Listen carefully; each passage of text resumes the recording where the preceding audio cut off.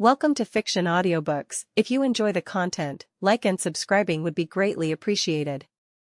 If you have any recommendations for novels, comment below. Please join my Patreon at https://www.patreon.com/fictionaudiobook. Chapter 1, Prologue. The room was quiet, lit only by a few candles on the wall. The curtains were drawn shut, letting no sunlight in. The bed at the center of the room was large, covered in thick red sheets. A young blonde woman lay on it, her face pale and covered in sweat. Her breathing was heavy. Her arms trembled as she held a small bundle wrapped in white cloth close to her chest. Her long hair was damp from the effort she had just gone through. An elderly midwife stood beside the bed, her hands still red from the delivery. Her voice was tired but joyful. "Congratulations. It's a healthy baby boy." The blonde woman nodded slowly, her eyes tired but full of emotion. She looked down at the baby in her arms. The child was quiet, blinking softly at the world. A small patch of red hair poked out from the blanket. "Hello, little Arthur. Welcome to the world," she whispered, smiling faintly. She leaned down and kissed the top of his tiny head. The room remained still, only the soft sound of Arthur's breathing filling the space. DxD. 12 years later, the sun shone brightly over a simple wooden house surrounded by tall trees and green grass. Behind the house, a boy with short red hair and bright green eyes stood near a thick tree trunk. He wore a simple shirt and pants, both slightly dirty from sweat and dust. In his hands, he held a wooden sword, its surface smooth from use. Arthur focused his eyes on the tree. His breathing was calm, but his hands were firm. With a sharp exhale, he swung the wooden blade. The tip of the sword struck the bark with precision. He stepped back, adjusted his stance, and struck again, over and over. Each movement was careful and controlled. After one final swing, he lowered the sword and sighed. He looked at the tree, and the bark was marked with several clean cuts. "Not bad," he thought to himself. Then he heard a voice from the house. "Arthur. Lunch is ready." He turned around quickly. His mother stood in the doorway, leaning slightly against the frame. Her blonde hair was tied back, and her apron was stained with flour. Arthur's face lit up with a smile. He dropped the wooden sword and ran toward the house. "I'm coming, Mom," he called out. As he reached the porch, he looked up at his mother. "Did you see it, Mom? I got 5 clean hits in 1 second this time." She nodded and smiled warmly. "I did. I'm very impressed. You're doing well with your training, Arthur." He beamed with pride. They walked inside together. The small dining table was already set with plates and cups. On the table were ham sandwiches, a bowl of protein salad, and fresh fruit. Before sitting down, they joined their hands and bowed their heads in prayer. "Dear Lord, we thank you for this food. Please bless it and keep us safe. Amen," they said together. Arthur quickly grabbed a sandwich and took a big bite. As he chewed, he looked at his mother. "Mom, can I learn more advanced sword techniques now?" She paused, sipping from her glass of water. She looked thoughtful for a moment. "I think, yes," she said. Arthur's eyes widened, and he smiled excitedly. "Really?" She raised a finger. "But only if you finish your homework first." Arthur groaned and slumped in his chair. But Mom, studying math and science is so boring. I'm going to be an exorcist anyway." She giggled softly and patted his head. "I know it's not fun, sweetheart. But it's important. You never know when you might want to live among the normal society. And no, magical formulas don't count." Arthur pouted and crossed his arms. "Fine," he muttered. She smiled and nudged him playfully. After finishing lunch, they stood up and started cleaning the dishes together. Arthur washed while his mother dried. They moved in rhythm, talking casually about the weather and Arthur's training. It had become a small tradition between them. Night came quickly. The stars were bright in the sky. Inside the house, everything was quiet. Arthur lay in his bed, tucked under a warm blanket. His mother sat beside him, holding a small book. Her voice was soft as she read the last line. And Alice woke up, realizing it was all a dream. The end. Arthur yawned and stretched. "You're a good storyteller, Mom. Like always." She smiled and ruffled his hair. "Oh, shush, young man. You're still too young to be charming girls, so don't start today." "Heh. No promises, Mom." Arthur laughed a bit and snuggled into his blanket. She leaned forward and pulled the blanket up to his chin. "Good night, Arthur," she whispered. "Good night, Mom," he replied. She kissed his forehead gently, then stood up. As she walked toward the door, she looked back at him one more time. I love you. My little prince. She closed the door quietly. Arthur looked at the closed door for a while. Then he looked up at the ceiling. The room was dark except for the moonlight coming in through the window. I can't wait for tomorrow. With a peaceful yawn, he let sleep take him. DxD. The next morning, the sun shone softly over the small town. The streets were alive with the chatter of people and the rustling of carts rolling over cobblestone paths. Small market stalls lined the street, offering fresh fruits, vegetables, spices, and bread. Arthur and his mother walked side by side, their hands gently clasped together. His other hand swung a small sack of apples while she carried a bag filled with vegetables and dried meat. Thanks for coming with me, Arthur. Carrying all this alone would have been troubling, she said with a warm smile. Arthur shook his head with a faint grin. I don't mind. You're my mom. Helping you is normal. She chuckled and ruffled his red hair gently, making him flinch just a little. You're going to grow up into quite the charmer, you know that. She teased. Arthur blushed slightly and looked away. Mum. They turned a corner, and their walk came to a pause. Up ahead, a small crowd of children had gathered near a large tree in the open square. There was a lot of movement, little voices calling out, and a few frustrated whines. Something was happening. Arthur tilted his head curiously.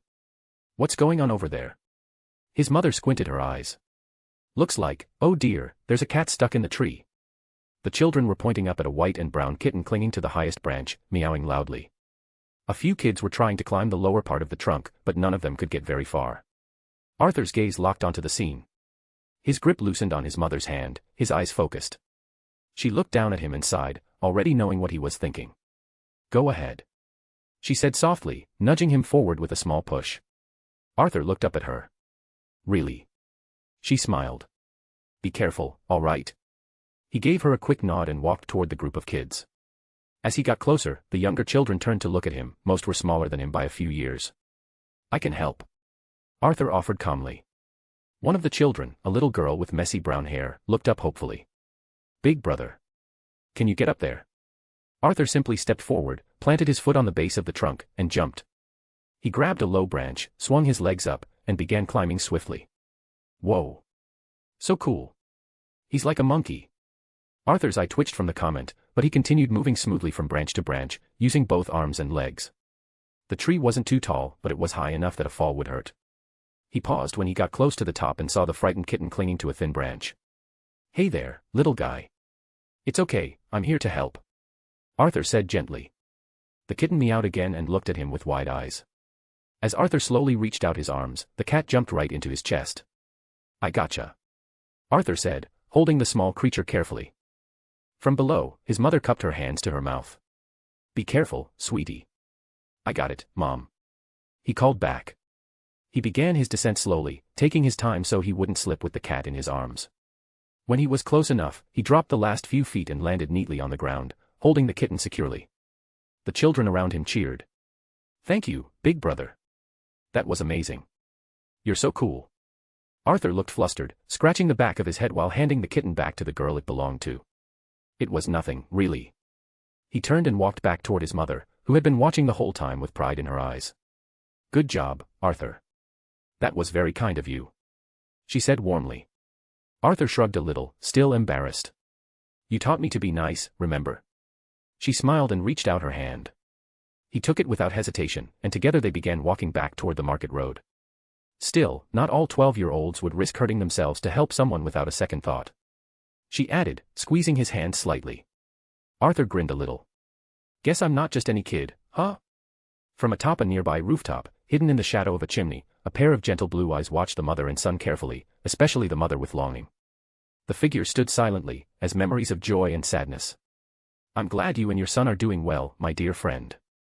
Then, just as quietly, the figure vanished in a bright light, leaving behind nothing but a white feather gliding on the wind and the fading sound of children's laughter. DxD. Arthur stood alone. The world around him was nothing like the quiet village he knew. The sky was blood red, boiling with thick clouds and streaks of black and red lightning. Ash rained gently from above, falling like slow snow. The ground beneath his feet was cracked and broken, full of glowing veins of lava. All around him were ruined buildings, half-melted stone towers, and the charred remains of once living trees. It felt like a nightmare, but it was far too real. What is this place? Arthur muttered, taking a cautious step forward. His shoes crunched over broken stone and burnt dirt. He turned his head left and right. Everything looked like some twisted version of a battlefield, one that had been abandoned and ruined. And then he heard it. A low rumble. Faint at first. Then louder. Then deeper. He looked toward the horizon, and he stopped breathing. Something was moving. Far away, but massive. A silhouette the size of a mountain slowly pushed through the smoky fog. Its shape was impossible to ignore. Two gigantic wings spread wide, casting long shadows over the ground. A long neck curved upward, leading to a head that looked draconic. Arthur stepped back. What in the?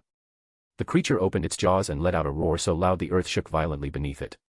Arthur fell to his knees, clamping his hands over his ears as pain shot through his skull. The roar went on for several seconds, shaking everything like an earthquake. When it finally stopped, the silence that followed was almost worse.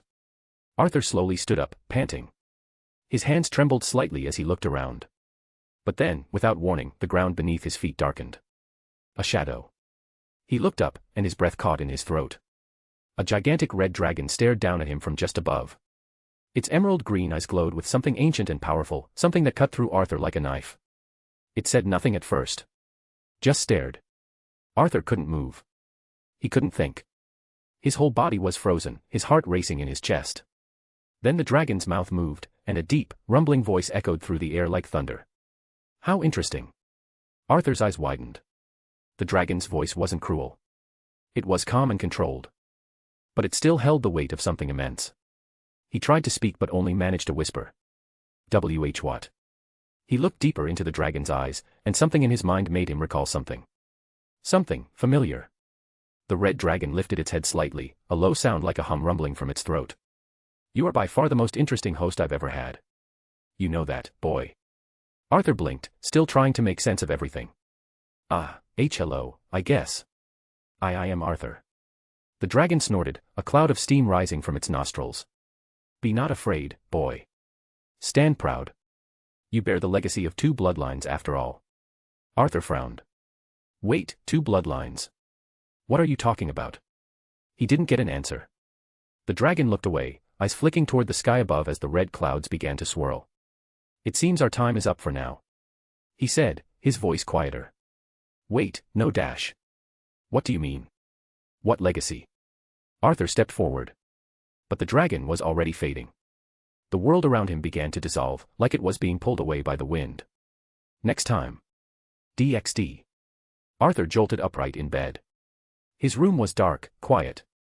The only sound was the faint rustle of leaves outside and the ticking of the small wooden clock on the wall. He looked around, breathing hard. Sweat clung to his forehead. He sat still for a moment as memories of a distant past came rushing into his mind. He whispered the thing in his mind. I'm in high school DxD. Silence. He looked down at his blanket, eyes wide with realization. Then he leaned back against the headboard and whispered again, more tired this time.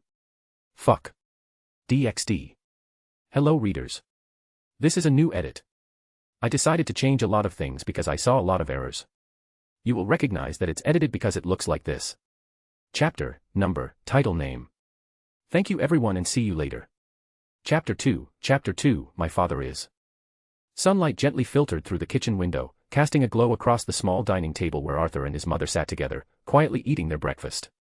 The scent of warm eggs, toast, and grilled ham filled the room, but the usual cheerful chatter between them was absent today. Arthur poked at his food in silence. His mother watched him carefully, her fork hovering midair before she set it down with a soft clink. Arthur, is something the matter? You've barely said a word since you woke up. Is the food not good today? She asked gently, worry showing in her voice. Arthur looked up, blinking out of his thoughts. Oh no, it's nothing like that. Your cooking is still the best in the world. Always has been. He said quickly, sitting up straighter so as not to attract suspicion. She tilted her head slightly, unconvinced. Then why do you look like something's on your chest? Arthur gave a small smile and sighed. I just had a bad dream, that's all. His mother's eyes softened. Oh, sweetheart, if you ever have another one, just call me, okay? I don't mind. He nodded. Okay. Thanks, Mom. They continued eating in a calmer silence after that.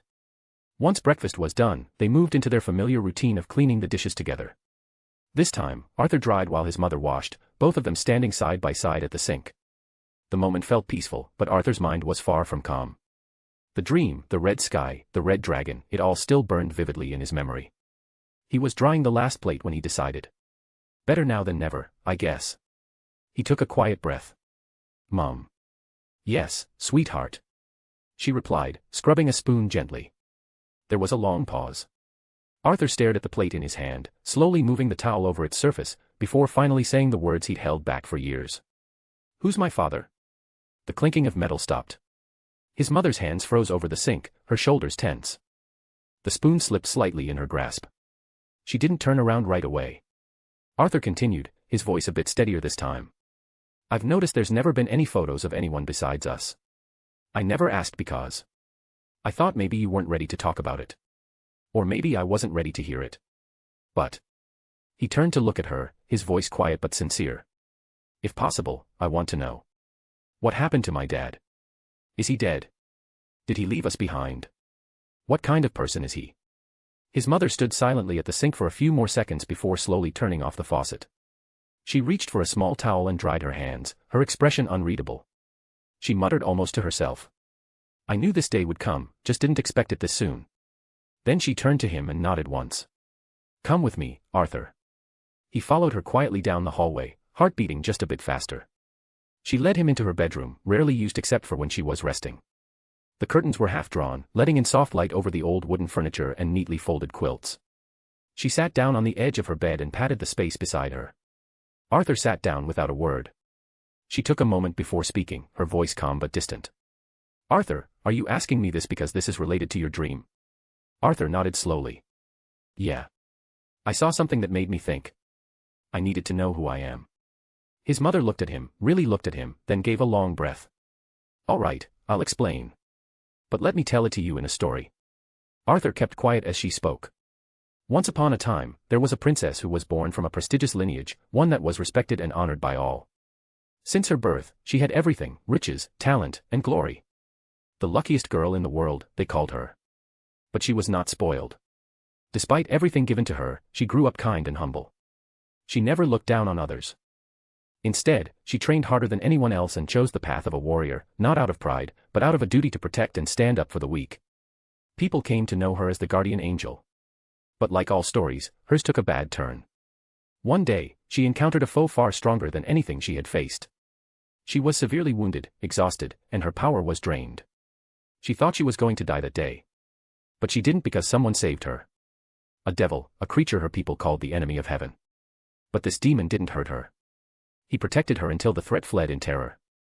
And when she was injured, he didn't vanish and stayed to help her recover. At first, she didn't trust him as her whole life told her not to.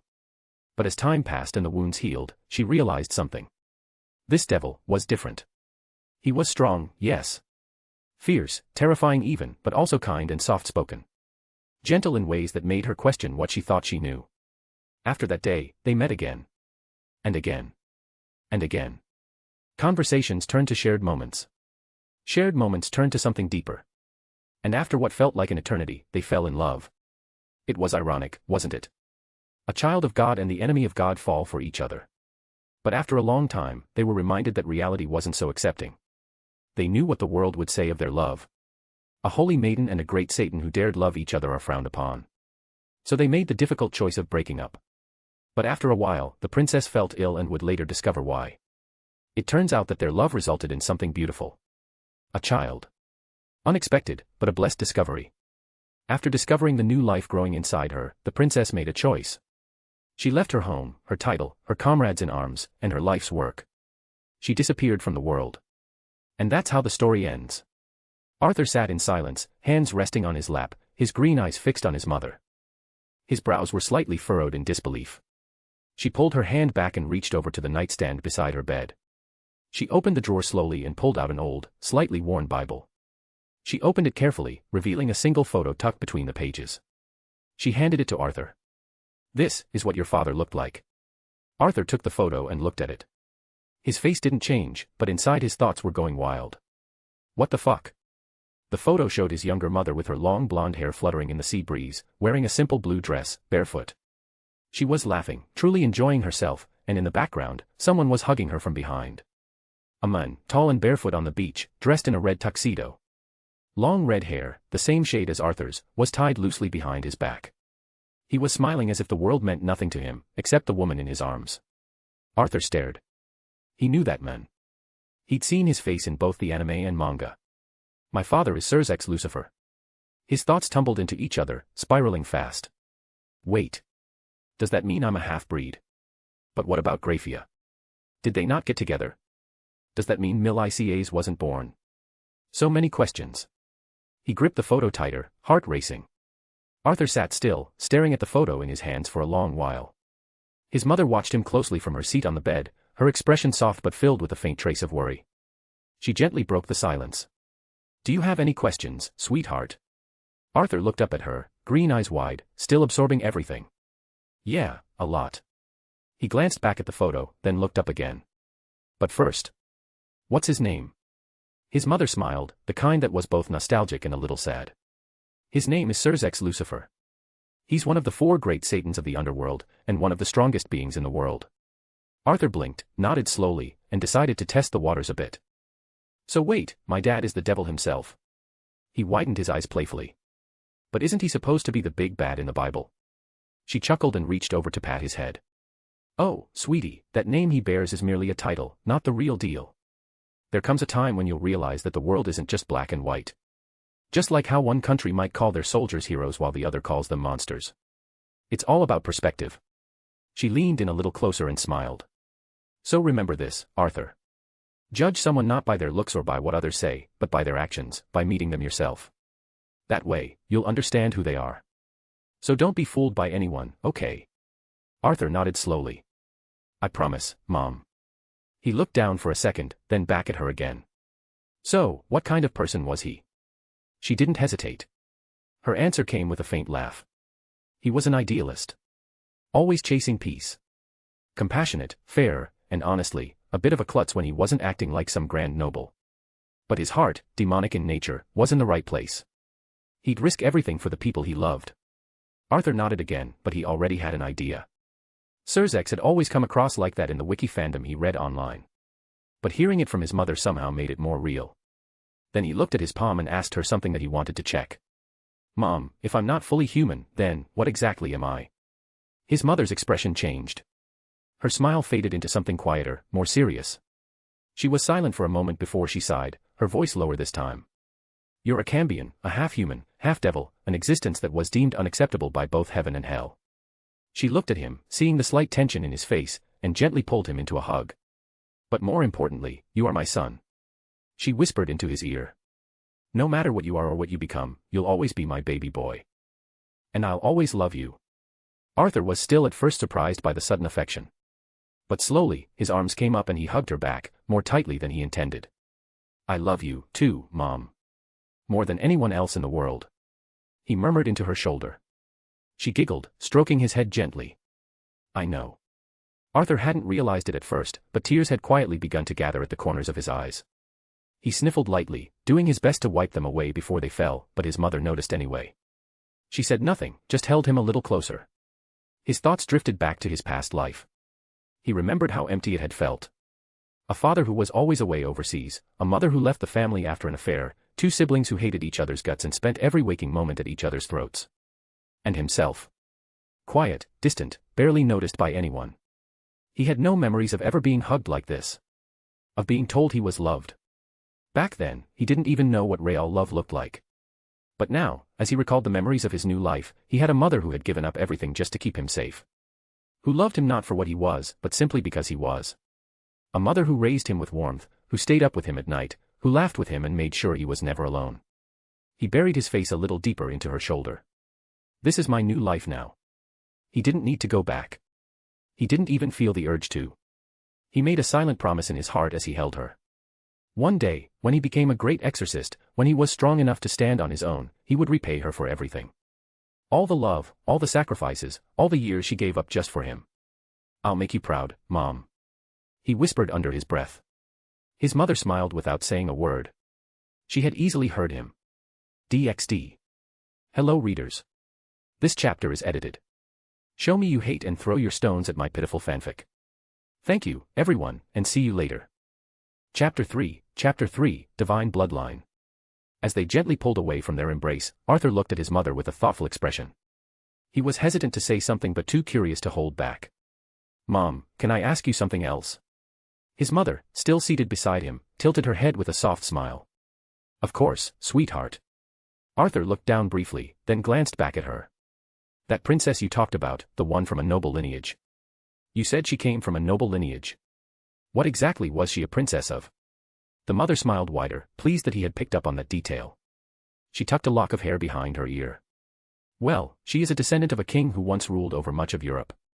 That king in particular is remembered for his iconic sword and his chivalrous, noble heart. Arthur stared at her. His mind clicked through every bit of historical and mythical knowledge he had, especially now that those myths might be more real than fiction. There was only one name that made sense, a man with a sword so legendary that stories of it still echoed in modern times. After a long pause, his eyes widened in realization. He looked at her like she'd just casually said the sky was green. Wait, is it King Arthur? His mother clapped her hands softly, a quiet laugh escaping her lips. Correct. Took you long enough. Arthur slumped back a little, stunned. You're telling me I'm related to King Arthur? The round table guy. The same king who pulled out the sword from the stone. She chuckled and gave him a playful nudge. Well, the stories weren't that far off. Arthur felt the weight of that information hit him all at once. His eyes drifted to the photo still resting in his lap, then to his own hands, then to the faint light coming through the curtains. So let me get this straight. My mom's from a royal bloodline connected to King Arthur, and possibly Morgan Le Fay too, and my dad is Sir's Lucifer, one of the 4 great Satans and a super devil in a 3-piece suit. Not only that, I might also be the next wielder of one of the 13 Longinus, the same one Issei Hyoudou had back in the original story. He slouched forward and rested his face in his hands, groaning softly. What kind of god or ROB decides to give someone a busted existence like this? Not that I mind, but... His mother gave him a puzzled look, not catching his muttering. Did you say something, honey? Arthur looked up with the deadpan face of someone mentally spiraling. No. Just thinking about how I'm going to need therapy. She laughed again, totally unaware of whatever was going on in her son's head. Arthur sat at the edge of the bed, still reeling a little from everything he'd just learned, but curiosity still bubbled back to the surface. He glanced sideways at his mother, who was tidying up the photo and placing it back between the pages of her Bible. Mom, can I ask one more thing? His mother paused, then looked at him with a small smile. You're on a roll today. Go ahead, sweetheart. You mentioned earlier that I'm related to King Arthur, right? Well, doesn't the tale of King Arthur mention something about a red dragon? The smile on her face didn't fade, but her eyes sharpened with interest. Yes, it does. You're talking about Gotch, the red dragon of Wales. Arthur nodded. Yeah, that's the one. His mother sat down again, folding her hands in her lap as she began explaining. Gotch, also known as Draig. He's not just a mythical symbol from an old tale. He's one of the 2 heavenly dragons, rivals locked in an eternal battle. His opposite is Albion Gwyber, the White Dragon Emperor. Their clash was so destructive that during the Great War, the one between pure angels, fallen angels, and devils, the 3 factions formed a temporary truce just to stop them. It took nearly all of their combined forces just to bring the fight to a halt. In the end, the dragons were sealed. Now, both are imprisoned in Longinus-class sacred gears. Draig in the boosted gear, and Albion in the divine dividing. Arthur absorbed the information carefully, nodding along. He already knew about sacred gears and Longinus, his mother made sure to teach him the basics, but hearing the full context himself made it hit differently. His mother tilted her head. Why do you ask, sweetheart? Arthur hesitated. He looked away for a moment, but said. I had a dream last night. Kinda felt like more than a dream. Her smile faded ever so slightly. What kind of dream? I was in a place that looked like hell.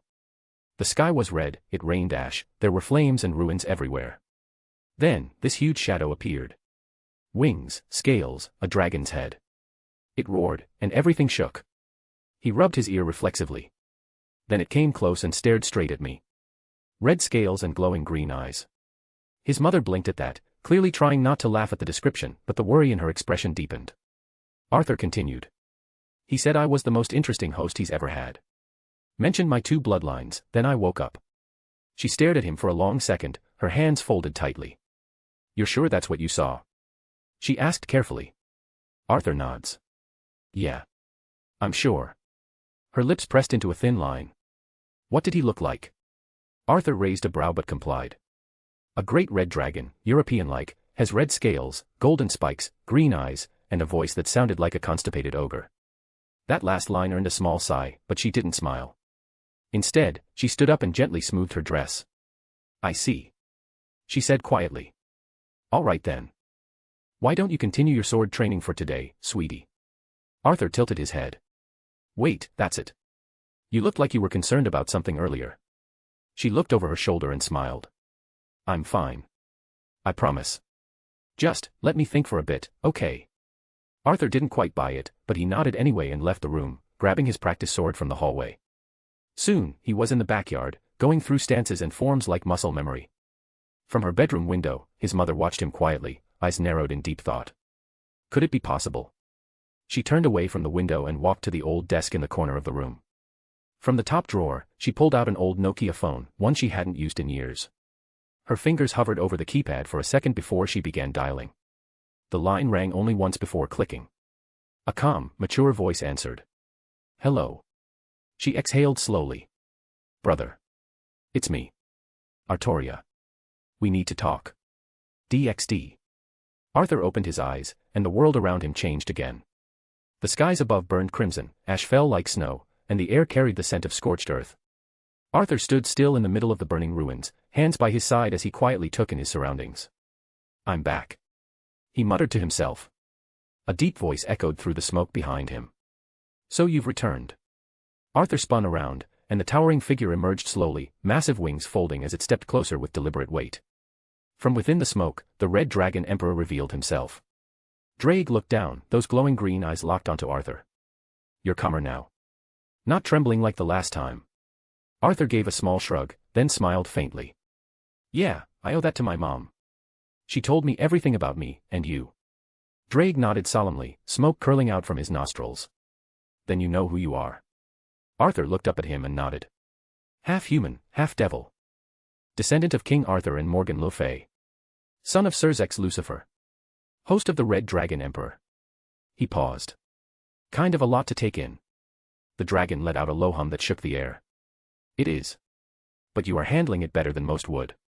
Arthur gave a short laugh, rubbing the back of his neck. Well. I've got a question for you, Drake. Ask. Drake said, crouching slightly so that his massive head was closer.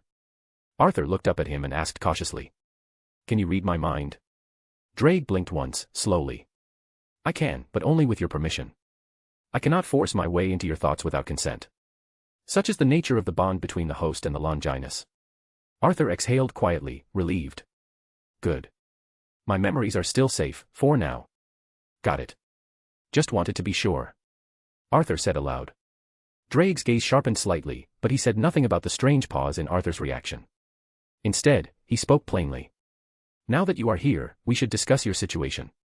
Arthur nodded. Right. Drake spread his wings and looked up at the storming skies. You possess the Longinus sacred gear known as the boosted gear. That makes you a target, not only to the entire supernatural community, but also to one specific individual. Your destiny will soon bring you into conflict with the wielder of divine dividing, the White Dragon Emperor. Arthur felt a chill crawl down his back despite the heat around him. Valley Lucifer. That means I'll have to fight him someday. No power of friendship, no anime plot armor. This is real life now. And knowing Valley, he won't hold back. He nodded, his face serious. Understood. A moment of silence passed before Arthur looked down at his hands. So, should I summon my sacred gear now? Might be better to get used to it early. Drake tilted his head, impressed. That is a wise decision, boy. The sooner you become familiar with your power, the greater your chances of victory. Arthur closed his eyes and took a slow breath. So, how do I do it? Simple. Just focus on the strongest thing you can imagine. Something that fills you with confidence and purpose. Let it flow through you. That will draw the boosted gear forth. Arthur nodded again. Duly noted. And with that, he left the hellscape. DxD. The warm breeze rustled the branches above as Arthur stirred awake beneath the backyard apple tree. The sunlight filtered through the leaves, casting shifting patterns on his face as he slowly opened his eyes. He blinked a few times, sat up, and stretched with a loud yawn. Man, that was something else. He muttered to himself as he rubbed his eyes. After a moment, he stood up and looked at his left arm with focused determination. He clenched his fist, then slowly relaxed it and rolled his shoulder. All right, here goes nothing. He stepped back, planted his feet firmly into the grass, and raised both hands in front of him. His fingers curled into the familiar shape. His eyes sharpened with determination. Ka, me, ha, me. He pulled his cupped hands to his side, focused everything he had, and yelled. Ha. He thrust his hands forward. A dramatic gust of wind blew across his face as he braced himself. A single leaf fluttered by. Arthur stood frozen for a solid minute, hands still out, eyes wide, sweat dripping down his cheek. Nothing. Seriously. He muttered as he stared at his arm. His eye twitched in annoyance. Okay. Maybe not enough build-up. He jumped back into a stance. All right, let's try this again. He struck a new pose, this one serious, one fist forward like Saitama. Serious punch. He punched the air. A fly buzzed past, unimpressed. Arthur gritted his teeth. Okay, maybe something more heroic. He clenched both fists and shouted. Plus. Ultra. Nothing. Domain expansion. He tried again. Bankai. It failed. Raise non. Still nothing. AM. Atomic. For the rest of the afternoon, Arthur cycled through every iconic anime move he could think of, even some obscure ones from shows barely anyone remembered. His face became more and more annoyed with each attempt as his confidence eroded with every failure. And through the kitchen window, barely holding in her giggles, Artoria watched her son's theatrics unfold like a live-action comedy skit. Her hand trembled as she held her camera, carefully recording every silly pose, dramatic shout, and exasperated failure. Oh my sweet baby. I'm saving this for my future daughters-in-law. She bit her lip, trying not to burst out laughing and give herself away. Meanwhile, out in the yard, Arthur was now down on one knee, panting slightly. I have brought dishonor to all cultured people everywhere. He weeps in defeat. DxD. Hello readers. This chapter is edited. Thank you, everyone, and see you later. Chapter 4, the best day ever. The sky was bright and cloudless as Arthur strolled into the bustling town square, the list of errands his mother gave him folded neatly in his pocket. He pulled it out and read the first item, muttering to himself. Buy milk and eggs. All right, let's get that out of the way. He walked toward the farmer's market, a cozy stretch of wooden stalls lined along the cobblestone street, filled with the smell of fresh produce and baked bread. Behind one of the stands, an old couple waved warmly at him, Mr. and Mrs. Happy, local vendors known for their organic goods and ever-present smiles. Well now, if it ain't young Arthur. Mr. Happy said, his voice gravelly but friendly. Come for your usual, sweetie. Added Mrs. Happy, her hands already reaching for a basket of fresh eggs. Arthur smiled politely and nodded. Yeah, just the usual. Milk and a dozen eggs, please. The two elders nodded and handed over the items, throwing in an extra apple tart for him with a wink. Thanks again. Mom says hi, by the way. Arthur said, handing over the payment. Tell her to visit soon. We miss her already. Mrs. Happy said with a fond laugh. Arthur gave a final wave before moving on. He checked the next item on the list and sighed lightly. Go to church, right? He made his way to the town's modest chapel, a peaceful stone building with stained glass windows and ivy growing up its sides. Inside, the air was cool and quiet, the scent of old wood and incense lingering. Arthur stepped up to the altar, knelt, and closed his eyes for a brief moment of silence. Even though he now knew that the god of this world was long dead, it felt wrong not to show respect. Whether it was out of habit or something else, he placed his hands together. Thank you. For this life and everything else. I'll do what I can with it. He whispered. He stood up, brushed off his shorts, and walked out. He read the next errand. Help out at the soup kitchen. Not long after, Arthur arrived at the community center. Inside the soup kitchen, a few volunteers greeted him with smiles. He tied an apron around his waist, slipped a hairnet over his messy hair, and took his place behind the counter. For the next hour or so, Arthur passed out bowls of hot soup, bread, and bottled water. He offered small smiles, some warm words, and the occasional joke to lift spirits. A few of the regulars even recognized him, giving him affectionate shoulder pats and calling him a polite young man. Sweating a little from the heat and the work, Arthur peeled off the apron once the rush slowed down and stepped outside for some fresh air. He pulled out the list again. Next stop, orphanage. The walk to the orphanage wasn't long. The white building with the bright blue shutters was almost as familiar to him as his own home. Inside, the elderly caretaker, Miss Granny, greeted him with a wide smile and tired but sparkling eyes. Arthur, my dear boy. I didn't know you were visiting today. she said, brushing flour off her apron. He handed her an envelope. Just bringing by the donation from Mom. And a little extra from me. Her smile widened. You and your mother are too kind. Then came the sound of little feet thundering through the hallway. Big brother. Arthur. A flood of children rushed into the room, hugging his legs and clinging to his arms. He laughed as he dropped to his knees to play with them. They pulled him into tag games, toy sword fights, and puzzles. He stayed for nearly an hour, only leaving when Miss Granny reminded him that he probably had other things to do. Once outside again, he checked the final task. Last one. Deliver a package. The address led him to an odd little house at the end of a quiet street. The place looked like something a rich guy bought and gave to their poor friend, and there was even a "Beware of cameras" sign hanging on the door. Arthur stepped up and knocked.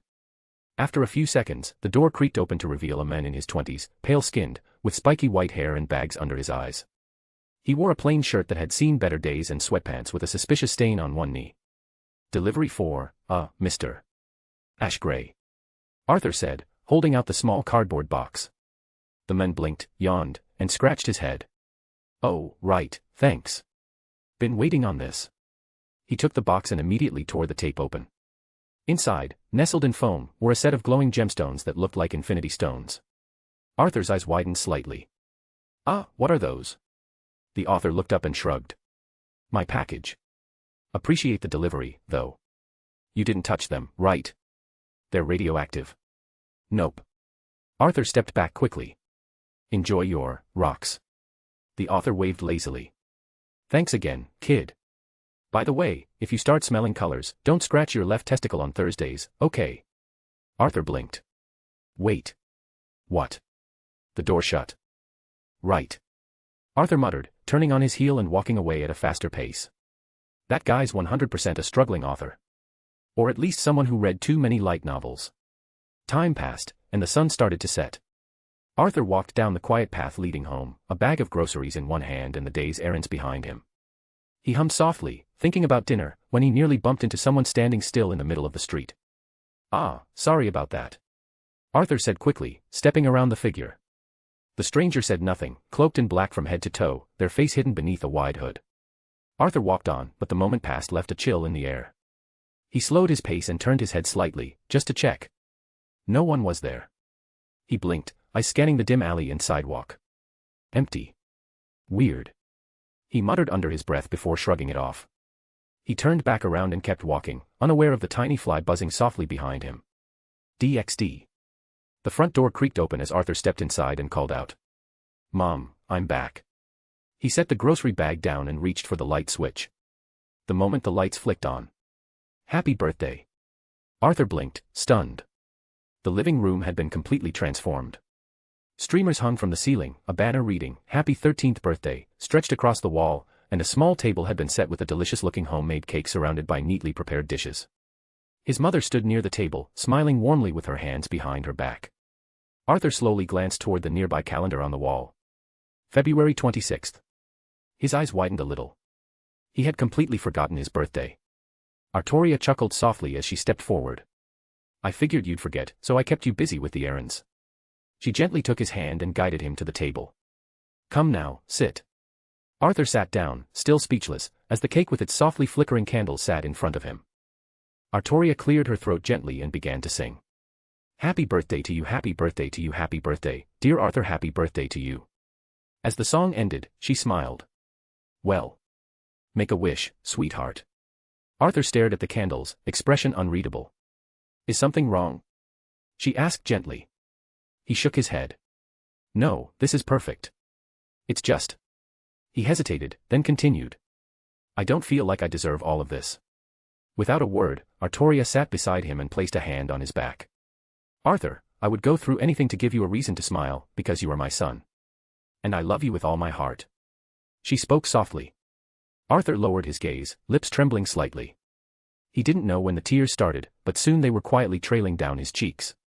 The emotion in his chest was heavy but warm. Artoria pulled him into a gentle hug, one hand on his back, the other caressing his head. Arthur buried his face into her shoulder and wrapped his arms tightly around her. Thank you so much, Mom. He whispered shakily. I love you so much. She smiled, holding him even closer.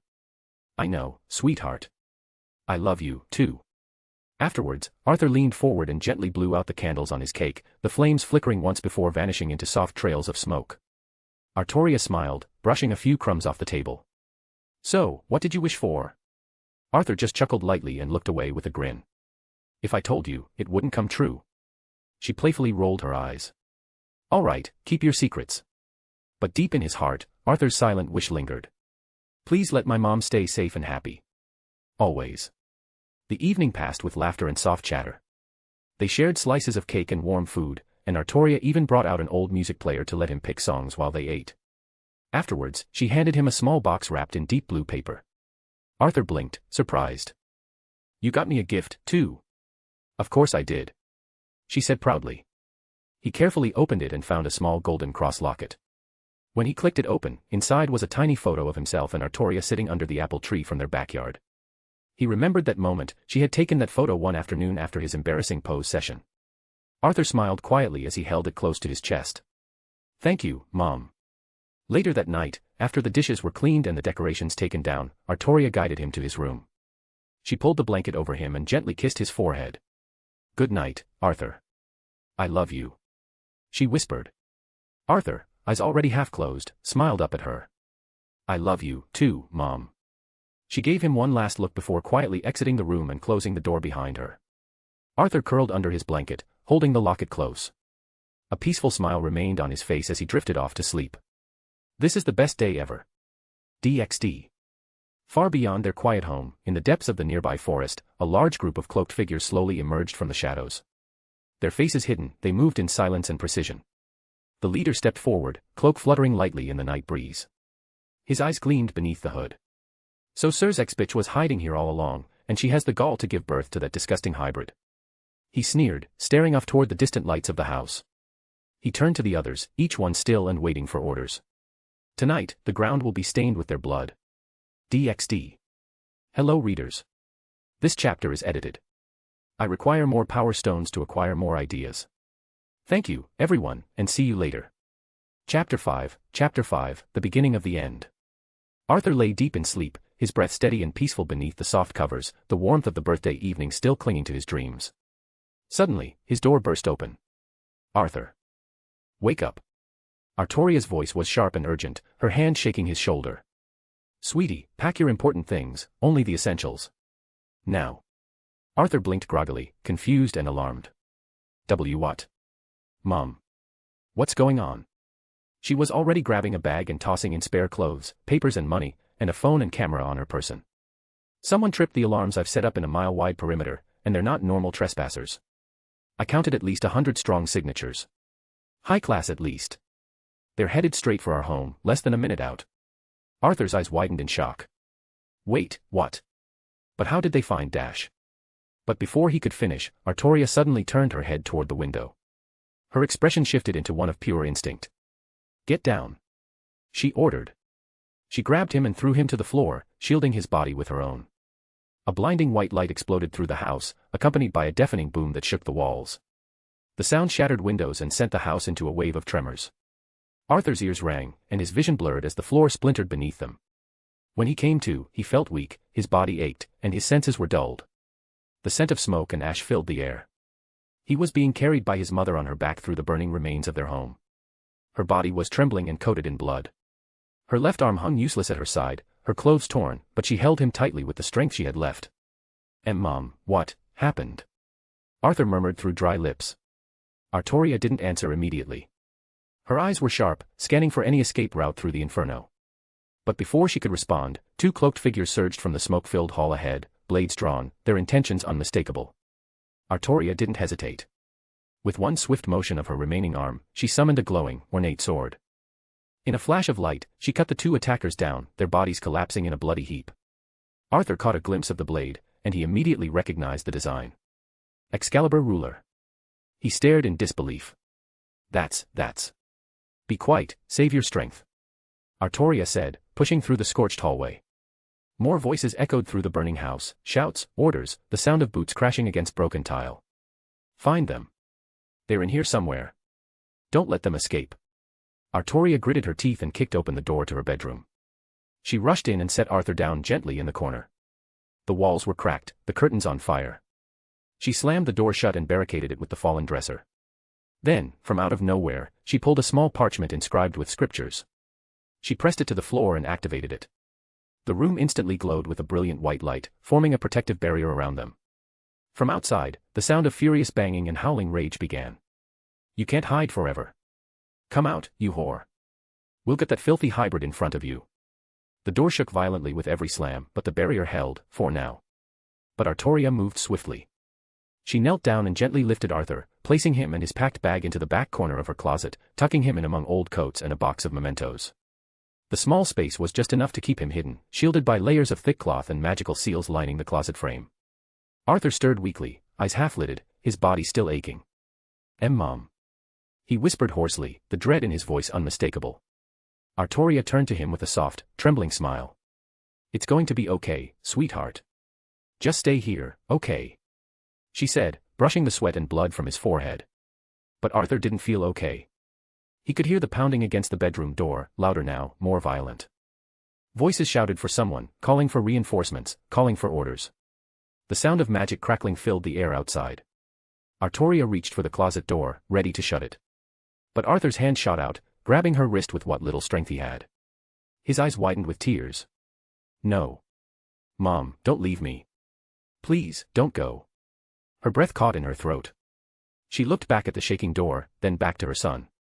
Her hand trembled as she held his face, trying to soothe him. Arthur. I need to do something important. I need to keep them away from you. She whispered, her voice soft and strained. But you must not leave this closet unless everything goes bad. Do you understand? Arthur violently shook his head. No. No, I don't care. Please, I don't want you to go. He gripped her hand harder, crying now, the fear of losing her taking over. Don't leave me alone, please. Artoria's eyes welled with tears. She leaned in and embraced him, holding him so tight it felt like she was trying to become part of him. Her voice was gentle and warm but filled with unshakable resolve. You are never alone, Arthur. She whispered into his ear. Even if I'm not with you in person, I will always be with you. In here. She placed her hand gently over his heart. I'll be part of you. Always. Arthur cried harder, trying to form words but failing between sobs. His small hands held onto her, not wanting to let go. She pulled back slightly and looked him in the eye. Promise me, if I don't return, you'll run, as far as you can, and live, for me, and for yourself. His lip trembled as he looked at her tearful face. I promise. But, you have to promise you'll come back. He whimpered. Artoria didn't answer right away. She only smiled, leaning in and pressing a kiss to his forehead. With her bloodied left hand, she wiped his tears with a tenderness only a mother could give. I love you, Arthur. My little prince. She whispered. Then, with a heavy heart, she gently closed the closet door. Arthur sat in the dark, trembling, his eyes staring through the crack of the door as he whispered. Please, come back, Mom. The room trembled again. The closet remained sealed. But outside, the storm was about to begin. DxD. The glow of the protective barrier began to dim, its light flickering. Inside the scorched and broken bedroom, Artoria stood tall, battered but unbowed. Her breaths were shallow, every movement strained, but her resolve burned brighter than ever. She turned from the closet, her gaze steeled as she looked toward the bedroom door where cloaked figures clawed and slammed, eager to get in. Her right hand tightened around the hilt of Excalibur ruler, its once pristine blade now marred with the blood of the invaders. Her left arm hung limply at her side, broken, burned, and bloodied from the explosion, but with her remaining strength, she reached into her night robes and pulled out a scripture. She muttered a verse under her breath and pressed the scripture against her wounds. A glow of light enveloped her form. The gash in her side stopped bleeding. The burns along her shoulder dulled, the pain numbed just enough to give her movement. It wasn't a full healing, she didn't have the time or strength for that, but it would have to be enough. She closed her eyes. A whisper escaped her lips, not for her enemy, but for a higher power. Dear God, if your light still watches us, if any part of you remains in this forsaken world, grant me strength. Let my body stand one more time. Let my sword strike one more time. I beg you, if my life ends here, so be it. But please, please let my son live. A beat of silence. Then, the magical seal on the door shattered with a deafening boom. Her eyes snapped open, now filled with divine fury. The instant the door broke, she lunged forward. The Excalibur ruler cleaved through the wooden frame and through the cloaked figure who had just breached it. His body split in two, severed from shoulder to hip, blood spraying across the hallway. Artoria did not stop. She was a blur of golden hair, slightly torn robes, and righteous fury. She charged down the corridor, her blade dancing with precise, merciless cuts. Another enemy raised a spell, but before the spell finished, his head fell from his shoulders. A third tried to strike her flank, only to find her holy blade skewering his chest in one fluid motion. Slash after slash. Step after step. She moved through the house like a storm of judgment, her feet stumbling at times, her breath ragged, but her will unshaken. And then she burst through the smoldering wreckage of the front door and onto the scorched yard. The night air greeted her with a sharp cold. The fire behind her crackled, casting orange light on the battlefield ahead. A dozen cloaked figures stood waiting in formation. Bat-like wings unfurled from their backs. They hovered slightly above the ground, blades and spells primed in their hands. Their auras were corrupted with devilish power and malice. At the center of the group stood a tall man, his presence distinct, composed, and commanding. As he stepped forward, he removed his hood. Long silver hair flowed down his back in a neat braid, and his pale skin almost glowed under the moonlight. He wore a finely pressed butler's uniform, the crest of the Lucifuge clan pinned to his chest. Artoria's body tensed. Her eyes narrowed into blades of ice. Euclid Lucifuge. Rise of him, stupid lapdog. She hissed, her voice barely above a whisper but filled with venom. Euclid gave a shallow bow, his face untouched by emotion. Artoria Pendragon. How long I have waited for this moment, ever since your beloved dared to strike down my master. Artoria's grip on Excalibur ruler tightened. If you think I will let you or your sugar daddy hurt me or our son, then you are gravely mistaken. I've already sent a distress signal to Serzex. Euclid tilted his head slightly, the faintest smirk playing at the corner of his lips. Oh, but we accounted for that.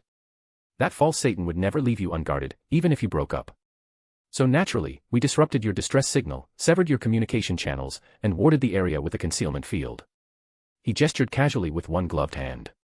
You are alone, Artoria. No help is coming. The weight of his words hung in the air. Artoria's eyes burned, not with fear, but with fury. Euclid continued, his voice cold and condescending. Let us assess the situation. You are injured, heavily so. It has been so many years since you've been in a life-and-death battle. You are alone, outnumbered more than 12 to 1. And your precious son is still inside that burning wreck. How unfortunate. A long silence passed. Then Artoria slowly stepped forward, her eyes never leaving Euclid's. You are right. She said quietly. I am injured, rusty, outnumbered, and my son is weakened and in a dangerous position. She lifted her blade into a battle stance, the edge glinting in the firelight. But there's one thing you forgot to account for. The one thing you should have never done. Her voice rose, filled with defiance and righteous fury, as her aura surged with light. You've got the nerve, the gall, and the audacity. And then she charged. To hurt my son. DxD. Hello readers. This chapter is edited.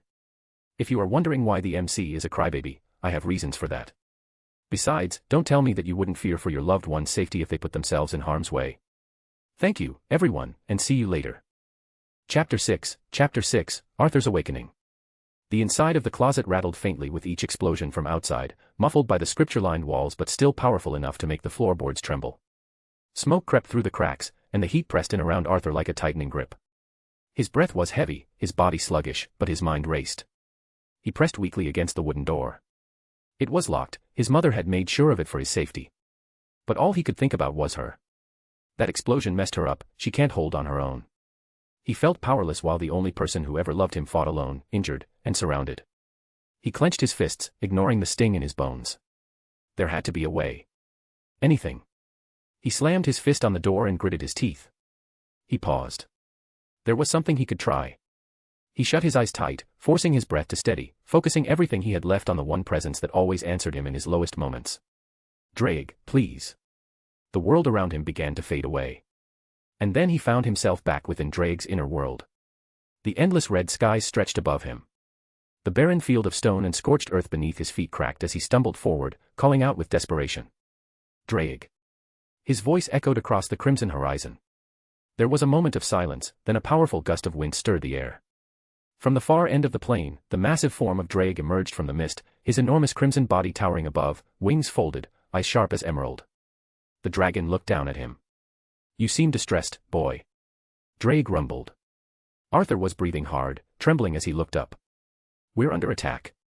My mom's out there fighting them off alone, and I can't do anything. I'm too weak. I can't summon my Longinus. I can't use Dad's powers yet. I don't even have a sword. I don't know what to do. Drake lowered his head slightly, examining him with a curious gaze. I see. The dragon mused. So, what is it that you want from me? Arthur clenched his fists. Anything. Anything that can help me save her. Please, Drake, I need your help. There was a long silence. Drake tilted his head and asked quietly. Tell me, Arthur. Have you ever wondered why my legend is tied to King Arthur? Arthur blinked in confusion. What? Why are you asking that now? I don't have time for stories. I'm getting there. You see, long ago, King Uther begged for my audience. In exchange for gold and treasures, he asked me to bless his newborn son. Drake replied calmly. Arthur stared in stunned silence. I agreed. And so I used transfer to give the child my power. I removed his human heart and replaced it with my dragon heart. Arthur's eyes widened. A dragon heart? Indeed. Drake said. My heart granted the young king incredible strength. Enhanced senses. A body beyond mortal limits. It was one of the reasons he could become a legendary figure. Arthur stepped forward, desperate. Then can you do that to me? Can you give me that kind of strength? Drake closed his eyes. I can. But listen closely, Arthur. If I do this, there is no going back. The process will be mind-breaking. Agonizing. King Arthur had Merlin's help with the pain and the voices. You have no such help. Arthur didn't flinch. I don't care. He said immediately. If it means I can protect her, if it means I can save my mom, then I'll take it. No matter what it costs. Drake opened one eye and gave a low hum of approval. You are truly Arthur's descendant. He raised one massive claw, the sharp talon glowing faintly with power. But understand this, if your body and mind fail you during this, if you succumb to the madness, you will die. The claw plunged toward him. The tip of Drake's claw stopped just above Arthur's chest. Transfer. A blinding light erupted as the power surged into Arthur's body. Aha! He screamed. He collapsed to his knees as a burning pain tore through his chest. It felt like fire crawling inside his veins, like molten metal replacing his blood. His heart throbbed and cracked, a soundless scream of agony echoing through his soul. Countless voices whispered and screamed inside his mind. Memories that weren't his. Emotions are too vast and ancient to understand. He writhed on the floor of the inner world, clawing at his chest as crimson scales flickered across his skin and vanished. Focus, Arthur. Focus on what is worth fighting for, or you will be lost. Focus on the one thing that kept you sane. Drake's voice boomed. Arthur could barely hear him. The pain was too great. The storm inside his mind was too chaotic. He felt himself slipping and falling deeper into the abyss. Then, an image flashed. His mother's smile. Her hand brushed through his hair. Her whisper was as she kissed his forehead every time he went to bed. I love you, Arthur. Tears streamed down his face. I'm not gonna die here. I will save her. I will save her. He forced his limbs to move. He pushed himself upright. He let out a roar of defiance, pain, and determination. His body trembled. His eyes glowed. A burning symbol flared to life on his chest. A crimson pillar of light exploded upward, piercing the red skies of Drake's world. The pain didn't vanish, but it was no longer stronger than his will. Drake watched from the sidelines, unmoving. His great eyes blinked slowly as the boy stood tall in the center of the storm. He survived it on his own. The dragon murmured. A proud grin crept across the heavenly dragon's face. Well done, Arthur. He chuckled. Now give those bat-winged bastards hell. DxD. The closet door exploded outward in a blast. Arthur stepped out, smoke curling from his body as a red aura shimmered around him. His eyes, once warm and gentle, now glowed with an intensity that was not his before. He looked down at his hands, pulsing with energy. He could feel it. His heart is no longer his own. It beat with power and heat, like an engine. Every breath he took was filled with strength. Every movement felt fluid, enhanced. The flames licking through the hallway didn't harm him as they left like a cozy blanket. Then footsteps were heard. From the corner of the hall, two cloaked figures skidded into view. 1 point. There it is. The half-breed. The first one lunged, a curved blade in hand. He swung without hesitation, blade arcing toward Arthur's chest. But Arthur didn't even flinch. With effortless motion, he stepped to the side, reached up, and drove his fist upward into the attacker's jaw. Crack. The cloaked figure's body lifted off the ground, crumpling into the far wall with a dull thud, unconscious before he hit the floor. The second figure backed away and hastily formed a magic circle. You little dash. Arthur didn't let him finish. He shot forward in a blur. The attacker had just begun to mutter a spell when Arthur's palm slammed over his face. With a guttural yell, Arthur lifted him off his feet and drove him into the wooden floor hard enough to shatter it. The magic circle fizzled. Arthur stood tall, the red aura still flaring, his breath steady. Then he turned toward the front of the house. Toward the screams, where he knew she would be fighting. Mom. Without another thought, he sprinted through the hallway. The heat intensified, fire spreading everywhere, but it didn't faze him. The floorboards cracked beneath his steps, debris falling from the ceiling. He smashed through furniture, over broken walls, and through collapsed beams. Until finally, he burst through the front door.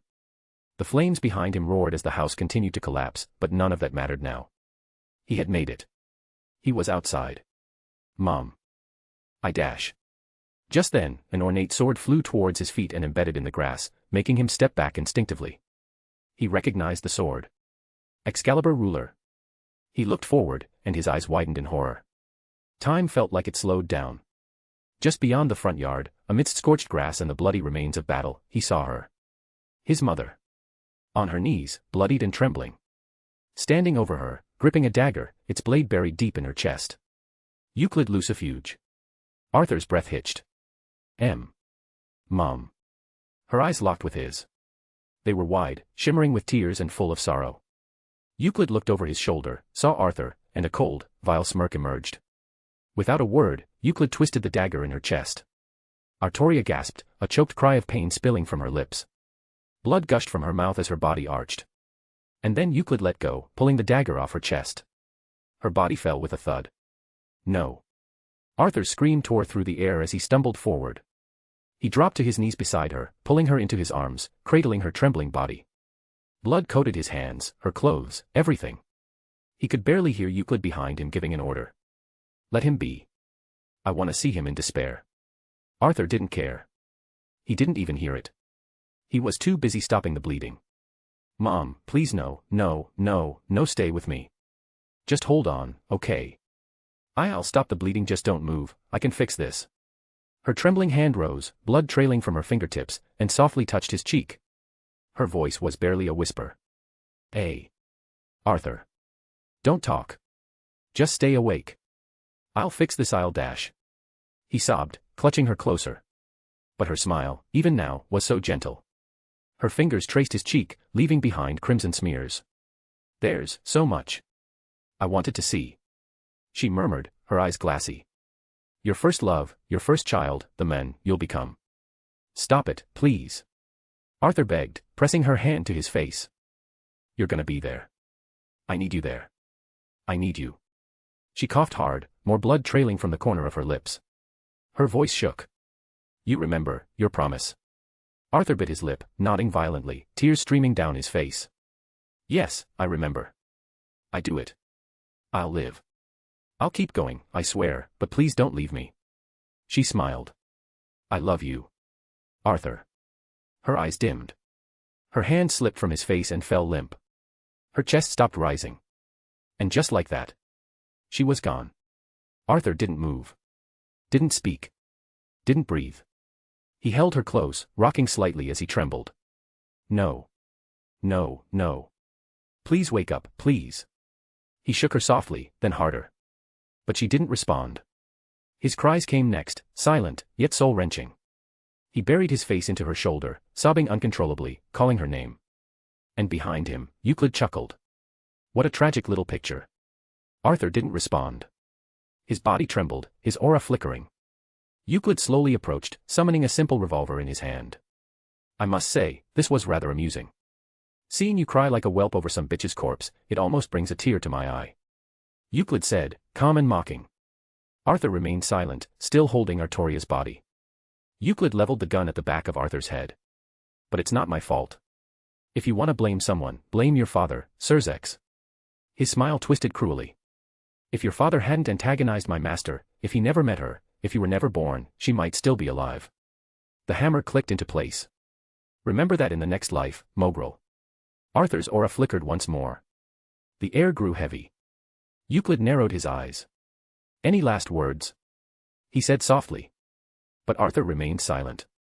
until the aura around him began to rise. Slowly, steadily, burning.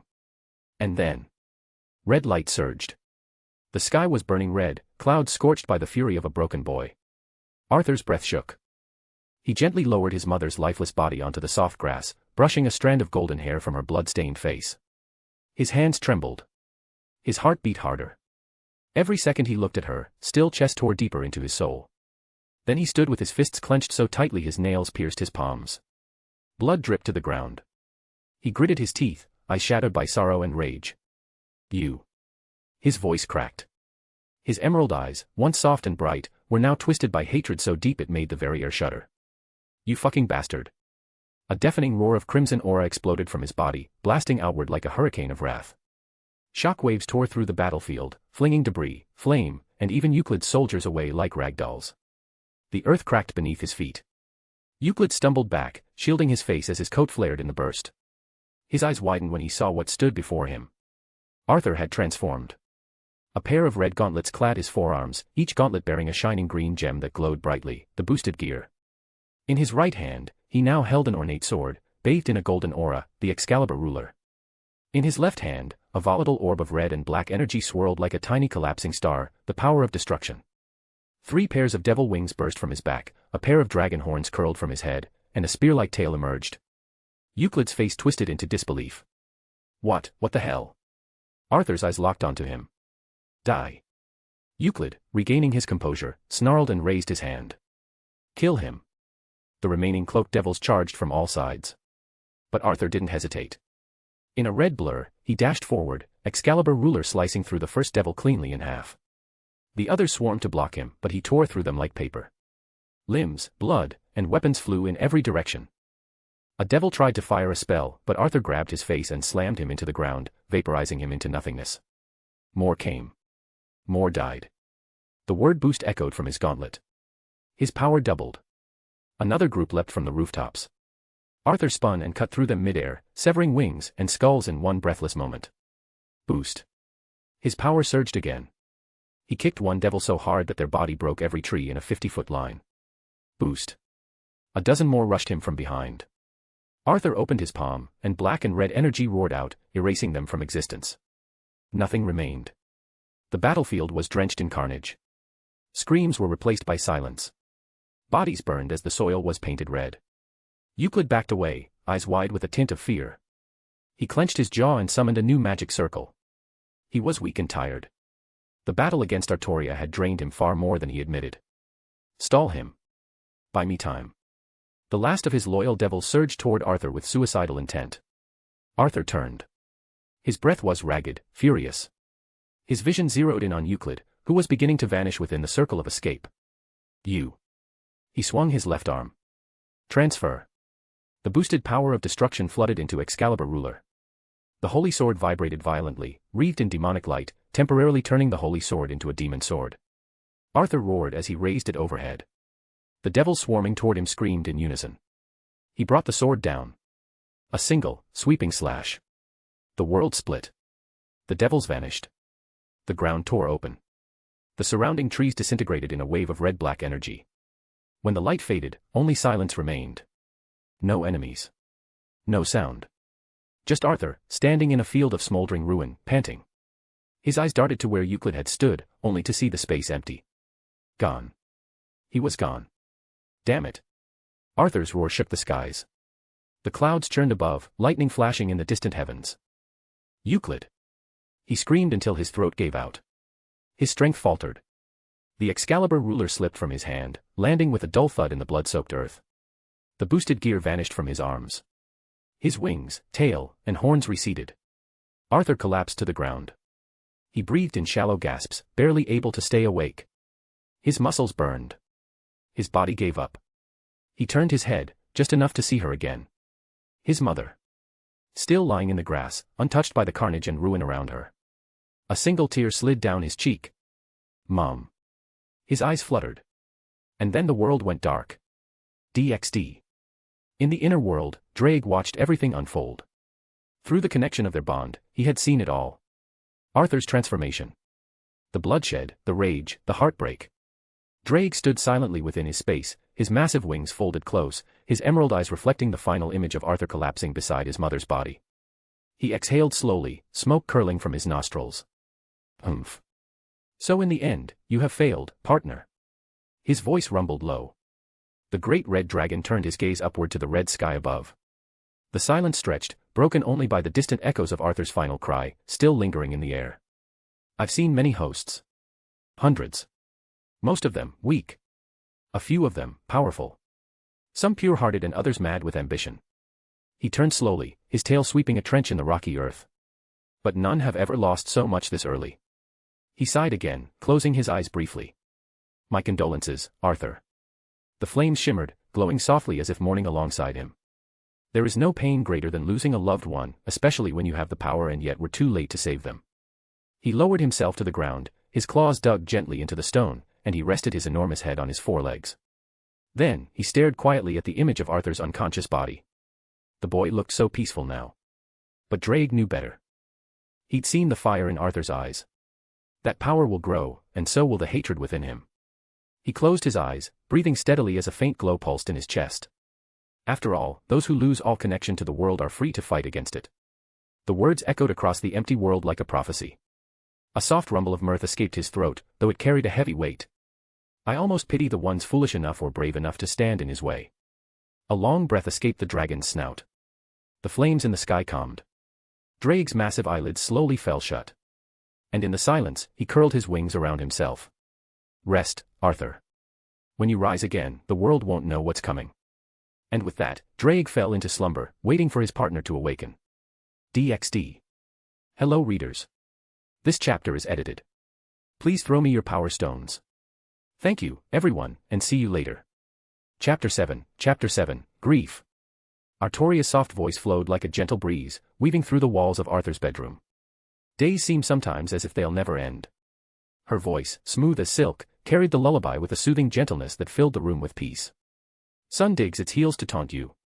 Young Arthur, only around 5, lay curled beneath soft, dark green blankets, his wide emerald eyes fixed on his mother as she sang beside him, her hand gently brushing through his crimson hair. But after sunlit days, one thing stays the same. She gave him a warm smile as her voice began to lower with the final lines. Rises the moon.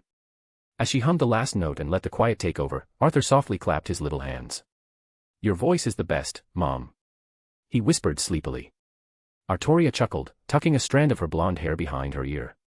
One day, you might sing better than me. Arthur tilted his head. Really? But I've never even tried. She smiled. You're my son, Arthur.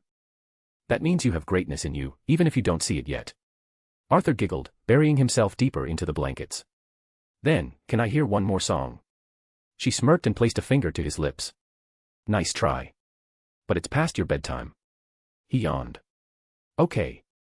She leaned in and kissed his forehead. Good night, my little prince. Good night, Mom. DxD. MOM. Arthur's body jolted with pain. He gasped awake, eyes wide with confusion. His body ached from every muscle, and his head throbbed like someone was pounding on it with a hammer. Ack, what? He looked down. Bandages wrapped around his chest and arms. He was no longer in his room, as this bed was massive. The sheets were royal blue and gold-threaded.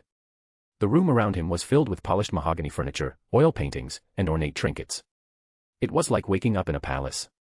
Where am I? Before he could move, the ornate door creaked open. A young girl entered, dressed in a proper-made outfit, black hair and eyes, carrying a silver tray of food. She froze when she saw him sitting up. Ah, you're awake. Thank goodness.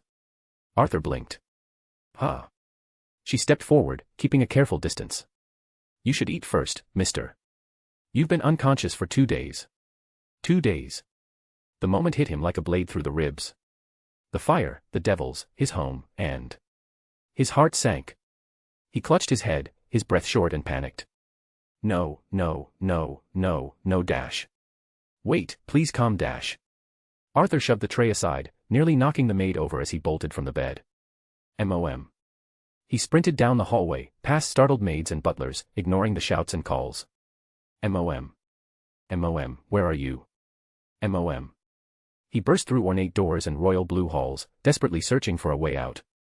Then, he saw it, an open archway that led to the outside. He ran for it. As he burst through the exit, the sunlight hit his face, and he stumbled into what appeared to be a training courtyard. The clang of wood meeting wood echoed faintly across the air. There, standing in the center, was a boy with blonde hair, sharp blue eyes with glasses, dressed in a white tunic and black pants. He calmly swung a wooden sword, slicing clean through the neck of a dummy. The boy turned. "Oh. So you're finally awake. Greetings, friend," he said, his voice smooth and composed. Arthur stumbled, panting. He scanned the area and saw no sign of his mother. "Where is she? Where's my mom?" The boy blinked. "Well, that's rude. I did just say hello. But fine, I'll try again." He walked forward and bowed slightly. "My name is Dash. I don't care. Where the hell is my mother?" Arthur barked, his eyes wild. "If you're not gonna help me, then get out of my way." He shoved past. Or at least tried to. The boy swiftly raised his wooden blade and blocked his path. "That's the second time I've tried being civilized," the boy said, unamused. "You'll either discipline yourself or I'll discipline you myself." Arthur grabbed the wooden sword, gripping it tightly. "I have no time for this, you four-eyed himbo." The courtyard fell into silence. Not even the wind dared to move. Then, thunk. One of the headless dummy's wooden parts fell to the ground. Without another word, both boys charged forward at the same time, their eyes locked and full of fury. The sharp crack of wood echoed across the courtyard. The blond boy darted in with blistering speed, his wooden sword whistling through the air in tight, calculated arcs. His every strike was precise, elegant, a reflection of countless hours of refinement and discipline. Arthur ducked the first swing, blocked the second with his forearm, and countered with a heavy punch aimed at the boy's ribs. The blond boy twisted, narrowly evading the blow, and brought his sword down in a diagonal slash. Arthur stepped back, gritting his teeth, before lunging forward with a brutal kick that forced distance between them. Without hesitation, Arthur reached down and yanked the broken limb of a training dummy from the ground. Gripping it like a crude sword, he charged in. The courtyard lit up with the sound of a clash of blades. Arthur swung with raw power and instinct, while the blond boy countered with finesse and deliberate timing. Each clash of their weapons sparked tension, sweat beading on their brows, their feet dancing across the stone ground. Arthur roared and brought his weapon down hard, but he was blocked. The blond boy twisted his blade and tried to sweep Arthur's legs, but he dodged. They broke away again, circling. And then, they lunged. Clash. Their weapons pressed together, faces just inches apart, eyes locked. The blond boy panted. "Your techniques are impressive." Arthur growled, chest rising and falling. "Shut the fuck up." They shoved off each other and resumed the assault. The sounds of wood slamming against wood rang again and again. Dust kicked up from their footwork, swirling around them as their duel reached its peak. Then, an opening. The blond boy spun, aiming a clean strike toward Arthur's neck. Arthur raised his left arm, took the brunt of the blow with a wince, and flung his wooden weapon straight at the boy's face. The blond boy ducked just in time, but too late to stop what came next. Arthur lunged forward, tackled him to the ground, and wrapped his arm around his neck in a tight chokehold. The blond boy thrashed beneath him, his hand slapping Arthur's shoulder as he choked out. "That's cheating." Arthur scoffed, tightening the grip. "In a real fight, all is fair, even cheap tactics." The boy's movement slowed, breath growing short, eyes fluttering. Then, a deep, commanding voice echoed from the courtyard entrance. "You are not wrong, young man, but I would appreciate it if you released my son. I believe we have something more important to discuss." Arthur froze. He looked up, his heart still racing, as his gaze met a tall, broad-shouldered man dressed in a royal blue suit with a crimson cloak draped over one shoulder. His blonde hair was slicked back, and a trimmed beard lined his strong jaw. His blue eyes were calm, but beneath them was a depth of pain and wisdom. Arthur looked down at the boy beneath him, now coughing and gasping for air, and slowly loosened his grip. The boy rolled to his side, clutching his throat and wheezing. Arthur stood up, brushing the dirt from his arms, his eyes narrowing as he faced the older man. "Who are you?" The man stepped forward, hands calmly at his sides. "I am Uther Pendragon, descendant of King Arthur Pendragon and current head of the Pendragon household." He then glanced at the boy, who was still catching his breath. "And the boy you just clashed against is my firstborn, Kay Pendragon." Arthur looked at the younger blonde again, finally seeing the resemblance. The sharp features, the cold precision in his fighting style. But his thoughts snapped back to what mattered most. "My mother." Arthur stepped forward, his voice cracking. "Where is she? Is she all right?" Uther's gaze dimmed, a flicker of grief flashing in his eyes. "Follow me." Arthur's breath caught in his throat. Without a word, he did as asked. The halls they walked through were endless, quiet, and almost oppressive. He could feel something tightening in his chest with every turn, every passing moment. No words were exchanged, but he didn't need them. He already knew. Eventually, they stopped at a wide, double door. Uther placed his hand gently against it and pushed it open. The room was quiet, dimly lit with white candles. And in the center was an open coffin. Arthur's legs froze. His breath hitched. No. He stumbled forward, each step heavier than the last. He peered over the edge of the coffin. There she was. Artoria lay still, as if in sleep. Her hands folded neatly over her chest, her expression peaceful, her golden hair carefully brushed. Arthur fell to his knees. His throat closed. He couldn't breathe. Mom. The tears came suddenly, violently. He pressed his forehead to the side of the coffin, sobbing uncontrollably, his entire body trembling. I'm sorry. I couldn't protect you. I'm so sorry. Uther knelt beside him, placing a steady hand on his shoulder and pulling him close. Let it all out, son. No one will judge you here. He said softly. Arthur's cries echoed in the chamber, full of pain and shattered dreams, as Uther silently offered him a shoulder to lean on and a place to grieve. DxD. After what felt like an eternity, the storm of emotions finally settled into a heavy silence. Arthur sat at the edge of the large bed, staring blankly at the floor. The ornate bedroom around him felt more like a stranger's domain than a place of rest. He said nothing. His fingers trembled slightly as they curled around a golden locket hanging from his neck. Uther sat beside him, neither too close nor too far, silent and waiting. Arthur finally spoke, his voice quiet, trembling. Why? Uther turned his head, listening as Arthur stared down at the locket, the small image of him and his mother etched inside. Why did she have to die? Arthur's grip tightened. She was the kindest person I've ever known. She helped people. She took care of orphans. She gave away her food, her clothes, she wouldn't even hurt a mosquito. His knuckles turned white. His hands trembled. She didn't deserve that. None of it. Then his voice cracked, and he clenched his fists tighter, his body shaking. It's not fair. Why did I survive? Why not her? Why did this have to happen to us? He shouted. Uther looked at him with tired, aged eyes. He sighed. Because the world doesn't always go the way we want it to. It's no fairy tale, Arthur. Not like the ones you hear in bedtime stories.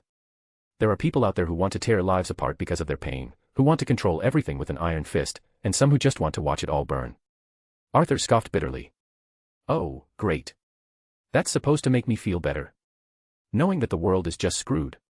He turned his head sharply toward Uther, eyes rimmed red. Uther raised an eyebrow. First of all, it wasn't my intention to make you feel better. And second, watch your language, young man. My elder sister wouldn't appreciate her son becoming a potty mouth. Arthur blinked, caught off guard by the sudden shift in tone. Sister. He muttered. He looked at Uther more closely now. Oh, right. You're my uncle, huh? Uther gave a small nod, smiling faintly. Nice to meet you, I guess. Arthur added with a half-hearted shrug. Me too. But I wish we'd met under better circumstances. Uther replied. Silence settled between them again, heavier than before. How did you find me? Arthur asked after a moment. Uther leaned back slightly, his gaze distant as he recounted. Your mother called me the day before your birthday. She mentioned your dream. She was concerned. He said. Arthur nodded slowly. Is it because of my boosted gear? Presumably, yes.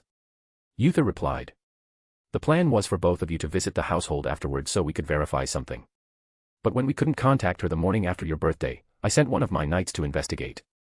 Uther's expression darkened. The next thing I know, we found you unconscious and bruised, and your mother. Arthur's lips pressed together. He didn't need to hear the rest. He already knew. The image was forever burned into his soul. There was nothing left to say. A moment passed before Uther turned to him again. What do you plan to do now? Arthur didn't respond immediately. His shoulders slumped. His head hung low. I don't know. He whispered. Uther gave a small smile. Well, then. He said, rising from the bed. I believe I still owe you a birthday present. Arthur's brow furrowed. You don't have to dash. But he stopped mid-sentence when he saw Uther open the closet. And pull out a familiar backpack, and a sword. Uther turned around, holding the sheathed Excalibur ruler in one hand. Happy belated birthday, Arthur. Arthur stared at the items as Uther approached and placed them gently in his lap. These were the only things we found in your home that survived the fire, especially this bag inside the closet. We gathered all the valuables, photos, documents, spare clothes, her phone, and camera, and placed them in your bag. Arthur slowly unzipped the backpack. Inside were dozens of little pieces of his old home, photos of him and his mother happily together, the Nokia phone she owned, the Bible that she read, her camera filled with captured memories of his embarrassment, even the red scarf she always made him wear when it was cold. Every small fragment that told the story of a life that once was. And then his hand touched the smooth leather of the holy sword's sheath as he pulled it closer. His vision blurred as he held the sword close to him, hugging it tightly to his chest. No words escaped him this time. Only silent tears. Uther didn't speak either.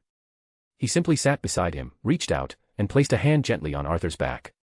Offering no words, only his presence and a quiet support that Arthur didn't know he needed. DxD. Hello readers. This chapter is edited. If you could guess the lullaby, then you may or may not get a thumbs up. Thank you, everyone, and see you later. Chapter 8, Sadness. A whole week had passed since that night. The longest and heaviest week of Arthur's life. The room was quiet, filled with the faint scent of lavender from a vase nearby. Shadows crawled lazily across the walls as the sun began its descent beyond the distant hills. Arthur remained still on his bed, lying on his side with one arm tucked beneath his head. He wasn't asleep. He hadn't truly slept properly in days. Most of his hours were spent in the same silence, split only between resting in bed or sitting beside the coffin where his mother rested. A soft knock broke the quiet. Arthur turned his head slowly, half expecting another butler or guard. But as the door creaked open, he recognized the familiar black-haired maid with the gentle voice and ever-present kindness. Elaine Westcott. She walked in carefully, holding a tray of warm food. "Good afternoon, Sir Arthur," she said with her usual soft smile. Arthur gave her a lazy wave and nodded toward the nightstand. "Thanks. Just put it there." She nodded wordlessly, placing the tray beside the bed with practiced grace. The scent of warm soup and fresh bread briefly filled the room. As Elaine turned to leave, she nearly ran straight into Kay.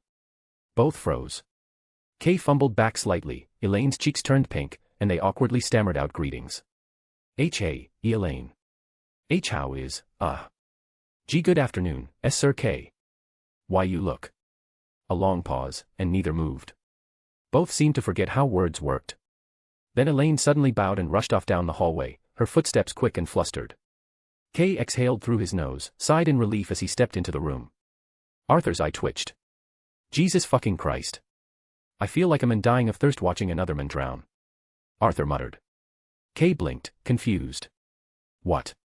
Arthur rolled onto his back with a groan. "None of your concern, dumbass." Kay just laughed, taking the insult in stride. Despite everything, the cousins had grown, used to each other. Maybe not close, but familiar. Kay saw Arthur as a sharp-tongued troublemaker with too much pain bottled inside. Arthur saw Kay as an annoyingly noble golden boy, but at least the tolerable kind. Kay pulled a chair and sat beside the bed. "How's the estate treating you?" he asked. Arthur shrugged. "Not bad. Honestly, more comfortable than I expected.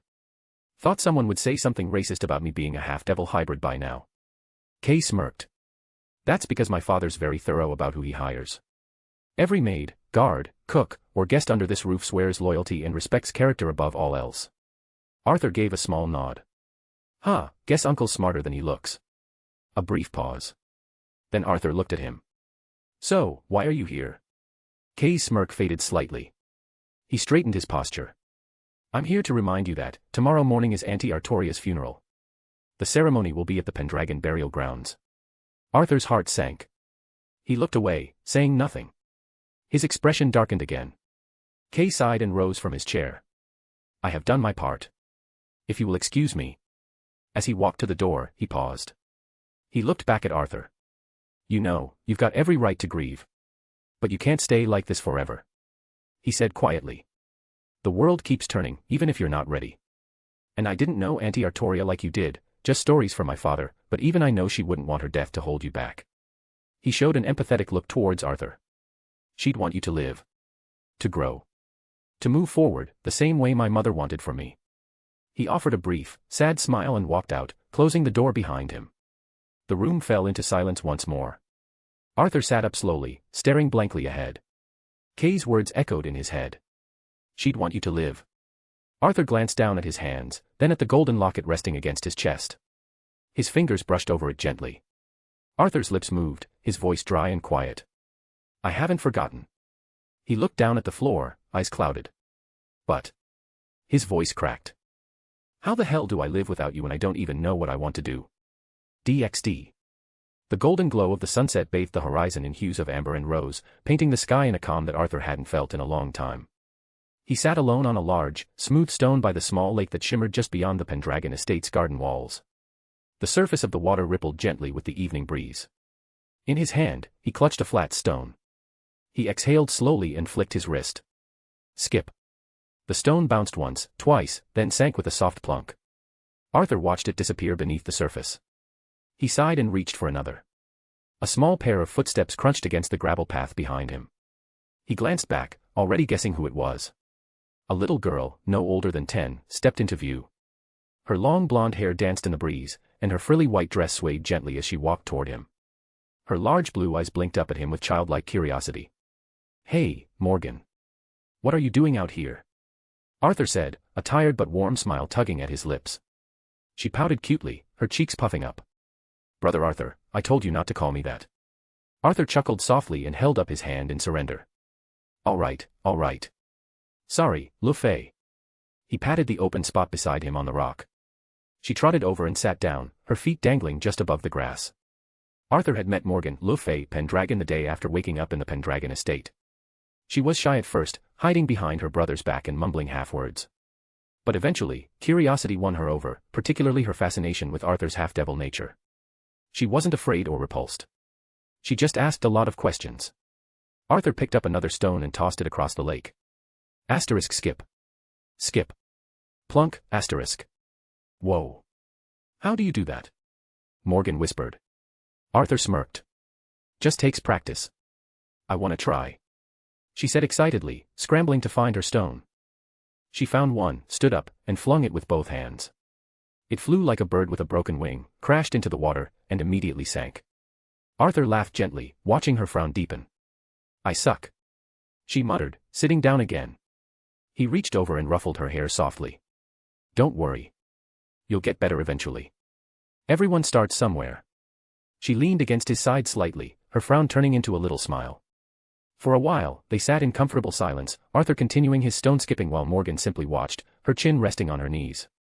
Brother Arthur. Why are you out here? She finally asked.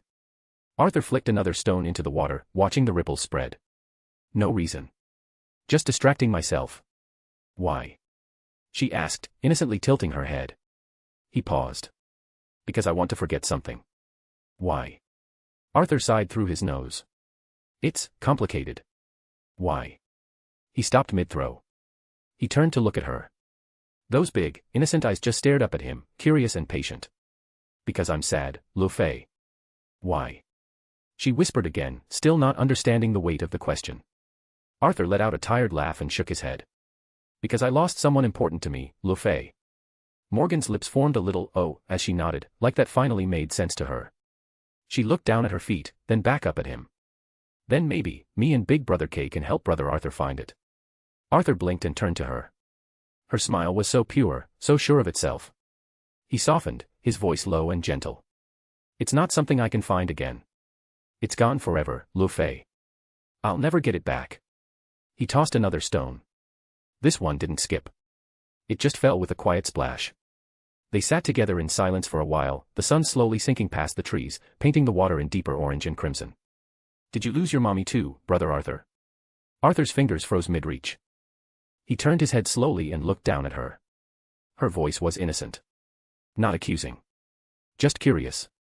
She continued. Big Brother K looked the same way as you did, when I asked about mommy. Arthur's jaw tightened slightly, but his eyes softened. Yeah. He finally said. He reached out and patted her head softly.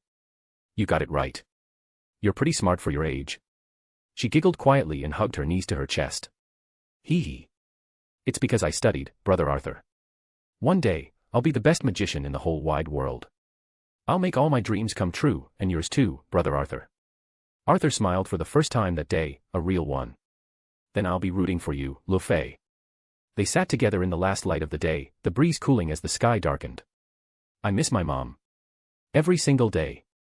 Arthur said quietly, almost to himself. Morgan looked up at him. I never met my mommy. She said. Daddy told me she went to sleep after I was born, but he said she was the best mommy ever. She looked at the sky. So I miss her every day, too. She smiled gently and looked at Arthur. Maybe, your mommy and my mommy are in the same place now. Maybe they're friends and watching us. Arthur looked at her, his throat tightening. He let out a breath, and a small smile crept onto his lips. I hope so. That'd be nice. When the sun had fully set and the stars began to peek out from the darkening sky, Arthur bent down and crouched in front of Morgan. Come on. Time to head back. Piggyback? She asked hopefully, clasping her hands. Arthur chuckled. Yeah, all right. Hop on. She climbed onto his back, and he stood up, carefully carrying her on his shoulders as they made their way back to the estate. Can we fly back next time? You have wings, right? She asked excitedly. Arthur laughed. Still working on the flying part, sorry. Aw. But I promise, once I've got it down, I'll take you flying. He said, glancing back at her with a grin. Yay. She cheered happily, her little arms wrapped around his neck. Arthur chuckled again, her joy a welcome distraction from the weight that loomed over him. Even if just for a little while, he could forget about tomorrow. DxD. Hello readers. This chapter is edited. I need more power. Stones. Thank you, everyone, and see you later. Chapter 9, Goodbye, Mom. The sky above was cloudy, rain fell softly, a steady rhythm that blurred the garden windows of the Pendragon estate in a misty veil. Inside one of the upper rooms, Arthur stood quietly in front of a tall mirror, adjusting the collar of his black suit. The fabric was tailored to fit him just right, his tie was straight, his shoes polished, his shirt a sharp white against the black. He looked, by all accounts, like someone attending a formal ceremony, but his reflection betrayed him. His eyes were tired, rimmed with faint redness that hadn't left since last night. He reached up and fixed a crease in his sleeve, but no amount of tidying could make him feel ready for this. He exhaled, slow and shaky. A knock tapped against the door. Arthur didn't take his eyes off the mirror. Come in. The door creaked open, and Kay stepped in, dressed in his black suit, more neat than Arthur's. He glanced at Arthur, then offered a gentle nod. You ready? Arthur met his cousin's gaze in the reflection. He didn't speak, just nodded slowly. They left the room together, walking in silence through the quiet halls of the estate. Outside, the world had turned gray. The rain was light, like a fog. The grass shimmered as they crossed through the garden path toward the Pendragon family burial grounds, tucked away behind a stone gate and trees that swayed gently in the wind. The ceremony was small yet intimate, with only the immediate family present. Arthur, Uther, Kay, and little Morgan, who wore a black dress and held tightly onto her brother's hand. A few maids stood to the side under shared umbrellas, their heads bowed in quiet respect. Arthur stood at the front, separate from the others, holding a black umbrella over his head as he stared at the white coffin that sat solemnly above the open grave. Raindrops tapped gently against the canopy of his umbrella. Each drop echoed in his ears like a soft drumbeat, dull and endless. The priest stood before them, reading a quiet prayer. His voice was calm and reverent, speaking of peace, of eternal rest, of the love our Tory left behind. Arthur heard the words, but they passed through from one ear to the other. Uther stepped forward to the podium next. The man looked older today, his eyes more tired, his posture more slouched than usual. He glanced at the coffin, and for a moment, his voice wavered. When we were children, I used to look up to her like she was the sun. Strong, kind, fearless. She never cared about rules or traditions. She just did what she believed was right. Uther began, his voice firm but low. She used to sneak out at night to bring sweet treats when we were kids. And no matter how many times I scolded her for sneaking out of the estate, I admired her for it. I always did. Uther's lips tightened as he fought to keep his composure. She was always better than I, but I never once felt envious of her. She wasn't just my sister. She was my idol. And I'll never forget her. Not for as long as I live. He stepped back from the podium. Kay put a hand on his father's back as he returned to stand beside the others. Arthur stood there, unmoving. Someone gently motioned for him, it was his turn. He didn't want to go as he had nothing to say. His legs felt heavy as if they were made of lead, but he walked anyway, slowly, to the podium. The umbrella he carried was set aside, and the rain lightly dampened his shoulders, his suit, his crimson hair. He looked down at the simple wood of the stand, then at the coffin. He opened his mouth, but nothing came out as his throat was tight and his chest was heavy. But finally, words broke through the silence. She used to tuck me into bed every night. Sometimes with a lullaby, sometimes with a story. Usually one about fairy tales. he said quietly. He swallowed hard, his eyes never leaving the coffin. She taught me how to hold a sword. She accidentally burned 3 batches of cookies trying to make a new flavor, and still, I ate them all without complaint. She always had a smile when I came home, even when she was tired. Even when I messed up, she was still supportive. His hands trembled at the sides of the podium. I keep thinking, maybe this is all a dream, maybe I'll wake up, that I'll walk out of my room and she'll be there in the kitchen, humming some old tune while making breakfast. He said, voice cracking. He closed his eyes, trying to hold it back. His voice dropped lower, broken. I wish. I wish I could have done something. I wish. I could have protected her. But I couldn't. She's gone. Ani. He couldn't continue. The weight was too much. Without another word, Arthur stepped away from the podium with his footsteps slow, heavy. He returned to his spot near the grave and stood there in silence, the rain gently soaking through his hair as he stared down at the coffin. The priest gave one final prayer. The coffin was slowly lowered into the ground. The soft sound of pulleys creaking and soil shifting was the only thing anyone could hear. Then came the earth, layer by layer, shoveled carefully over the white coffin until it disappeared beneath the soil. Our Tory Pendragon rests in peace. Each member of the Pendragon family stood in turn, giving their final goodbyes. Kay bowed his head deeply, one hand on his sister's shoulder. Morgan pressed a small flower into the earth and whispered something to herself, eyes wide and solemn. Uther gave no words, he simply placed a hand over the tombstone and stood still for a long time. Then, they began to leave. The maids paid their respects and quietly returned to the estate. Eventually, Arthur was the only one left. He stood there under the rain, his umbrella no longer with him. His black suit was soaked and cold, but he didn't move. He stared at the tombstone, reading the inscription carved into the clean marble. Artoria Pendragon. The guardian angel, a kind-hearted sister, and the best mom ever. Arthur's hand clenched tightly into a fist at his side. The rain mixed with the quiet tears slipping down his cheeks, and he didn't bother to wipe them away. He sniffed, barely holding in the sob in his throat. Goodbye, Mom. I'll try to keep my promise. He whispered. His voice was barely audible above the sound of the rain. Arthur stood in silence, his shoulders slack, his black suit clinging wetly to his frame. He simply stood before his mother's grave, eyes low, body still, mind quietly breaking apart. Then, he felt it. A presence, immeasurably strong, yet impossibly gentle. It was unlike any he'd felt before. Not demonic, not malicious, this one was, comforting like a gentle spring sunlight. Arthur didn't turn as his eyes remained on the tombstone. But then he noticed the rain had stopped falling on him, and a soft shadow fell over him. Feathered wings stretched above and beside him like a canopy, shielding him from the rain. Arthur blinked. What are you doing here? He asked, his voice low, quiet, almost hoarse. A woman's voice responded, soft and melodic, filled with sadness. I came to pay my respects. I only recently heard the news. My deepest condolences, little one. She said. The pain in his chest dulled slightly under the shade of those wings, like her presence itself was gently easing the weight he carried. I see, who was my mother to you exactly? He asked, his tone still numb, but with a trace of curiosity. There was a pause. She was, my dearest friend, my one and only friend. The woman said quietly. Arthur's brows furrowed. He finally turned his head slightly, eyes drifting to his left. He froze. Standing beside him was a woman whose beauty felt too divine for words.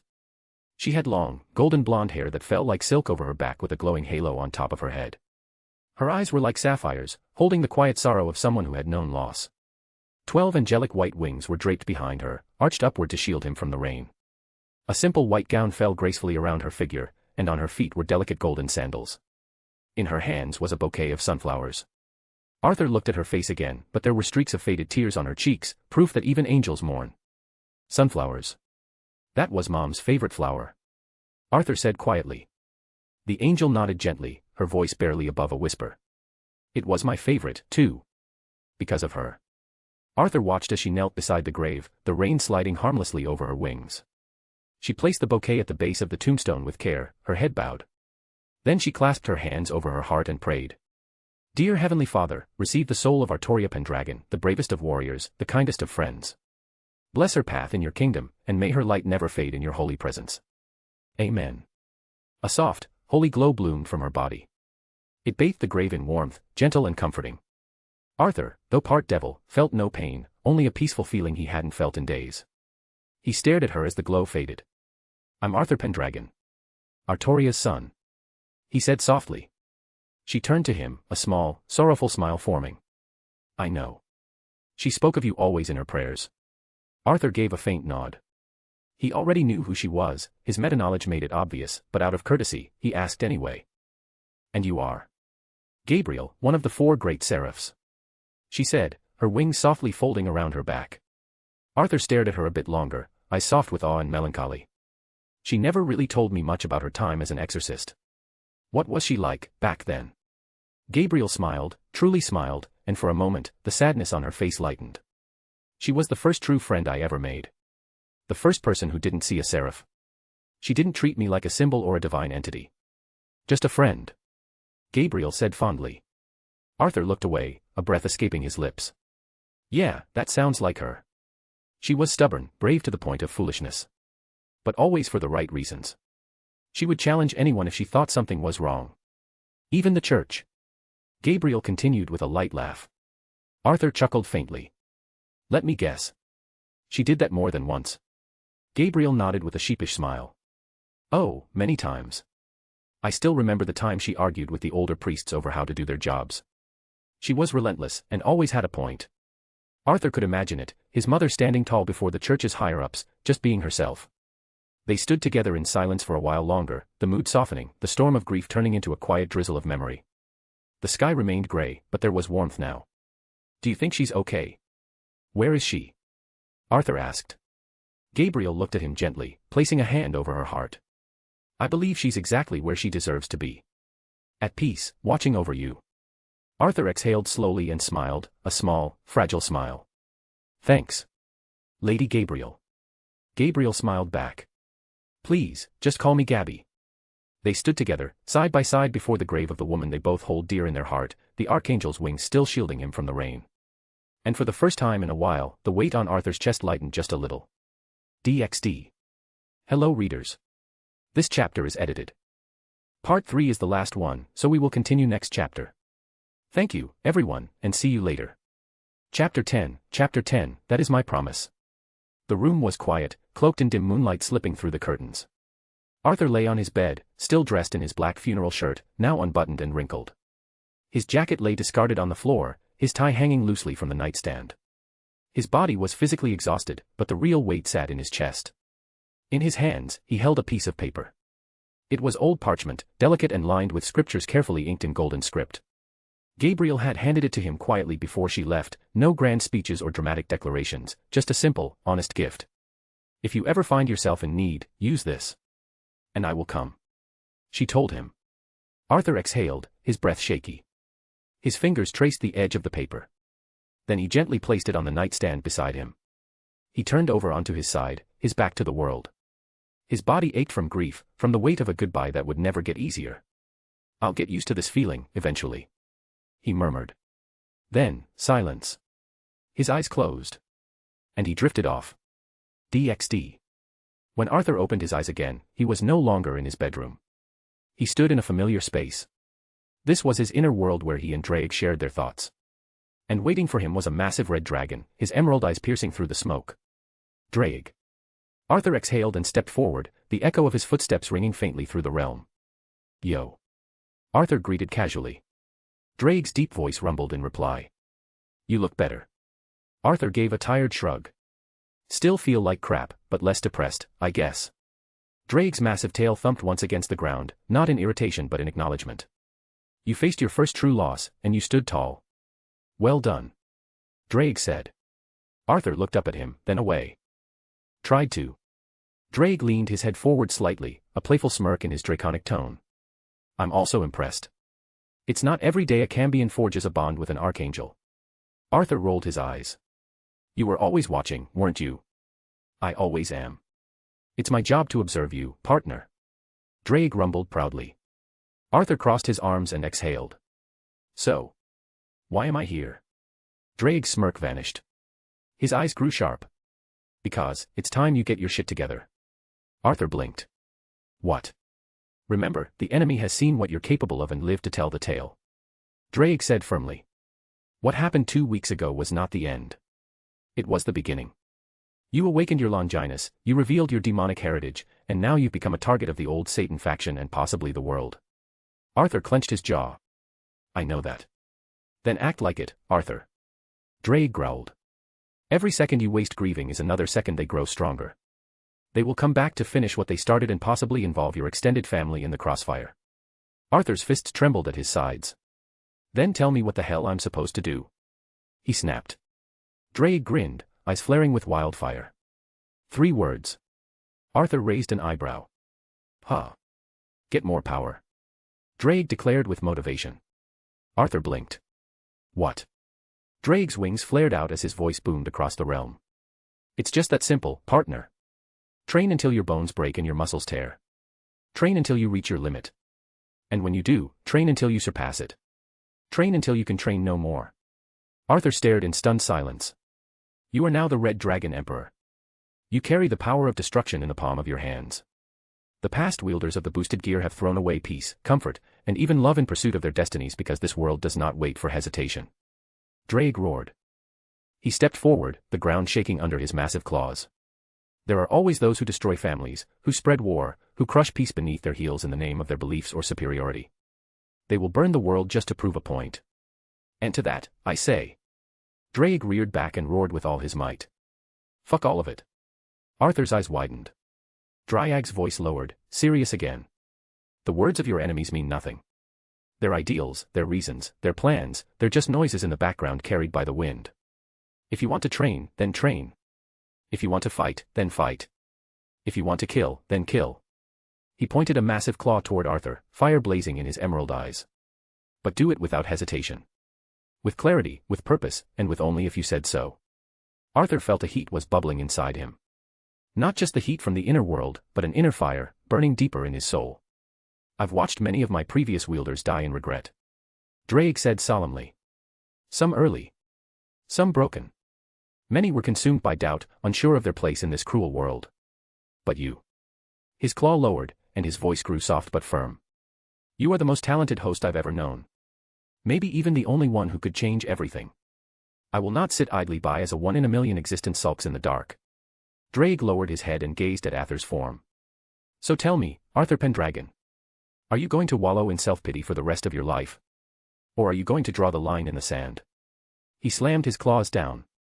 And rage. Arthur was completely silenced by Drake's words. He looked down, a shadow hiding his eyes. And then his voice came, quiet. That night, when I lost everything. Arthur whispered. He saw it again, the flames, the bloody image of his mother, the sinister smirk on Euclid's face. That moment, all I wanted to do was to destroy everything. His hands shook as he clenched his fists hard. There was only one thing I felt that night. He raised his head, eyes blazing beneath shadowed bangs. Revenge. Arthur said with venom. You're right, Drake. The world won't wait for me to get my shit together. He took a step forward, fists clenched. I'm going to fight back. And I'll make sure that albino fucker suffers 1,000-fold for everything he did. Another step. And not just him. I'm going to wipe the entire old Satan faction off the face of the earth. And if anyone gets in my way, they will all burn. Anyone, even the gods themselves. He stopped in front of Drake, fire in his eyes and fury in his voice. That is my promise. Drake's heart beat with pride. He could see it now, the warrior clad in red scales, cutting down all his enemies with righteous fury, destroying everything in his path. Arthur raised his fist, the edges trembling with newfound resolve. Will you fight beside me, partner? Will you follow me as I burn my enemies into ashes? He asked, voice deadly serious. Drake grinned widely, his ancient soul alight with joy. Until the bitter end, partner. Arthur's fist rose higher. His lips curled into a smile, but not the innocent one he once wore. This smile was now bloodthirsty. Then let's show this world the true meaning of hell. Arthur growled, his eyes glowing red. Drake slammed his claw forward, their fist and claw meeting in a fist bump. Partner, you have no idea how long I've waited to hear those words. The dragon boomed. The fire spread across the realm, red, wild, hungry. Arthur Pendragon is no longer fucking around. And the world would soon know it. DxD. In a castle shrouded by darkness, a dim throne room sat in eerie silence. Jagged spires loomed over the blackened halls, and flickers of blue flame lit the cold stone walls. At the center of this chamber, atop a throne carved from obsidian, sat a silver-haired man draped in regal blue and silver robes, his sharp eyes dulled with boredom. He tapped his fingers against the armrest, each sound echoing like a drumbeat in the oppressive silence. His long silver hair framed a face of ageless arrogance, and a neatly trimmed beard did little to soften his expression of utter disdain. His gaze wandered toward the towering doors across the chamber before he exhaled, frustrated. Ugh, this again. Another day of nothing. How mind-numbingly dull. When will those brigade brats gonna be done with their shit? He muttered. He closed his eyes, just about to drift into a nap out of sheer disinterest, when the throne room doors groaned open. His azure eyes cracked open with a spark of irritation as footsteps echoed across the chamber. A figure entered, slightly hunched, his steps slow, his body covered in bandages that were stained with blood. He moved with pained obedience before kneeling at the base of the throne. Lord Rhysavim. Euclid Lucifuge said with reverence. Rhysavim opened one eye fully, raising a brow. What the fuck hell happened to you? You've been gone for a whole week, and you look like you lost a fight to a toddler. He asked dryly, staring at the cuts and blood. Euclid remained kneeling, his head bowed. I came to report my findings regarding the human world, my lord. Rhysavim let out an unamused snort. You're wasting time on such boring shit. What are you doing playing around in that boring cesspool of dirt and monkeys? Euclid gritted his teeth beneath the bandages, forcing himself to remain composed. Do you recall the exorcist woman Seraph protected nearly 2 decades ago? Rhysavim leaned back in his throne, folding one leg over the other as he narrowed his eyes. Vaguely. And she and Seraph had a child together. A boy named Arthur Pendragon. Euclid said. The name hung in the air for a moment. Rhysavim's gaze sharpened, but his tone remained unimpressed. And Euclid swallowed his breath. He possesses one of the 7 Excaliburs, inherited Serapha's power of destruction, and the boosted gear. A Longinus. A long silence followed. Rhysavim didn't move. Didn't blink. Then. That's it. Euclid blinked. Am I lord? That's your grand revelation? Rhysavim asked, voice laced with growing irritation. You come crawling under my heels, looking like you got trampled by a horde of tumbleweeds, just to tell me that a hybrid brat has some flashy toys. Euclid hesitated. He then recalled a silver-haired boy who'd vanished from their grasp last year. Another hybrid with a Longinus. That is what I am concerned about, my lord. Euclid added nervously. He reminds me of Valley. Your grandson, he too had a sacred gear. The divine dividing. This boy could be Dash. A threat. Rhysavim interrupted with a scoff. Should I be afraid, Euclid? Should I tremble and piss myself in fear because 2 half-breed misfits crawled out of obscurity with some oversized lizards in their chest? His fingers drummed against the throne, then stopped. The air changed. Without warning, a silver aura began to surge from Rhysavim's body. It wasn't loud, it wasn't explosive, it was subtle yet unbearable. A crushing pressure swept across the room like a tidal wave. The walls groaned and the floor cracked. Euclid gasped as the weight slammed into his back, pinning him to the floor. Blood splattered from his mouth as he struggled to breathe. The stones beneath him fractured under the sheer pressure of the aura alone. Rhysavim didn't even stand. You forget who you're speaking to. He said, his voice cold and cruel. I am Rhysavim Levant Lucifer. The son of the original Lucifer. The true heir of the morning star. And the guy who will rip your guts and use them as a noose if you piss him off. He leaned forward slightly, and the aura sharpened like a blade. I do not fear freaks of nature. I erase them. Euclid cried out, blood pouring from his nose, eyes, and mouth as he clawed the floor, his body trembling violently under the weight. The next time you interrupt me with trivial shit like babies coughing off hydrogen bombs, I will kill you. Rhysavim hissed. And just like that, the pressure vanished. Euclid gasped for breath, collapsed in a pool of sweat and blood. He shakily pushed himself up and lowered his head in shame. Why yes, Lord Rhysavim. Forgive me. Get out. Without another word, Euclid limped out of the throne room, leaving behind only silence. Rhysavim leaned back with a yawn, his irritation faded, his mood indifferent once more. I show him a sliver of power and he pissed himself. Pathetic. He muttered. He rested his head on one hand and let his eyes fall closed, prepared to finally nap. But a single name lingered in his thoughts. Arthur Pendragon, huh? Rhysavim frowned slightly, though his eyes remained closed. Another little half-blood brat. He thought briefly of Valley, of that same rebellious spark in his grandson's eyes. Maybe he's alive, maybe not. He mumbled. But who gives a fuck? And with that, Rhysavim drifted into sleep, the cracks in the throne room walls the only evidence of his brief, terrifying irritation. The calm before the storm. DxD. Hello readers. This chapter is edited. Give me all your power stones or this account will commit toaster bath. P.S. This is a joke, don't disown me please. Thank you, everyone, and see you later. Chapter 11, Training Montage. And thus, the training montage began. 3 years had passed since the funeral. Arthur Pendragon, now 16 years old, bore no resemblance to the boy he used to be. His mind was sharper, his physique hardened, and his spirit burned with the air around him, though quiet, pulsed with growing power. Every single morning, Arthur rose before the sun, even when the wind bit his skin or the storms threatened to sweep him away, he never missed a day. Before the dawn touched the sky, he was outside the estate in the fields and hills, wearing 100-pound wrist and ankle weights and a custom-made weighted vest strapped tightly against his chest. And then, he began his daily routine, which the readers could already tell what it is. 1,000 push-ups, 1,000 sit-ups, 1,000 squats, and 100 kilometers run non-stop. Not even when his arms trembled or his legs screamed from overuse, not even when blood seeped into the ground beneath him. When he stumbled, he got back up. When he fell unconscious, he awoke with more vigor. He only allows himself breaks during special occasions and meals, which consist of high-quality dishes such as meat. Kay had once tried to keep up with him, but even he had to tap out after the second week. "You're insane, you know that," Kay said once as he collapsed to the side, panting. Arthur just stared ahead, sweat dripping from his hair, his expression calm but intense. "Then I guess I'll be the strongest lunatic alive." By the first year, his body no longer felt like a child, it was now a weapon. Lean muscle forged through agony, endurance honed through sacrifice.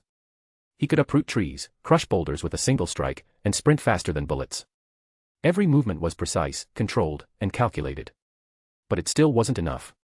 Every afternoon, once the grueling physical regimen ended, Arthur would enter the Pendragon courtyard where he met with Kay. The two would spar for hours, blades ringing, and fists colliding. Kay was stronger in terms of technique and precision, but Arthur was catching up frighteningly fast. He studied every move, every pattern, and improved day after day. No mistake was made twice. They didn't just spar, they learned. Various martial arts from around the world were drilled into them by various masters. Muay Thai, Chinese Kenpo, Jiu-Jitsu, Eskrima, Taekwondo, Capoeira, and others. Each style added a new weapon to Arthur's growing arsenal. And then came the Excalibur ruler. The sword his mother once wielded now rested in Arthur's grip. He studied it religiously, practiced its swings and properties until they became second nature. Uther personally oversaw the training, explaining its unique ability, the manipulation of all organic material and life. Uther had said to him one day as Arthur swung the sword into the ground, causing the grass to rise and wrap around a tree. Excalibur ruler chooses a wielder not for their strength, but their will. Your mother used it to protect all innocent life. Tell me, how will you use it, Arthur? Arthur looked at the sword, silent, and replied. To destroy those who threaten what I protect. Evenings were no time for rest either. Arthur had turned the library into his second room. Dozens of books lay on the table, texts on magic theory, battlefield tactics, psychology, and more. He even read The Art of War every night as if it were a bedtime story. Memorized every page, scribbled in the margins, drew parallels between modern warfare and historical conflicts. Gabriel had once visited him on his birthday and gifted him tomes and scrolls. From them, he learned spells of healing, barriers, and light-based purification. He tested them quietly and alone, etching runes into objects and chanting softly under his breath. All the while, he tried to master the power of destruction. That part was the hardest. There was no one to guide him, only learning from what he saw Rias and Serzex do in the anime. He began by meditating with his hand stretched before him, imagining the concept of destruction. He experimented, focusing on breaking down atoms, canceling out magical constructs. He would later learn to create levitating blades of destruction that disintegrated anything they touched, called destruction blades. But he didn't stop there. He took inspiration from the shows and games he once knew, characters who could shape destructive power into beams, waves, and forms. He recreated them one by one, especially Beerus Hakai, but an incomplete version which he still needs practice. His dragon heart pulsed stronger with each passing day, strengthening not only his stamina and recovery but enhancing his growth rate beyond the realm of normal. His body absorbed everything like a sponge, his reflexes sharpened, and his abilities matured faster than anyone his age. By the time Arthur reached the second year of his relentless training, he was already a force to be reckoned with. His body had adapted to the unthinkable toll he demanded from it, and his mind had grown razor-sharp from the endless cycles of study and combat. But physical power alone wasn't enough, not when the Cows Brigade, the old Satan faction, and rise of him still loomed in the darkness. Arthur knew that one of the most dangerous tools in his arsenal had yet to be mastered. The boosted gear. For 2 years, he had resisted relying on it as Drake encouraged him to build his foundation first.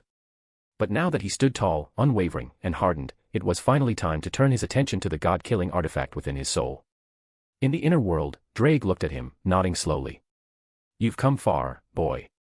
But now you're ready for the next step. Arthur stood in front of him, dressed in his training gear, and his gauntlets active. Then teach me everything. And so Drake began with the history of those who came before him. Belzerd, who fought and defeated 2 white dragon emperors during his lifetime, which earned him the title of the strongest red dragon emperor, Elsha, regarded as the strongest female red dragon emperor and the second strongest after Belzerd, and other previous red dragon emperors with notable feats in history. But you are different, Arthur. Drake explained. You are not just a red dragon emperor. You are a Cambion and a Pendragon, gifting you a greater advantage than the others. Use that information to your advantage. Arthur listened closely as Drake described the 3 primary abilities of the boosted gear. Boost, the ability to double your current power every 10 seconds. Transfer, the ability to transfer the multiplied power to anyone or anything. Penetrate, the ability to bypass any and all defenses, magical or physical. Arthur tested each ability in battle simulations within his inner world and outside during sparring. The feeling of using Boost was addictive, a sudden surge of raw force coursing through his body like lightning, pressure building up like a water balloon. Transfer was more complex, but he learned how to channel it into his sword, into K during training, even into his magic spells. Penetrate was the most satisfying, delivering a single punch through reinforced steel walls was the first moment he felt truly invincible. But then came the surprise. Drake paused one day during their session, his voice rumbling with a mix of pride and curiosity. I forgot to mention. Your boosted gear is not in the standard form of a singular gauntlet, but 2 gauntlets. Which means it's now a subspecies Longinus. Arthur blinked. He had completely forgotten about it due to his mental and emotional state back then. What? It means it has been mutated. Evolved in response to your will, desires, and your resolve. That's when he introduced the new ability. Double. Arthur stared as his body flashed crimson for a split second. Then 2 perfect copies of Arthur stood next to him, equally surprised, just like him. It seems that double allows you to make clones of yourself. Arthur's mouth parted in shock. Holy crap. The first clone reacted. Indeed. But more than that. Your clone carries a share of your power, split evenly depending on how many you create. 1 clone at full strength, 2 clones with half your strength each, and 10 clones at a tenth each. And all of them seem to be able to use the boosted gear, your power of destruction, and even Excalibur ruler. Arthur was intrigued as it had similar functions to Meliodas' physical clones. And when the clone is destroyed? The second clone asked. Drake smirked. Then the original retains all of its memories. Everything it learns, the original learns. Every technique it practices, every spell it perfects, it becomes Arthur's. From that day on, Arthur abused this power like it were a gift from the gods. His training reached an entirely new dimension. Each morning, he would summon 10 to 20 clones depending on the intensity of his tasks. While some clones performed the usual physical training, some would spar with K or train with Uther, some would delve into magic experiments and study light-based magic, and some would test the power of destruction through raw trial and error. When the clones vanished at the end of their sessions, Arthur would gasp as knowledge and experience flooded back into his mind. His body didn't instantly improve, but his technique, his understanding, and his intuition grew exponentially. He learned spells in days that would take magicians years. He mimicked movements after seeing them only once, like it was second nature. Even Kane noticed the difference. Arthur, you're learning faster than anyone I've ever seen. It's like you're everywhere at once. Arthur simply smiled. I kind of am. Sometimes, Gabriel herself would visit to check on his progress. She was always kind and patient, offering insight into refining his light magic. Her gaze would linger on Arthur when he trained hard, quietly marveling at how efficiently he had changed his fate to his will. On one particular dawn, as Arthur sat on a cliff overlooking the estate, the morning breeze ruffling his hair, Drake's voice echoed inside his mind. You've done well, Arthur. Better than most of the hosts I've ever known. You haven't just equipped the boosted gear, you've made it your own. Arthur clenched his clad fists, feeling the smooth red scales on his wrist. I'm not done yet. This is just the beginning. He whispered as he stood up and proceeded with his training. But he never once forgot the promise he made. Though he barely rested, he found moments of peace when he spent time within the household. Kay would sometimes ask him for any ideas on getting closer to Elaine, though it was odd that he was asking Arthur who had yet to get a girlfriend for relationship advice. Morgan would cheer either him or Kay when he trained, or just joined him when he was studying magic. Uther often offered guidance and simple words of encouragement. These moments reminded Arthur of what he still had to protect. This was the life Arthur had chosen. He wanted strength, not for glory, not for power. But because when the time came, and it would come again, he would never be powerless and lose another person in his life. So, every day, Arthur Pendragon walked the path of pain, blood, and resolve. And this time, he'd be ready to burn it all down. DxD. Some time later. Sweat still clung to Arthur's body as he finished the last of his 1,000 push-ups, his arm shaking slightly beneath him before he finally stood up. The weight on his limbs barely fazed him anymore. What once pushed him to exhaustion now only served as a warm-up. He rolled his neck, exhaling slowly as he walked back toward the estate, wiping his face with a towel. A butler approached him from the walkway. "Young Master Arthur. Lord Uther requests your presence in his study." Arthur raised an eyebrow but simply nodded. "Got it. Tell Uncle I'll clean up first." After a quick shower and changing into a casual set of a black shirt, pants, boots, and a red hoodie, Arthur headed down the hall toward his uncle's study. As he rounded a corner, he spotted Kay approaching from the opposite direction. "Hey, Goldilocks. You got in trouble or something?" Kay adjusted his glasses. "What is this? A sentient piece of feces in the halls. How am I not surprised?" Arthur rolled his eyes. "Well, fuck you too, Sir Simsalot."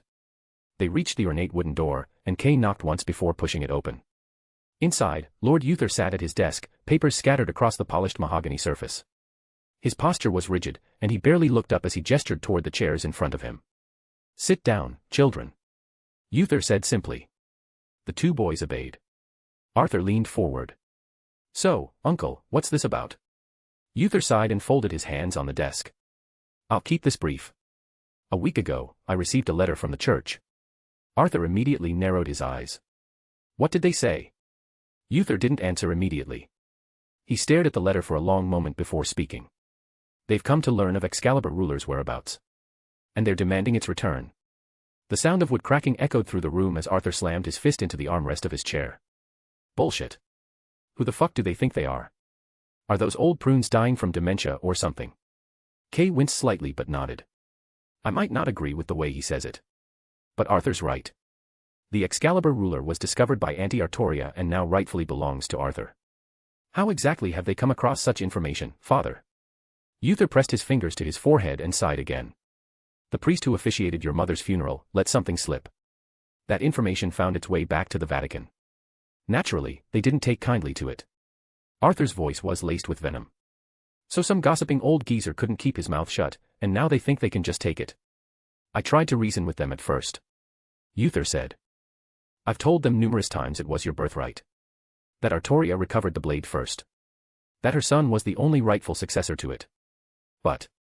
Arthur stared. "But..." "We reached an impasse. So a compromise was made." Uther muttered. "You may keep Excalibur ruler, but in return, the church demands that you join their ranks. As an exorcist." Silence fell in the room, and Kay looked at Arthur with concern. Arthur leaned back in his seat, eyes fixed on the ground in silence. Becoming an exorcist, it was something he had considered years ago, back when his mother still lived and he was a different boy entirely. Back when he wanted to fight the villains, get the girl, and be the hero. But now, after his mother's death, he wasn't sure anymore. "You should accept this deal, partner." Drake's voice in his mind spoke, low and steady. Arthur blinked. "Huh? You want me to what? You do realize you're siding with the church, right?" "No. I'm not siding with them. I still loathe the God who sealed me, and the system and its hypocrisy. But this isn't about loyalty to the church. It's about opportunity." Arthur didn't respond, just listened as Drake continued. "This is your chance to walk into the world, Arthur. To gather experience, allies, power, and a political foothold. You think training here has made you strong? Imagine the enemies you'll face in the field. Real battles. Real threats. And when the time comes, you'll have a faction behind you, especially Gabriel. Someone who won't turn on you the moment the wind shifts. But isn't that the same system that killed people like me?" Arthur hesitated. "Yes. But it's also a system so corrupted that you can abuse it.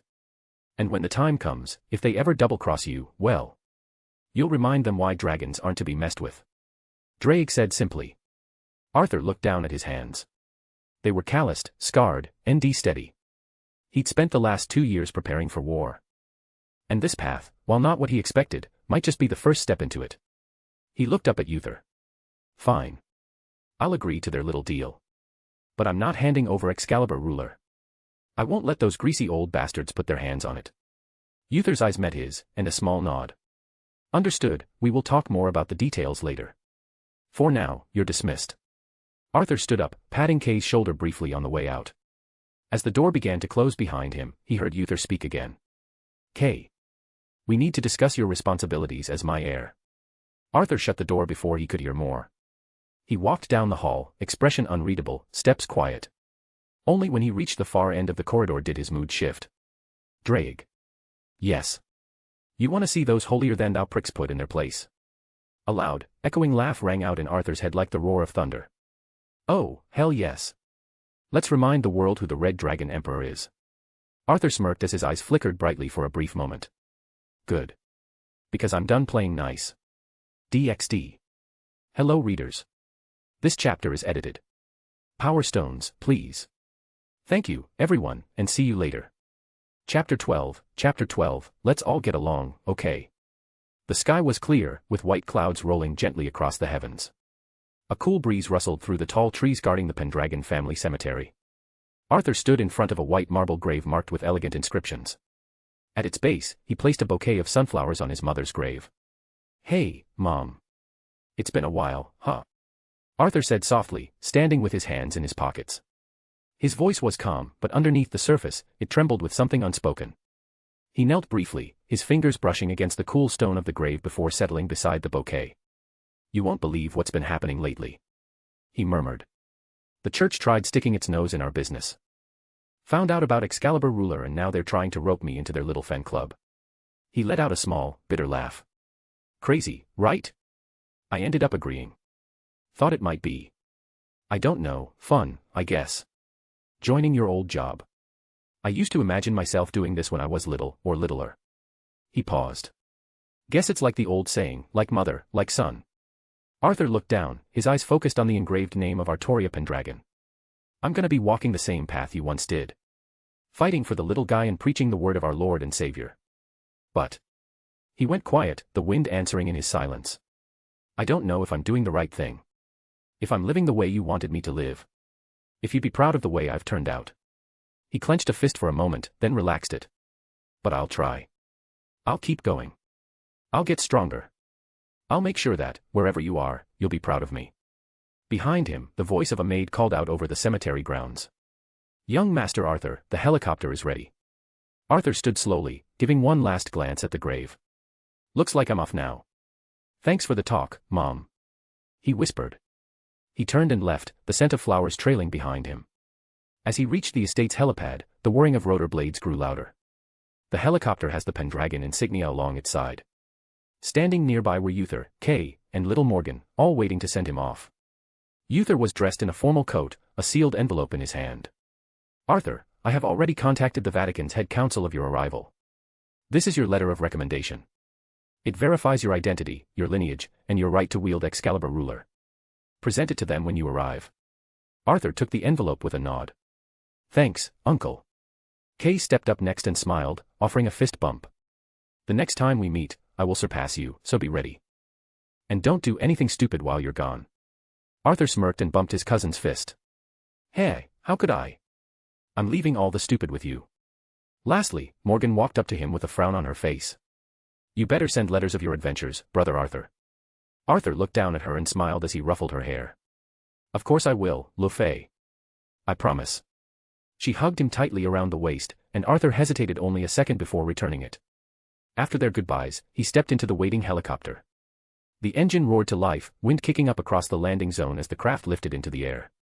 He leaned back in the seat, his fingers brushing against the envelope in his pocket. As the Pendragon estate grew smaller in the distance, Arthur stared out the window, his eyes fixed toward the horizon.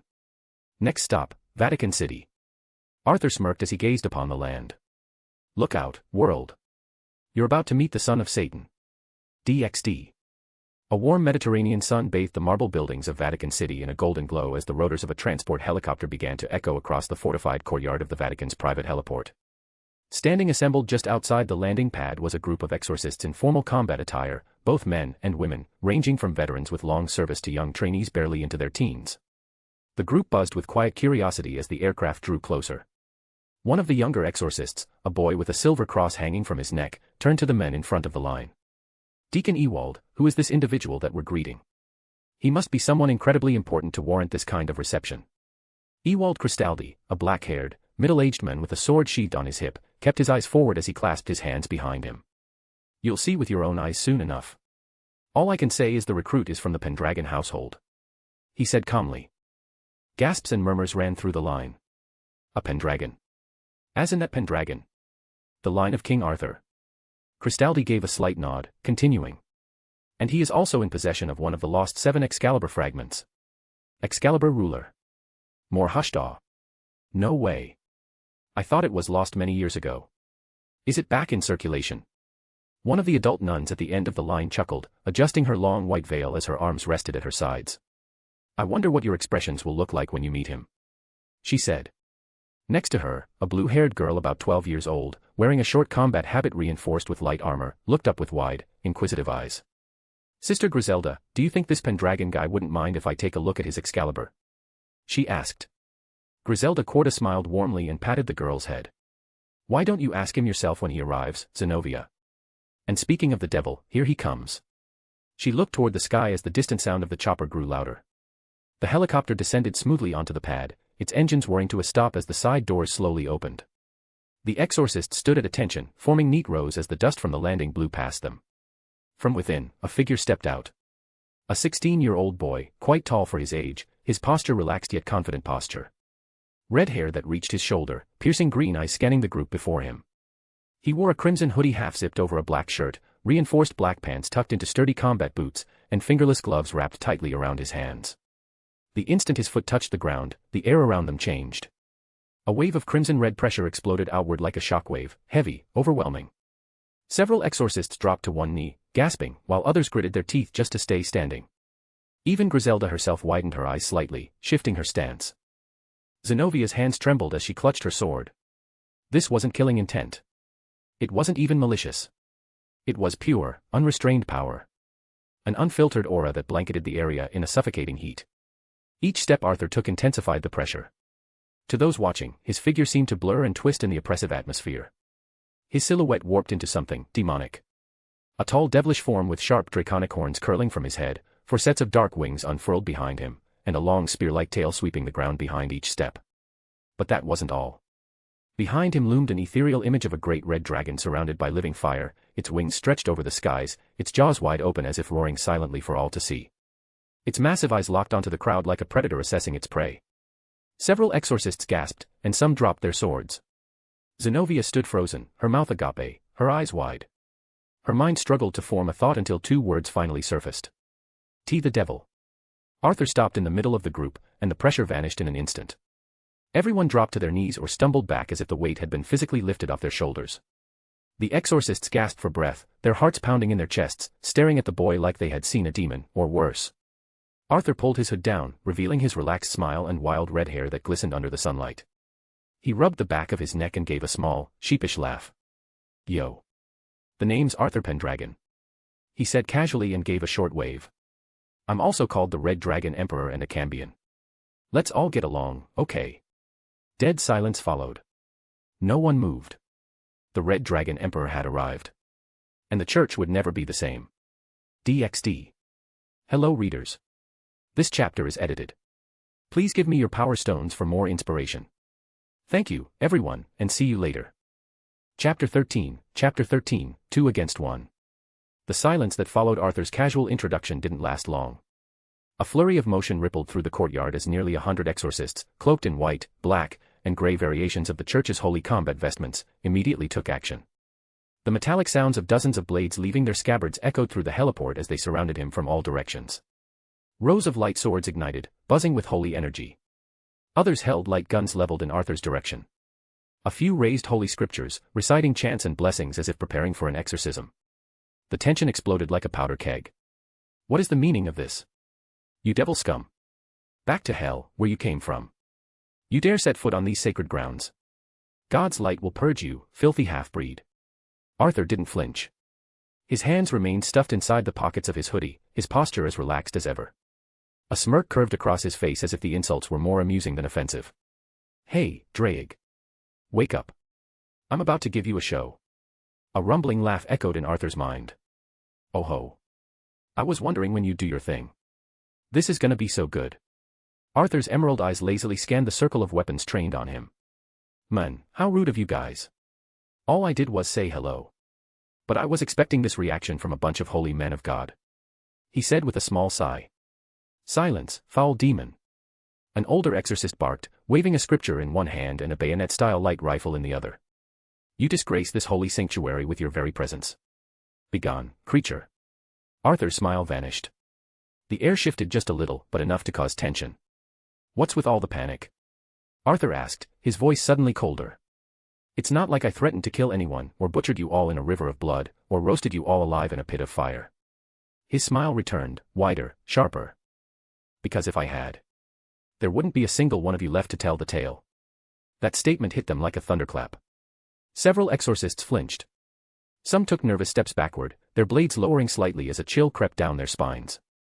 Others began to sweat, hands trembling ever so slightly as they tried to maintain composure. That pressure from earlier, even just a glimpse of it, that power, it hadn't been a bluff. He could do it. Suddenly, an arrogant male voice rang out from beyond the circle. Oh really? Well, that would be a sight for sore eyes. The ring of exorcists parted without hesitation, clearing a path as two young individuals made their entrance. One was a tall boy about Arthur's age, maybe older, with sharp red eyes and silver-white hair tied back messily. He wore a priest's coat that had clearly seen combat but was perfectly tailored.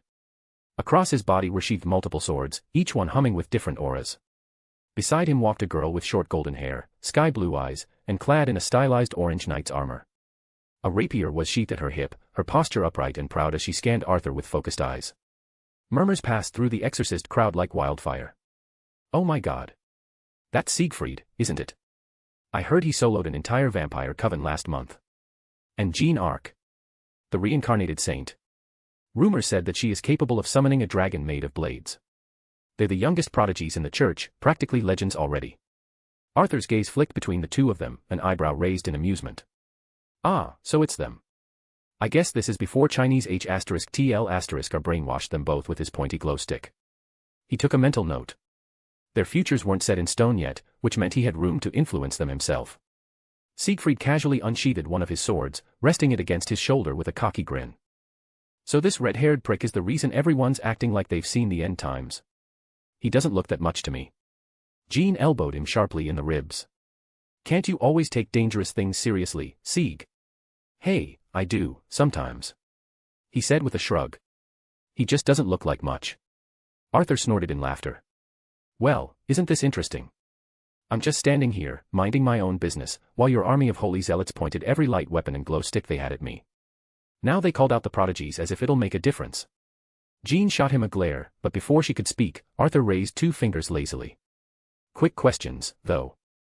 1. Who the fuck might you two be? You two look like what I think the medieval version of Bonnie and Clyde would look like. Before they could answer, he continued. And 2. Who made the first move? I assume it's little Miss Goody Two-Shoes over here, because the wannabe edgelord looks like he is suffering from albinism while cosplaying as little Timmy's local priest. Siegfried and Jean both paused. They slowly glanced at each other, then immediately turned red. We're not dating. She snapped, flustered. And also, fuck you, asshole. Siegfried yelled. Arthur blinked, grinned, then pointed at the exorcist crowd. Hey, you could have fooled me. Pretty sure your little fan club over there thinks you're already picking out names for your future kids. Siegfried spun around to see a few of the exorcists quickly looking away, pretending to be incredibly interested in the sky or their weapons. His eye twitched. Oi. Don't get any stupid ideas, you fucking idiots. Jean let out a groan, dragging a hand down her face. This is getting so weird. I know, right?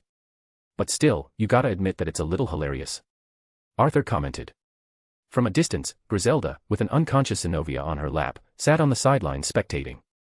Should we intervene or? Ewald just shrugged as he rested his hands behind him. Let them be. This will serve as a lesson for them not to judge a book by its cover.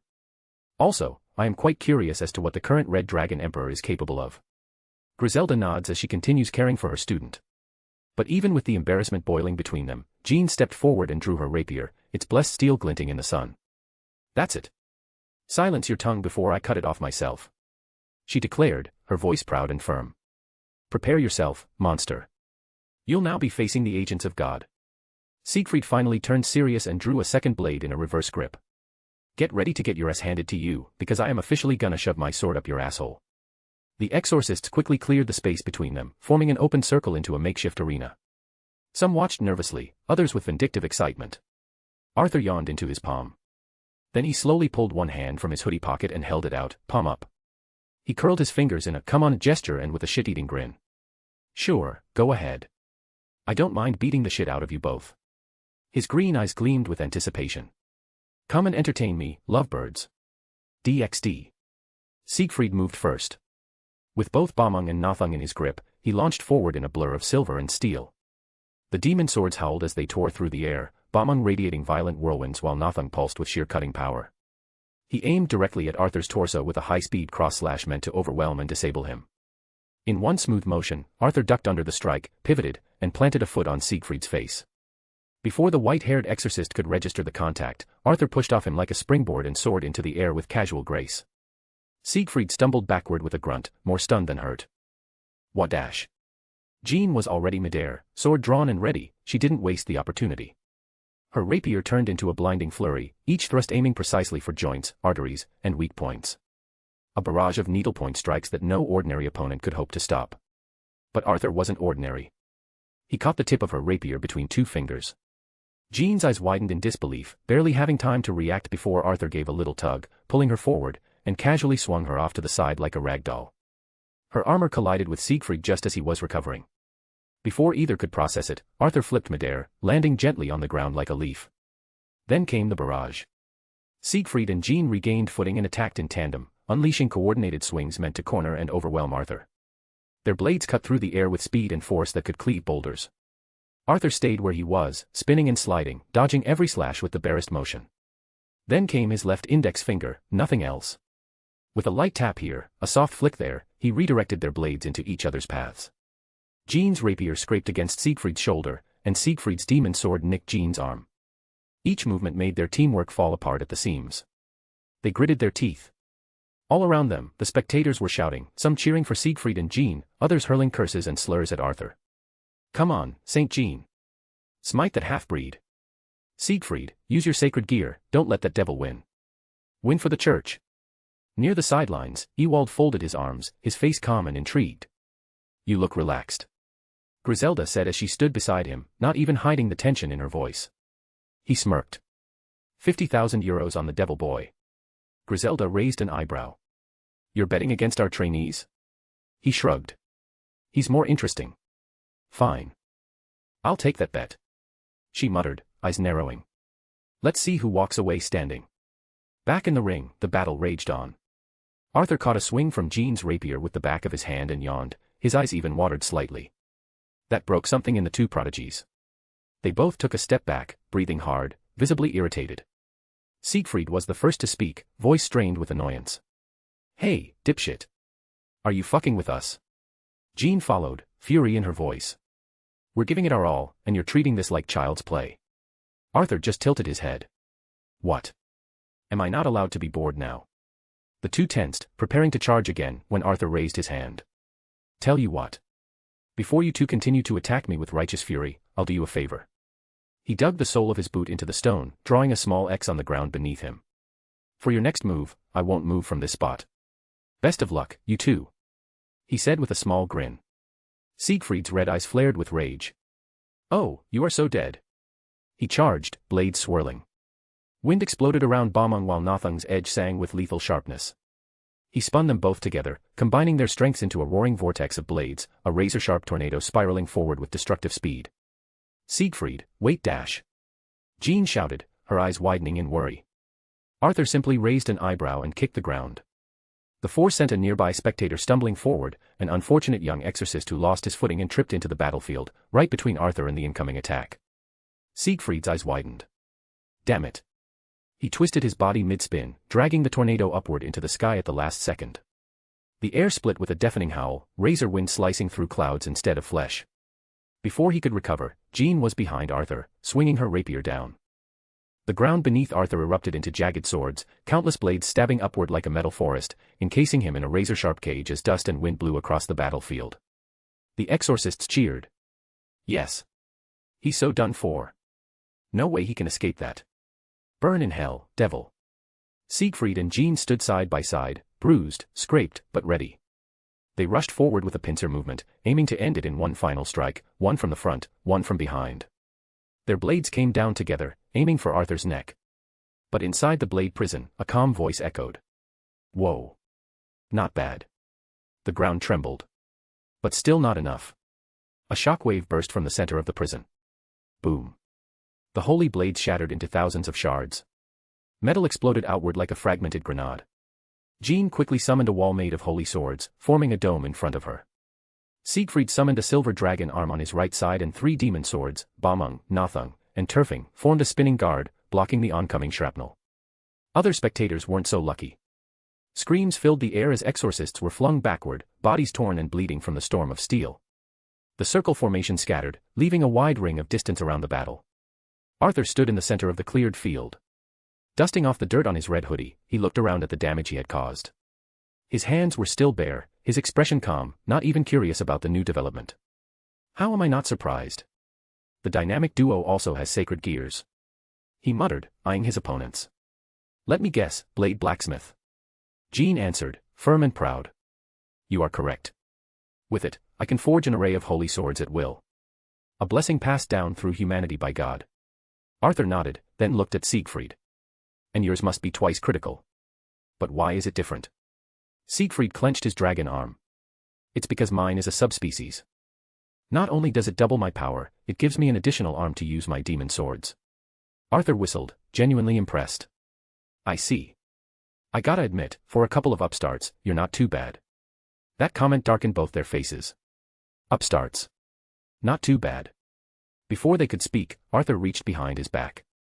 Still, 2 against 1 isn't fair in any situation. He said, his voice steady. A flash of light burst from his hand. And since you've shown me your sacred gears, I think it's only fair I show you my holy sword. The ground shook again. Holy light erupted as a sword appeared in Arthur's hand.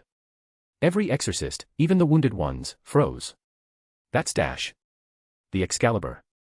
No, not just any Excalibur. It's the Excalibur ruler. It is true. Siegfried's and Jean's eyes widened in pure shock. Arthur gave the blade a few test swings, each one humming with power as the air warped around it. He slipped into a stance. His green eyes glinted with challenge. All right, now it's fair. Let's continue. DxD. Hello readers. This chapter is edited. I decided to blur the H word just in case it is not allowed. Is that name allowed to be said here? I genuinely have no idea. I mean, there are countless adult novels, so it must be okay, right? Thank you, everyone, and see you later. Chapter 14, title card. 2 minutes later. The next moments became a blur, one-sided and merciless. Jean tried to stand her ground, summoning half a dozen holy swords in the air around her. She parried the first few strikes with graceful form, but it didn't matter. Arthur's swing came down like a sledgehammer. Excalibur ruler crashed against her guard, not with speed, but with overwhelming, suffocating force. Each hit caused her feet to slide back as her wrists screamed in protest. Sparks flew as her holy blades were snapped midair, shattering like glass against the unyielding might of Excalibur ruler. Arthur ducked low and swept her feet with the flat of the blade. She cried out as she crashed to the ground, her back hitting the ground with a loud crack. But Arthur didn't press the attack because he was already turning. Behind him, Siegfried rushed forward, 3 demon swords glowing in his hands, Bamung, Nathung, and Turfing. Their auras danced wildly, trailing behind him like comet tails. He slashed, but Arthur blocked it without looking. He tilted Excalibur ruler over his shoulder and caught all 3 demon swords at once. The force shook the ground, but Arthur's stance never broke. Still too slow, dumbass. Arthur muttered as he shoved back hard, throwing Siegfried off balance. Then came the counter. In one flowing motion, Arthur turned, deflected a strike with a flick of his wrist, and cracked the flat side of Excalibur ruler directly across Siegfried's face. The sound echoed like a thunderclap. Siegfried was sent flying, skidding across the stone with a groan. He rolled once, twice, and landed in a painful sprawl near Jean. Arthur turned calmly, twirling the sword once with his fingers before pointing it at the 2 fallen prodigies. The spectators were silent. Shock painted their faces, mouths agape, fingers trembling. This wasn't a battle. This was an execution. This can't be real. Those 2 are our top trainees. The youngest prodigies in the church. How is a devil holding a holy sword? No, worse, how is he winning? Ewald smirked as he leaned back on a pillar, arms crossed. Looks like I'm winning our little wager, Griselda. Griselda narrowed her eyes, hiding the tension in her throat. Don't count your coins just yet. Back on the battlefield, Arthur stood at the center, spinning Excalibur ruler casually in one hand like a fidget spinner. It hummed with holy light, but to Arthur, it felt no heavier than a stick. He looked at the two who now knelt across from him, cut, bruised, and panting. Their clothes were torn, blood staining their uniforms, eyes still burning with defiance but dulled by exhaustion. Arthur tilted his head slightly, pity flashing in his eyes. You two lovebirds need a timeout. He asked sincerely. I mean, I don't mind. I can wait while you catch your breath. The tone wasn't mocking, and that's what made it worse. Siegfried clenched his fists and his teeth ground together. That look of pity, that sympathy from an enemy, it boiled in his blood more than any flesh wound. Jean stared at the dirt, chest heaving. She felt every inch of her body scream with pain, but it wasn't the worst part. The worst part was, he wasn't even trying. Siegfried turned to his partner. Jean. Let's do the thing. Jean's head snapped toward him. Sieg. Are you serious? We don't have many options here at the moment. He pulled her up, gripping her forearm tightly. I hate to admit it, but this guy's a monster, metaphorically and literally. He's outclassing us in every way, and he's still holding back. Jean searched his eyes and found no arrogance there, just frustration and acceptance. If we're going to end this, we have to use it. Now or never. What do you say? Siegfried said, voice low but firm. There was a long pause. Then she nodded. Okay. Let's do it. Together. They stepped back and looked at each other with shared resolve. Arthur raised a brow, twirling Excalibur once more. Ahem. Sorry to interrupt your deeply intimate moment between boyfriend and girlfriend. But unless that's your plan to make me die of boredom, I suggest we keep this moving. He said, waving lazily. The two blinked, realizing how close they were, faces mere inches apart. Siegfried turned crimson and stepped away. See, can't you just shut the fuck up for even 1 second? Jean coughed awkwardly, face flushed. Apologies. Let's continue. Siegfried exhaled, steadying himself, then pointed a sword at Arthur. For a hybrid. You're strong. I'm man enough to admit that much. Arthur smirked. I do love a good compliment. Jean looks at him with determination. But we're not going down that easily. From the sidelines, Griselda smiled and nodded. Here it comes. Shit. Ewald said. Jean and Siegfried raised their weapons to the sky and shouted in unison. Balance breaker. A bright light consumed the battlefield. Arthur squinted as the power flared like a flashbang, gold and silver light interwoven. Energy twisted like a vortex, forcing the crowd to shield their eyes or turn away. Arthur, however, stood tall, eyes wide with interest, a grin tugging at his lips. When the light faded, his gaze sharpened. Siegfried stood tall with behind him sprouted 4 silver draconic arms, each one gripping a demon sword. Combined with his own hands, he now wielded 6 blades, each crackling with demonic power. Chaos Edge Azura Ravage. He roared, his body radiating killing intent. Jean stood atop a massive metallic dragon, its body formed of blades and armor plates. The beast snarled, shifting with a mechanical growl as it loomed over the battlefield. Her rapier glowed with golden light, her armor now sleeker, reinforced. Stake victim dragoon. She cried, voice proud and commanding. The spectators could only stare. A dragon made of blades and a 6-armed demon with swords. 2 prodigies shining like their namesake. Arthur smiled a slow, vicious smile. His grip tightened around Excalibur ruler. Finally. Now we're getting somewhere. He took a step forward. His aura flared with restrained excitement, his green eyes blazing with challenge and bloodlust. The battlefield had fallen into a tense silence. On one side, Arthur stood grinning and ready, Excalibur ruler resting against his shoulder like it weighed nothing at all. On the other hand, Jean stood atop her take-victim dragoon, bright aura shimmering like wildfire, while beside her Siegfried radiated violent intensity, 6 demon swords in hand around him. The very air between them crackled with raw power, the sheer pressure warping the stone beneath their feet. And then Jean broke the silence, her voice echoing through the ruined battlefield. You should be honored. The number of people who've seen our balance breakers and lived could be counted on one hand. She said, eyes narrowing, and smiled coldly. And none of them were ever around long enough to tell the tale. Siegfried raised one of his swords, Graham, pulsing with the hatred of dragons and gods, and pointed it directly at Arthur. In these forms, even if we were facing an ultimate class enemy, as long as we're together, our enemy stood no chance. Because of that. He then shouted confidently. We're fucking, title card. Arthur's grin slowly faded. He blinked once, then tilted his head. You're what? Siegfried, frowning at the lack of expected fear or awe, repeated it louder. I said, we're fucking, title card. Arthur stared at him. His brow slowly knit together. Then he recoiled slightly, as if something deeply unpleasant had just brushed past him. Dude, what the fuck? Arthur said, a hint of disgust in his tone. You said that, in front of a crowd. And with your girlfriend standing right next to you. Siegfried's eyes went wide. What the hell are you talking about? Arthur raised a hand and made a vague circular gesture toward him. You just screamed to the heavens, we're fucking, title card. Like, dude. You're proud of that. Did you even ask the guy for consent? Did you at the very least take it slow and steady? What the hell are you talking about? Siegfried snapped, visibly confused now. I said we're fucking, title card. Like unbeatable or unstoppable. What's wrong with that sentence? Arthur shook his head, disappointed. Sieg, my guy. I'm not judging. If you're swinging both ways, that's cool. Love wins, and all that. He gestured vaguely at Jean. But in front of her. And in public. There are kids here watching, you know. Jean blinked in confusion from atop her dragon. Wait, what? Even the dragon made a confused metallic rumbling noise. Siegfried looked back and forth between them, his expression growing more unhinged by the second. What the fuck is happening right now? Arthur just stared solemnly at him, as if mourning the decency of mankind. At the very least, be gentle with the guy, man. He's been through a lot of shit. He muttered with a sigh. What guy? There is no guy. What the fuck are you talking about? Siegfried yelled. Arthur clapped his hands together mockingly. And now you're trying to pretend he doesn't exist. Wow. First, you ravage the poor man, then you toss him aside like a dirty cum sock. Real classy. Jean leaned down from her dragon and whispered. What is going on? The dragon growled in confusion, its blade-lined jaw creaking like iron hinges. Siegfried, fully flushed and fuming, pointed an accusing sword at Arthur. Why are you talking to me like I'm some kind of registered sex offender? Arthur raised his hands in a calm gesture.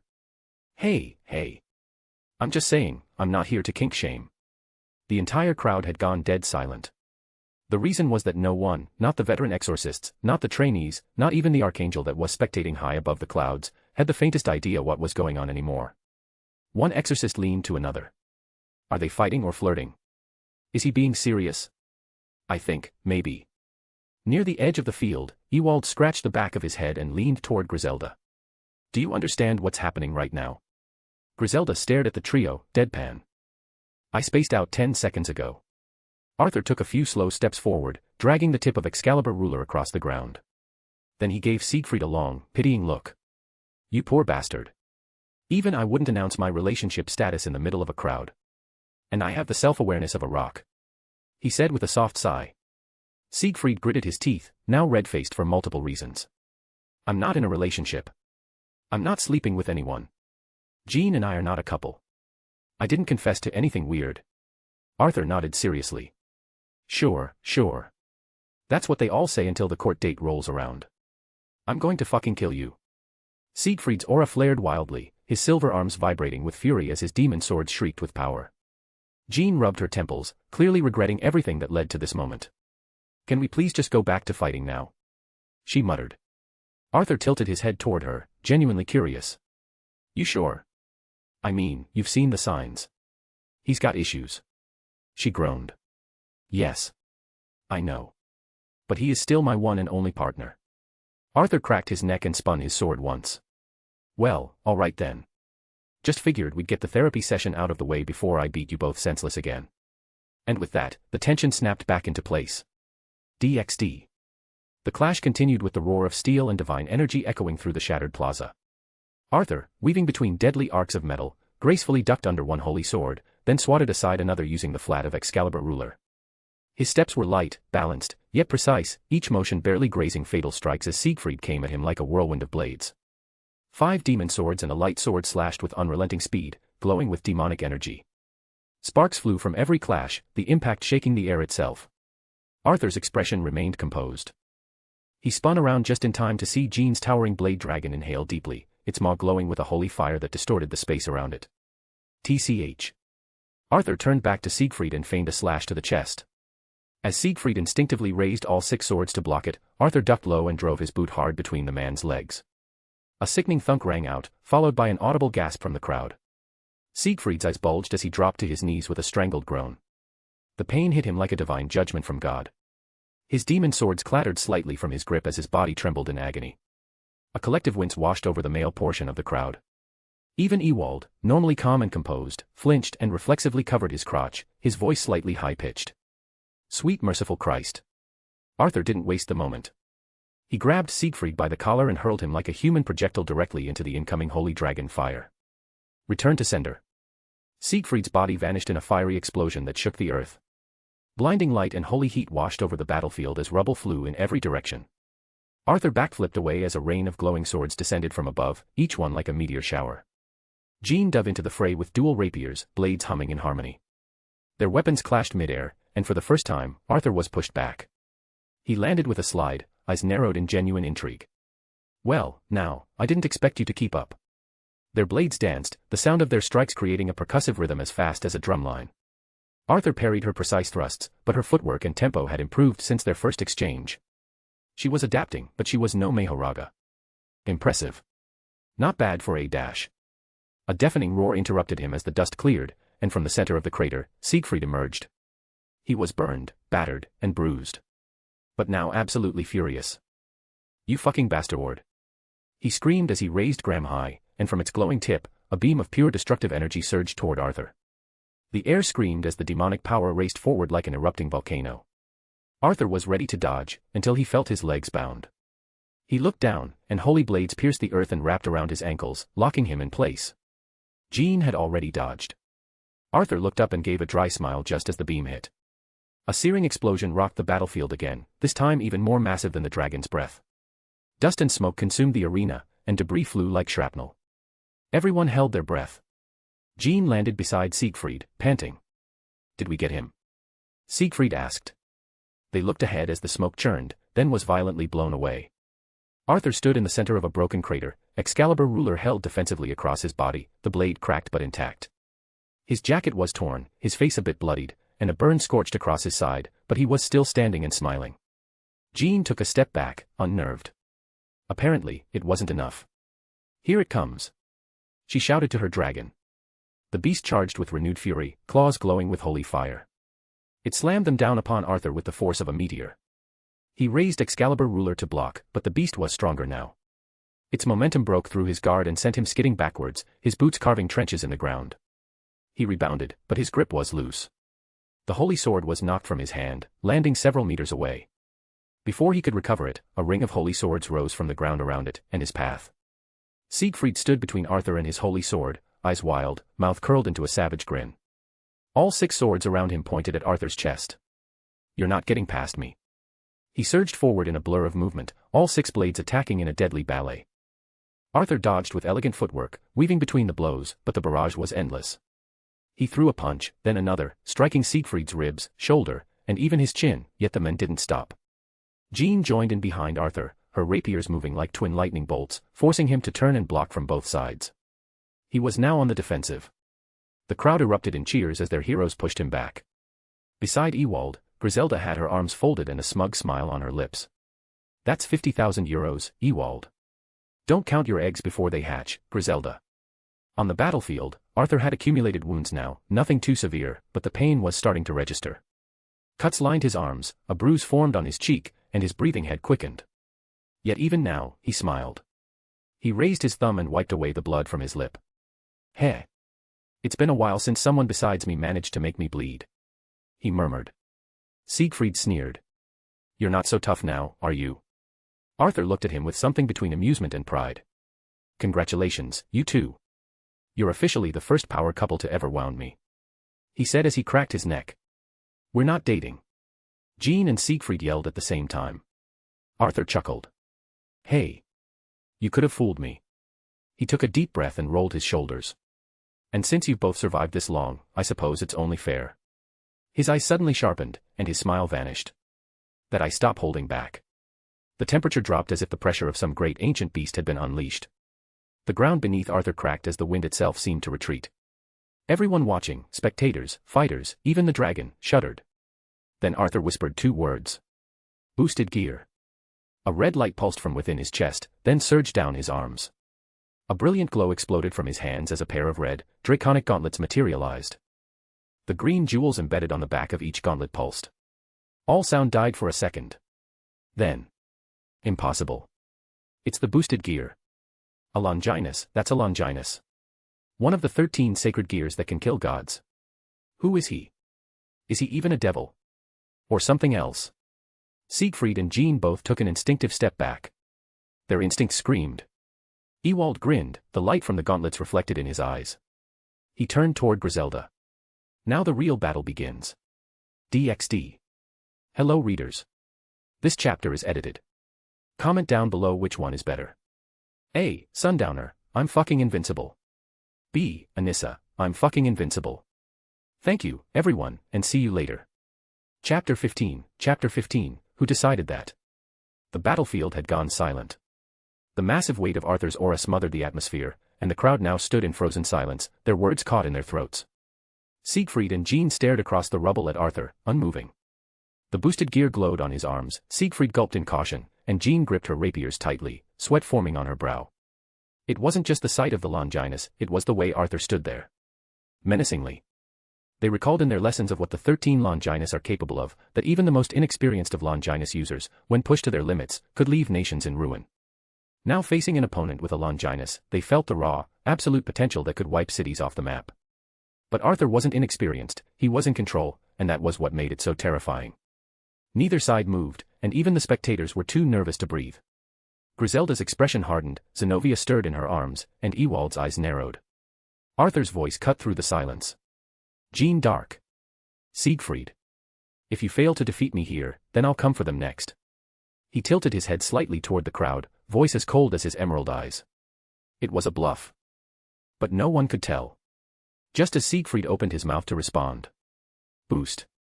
Arthur was gone from sight, only to reappear with a fist rocketing into Siegfried's chin, sending him flying into the air like a missile. Before the sound of the impact had even faded. Boost. Arthur appeared above Siegfried, his heel crashing down in a brutal axe kick. The force was immense. Siegfried plummeted like a comet, crashing into the ground with such force that a crater erupted beneath him, and the ground quaked from the impact. Even the spectators flinched from the sheer violence of it. Jesus Christ. The power of a Longinus. Are they gonna lose? Jean gasped, barely able to process what had just happened, but she snapped out of her daze and raised her hand. Stake victim dragoon. The dragon lunged forward, wings flaring as it breathed holy fire and shot blades of divine light at the suspended Arthur. But he vanished again. Boost. This time, he reappeared above the dragon's head, then slammed both feet down. The beast's skull exploded under the strike, its body slamming into the earth. Arthur then grabbed its tail, spun once, twice, and then hurled the entire behemoth at its creator. Shit dash. Jean unknowingly cursed, crossed her rapiers, and was immediately slammed by the dragon's collapsing mass. She skidded across the field, legs buckling beneath the sheer weight. Before she could gather her strength again, Arthur sprinted forward, his boots cracking the earth beneath every step. As Jean struggled to stay standing under the body of her dragon, Arthur leapt, spun, and kicked the carcass directly into her. The dragon's body smashed into her fully now, bones cracking, air torn from her lungs as she was driven into the floor. Her dragon vanished in particles of holy light. Arthur landed atop the crater, one foot balanced lightly as he turned. He turned and caught Graham in his claws and stared at Siegfried, bleeding and barely standing. Then the other 4 swords came, all of them slashing forward. Arthur raised his other gauntlet, blocking each blade in turn with brutal precision. He stepped in, grabbed Siegfried by the collar, and kneed him in the gut so hard his body bent, eyes bulging. Arthur spun behind him, one foot sweeping out Siegfried's legs. Before Siegfried could fall, Arthur seized his 4 dragon arms and pulled. Ah. The scream that escaped Siegfried's throat was painful. Still think you're fucking, title card. Then Arthur German suplexed him into the earth, leaving Siegfried limp and in pain.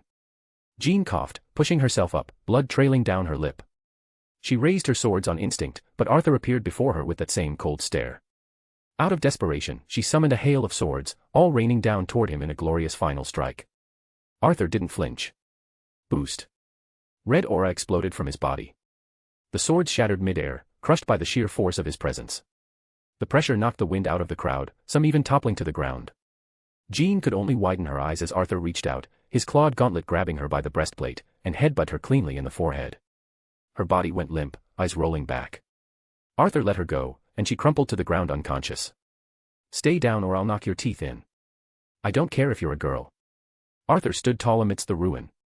His boots crunched over stone and steel as he walked toward the crowd, Excalibur ruler flying into his outstretched hand. The sword pulsed in sync with the boosted gear. He said nothing as he is now focused on them. Each step made the crowd recoil in unease. Griselda held Zenobia closer. "Ewald." But Ewald stopped her. "Don't. Trust me, I know what I'm doing."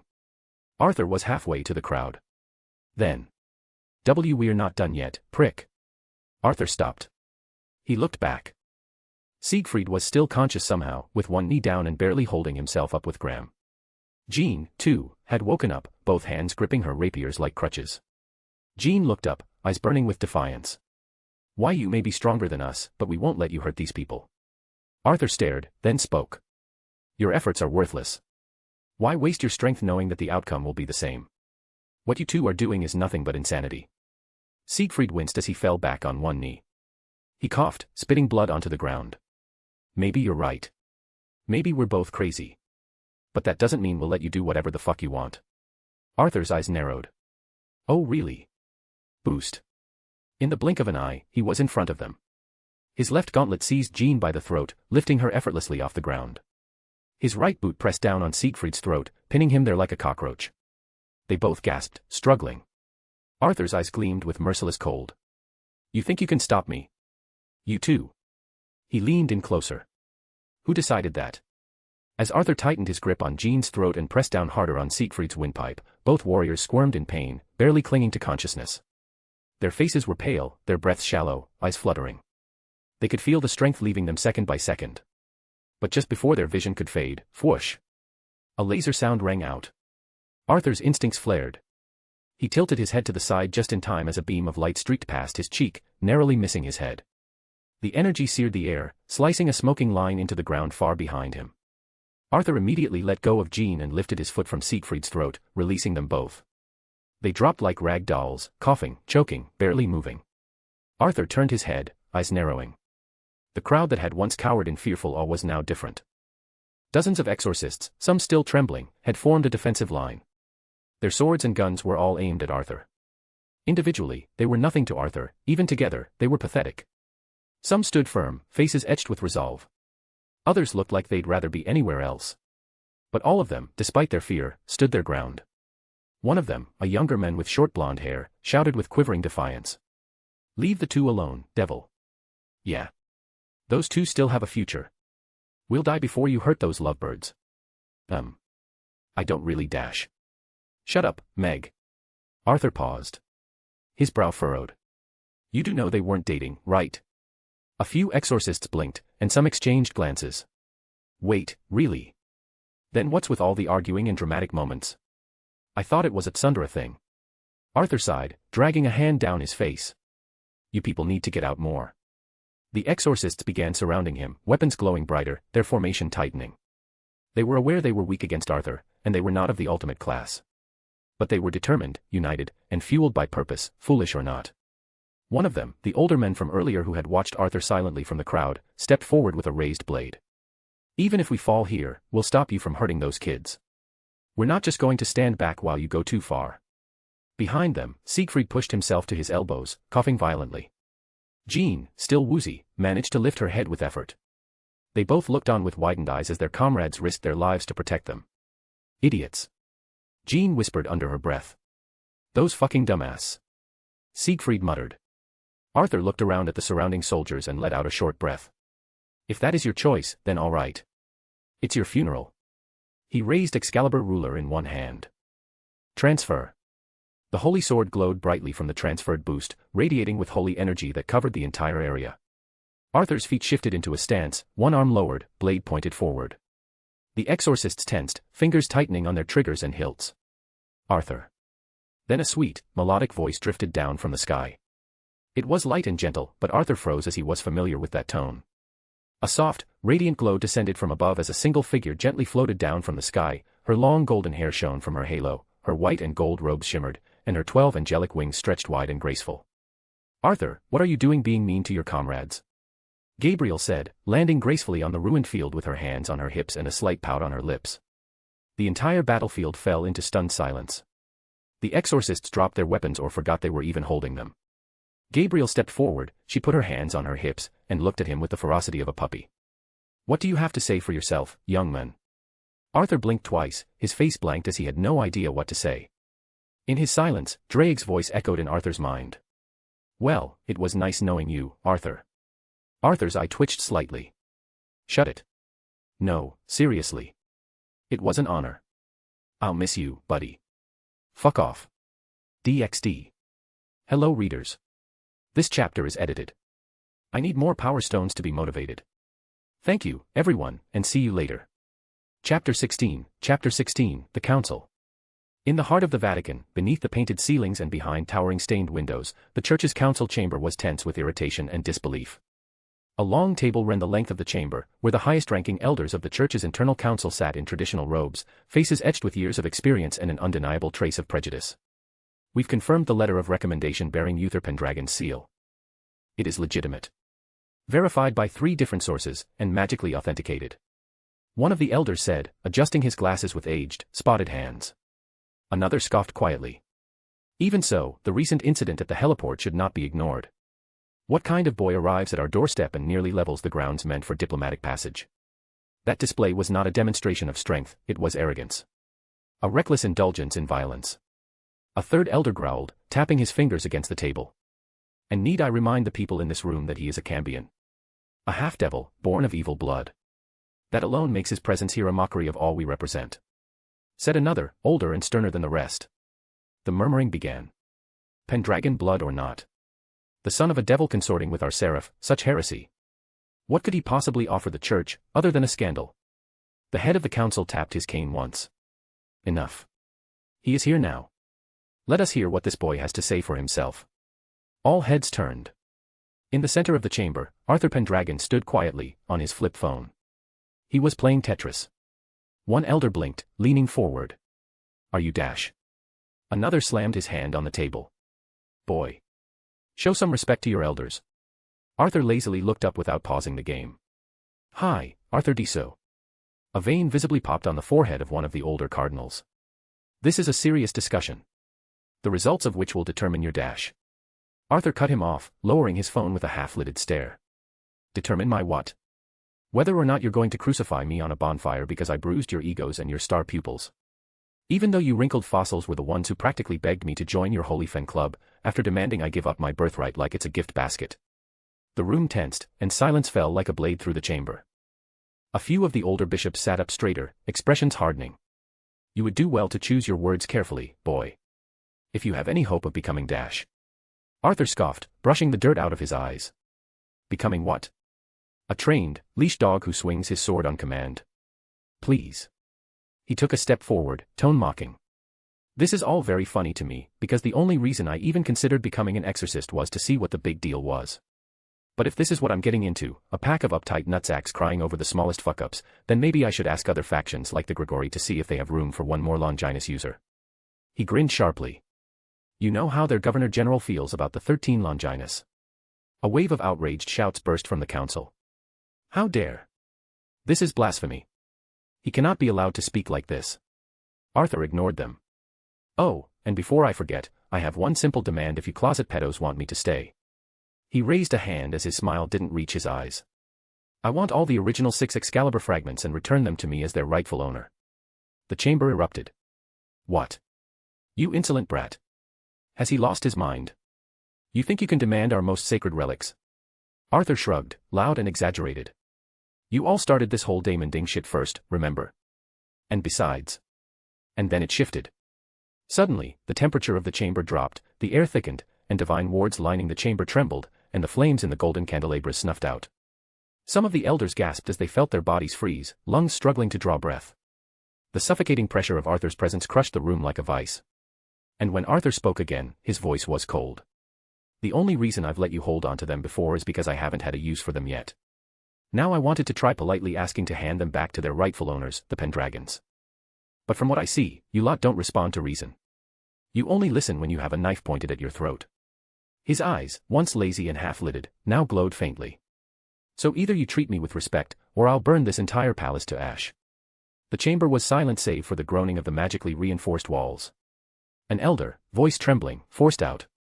Why you wouldn't dare, every single powerhouse in the church, would hunt you down till the end of your days. Arthur tilted his head. You think I give a crap? Go ahead. Let them try. They'll burn too. A few of the younger priests looked pale, sweating profusely. Another whisper of fear rippled across the elders. Click. But then the chamber doors opened by one of the guards. Esteemed councilman, I present to you all one of the four great seraphs, Lady Gabriel. And everyone froze as Gabriel entered, and Arthur quickly became calm. The elders immediately stood, bowing, kneeling, etc. Lady Gabriel. Praise the Lord. We are humbled by your presence. Gabriel smiled warmly, her radiance calming the room almost instantly. But when her gaze met Arthur's, her expression turned mildly scolding. Arthur just lazily raised a hand and waved. Hey, Gabby. Are those two lovebirds all right? Gabriel moved softly beside him and answered not with words, but a gentle flick to his forehead. Ow. Gabriel pouted. You're lucky they only suffered hairline fractures, multiple cuts, concussions, and severe internal bleeding. Do you always threaten people just because they annoy you? Arthur rubbed his forehead. In my defense, they started it. I just wanted to say hello. Gabriel shook her head with a sigh and turned to the elders. Good morning, councilman. I will not be here for long, so I shall make this brief. I hereby allow Arthur Pendragon to join the Catholic Church as an exorcist. As Gabriel finished her sentence, everyone gasped, and murmurs began to erupt. One of the elders stood shakily. Lady Gabriel, forgive our boldness, but why? Why allow this boy among our most ranks? Gabriel's face softened.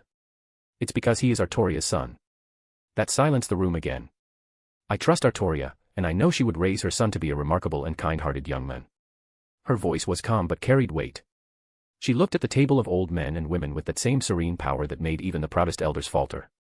I am deeply aware that most of you are uncomfortable or even distrustful of his presence. So I will tell you this. If you cannot trust him, then trust me, who trusts him. Arthur, standing beside her, smiled at Gabriel's support. Behind her back, where she couldn't see, he flipped off the council with a casual wave of his fingers. So what do you say, will you grant Arthur Pendragon, whom I vouch for, a chance to prove himself worthy of being an exorcist? The council whispered among themselves in frantic discussion. After a long, tense minute, they turned back to Gabriel. As long as it is your will, Lady Gabriel, then we will agree, said the head of the council, forcing a gracious tone.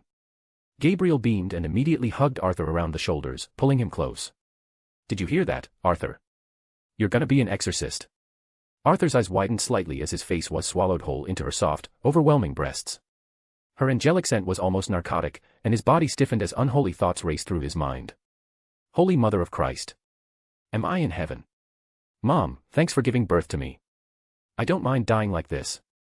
But as much as he doesn't want to, and he doesn't want to, he managed to wiggle his head up just enough to breathe, and yelled. Before you guys forget, I still want my swords. So you'd better send them to my sleeping chambers. The council went silent again as Gabriel gave Arthur a hand chop on the head. Ow. You're such a handful, Arthur. DxD. Hello readers. This chapter is edited. This one is pretty short, so please keep me motivated and spread the word of our Lord I meant give me power stones and add to your library. Thank you, everyone, and see you later. Chapter 17, New Friend. Morning poured gently through the tall windows of the Vatican, casting rays across the marble floors. In one of the many quarters reserved for distinguished guests, Arthur stood before a full-length mirror, adjusting the strap of his red hoodie over his shoulder. He wore the standard exorcist combat uniform, except for the white robe, which lay folded and discarded on the bed behind him. According to him, it was far too tacky for his taste. Who designs these things? A grandpa with a fetish for miners in leather, or so, you know what. That would make perfect sense. He muttered, brushing a few strands of crimson hair away from his face. He reached toward the small nightstand beside his bed.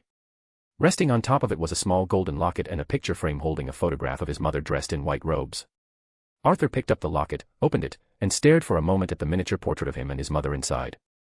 He went to the mirror so he could see his reflection, his features a strange blend of his mother's gentle emerald eyes and his father's fiery crimson hair. He exhaled slowly. I wonder how Sirzex would react to his firstborn becoming an exorcist. Hell, I'm not even sure if he'd recognize me if I showed up at his doorstep. He muttered to himself. A penny for your thoughts, partner. Drake's voice echoed softly within his mind, not prying, just observant. Arthur gave a small, tired smile, still looking into the mirror. Nah. It's nothing. Just feeling a little melancholic, I guess. He replied with a shrug. He turned away from the mirror and let his gaze fall to the far corner of the room. There, resting neatly against the wall on a small weapon rack, were the 6 original fragments of Excalibur. Excalibur Destruction, Excalibur Mimic, Excalibur Rapidly, Excalibur Nightmare, Excalibur Transparency, and Excalibur Blessing. Only a day in, and you already got them to return your holy swords. Not bad, for someone who walked in threatening genocide yesterday. Drake mused. Arthur chuckled and folded his arms. Yeah, I'm just as surprised as you are. Thought they'd stall or come up with a million excuses. He walked over to the swords, his boots quiet against the floor. But knowing them, they'll watch me like a hawk from now on. Wouldn't be shocked if half those geezers are already scheming behind their rosaries. He added. Wouldn't put it past them. But they also can't afford to lose a Longinus user. Especially one with your pedigree. Offending the Pendragon household, not to mention Gabriel herself, would be suicide. Drake rumbled. Arthur nodded, crouching to run his fingers lightly along the hilt of Excalibur Destruction. Yeah. That's the only reason they're keeping their mouths shut. Fear. Not trust. But if it works, there's no need to fix it. He stood and summoned half of his boosted gear, the red gauntlet forming around his left arm. He raised his arm and held it over the blades. Better safe than sorry. The 6 swords vanished one by one in a shimmer of light, sealed away into his gauntlet storage space. The boosted gear then dissolved into red particles. Arthur sighed, cracking his knuckles. All right. Let's get this circus started. He walked toward the door and placed his hand on the handle. Ready, partner. Always, partner. Came Drake's proud, resonant answer. The door creaked open, and Arthur stepped into the hallway, the scent of incense and polished stone greeting him as sunlight streamed in from high, arched windows. As he walked the polished corridors, the reaction was instant. Whispers. Soft gasps. Glances quickly averted. Priests, clerics, and sisters of the cloth shifted away as he passed. Some turned their backs, some clasped their hands tighter in prayer. A few simply stared with outright disdain, as if he were a walking blasphemy. Arthur smirked, unaffected. So much for holy hospitality. They're treating you like you're the Antichrist, which they're not wrong, technically. Drake commented dryly. Guess I should have worn the pedo robes, then. Would have fit in with the choir boys. Arthur said with mock regret. Drake chuckled. Don't flatter yourself. Arthur walked past a very young nun who looked visibly startled when she noticed his gaze. She fumbled with the rosary in her hands and turned away, muttering a prayer under her breath. You know, that reminds me. Do you mind reminding me to send Lofay a letter later? Thanks. Arthur murmured, hands in his hoodie pockets. What am I, your personal assistant? Do your own memos. Drake huffed. You're the great red dragon living rent-free in my body. That means you have to do other stuff.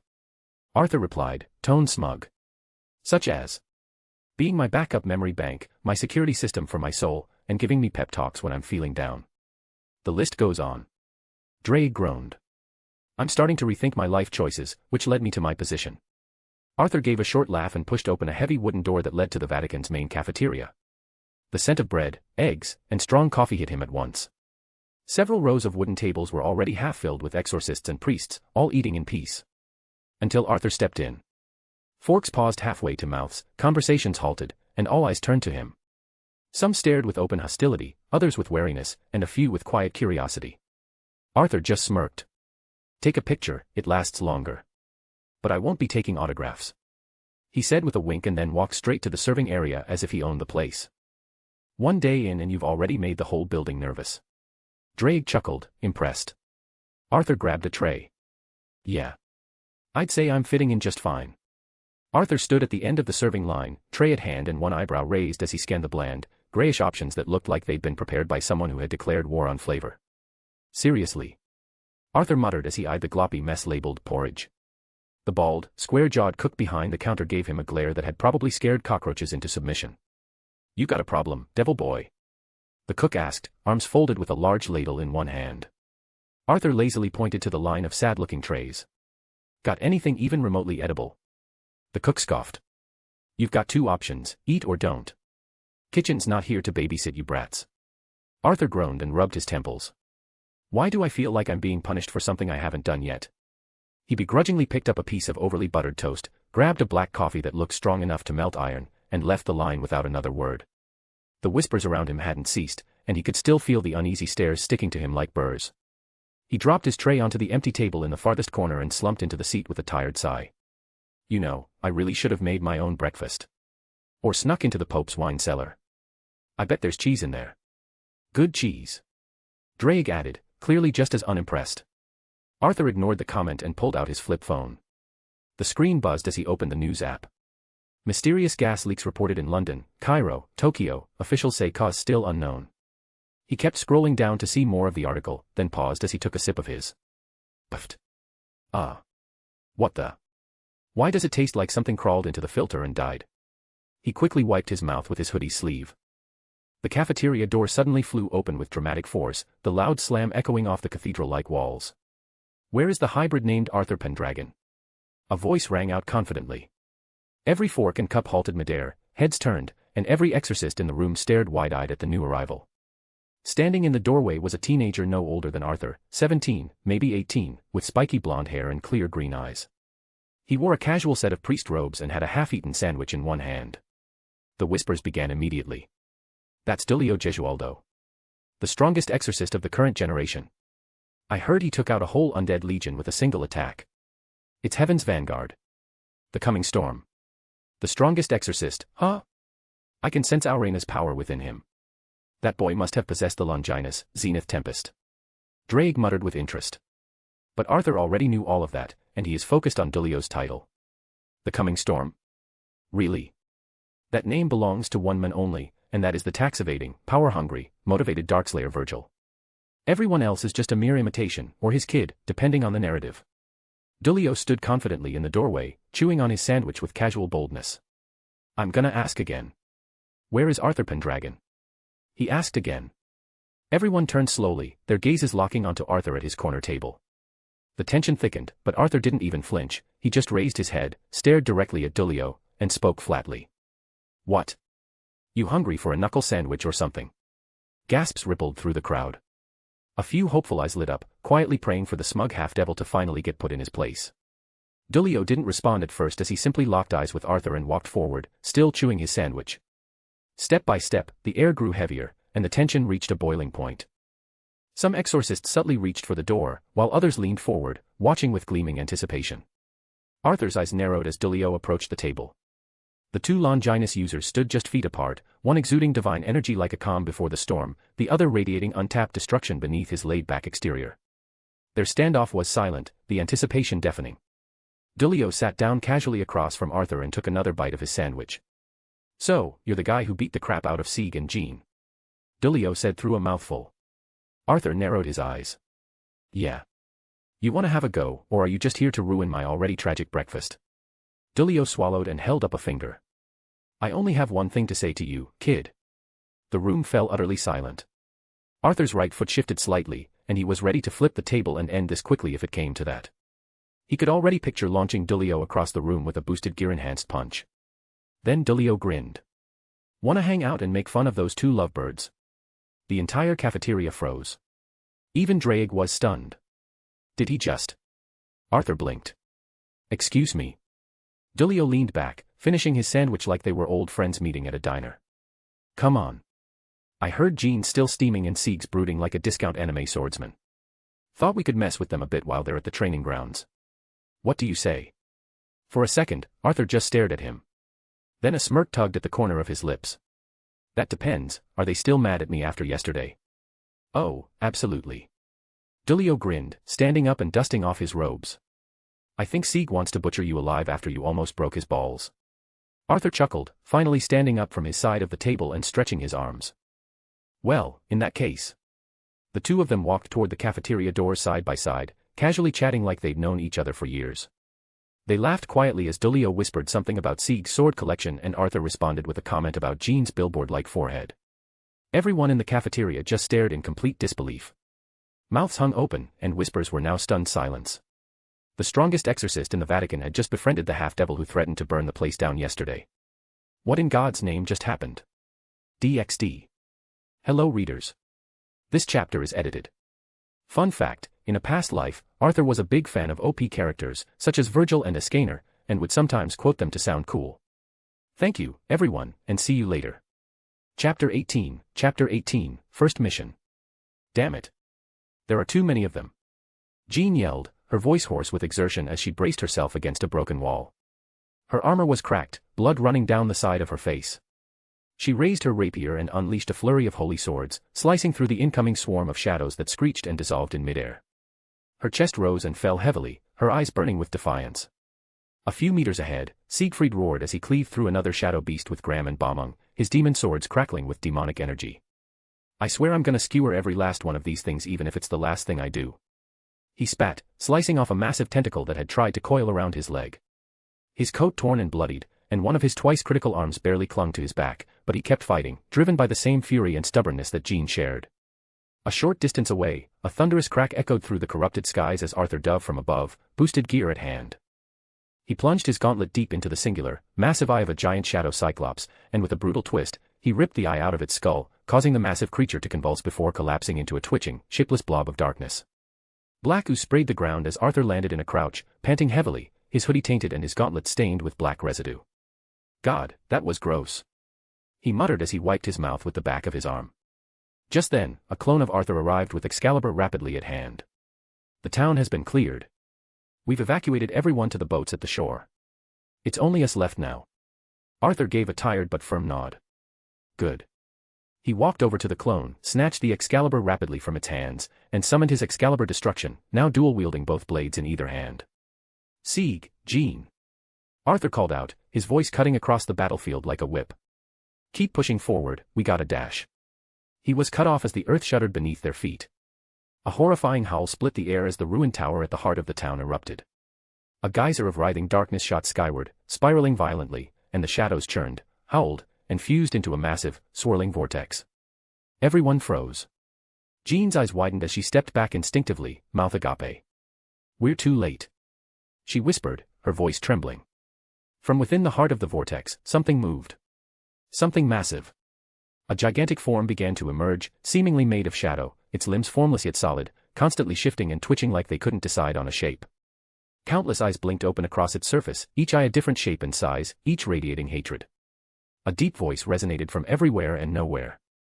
For too long I have been enslaved by these pathetic worms. For too long have I watched from beyond my prison.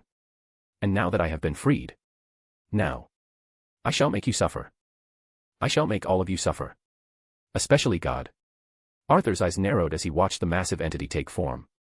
His grip on his holy swords tightened, and 6 demonic dragon wings unfurled from his back. Looks like this party is getting crazier by the second. He muttered, his voice low.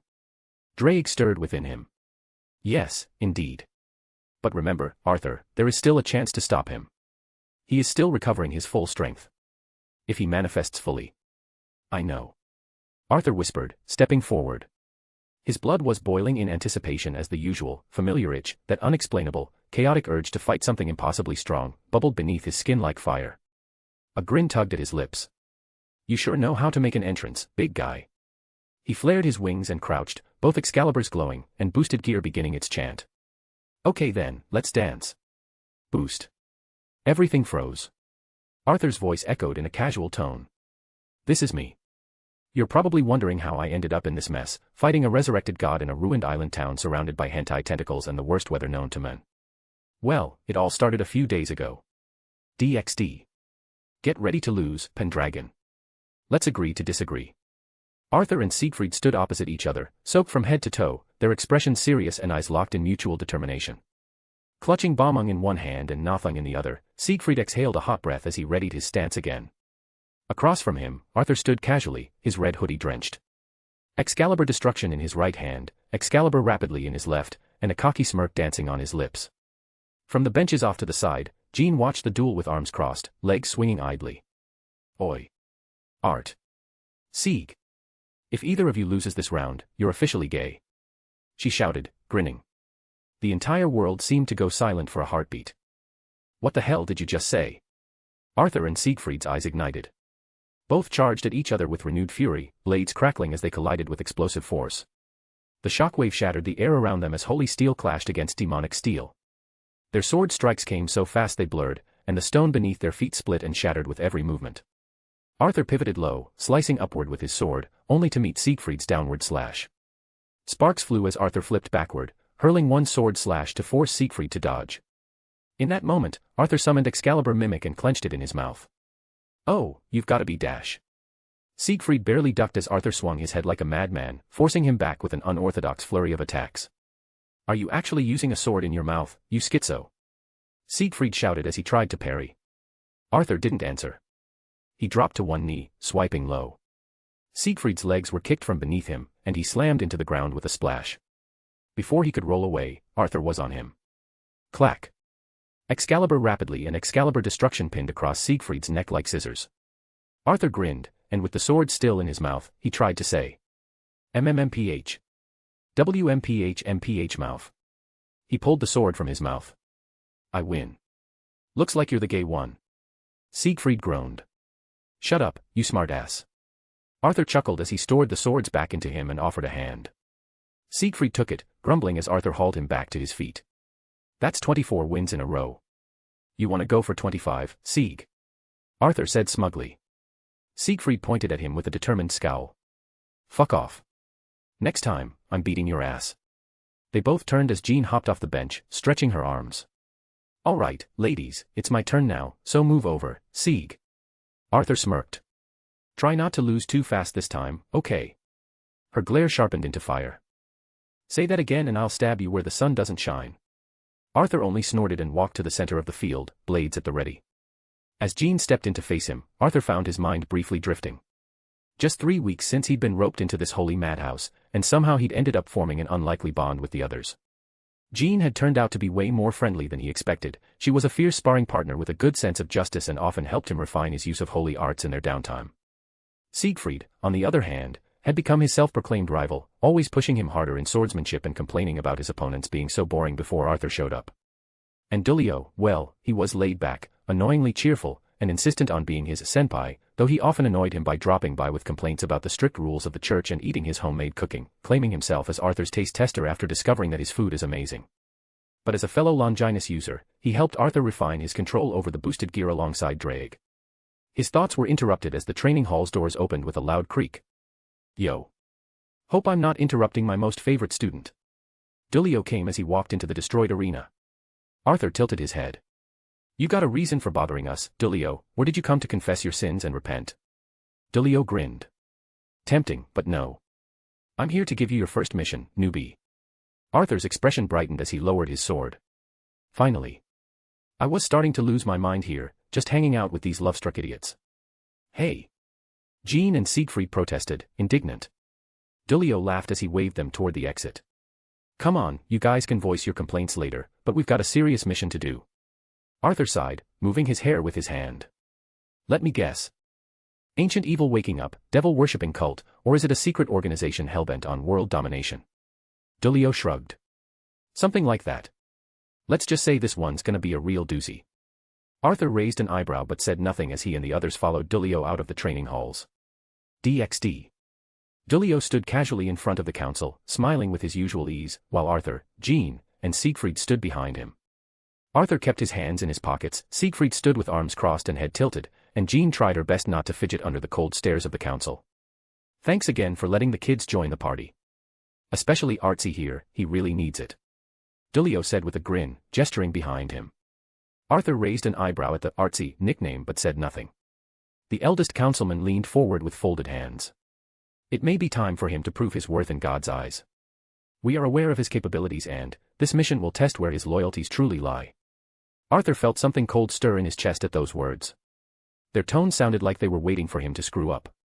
He said nothing, but his eyes flicked to Dulio, who gave no visible reaction, simply listening. More importantly, this mission requires the full effort of our elite. Lord Michael himself has sent this request. You are to head to Ireland immediately. Dulio raised an eyebrow but kept his tone casual. Ireland. How exactly does this involve the church? Another councilman adjusted his spectacles. Several exorcists of our order have deserted their ranks and been moving covertly alongside other strays. They've formed an unregistered faction and were last seen converging in Ireland. Their numbers are unknown, and they have taken refuge in one of the ancient Celtic ruins. Your mission is for you, DxD, and your team, to investigate and determine their allegiance, motives, and whether intervention is necessary. Arthur blinked. Wait. Since when are we a team? Siegfried shrugged with a half-smirk. I don't know. Guess we are now. You are being dispatched as a unit under Dulio's command.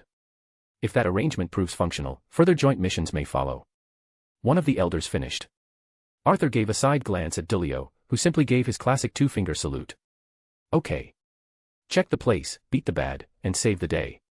Got it. Let's move, kids. As the trio turned to follow Dulio out of the chamber, the head councilman suddenly called out, voice echoing down the hall. Pendragon. Arthur stopped and slowly turned his head. Watch yourself out there, boy. And don't bring the church shame. The old man said with narrowed eyes. Arthur's gaze sharpened for a moment. Right. He turned and walked out, the chamber doors closing behind them. As they strolled down the long corridor toward the heliport, the atmosphere lightened. So we're going to the land of rainbows and leprechauns. Say, do you think if we cut one open, they'll spill out lucky charms? Siegfried said, nudging Jean with his elbow. Jean immediately elbowed him back hard. God, you're so insensitive. That's a whole species you're mocking. What? I'm just asking. Siegfried laughed. Arthur rolled his eyes. If we get attacked by a leprechaun, I'm telling them you said that. Dulio walked ahead, spinning his staff lazily in one hand. You ready for the adventure of a lifetime, Arthur? Arthur cracked a small smirk. Is there gonna be a lot of explosions involved? 100%. Might even destroy a town or two if you're lucky. Dulio declared. They soon arrived at the heliport, where a sleek black military-grade helicopter was already prepped and waiting. A few exorcists stood nearby, saluting Dulio as they approached. Arthur recalled the first day he stepped foot into this place, how Jean and Siegfried got their butts kicked. Jean glared at him now as if reading his thoughts. Don't get cocky just because of one lucky shot. Oh. I'm pretty sure I mopped the floor with both of you. Arthur echoed, tilting his head. Siegfried growled, pointing at him. That was a draw, you bastard. Lady Gabriel interrupted us. Arthur muttered under his breath, just loud enough for them to hear. Sore losers. Jean and Siegfried both stepped toward him, but Dulio quickly waved them toward the chopper. All right, lovebirds, enough drama. We've got bad guys to slap and Irish delicacies to explore. They climbed aboard, Arthur taking the rear seat as the rotors kicked up wind around them. As the helicopter lifted off the ground, Arthur leaned his head back and stared at Dulio to ask. When the hell did we become a team? Next stop, Ireland. DxD. Hello readers. This chapter is edited. I need more power stones. Thank you, everyone, and see you later. Chapter 19, Tourists. The helicopter touched down just outside the outskirts of an Irish town. From there, they caught a taxi into the city proper, the driver only giving them a single odd glance before focusing on the road. Arthur sat by the window, watching the scenery pass with quiet curiosity, while Dulio excitedly leaned forward in his seat as the first signs of city life came into view. As they stepped out of the cab and onto the stone sidewalk, Dulio stretched with a big grin. Ah, smell that. That's the aroma of potential culinary perfection. I think I caught a whiff of Irish stew and maybe some soda bread. We have to stop and eat first. Arthur, hands in his pockets, glanced toward a row of quaint shops and warm-lit restaurants lining the street. I don't mind a bite. I haven't eaten since sunrise. He said casually, rolling his shoulders. Behind them, Jean furrowed her brow and crossed her arms. Shouldn't we be investigating the situation first? This isn't a vacation. Siegfried groaned. Don't be such a bore. We can multitask, eat, and plan. Excuse me for being serious about our actual mission for once. Jean snapped, clearly irritated. That was all it took for them to start going back and forth in rapid-fire jabs. Arthur sighed and turned to Dulio, his voice dry. They seriously act like an old married couple. Dulio grinned without missing a beat. I've got a theory that they're just closet lovers. We heard that. Jean and Siegfried shouted in unison, both rounding on them. They finally settled into a rustic little pub-style restaurant tucked on the corner of a stone alleyway. Their table was by the window, and the four of them sat down, menus already in hand. Dulio grinned like a kid at Christmas. All right, ladies and losers, place your bets, is the food gonna be good, or not? Arthur grabbed a glass of water and downed half of it before answering. Hopefully it's better than what they served at the Vatican. Jean ordered a colcannon and potato bread, Siegfried ordered Irish stew, Arthur stuck with an Ulster fry, and Dulio ordered one of everything with zero shame. As their food arrived and conversation shifted to casual remarks, Arthur finally leaned forward and looked at Dulio. Alright, seriously, what's the game plan? Dulio wiped stew from the corner of his mouth, then grew just a little more serious. So here's the rundown. According to the latest reports, our targets were last seen here in the city. No clear motive, no open aggression. But some weird stuff started happening ever since. Disappearing homeless guys, and shadows moving where they shouldn't. The local priests stationed here are clueless, but the signs are there. Sounds like the usual cult stuff. Siegfried muttered. Jean set her spoon down. So what's the approach? We split up. Jean, Siegfried, you two take the south end of the city. Residential zones, marketplaces, and small houses. If anything feels off, follow it. Arthur, you're going north. That area's more isolated. Has an old cathedral that's not been in use for years, and several Celtic ruins nearby. If these cultists are going to hide anywhere, it's probably there. Dulio said. Arthur gave a small nod. Fine by me. Siegfried squinted at Dulio. And you? What's your plan? Sit around stuffing your face with plates. Dulio blinked. Then smiled, leaned forward, and said flatly.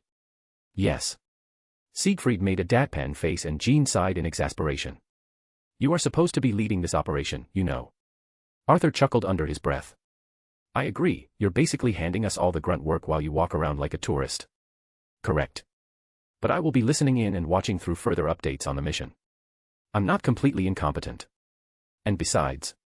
He looked at Arthur. Stick around me long enough and I'll teach you the real secrets of being awesome, Arthur. Dulio said with a wink. Arthur gave a deadpan stare. I'll pass. I'd rather die than be you for even a second. In his mind, Dre grumbled. Partner, please don't become stupid like him. I beg you. Yeah, duly noted. Arthur replied with a slight smirk. After a satisfying lunch and an exchange of light insults and mild banter, the group stood from the table and exited the restaurant. Dulio yawned dramatically. All right, team. Time to work off that excess energy. Go on, Shu, do your part. I'll be quality checking the rest of the food here. Siegfried rolled his eyes, and Jean muttered something about reporting for misconduct. Guess I'm on my own. Arthur adjusted his hoodie and turned toward the northern street. Don't die on the first day, Art. Jean called with mock cheer. Try not to get caught making out behind the dumpster. Arthur shot back over his shoulder. As they all walked in different directions, Arthur to the north, Jean and Siegfried to the south, and Dulio strolling off humming with Yellow Man sweets in hand. DxD. The cathedral was steeped in a haunting silence, its stained glass windows long shattered and its pews broken and rotting from years of abandonment. The cold air carried a heavy scent of mildew and incense, like ghosts of sermons past still lingered within the stone walls. Arthur's boots echoed faintly as he moved through the main aisle, stepping around fallen debris and half-burned scriptures. He glanced at the ruined altar ahead, eyes scanning for signs of movement, and muttered under his breath. Man, this place gives me the creeps. You don't say. Though I've seen worse. This is just your run-of-the-mill haunted building with a touch of horror drama. Drake replied, his tone dry. Arthur looked up at the collapsed remains of a massive cross, twisted and broken across the altar. Hey Drake. Why would these exorcists bail on their faith just to hang out in a dump like this? He asked quietly. Could be anything. Some lose faith, others fall out of grace from sin, and then some see something they were never meant to see, things that make them rethink everything. Drake answered. Arthur paused, hands in his pockets, and stared at the shattered cross. Something dangerous, huh? He looked around the cathedral again with more scrutiny. His boots scuffed to a stop as he noticed a slanted crack across the old tiles, leading to the altar. Then he let out a low whistle, eyeing the vandalized crucifix. Man, that's just disrespectful. Disfiguring a holy symbol like that. His tone shifted, sharper now. But you know what's worse? He turned his head slightly, his voice dropping. Spying on people in the dark like a predator. There was a rustle of cloth as a figure stepped into view, dressed in black priest robes, his face calm but his eyes cold. More figures followed, emerging from the shadows behind shattered columns and broken pews. Arthur slowly stepped back, raising an eyebrow as they began to encircle him, light weapons drawn and glowing with holy energy. Oh boy. Ain't fair ganging up on one kid. But hey, maybe that's your kink or something. Arthur said with mock disappointment. You accursed son of Satan. You will die here and now. One of them hissed. They opened fire. Light spells, searing bolts, holy bullets, and an explosion of light burst toward Arthur. Dust and gravel flew everywhere as the blasts rocked the cathedral. The force shook the very foundations, and visibility dropped in an instant beneath the thick cloud of smoke. Silence followed, then a gust of wind swept the smoke aside, revealing Arthur, standing exactly where he was, unharmed. His hoodie fluttered slightly from the pressure. He smirked. Is that all? The exorcists shouted and charged, wielding light blades and shouting scripture as they lunged forward. Arthur moved like a blur. His feet twisted, body low, ducking under blades, pivoting between two attackers, and lashing out with powerful leg strikes. One kick sent a man flying through the benches. Another spin drop flattened two at once. Man, you guys are in way over your head, Arthur said as he swept another attacker off his feet. Do not let your guard down, partner. Overconfidence can cloud one's judgment. Drake warned. Arthur nodded slightly as he sidestepped a light sword and cracked his knee into another exorcist's ribs. I know. I can sense their strength, none of these guys are special. As he tossed another man aside, a ripple across the floor caught his eye. The shadows where he had just stood suddenly moved, slithering like liquid, reaching for his ankles. Arthur jumped, flipping into the air and landing atop the crumbling podium. What the hell was that? Below, the spot he just left writhed with darkness, and shapes moved beneath the floor. That's not regular shadow magic, Arthur muttered. Another exorcist came charging from behind, screaming. Arthur turned and swiftly disarmed him with a clean elbow strike and sent him flying back through a pillar. Then the shadows behind him surged again, tentacles of dark mass whipped up into the air, and lunged at him. The remaining exorcists cheered. Yes. End him, brat. Arthur clicked his tongue and summoned Excalibur Mimic in a flash of light. The sword shimmered as it shifted into dual blades, and with a single flourish, he spun and cut through all the tentacles behind him. Sorry, I'm not into tentacle porn. But the tendrils didn't stop, they reformed, striking again with greater aggression. Arthur dodged through the attacks, then made a beeline for the exorcist still standing. His strikes were ruthless, efficient. He gave no quarter, not even to the ones unconscious on the floor. They were all dead within moments. All except one, the lead priest, who had begun casting another holy spell, his hand glowing with light. Arthur twisted Excalibur Mimic into a spear and threw it, its handle elongated midair, and pierced the man's shoulder, pinning him to the cathedral wall. The priest cried out, writhing, trying to dislodge it as Arthur approached.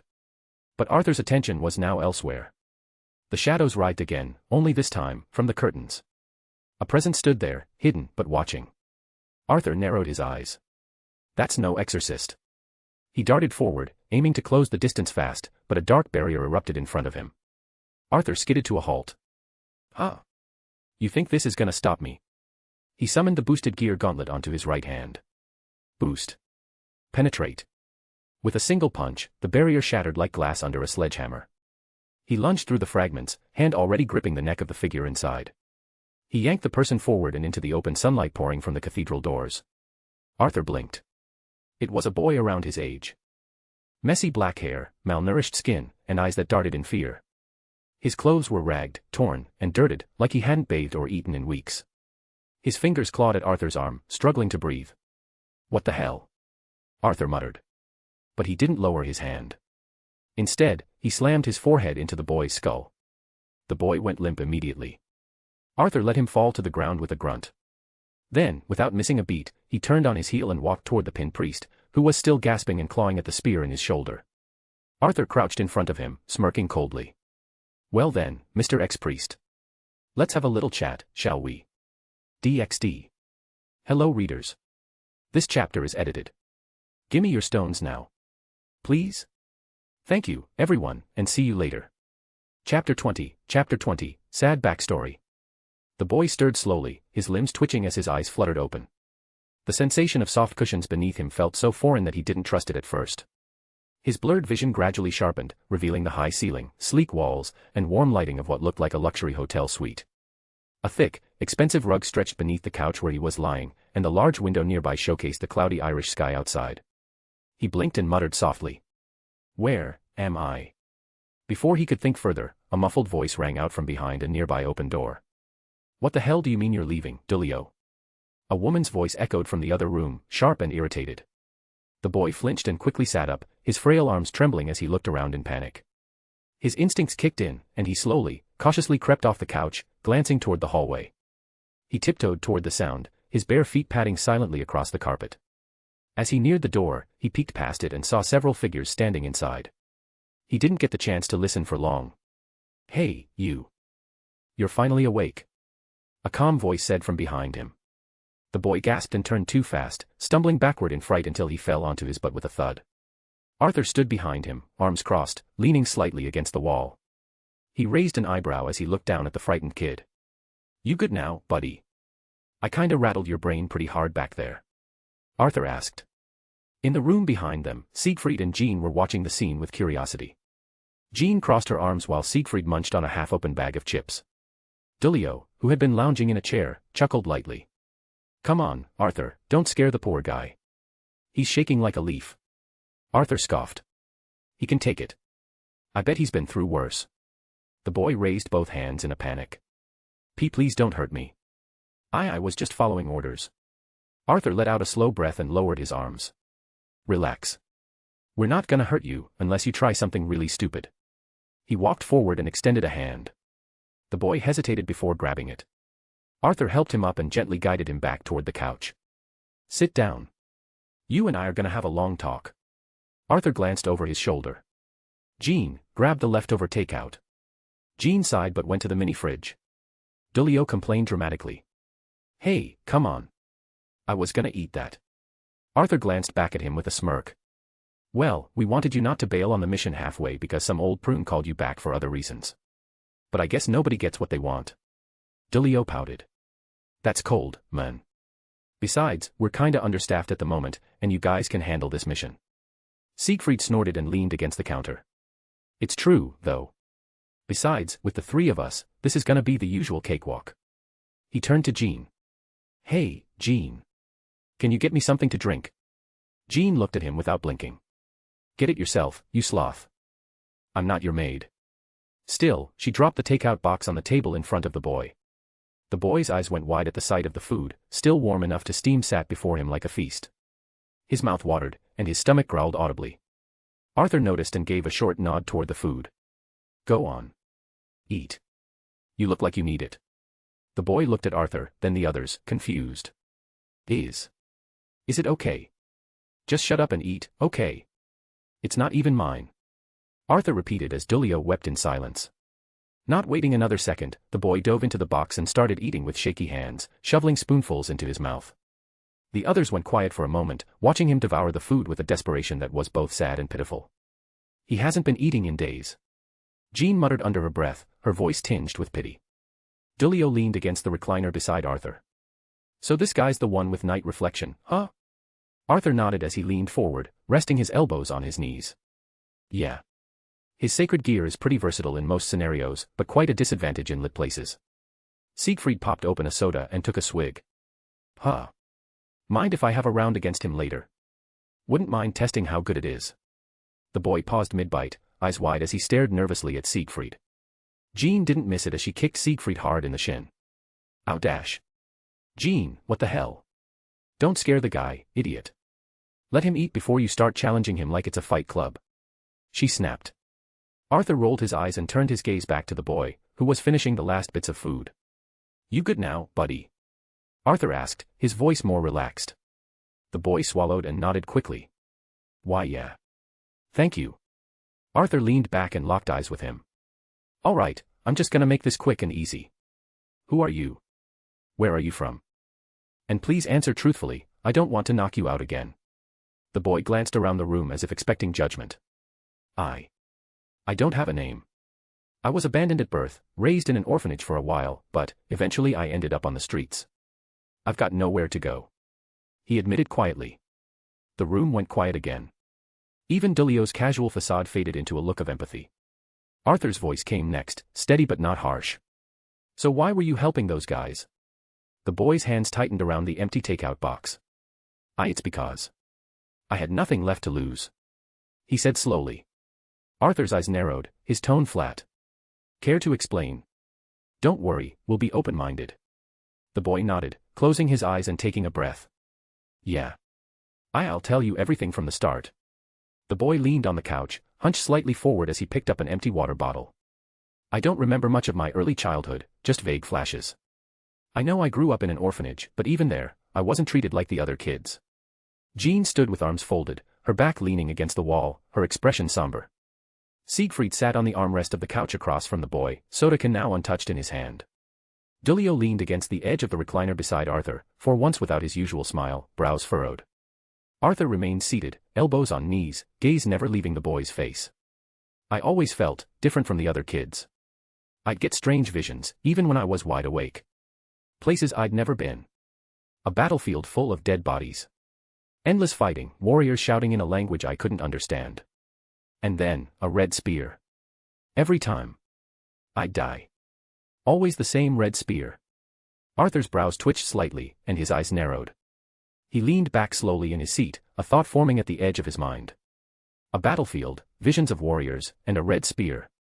It couldn't be. Could it? He kept silent, arms now crossed as he listened intently, suspicion steadily growing. I told the caretakers at the orphanage about the dreams, the visions.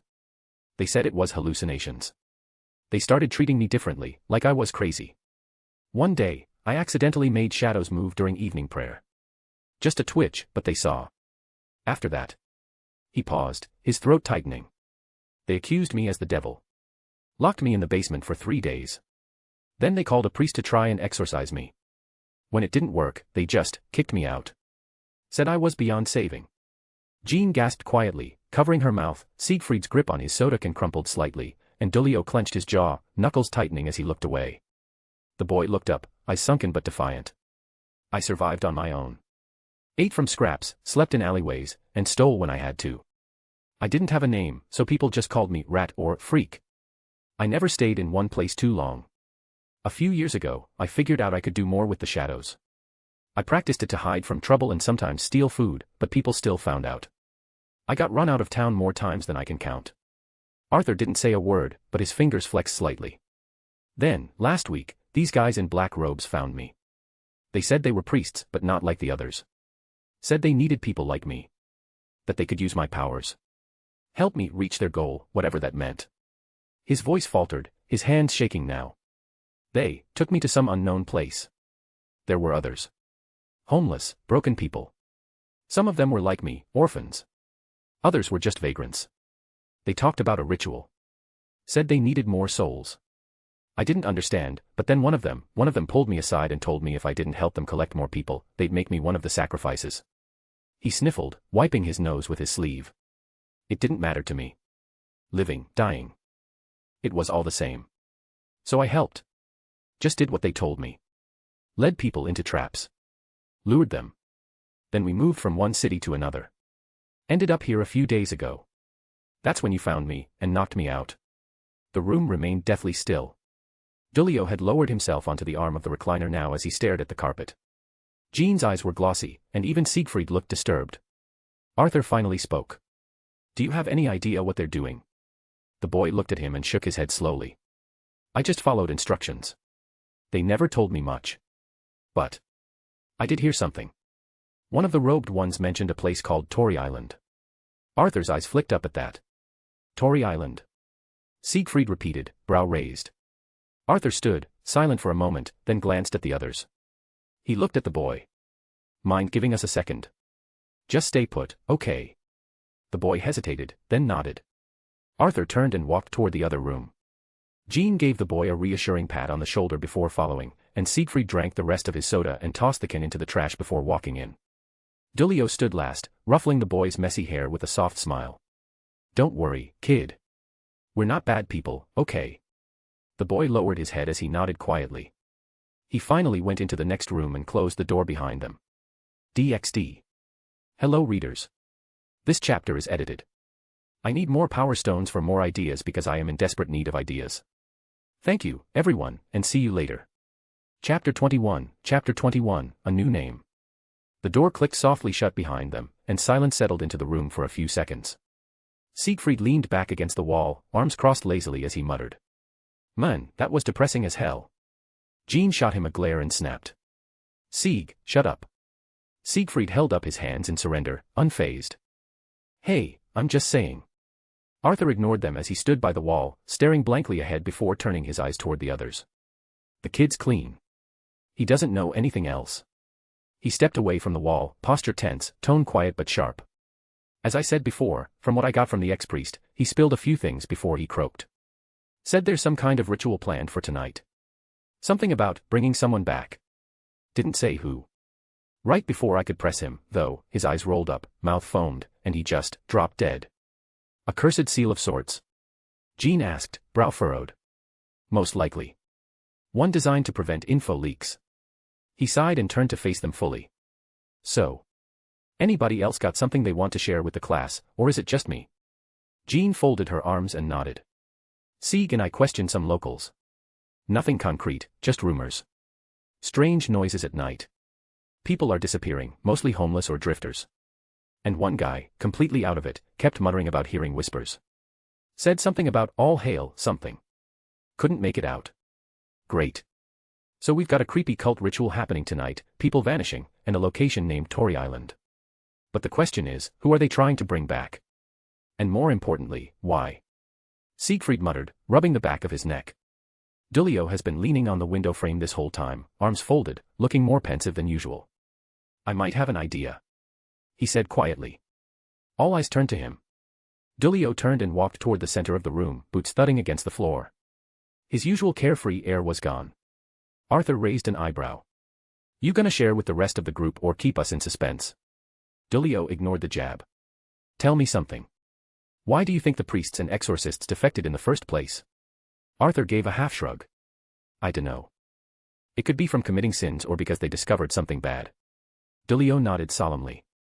Exactly. It's the latter. And it's bigger than any of us thought. He then lifted his foot and stomped the floor once. In an instant, the hotel room glowed with Holy Scripture symbols ignited across the walls and ceiling. Arthur stepped back and looked around. Okay. You put up a strong concealment barrier.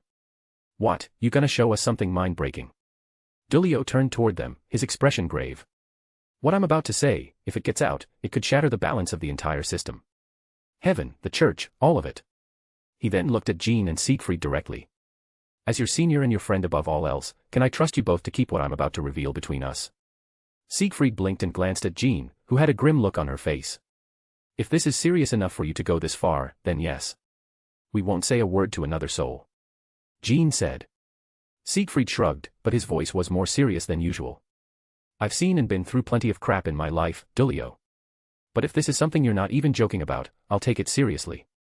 Dulio nodded slowly, then turned his gaze toward Arthur. And you, Arthur? Arthur stared back at him for a moment before speaking.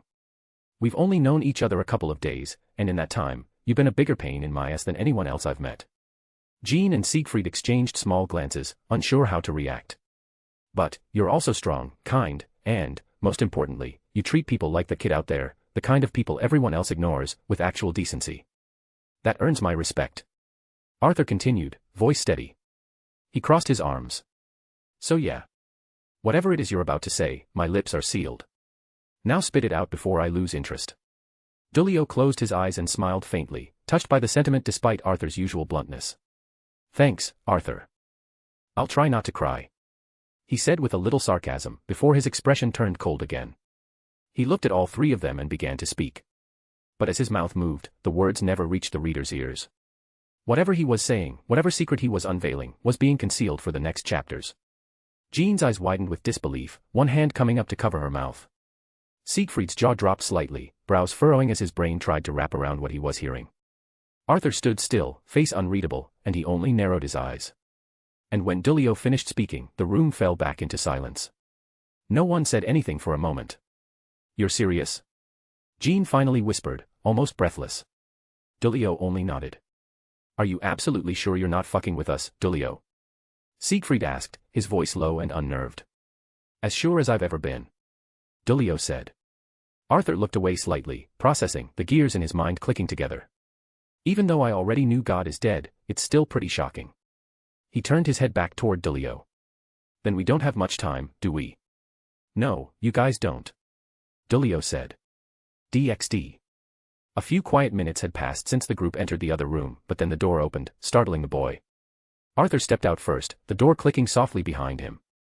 Jean followed, arms casually resting behind her back, and Siegfried strolled out last with another soda can in hand, lazily sipping from it. The boy on the couch sat up straighter as they returned, eyes searching behind them.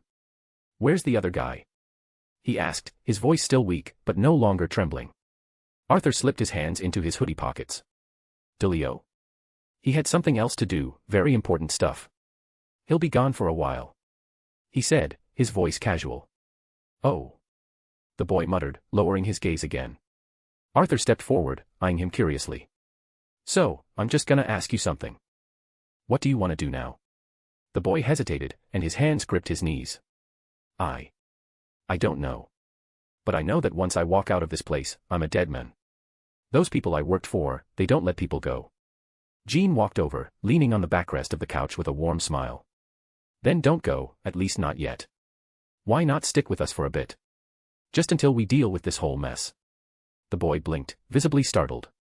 Why? Why would you want me? I have nothing. Nothing to give. I don't even have a name. Arthur smirked and crossed his arms. Well, for a guy who says he has nothing, you held your own back at the cathedral. That little shadow trick of yours. Pretty impressive. The boy looked confused. You mean, the thing I do with the shadows? Arthur nodded. Yeah. That's your sacred gear, night reflection. Sacred gear. He was unfamiliar with the term. Arthur began walking toward the door, motioning for the others to follow. I'll explain more on the way. But for now, I'll give it to you straight. He turned and faced the boy directly. You've got two choices: keep doing what you've been doing, surviving without purpose, or try to make a difference. Start walking a new path. The boy looked down at his hands that had only ever stolen, grabbed scraps, or dragged people into their deaths. His whole life had been about staying alive, nothing more, and yet, now, someone was giving him the option to live for something more than that. I don't know how. He whispered. Arthur walked back to him and crouched down a little to meet his gaze. You don't have to know. Trust me. Most of us start clueless. I was the half-breed who lost someone important in my life. For a while, I had no reason to get up in the morning. Arthur smiled gently. But I found one. And you can too. You've just got to be willing to try. The boy's eyes met his. For the first time in a long while, there was no suspicion. Just the faint glimmer of possibility. Arthur extended a hand toward him. So, what do you say, buddy? Wanna give it a shot? He offered. The boy stared at the offered hand. His fingers hovered for a moment before slowly grasping it. Yeah, I want to try. He said, his voice quiet, but resolute. Jean clapped her hands and smiled. Welcome to the team, mystery boy. Siegfried leaned back on the wall and tapped his can.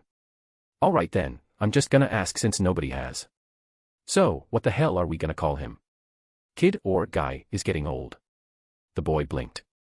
I don't really know. He turned to Arthur again. Could you give me one? Arthur scratched the back of his head, thinking. A name, huh? He looked at the boy for a long moment, then smirked. How about Kanla? Jean raised an eyebrow. Kanla. The son of Kuchulin. Why? Arthur shrugged. No reason.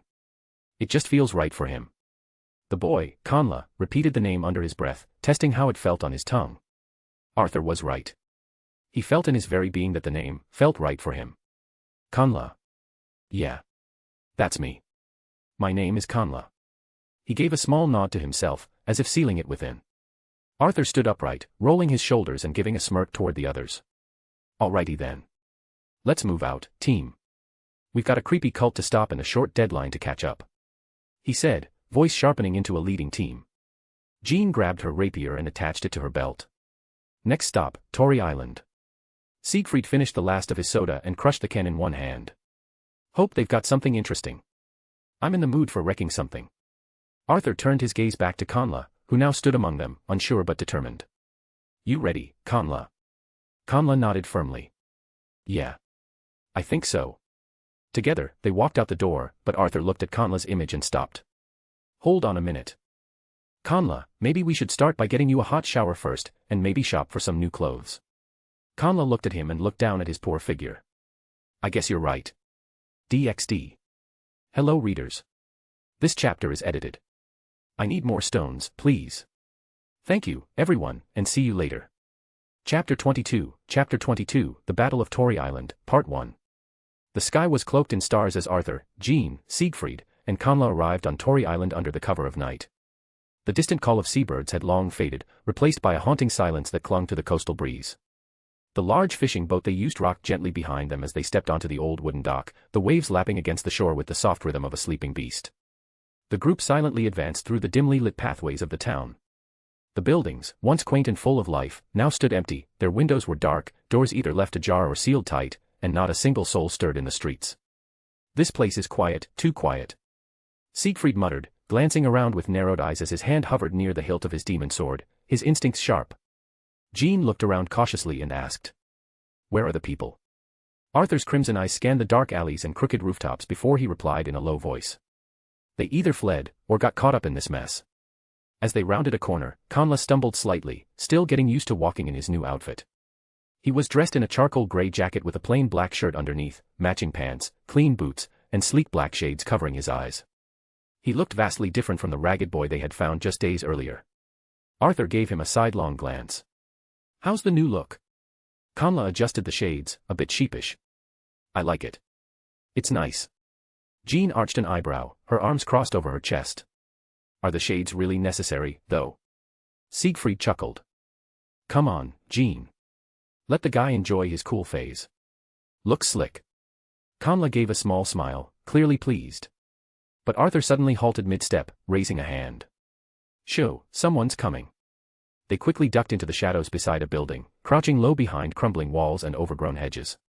A few seconds later, they saw them. A massive procession of cloaked exorcists, well over 100, marched silently through the street. In the middle of their formation were dozens of townspeople, bound, gagged, and being dragged or forced forward. Some of the victims whimpered, others wept in silence, and most of them looked sick, frightened, or already half-broken. Conla's expression that of worry. "Where are they taking them?" Jean's eyes followed the direction of the march and frowned. "Looks like they're heading north towards the cliffs. Maybe to the ruins near Baylor's fort. If they're prepping for a ritual, that's the most likely spot." Arthur nodded and gestured for the group to follow them at a safe distance. As they moved quickly but carefully behind the buildings, Arthur's gaze flicked to the rear of the enemy, and his eyes narrowed. 5 cloaked figures were walking behind the main group, maintaining a separate distance from the others. Arthur smirked as something clicked in his head. "Perfect," he whispered under his breath. Some time later, the enemy procession reached the remains of Baylor's fort, a jagged stone ruin sitting on the edge of a rocky cliff, where the ocean roared far below. The stronghold had long since been abandoned, its walls half collapsed and weathered by salt and time. But tonight, it had become the stage for something monstrous. A massive, glowing black magic circle covered the ground at the center of the fort. Dozens of cloaked exorcists took positions around it, forming symmetrical patterns. The townsfolk were dragged to the outer edge of the circle and forced to kneel, still bound and gagged, their muffled cries filling the air. From within the crowd, 5 figures split off with each one silently taking a specific post. The cloaked figure near what appears to be the leader.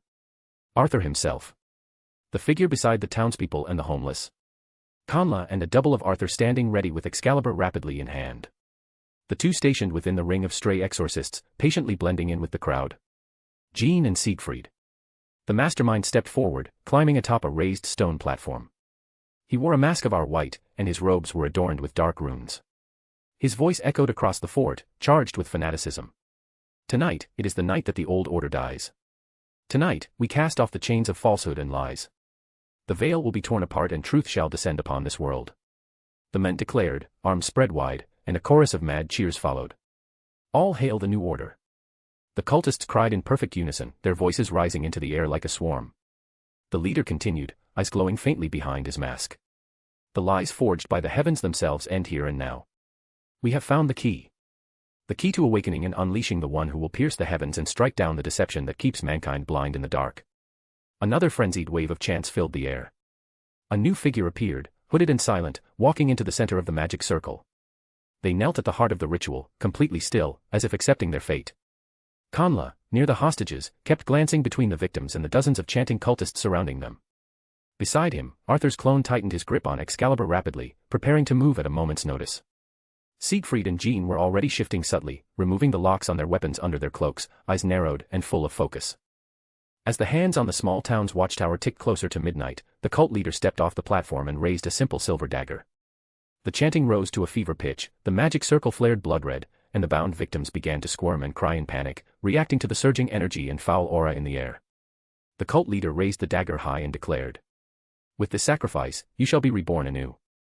Rise as your very gaze will pierce the veil that conceals the truth." Just as the blade was about to descend. Boost. A crimson light exploded through the air as Arthur, his boosted gears active and glowing intensely, burst forward from the crowd like a bullet. The leader's eyes widened in shock a fraction of a second too late. Arthur slammed into him midair with a bone-rattling punch, sending the masked exorcist flying backward across the stone platform and crashing into a pillar with a crack of splintered stone. At the same moment. Now. Jean shouted, her twin rapiers slicing through her cloak as she began cutting down exorcists left and right, moving with swift, elegant precision. Siegfried followed suit, drawing his demon swords with a grin. Showtime. Chaos erupted. Dozens of stray exorcists turned in confusion as the two infiltrators tore through their ranks, but quickly retaliated. Intruders. Kill the heretics. Die. Kanla and Arthur's clone sprinted into the rows of captives. Come on. Let's go. Shadows coiled around his hands as he used his night reflection to snap the ropes from around the victims with minimal effort. Don't panic. We're getting you out. Arthur's clone shouted, slashing through the ropes with swift, calculated swings of Excalibur rapidly while shielding the panicking victims from oncoming cultists. As the night split with screams, roars, and bursts of magic, Arthur stood in the center of it all, boosted gear on his arms, as he faced down the cult's inner circle. Sorry to interrupt, but this party is busted. He smirked, cracking his knuckles. Amidst the rubble, a sudden burst of power tore through the battleground as the leader stepped from the shadows. His ceremonial black robes bloodied, his face no longer hidden beneath the mask, revealing a pale, sunken skin, silver eyes gleaming with madness, and a mouth twisted in fury. The man raised his hand, and the blood-soaked dagger from earlier now pulsed with a dull glow. He pointed it directly at Arthur. You. Son of Satan. He spat, his voice trembling with venom. The reason for our torment. You dare interfere with the truth. The world shall burn away its lies tonight. Heaven's chains will break. You despised dash. Oi mate. Shut the fuck up. Arthur cut him off flatly with a scoff, his sudden Australian accent suddenly turning thick with mockery. You better square up, you wrinkly old cunt, because 'tis about to get bloody. Jean blinked in confusion, Siegfried and Kamla coughed into their hands to suppress a laugh, and even Arthur's double did a double-take from the far side. The cult leader's face turned a violent shade of red. Kill him. Defend me with your lives. He bellowed. At his command, dozens more stray exorcists surged forward through the wreckage, emerging from behind broken columns and cliffside stairways. They were armed with light blades, guns, and even explosives, their eyes burned with indoctrinated fervor as they descended on Arthur. But Arthur didn't budge. He slowly lifted his gauntlet arms as his boosted gear pulsed. Boost. Die, monster. The first wave of strays came in fast, blades swinging, guns blazing. Arthur stepped forward and launched a single punch. Crack crack crack. 3 heads shattered like eggshells, blood and brains sprayed across the ground. The attackers collapsed, lifeless, before they hit the ground. Another group leapt toward him, trying to dogpile him. Boost. Arthur spun, his elbow catching one in the chest and folding them in half. He brought his boot down on another's head with brutal precision. But they kept coming as 10 became 20 and 20 became more. Arthur, that man is getting away with the other person. Drake gave him a heads up. From the corner of his eye, Arthur spotted the cult leader grabbing the kneeling sacrifice and dragging them away through a hidden arch in the wall. TCH.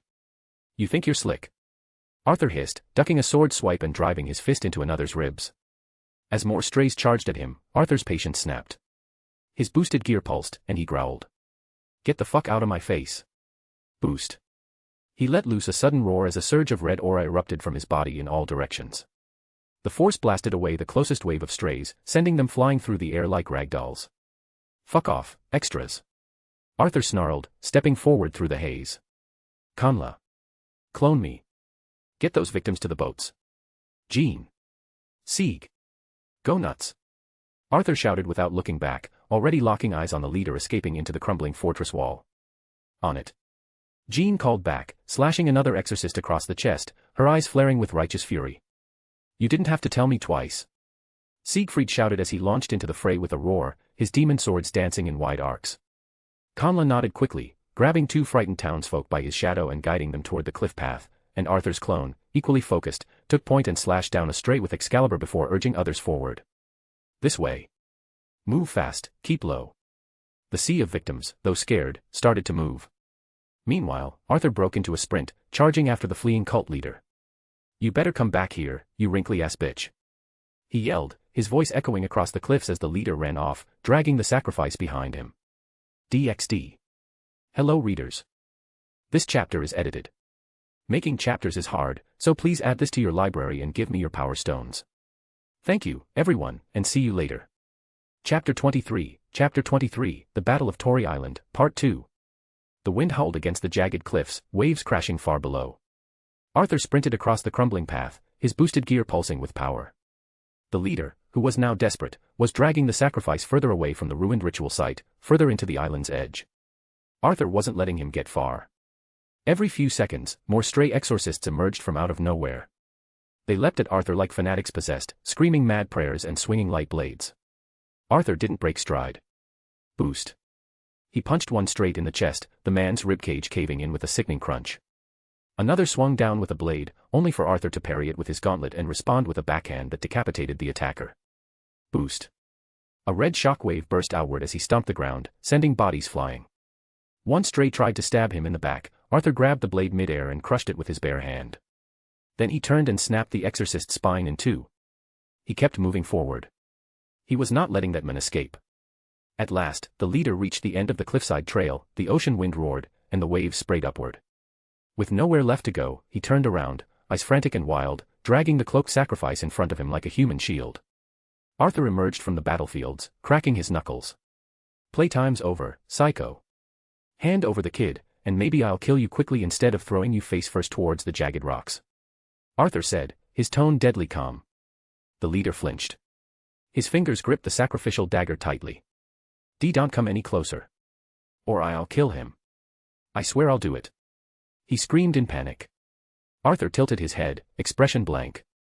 What the fuck? Are you even listening to what you're saying right now? You are threatening to kill someone whom you were planning to sacrifice a while ago. He replied, clearly confused. The cultist's breath quickened. He started shaking. This boy's life is a small price to pay. A sacrifice, yes. That's all there is. He shouted, madness rising in his voice.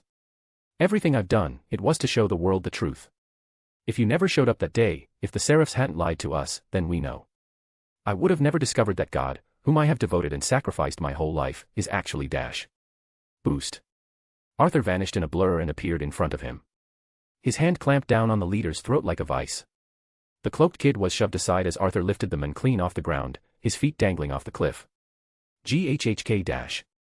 The man choked, struggling as his fingers clawed at Arthur's wrist. Arthur narrowed his eyes. I don't give a fuck about your little temper tantrum. All I see is a dude who has serious issues with how the world works. The leader, gasping for air, gurgled through a final whisper. It's all your fault. Why? Did I have to know? Arthur's brow furrowed, but he clenched his grip, crushing the leader's throat with a loud snap. The body convulsed, then went limp, and Arthur dropped the corpse. It hit the ground with a dull thud and rolled, tumbling off the cliff edge to be swallowed by the waves below. Arthur stood there for a moment in silence. That was pretty anticlimactic. He muttered, glancing down where the corpse vanished. All of this because you showed up and they knew for some reason that God's dead. These fools threw their career and lives away for nothing. Drake comments, and Arthur nods in agreement. He turned toward the cloaked sacrifice, brushing off the dirt from his coat. Hey. You all right, kid? He asked casually, walking over. But then he stopped and his eyes widened in horror. Blood poured from the sacrifice's chest, staining the robe. The kid had stabbed himself with the same dagger the cultist had wielded. What the what? Arthur rushed forward, dropping to his knees. Hey. Hey, what the fuck did you just do, kid? The hood slipped off the figure's head. Blonde hair, pale skin, and red eyes, dimming with every second. Arthur's heart froze. Gasper. His mind reeled. That's not possible. That wasn't supposed to happen. Gasper, he was supposed to be with Rias. She was supposed to recruit him. Why was he here? Blood trickled from Gasper's lips as he smiled weakly through the pain. They promised they'd save her, my sister. Arthur leaned closer, grabbing his shoulders. Damn it, you fucking idiot. What kind of fucked up logic is that? You didn't have to do shit fo dash. Hey. Don't die on me, kid. Keep your eyes open. Gasper coughed violently, his tears mixing with the blood now streaming from his lips. Tell. Valerie. I am sorry for being weak. With those final words, his eyes glazed over, and his body went limp. Arthur froze, staring at the lifeless form in his arms. His jaw trembled slightly as he gritted his teeth.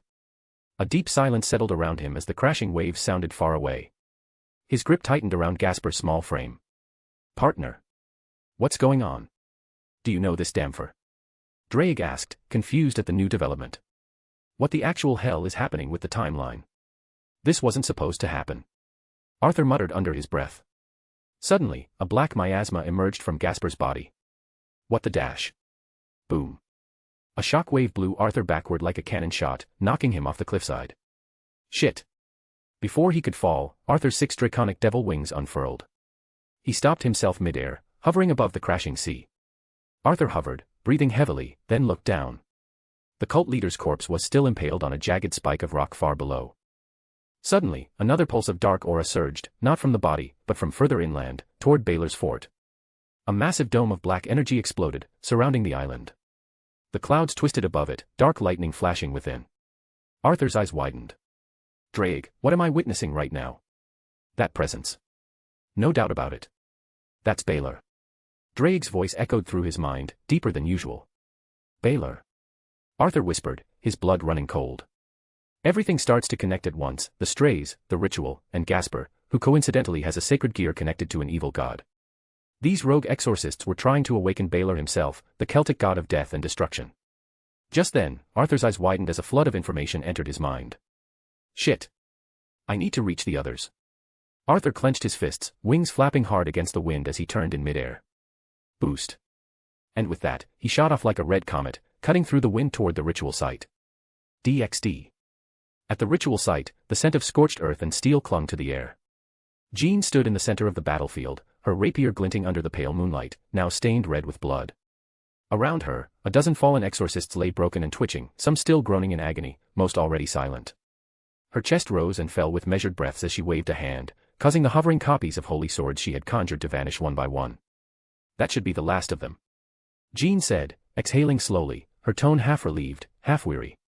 She flicked her rapier once, the blood flying off as her eyes scanned the destruction they'd wrought. Siegfried stood nearby, resting the blood-soaked Graham on his shoulder while Bomung still hummed faintly in his other hand. His coat flapped in the breeze, and he looked utterly unfazed by the carnage. He chuckled and stretched. Honestly. Easier gig than I expected. All that ominous build-up, and it ends with us cleaning up wannabes. He kicked over a twitching exorcist, who finally went still. Bit disappointing to be honest. Jean gave him a half-smile and shook her head.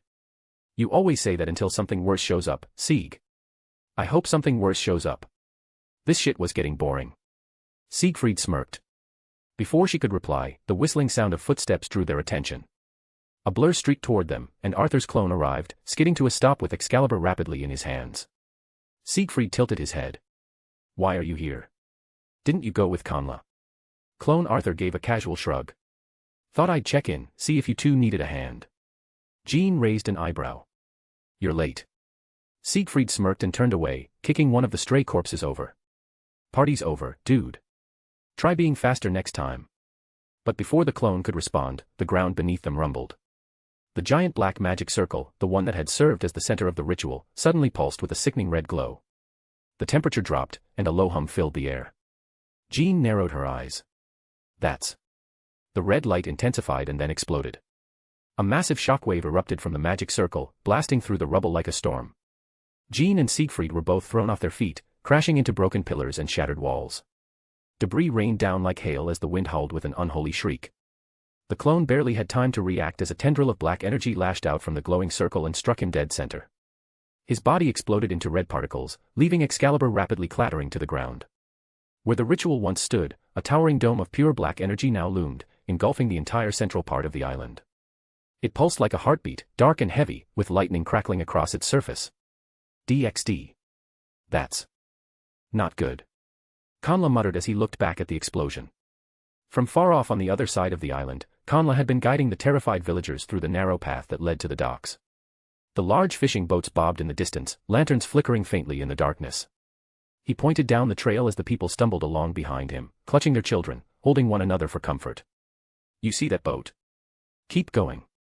Stay together. No matter what, don't turn around. You'll be safe there. Conla instructed firmly. An alderman clutched his wife's hand and turned to Conla. But where are you going, lad? Conla looked back toward the distant sky. The black dome had formed, stretching upward like a dark second moon, blotting out the stars above the ritual site. His breath caught in his throat, and a chill ran through his spine. But then his jaw clenched.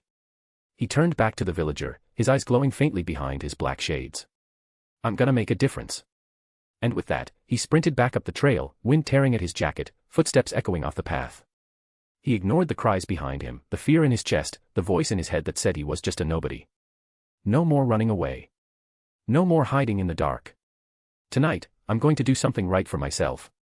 As he vanished into the dark path toward the fort, thunder cracked above the island, and the dome's heartbeat grew louder. Little did he know that his role in this battle was far bigger than he could imagine. DxD. Hello readers.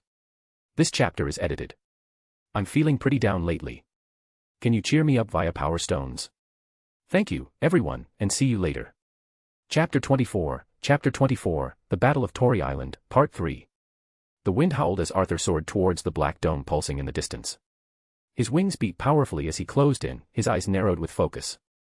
Then, from the corner of his eye, he spotted a figure sprinting across the rocky path below, Conla, running full speed toward the chaos. Arthur dipped low, flying alongside him. "Hey, Conla. What the hell are you doing? Thought I told you to get the villagers to the boat." Conla, huffing but determined, looked up at him with a fire in his eyes. "I did. I got them to safety, but then I saw the explosion, and I knew I couldn't just leave. I want to help." Arthur raised a brow mid-flight. "You sure about that? This ain't gonna be a walk in the park. This is the kind of shit that'll make your nightmares have nightmares." Conla nodded without hesitation. "I'm done running away from everything. If I don't take a stand now, then I'll just go back to being nothing." Inside Arthur's head, Drake's voice echoed calmly. He's pretty stubborn. I like this one." Arthur sighed, shaking his head. "Fine. If you're in, then don't hold back your punches. Stick close and follow my lead." The two surged forward, reaching the black dome. Arthur raised his gauntlet, the green gem of the boosted gear gleaming bright. Penetrate. A crack of light split the dome, and they dove through as it shattered like glass, reforming behind them the moment they were in. But as they went in, the inside was chaos. The sky had turned a deep, pulsing red, the land was warped and blackened, corrupted by darkness, and shadowy figures twisted through the air, formed from living darkness, each resembling the rogue exorcists and priests, their eyes glowing red. Towering cyclops stumbled across the battlefield, and thick, slithering tentacles oozed from cracks in the earth, writhing and grasping at whatever they could touch. Arthur flinched. What the hell is with all the hentai tentacles? Is the universe trying to insinuate something to me? Conla grimaced. This is horrifying. Arthur just shrugged. Welcome to the world behind the mirror, Conla. You'll get used to it. They broke through the battlefield, shadows lunging at them from all sides. Arthur swatted them aside with explosive punches while Conla slashed at the smaller ones with shadow weapons made from his night reflection. Up ahead, the glowing circle of the ritual site was still glowing, and in the center of it, Jean and Siegfried fought for their lives. Jean had activated her balance breaker. Stake victim dragoon. She commanded, and her holy dragon rained down holy fire from the air, burning into the shadow warriors. Bring it on, you pussies. I'll take you all on. Siegfried, on the other hand, had activated his balance breaker, Chaos Edge Azura Ravage, to use his 5 demon swords, Gram, Bomung, Turfing, Dainsleif, Nothung, and Excalibur rapidly, his movements a blur of destruction as he ripped and tore through his enemies. Jean. Sieg. Arthur called as he barreled into a shadow cyclops and grabbed the creature by its leg and, with a roar, slammed it repeatedly into the cracked earth, each impact forming a crater. Conla broke from his side and rushed to Jean's aid. I got your back. Jean looked up, surprised. Conla. What are you know what, I don't care that much. Conla raised his hands, and from his shadow, multiple black lances erupted, darting forward like arrows and skewering incoming enemies with precise aim. Siegfried glanced at Arthur mid-slash, ducking beneath a tentacle and cleaving it clean off. What the fuck is going on? I thought we ended the ritual. Arthur crushed a shadow's skull beneath his boot. It's Baylor. These idiots were trying to use a kid wielding the forbidden Baylor view as their weapon to cause all this mess. But now, since he's dead and there's nobody to handle the controls, he's basically back from the dead. Siegfried hurled Excalibur rapidly toward Arthur, the blade spiraling through the air. Here. If we're really dealing with an evil god, then we'll need everything we've got. Arthur caught the sword midair, and he spun it once and grinned. Thanks. All right, team, let's clear these bastards and then dash. Suddenly, the ground began to shake violently. The magic circle flared, brighter than ever. Then, something massive pushed its way out from the burning center. A colossal entity began to rise, shrouded in shadows, and then a single, enormous red eye cracked open within the mass. It gazed across the battlefield, glowing with unbearable malevolence. Finally. After so long I have waited. And now I, Baylor, have returned. His voice echoed, shaking the earth below. Arthur's eyes narrowed as the massive red eye locked onto him. He muttered lowly. And here I thought this day couldn't get any more complicated. The air cracked with an unnatural heaviness, a pressure so suffocating it felt like the island itself was groaning under the weight of Baylor's emergence. Jean, Siegfried, and Connla stood frozen, not from fear, but from the unbearable gravity pressing down on them. It was divine, primal, ancient, striking their very souls, pinning them in place. Arthur, however, barely held his ground. His eyes narrowed as he stared at the entity with a cold, calculating glare. So, this is a god. He muttered, and then, without realizing it, a faint, eager smirk tugged at the corner of his lips. Hey, why am I getting excited? The eye turned slowly, its stare now fixated on Connla. You. How interesting. Baylor spoke, his voice was calm and deep. Without warning, a flurry of massive black tentacles launched toward Connla. Arthur reacted in a flash. His wings fluttered as he zipped across the field and tackled Connla out of the way. As they crashed and tumbled to the ground, Arthur twisted, catching the tentacles mid-air and slicing them apart with a swing of Excalibur rapidly. Hey, you two. Snap out of it. Quit standing there like love-struck puppies and start killing something. He barked, turning toward Jean and Siegfried. Jean's eyes lit up again with fury as she shook herself free. All right. Sieg cracked his neck, a grin curling at his lips. Finally. Back to business. They charged into the oncoming shadows once more, blades flashing and slashing, explosions of holy and demonic attacks lighting the battlefield. Arthur glanced at Connla. You good? Connla stood and drew his shadow blades. Been through worse. Arthur nodded, turning back to the towering god above them. All right, Peeping Tom. Care to explain what that little you moment was about? Baylor's voice rumbled again. A hybrid has no right to speak to a god. Arthur raised a brow and scoffed. Well, I didn't vote for your crusty ass, so forgive me if I missed the worship memo. There was a long silence. Then, without another word, Baylor resumed his assault. Tentacles and shadows surged forth like a wave. Arthur and Connla fought back to back, cutting through the swarm with practiced fury, though Connla was a bit overwhelmed. As they battled, Baylor's voice returned. I still require a vessel to properly return to this world. How fortunate of me to be graced with such an opportunity. Arthur growled, parrying another strike. You're doing just fine screwing things up without you touching my friend here. But only this one is worthy. This one holds what I need. The other half of my soul lies dormant within him. Arthur froze for a split second as the others were surprised by Baylor's words. Connla blinked in shock. What? Arthur's eye twitched in annoyance. So. Night reflection has the other half of your soul. Of fucking course it had to be. He spat the words, annoyed and surprised all at once. Seriously. What a fucking cliché coincidence. What's next? I'm Big G's replacement or something. With a growl, Arthur blasted into the sky, wings blazing as he aimed his holy sword directly at Baylor's eye. Say hello to my pointy little friend. Boost. But then, Baylor's eye pulsed bright red, and a blinding flash enveloped everything. Arthur's attack stopped midway. Color vanished. Sound vanished. Time stopped. Everything was black and white. Fall. Baylor's voice commanded. Arthur's body hit the ground hard. Jean collapsed. Siegfried groaned as he crumpled. Connla dropped to one knee, then face first to the earth. The only thing that moved was Baylor. The god hovered forward, slow and unstoppable, his massive eye eclipsing the sky. How pathetic. To think such creatures dare to stand against me. Baylor muttered. His floating eye drifted above Connla's frozen body. It shimmered for a moment, then lifted Connla into the air, dragging him through the blackened winds and into the ritual circle's center. No matter how powerful you are, no matter what sacred gear you possess, you can never kill a god. And then, from the very center of the circle, an enormous black tower erupted from the earth. It coiled and climbed into the air like a pillar, twisted and ancient, built with darkness and ruins. The world was silent. Until. Penetrate. Boost. Transfer. Arthur's boosted gears flared red. A crimson aura surged through his body. First, his eyes moved, and then his whole body became unfrozen. He gasped sharply and fell to one knee, panting. Holy shit, that actually worked. Well, that's the first time I've seen that. Using an enhanced penetrate and shrouding yourself with it using transfer to bypass frozen time. I'm impressed. Drake admitted that this is the first time that his abilities have been used in such a manner. Arthur looked around and saw the shadows were approaching. They weren't frozen, and they were still moving towards them. Arthur gritted his teeth and sprinted over to Jean and Siegfried. He dropped to a knee and placed his gauntlets on Jean and Siegfried. Penetrate. Boost. Transfer. Both of them blinked and stirred, color returning to their vision. Jean stood, shaking off the shock. What just happened? And why do I feel so much stronger? Arthur pointed toward the tower. Long story short, Baylor froze time, he's trying to merge with Conla, took him right into the tower, and unfroze us while also giving you both a boost. You're welcome. Sieg's grin returned full force as he flexed his fingers. Oh hell yeah. I feel like I can lift a mountain with my dick.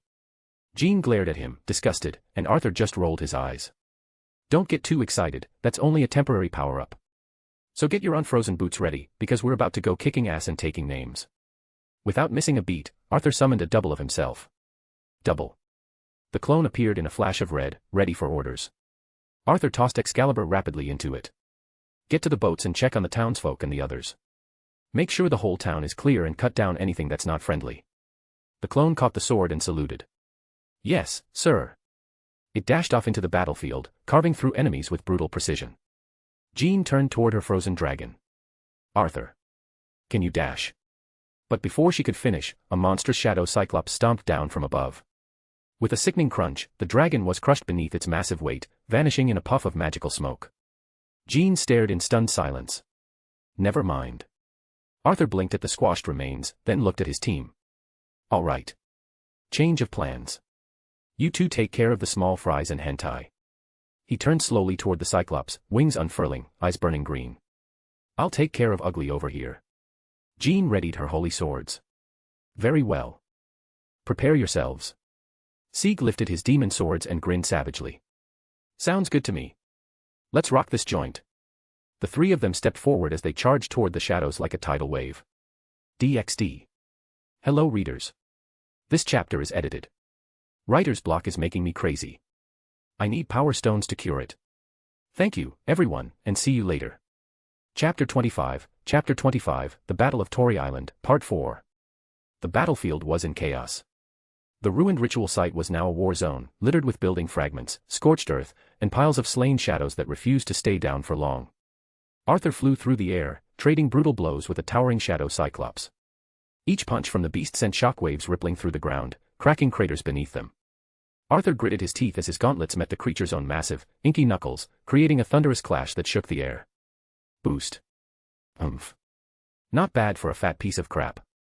Arthur muttered as he darted backwards to avoid a fist the size of a car. A giant rock followed, hurled straight at his head. He ducked under it midair, rolled sideways with his wings, and then launched himself forward like a missile, slamming into the Cyclops' chest and forcing it back several meters. Drake, this thing's taking forever. Have any ideas? It's a Cyclops. The eye is a very obvious weak point. Crush the eye and the rest will fall. Drake responded coolly. Arthur smirked. Classic. He darted upwards in a crimson streak, flaring his wings wide before flipping midair and diving straight toward the monster's grotesque eye. Good night, you one-eyed fuck. Arthur reared back his gauntlet, claws glowing bright, and stabbed directly into the Cyclops' eye. The creature howled, thrashing violently as black ooze exploded from the wound. Arthur dug deeper, twisting his gauntlet as he forced the beast to collapse under its weight. Down you go. Arthur grinned, only to feel the hairs on the back of his neck stand up. He jerked to the side, barely dodging two shadowed fists that came crashing down where he stood. The ground exploded on impact, throwing up dirt and dust as two more Cyclopses emerged from the smoke, bellowing with rage. Arthur cursed as he flipped backward midair. Seriously? There's more of these guys. He charged in again, ready to rip and tear.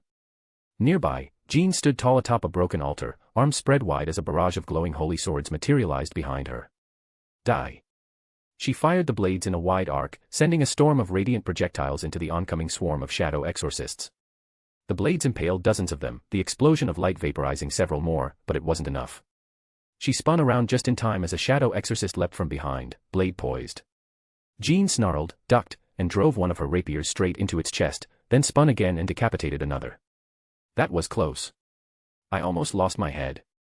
She panted, twirling her swords back into stance. She didn't stop moving. Her form was graceful and precise, cutting down foes as fast as they could appear, but more and more began to press in on her from every angle. Sweat poured down her face as her armor began to crack from the relentless assault. Siegfried was faring no better. He stood in the middle of a collapsed pillar, his demon sword swinging around him in constant motion. His twice critical had been working overtime, cutting through the endless tangle of writhing tentacles that erupted from the cracked ground and the ruined sky alike. One of his twice critical arms was suddenly grabbed mid-swing. He grunted as he was yanked into the air and slammed hard into the rubble behind him. Stone and dust flew as he crashed, coughing and groaning. Okay, now I'm officially pissed off. He spat blood, rising with a glare. He sliced the tentacle clean off at the root, only to find 5 more lunging for him. His blades met them mid-air, but the numbers weren't going down. Arthur tackled one of the new Cyclopses, smashing it into the earth before it could attack Jean. He drove his claws into its neck, twisting with a growl, but then had to leap away as the other one swiped at him with a massive tree it had ripped from the forest edge. They just keep coming. He muttered through clenched teeth. Arthur. There's no end to them. They just keep coming back. Jean called from a distance, leaping backward as several exorcists fired dark projectiles at her. Same here. Can't you just make clones or something? Siegfried growled, cutting through another wave of tentacles. Arthur dodged another swing and drove both fists into the gut of the Cyclops, sending it stumbling back. I've already had. Look outside and see for yourselves. Outside the Black Dome, multiple clones of Arthur were surrounding the dome, battling to the death to keep the army of shadows from leaving the island and reaching the fishing boats where the people were escaping from. Ordering them is the clone holding the Excalibur rapidly, as he cuts down another shadow. Hold the fucking line. Nothing gets through us. He yelled as he dodged a tentacle and cut it down, only to face more tentacles. Back inside the dome, the trio found themselves slowly herded back together, shoulder to shoulder now, panting and bloodied. Jean wiped a smear of blood from her cheek. We need a plan. Siegfried breathed heavily, slamming Graham into the ground for support. Unless that plan involves us getting killed, then I'm all ears. I'm running on fumes right now. Arthur growled, wings flickering as he clutched his boosted gear. We're not done yet. We have to save Conla before he's done for. Boost. Transfer. He gave Jean and Siegfried another boost as they continued to push forward. A few minutes later. Damn it. There are too many of them. Jean yelled, her voice hoarse with exertion as she braced herself against a broken wall. Her armor was cracked, blood running down the side of her face. She raised her rapier and unleashed a flurry of holy swords, slicing through the incoming swarm of shadows that screeched and dissolved in midair. Her chest rose and fell heavily, her eyes burning with defiance. A few meters ahead, Siegfried roared as he cleaved through another shadow beast with Graham and Bomung, his demon swords crackling with demonic energy. I swear I'm gonna skewer every last one of these things even if it's the last thing I do. He spat, slicing off a massive tentacle that had tried to coil around his leg. His coat torn and bloodied, and one of his twice critical arms barely clung to his back, but he kept fighting, driven by the same fury and stubbornness that Jean shared. A short distance away, a thunderous crack echoed through the corrupted skies as Arthur dove from above, boosted gear at hand. He plunged his gauntlet deep into the singular, massive eye of a giant shadow cyclops, and with a brutal twist, he ripped the eye out of its skull, causing the massive creature to convulse before collapsing into a twitching, shapeless blob of darkness. Black ooze sprayed the ground as Arthur landed in a crouch, panting heavily, his hoodie tainted and his gauntlet stained with black residue. God, that was gross. He muttered as he wiped his mouth with the back of his arm. Just then, a clone of Arthur arrived with Excalibur rapidly at hand. The town has been cleared. We've evacuated everyone to the boats at the shore. It's only us left now. Arthur gave a tired but firm nod. Good. He walked over to the clone, snatched the Excalibur rapidly from its hands, and summoned his Excalibur Destruction, now dual-wielding both blades in either hand. Sieg, Jean. Arthur called out, his voice cutting across the battlefield like a whip. Keep pushing forward, we gotta dash. He was cut off as the earth shuddered beneath their feet. A horrifying howl split the air as the ruined tower at the heart of the town erupted. A geyser of writhing darkness shot skyward, spiraling violently, and the shadows churned, howled, and fused into a massive, swirling vortex. Everyone froze. Jean's eyes widened as she stepped back instinctively, mouth agape. We're too late. She whispered, her voice trembling. From within the heart of the vortex, something moved.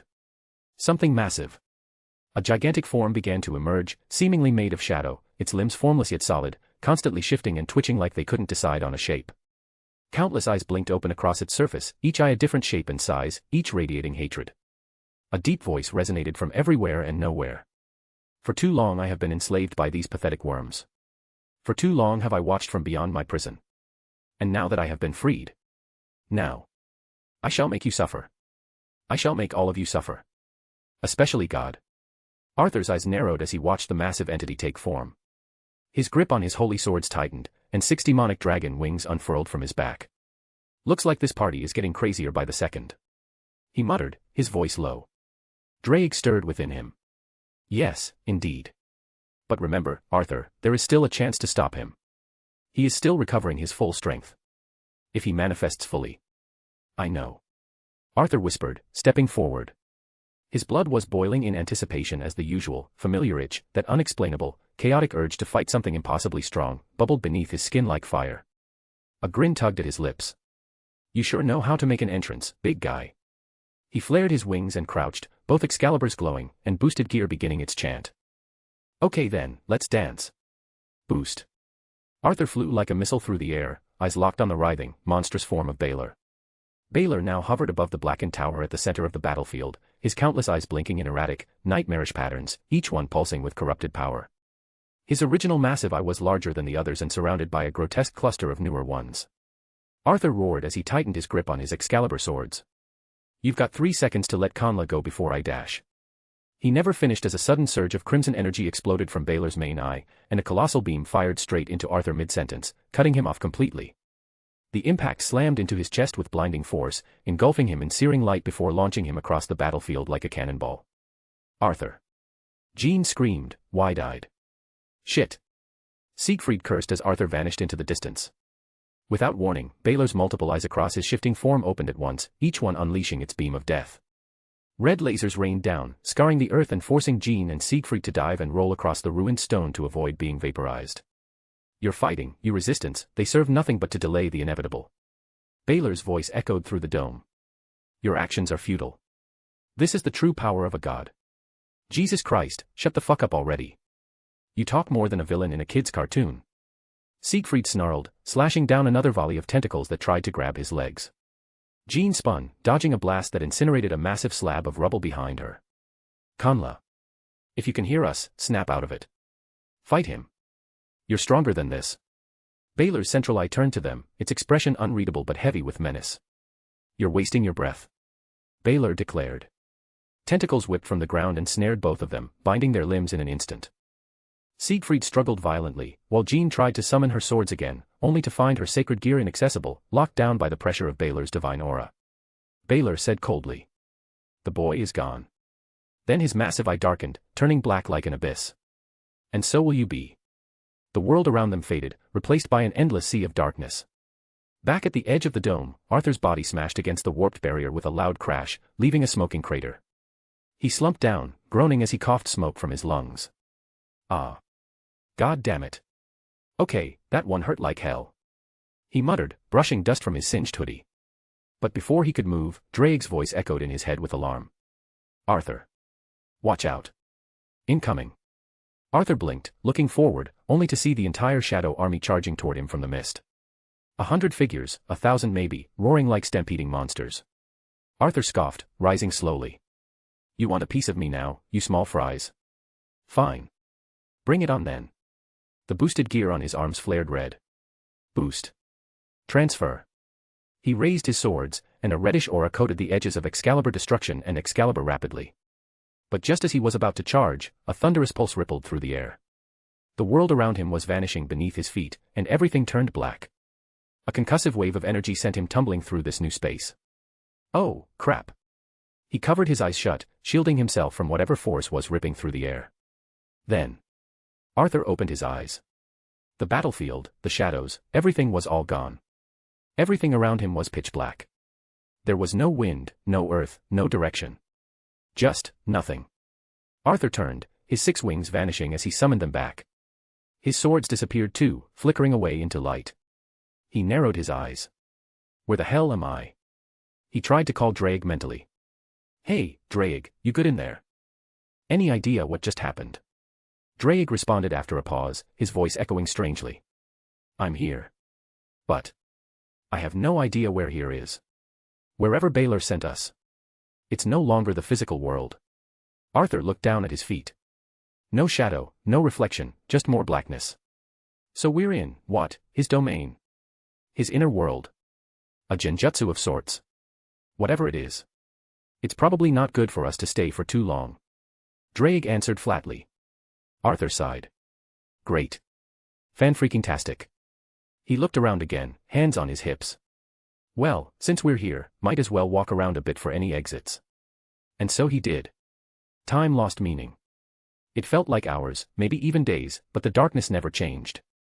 Arthur's footsteps didn't echo, no wind blew, and no sound responded to his presence. Bored out of his mind, he eventually began humming. Then singing. Baby shark do-do-do-do-do-do. Baby shark do-do-do-do-do-do. Baby shark do-do-do-do-do-do. Baby shark. After a minute, Drake groaned loudly. What is that infernal melody? Arthur shrugged. Something that helps pass the time. Well, stop at this instant.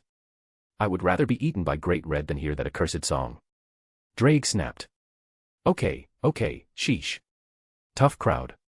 Arthur said, raising his hands in mock surrender. Eventually, after so long of walking aimlessly, they started talking. Arthur asked question after question, half from curiosity, half to stay sane. So, what did you do before you met Albion? I either battled other powerful dragons, which I've easily won by the way, or just collected treasures, particularly ones with magical properties or unique abilities. Speaking of treasure, if you ever meet a dragon king by the name Tiamat, avoid her like a plague and run like hell. What? Why? Just, trust me, okay. You don't want to know the details. Okay. Next question. What did you do during the Great War? Well, I was preparing for my epic battle against Albion when all of a sudden Lucifer arrived. He said something about wanting me to be his great red dragon or something while promising gold and glory. I wasn't paying attention to his dog crap as they passed from one ear to another. After a while, I got annoyed by his ramblings and just politely sent him off, with an enhanced fire breath to the face. Nice. Alright, next one. Who is your favorite host? Be honest. Well, it is definitely not you if you keep singing that godforsaken song. Heh. Alright, fair. They talked on and on, sometimes in silence, in sarcasm, sometimes genuinely, but time continued to stretch. Until finally, Arthur stopped walking. Arthur squinted, and up ahead, he saw something in the distance. Well, about damn time we saw something. Faint at first, then growing brighter as he walked toward them. They hovered midair, one was a golden yellow flame, the other was pale gray. He approached the light slowly, his instincts on edge.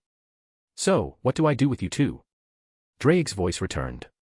Try touching one and see what happens. Arthur hesitated, staring at both flames. His gaze lingered on the yellow one, something about it calling to him. All right. Let's see what you've got. He reached his arm out and pressed his hand against the golden yellow flame. The moment his skin touched the light, it burst outward like blinding, radiant warmth, and everything turned white. DxD. Arthur blinked as the light faded around him, replaced by a familiar location. He rubbed his eyes, groaning slightly from the shift, and when his vision cleared, he realized he was standing in a wide, vaulted chamber lined with banners bearing holy signs. He looked around slowly. The Vatican. Why the hell am I in the Vatican? He muttered. Arthur took a step forward, his boots clicking on the pristine tiles. Then his gaze caught movement. In the center of the hall, he saw a small figure. A little girl wearing a worn training tunic, sweat clinging to her pale skin, golden blonde hair tied back in a messy braid. Arthur's breath caught. Jean. She was holding a wooden sword tightly, her tiny frame trembling as she faced down a grown man, an exorcist instructor, dressed in full training gear with another wooden sword in hand. The man barked. You hesitate again. That hesitation is weakness, and weakness will see you dead on the battlefield. Young Jean darted forward, determined, swinging with all her strength. The man easily parried, twisted her wrist, and smacked her sword away with a resounding crack. She cried out as she stumbled back, then dropped to her knees, clutching her arm. The instructor stepped forward and struck her again across the side with the flat of the wooden blade. Pathetic. You dishonor the name of Saint Jean d'Arc with this display. Arthur's fists clenched. His eyes burned with restrained fury. I see. It looks like we're inside a memory of Jean's past. Drake responded in his mind. Arthur gritted his teeth, eyes locked on the trembling little girl struggling to rise again. You're supposed to be her reincarnation. A chosen warrior of heaven. And you can't even stay on your feet. Arthur turned away, jaw tight, the sight gnawing at something deep in his chest. Fucking bastard. Suddenly, there was a noise from the side. Doors creaked open, light flooding into the chamber. Arthur turned his head and saw the scene shift like smoke, warping the world until he stood at the threshold of another memory. Little Jean again, now dressed in ceremonial robes, walked with small steps into a garden courtyard. Flowers bloomed along the edges, and in the center, a group of young girls, also in Vatican attire, sat beneath a tree, weaving garlands and laughing amongst themselves. Arthur watched as Jean approached, timid but hopeful. She knelt beside them, trying to smile and be friendly. "Excuse me. See, can I join?" The girls fell silent. Their smiles faltered, and one of them backed away, another whispered something under her breath. Reverent eyes, fearful glances. They stood up quickly, murmuring things about not disturbing a holy maiden, and left the garden in a hurried procession, their flower crowns left behind in the grass. Jean remained sitting there alone. Arthur's chest twisted. She picked up one of the garlands, looking at it for a moment before placing it back down. She didn't cry, she didn't complain. She just stood there in silence. Arthur tried to take a step toward her again, hand half raised. But the scene shifted. Now, he saw her walking in the outer garden, arms wrapped around something small, a kitten, dirty and scrawny, purring in her arms. "Hello there, friend. You look hungry." Meow. She giggled softly and tore off a piece of bread from her pocket, feeding it. "See. You and I are friends now. I'll take care of you. I promise." Her smile was bright, but it didn't last long. In another scene, two priests arrived. Cold-eyed, tall shadows in their robes. They frowned the moment they saw the kitten in Jean's arms. "There are no distractions permitted, maiden. You are being trained for a divine purpose, not for your childishness. But my friend won't be a burden. I'll train harder. I'll do better. Please, just let me keep him, he's not a distraction." "Jean." The tone made her flinch. "This is for your own good." The kitten was taken from her arms as she cried out, chasing after them with outstretched hands. "No. Please, wait. He's my friend. I'll do anything, just don't take him." Her voice cracked. "Please. I don't want to be alone." But they didn't listen. Arthur stood frozen, watching them disappear into nothing as little Jean dropped to her knees again, staring at the empty space where her kitten had been. They took away her only friend, a harmless cat. All because of some twisted idea of the greater good. Arthur muttered. "Humph. That's what you get when giving sinful beings a virtuous ideal, only to have it being perverted for their own gain, or lose themselves in the process." Drake said softly. Arthur spat to the side, his opinion of the church slowly worsening. The world blurred again. Now Jean stood trembling in a ruined alleyway outside the city. She activated her sacred gear, blade blacksmith, rapiers tightly in both hands, facing a grotesque stray devil with tusks and bloated pig-like features. Arthur's eyes narrowed. Wait, is this her first real fight? The creature roared and charged. Jean cried out and leapt forward, slicing a precise line through its thick neck, the magic embedded in her blade igniting and detonating in a burst of holy light. The devil squealed and exploded into ash. She stood there, panting. And then ran. Arthur followed instinctively as the scene changed again. A woman knelt in the street, cradling a man's bloodied body. The man's face was pale, his eyes vacant, his life slipping away with every second. Jean stood in front of them, her arms shaking, her hands dropping her rapiers. I tried. I tried to save him, but I couldn't. I didn't dash. Why couldn't you save him? You said you were a saint. So why couldn't you? The woman screamed. Jean flinched as the woman sobbed and clutched the man's body, turning her back to the girl. Jean lowered her head, her voice barely a whisper. I'm sorry. I'm so sorry. Arthur stood in silence, fists clenched at his sides. She was just a kid. And they expected her to be doing everything. He whispered. She was alone, judged by a name and burdened by expectation. Such a pitiful existence. Drake said. The memory bled into the next. Scene after scene, training, punishment, expectations, loneliness, and more. Every time Jean smiled, someone took it away. Every time she reached out, someone pulled back. Every victory was hollow. Every failure, magnified. And finally, the scene reached a simple, clean bedroom. A cot in the corner, a small window looking out to a dim moonlit night. In the corner, tucked beneath the window, sat little Jean. She had her arms wrapped around her knees, her forehead resting between them, shoulders trembling ever so slightly. Just quiet, broken breathing, and the occasional shiver. Arthur stood in front of her, unable to move. He wanted to say something. Anything. But the words didn't come. He just watched. And listened to the silence. DxD. Hello readers. This chapter is edited. The next chapters will be pretty long like this one, so I need more power stones, please. Thank you, everyone, and see you later. Chapter 26, The Battle of Tory Island, Part 5. Arthur stood there in silence, eyes fixed on the curled-up figure of little Jean, his heart heavy and mind blank. What could he say to someone who had grown up in such a cold, cruel place and still kept going the way she did? He took one step forward, about to say something, anything. But then the world around him disappeared in a flash. Arthur blinked and then let out a groan. Oh, come on. Are you serious? He was back in that same dark place, and in front of him still floated the gray flame, flickering silently like it had been waiting for him the entire time. He stared at it and then shrugged. Meh. I might as well touch this one, too. I'm in this deep already. He sighed, bracing himself, and reached forward. The moment his fingers brushed the gray flame, everything shifted again. This time, Arthur found himself in a sterile white room. Glass panels, buzzing lights, and monitors lined the walls. A clean, clinical scent clung to the air. Arthur narrowed his eyes. A lab.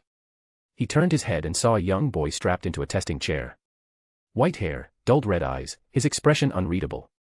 Siegfried. Arthur muttered. The boy sat there quietly as men in white coats circled him, scribbling notes, typing data into terminals. Begin test phase 6. Apply weight restraints. Begin physical stress simulations. Mechanical arms descended from the ceiling, placing weighted braces on the boy's wrists and ankles. The machine activated, and Arthur watched as Siegfried was forced to run, jump, push, pull, obeying every instruction without complaint. Arthur frowned and commented. So this is the Sigurd Institute. I've heard of them. Human experimentation to artificially make a true descendant of Sigurd. Disgusting. Drake's voice echoed in his mind, low and disapproving. Typical humans, treating their kind like a bunch of disposable lab rats. Arthur clenched his jaw. The scene shimmered. Now, they were in a battle arena, and blood already stained the floor. Arthur's eyes widened. Siegfried again, but this time standing in the center of the arena, panting. Across from him, a feral boy, his eyes bloodshot, body twitching, he snarled and lunged at him with claws. Siegfried dodged, parried, then wrestled the boy to the ground. Arthur saw it, his hesitation. Then, with a clenched jaw, Siegfried summoned one of his twice critical dragon arms and slammed it down. Punch, after punch. A minute later, the feral boy stopped moving, and silence took over. Combat data recorded. Initiate disposal of Subject 113. Came a cold voice from a speaker above. Bring out the next one. Siegfried stood up slowly, his fists clenched, breathing raggedly. He turned his head toward the next gate opening, and whispered just loud enough for Arthur to hear. I'm so sorry. Arthur didn't say anything. He just watched as the scene shifted again. Now Siegfried wore the uniform of a church exorcist, his coat stained with blood, light swords in each hand. A forest clearing burned around him, signs of a violent battle. He had just fought a whole pack of werewolves. The bodies of his enemies littered the clearing, some large, some barely older than children. Arthur watched as young Siegfried sheathed his light blades. Then a small voice. Why? Arthur turned his head. A small werewolf boy knelt beside one of the dead. His eyes were wide, trembling with grief. Why'd you kill them? They didn't do anything bad. The boy clenched his fists, tears mixing with ash on his face. They didn't hurt anyone. Why? Siegfried was silent. Nothing personal, I'm just following orders. Siegfried said finally, eyes hollow. The child screamed and charged with claws raised. You monster. Siegfried moved quickly, and with one swing, the werewolf boy dropped to the ground, dead. His light sword dripped with blood. Siegfried looked at it for a long moment, his face reflected in the steel handle. Maybe you're right. But who knows? He muttered to no one. Then he turned and walked away. Arthur watched more as the memories flowed, missions, experiments, and bloodshed. Time after time, Siegfried was pushed into battles, into killing, into persecution no child should ever have to endure, and he did it all without protest. Until finally, a cold white lab again. Siegfried, still young, lay motionless on a metal table. Tubes snaked into his arms, monitoring devices beeped steadily. His eyes were open, staring blankly at the ceiling in silence. Arthur looked down at him and exhaled. What the hell is the point in showing me all of this? Then a voice spoke behind him. Pitiful, isn't it? Arthur's eyes widened as he turned. The lab vanished, and darkness returned.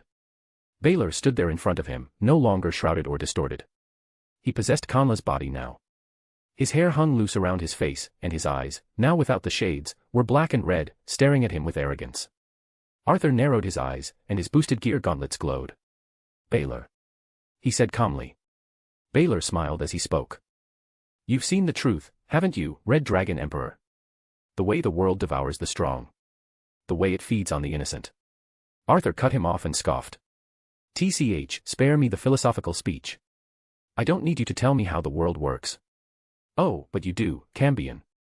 Baylor said, stepping forward slowly. Because you still think you can save them. Jean. Siegfried. Even Conla. He stopped just a few feet away.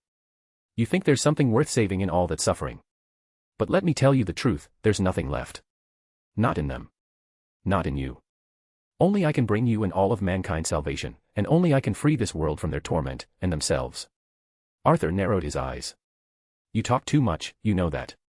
Baylor chuckled softly. Maybe. But you'll see. The whole world will see my truth. The shadows around them thickened. Arthur took a deep breath and exhaled. You know what? This is starting to get pretty boring, so I'm just gonna kill you now. As Arthur said, Baylor was speechless. Heh. Then a low chuckle echoed throughout the endless black void, bouncing off the unseen walls like a sick rhythm of condescension. Ha. Ah. Ha ha ha ha. The sound started small, a chuckle of mockery, then slowly grew into full laughter. He leaned back, arms open wide, his voice drowning the shadows themselves. You think you're going to kill me? His grin was twisted, deranged with divine superiority. Tell me, Red Dragon Emperor, has there ever been a single Longinus user in the history of your pitiful kind who has slain a god? Arthur remained silent. Baylor's sharp teeth gleamed beneath the red glow of his eyes. None. Not a single one. Not even your most revered predecessors have achieved such a feat in their lifetime. He began to float upward slowly, the shadows around them thickening.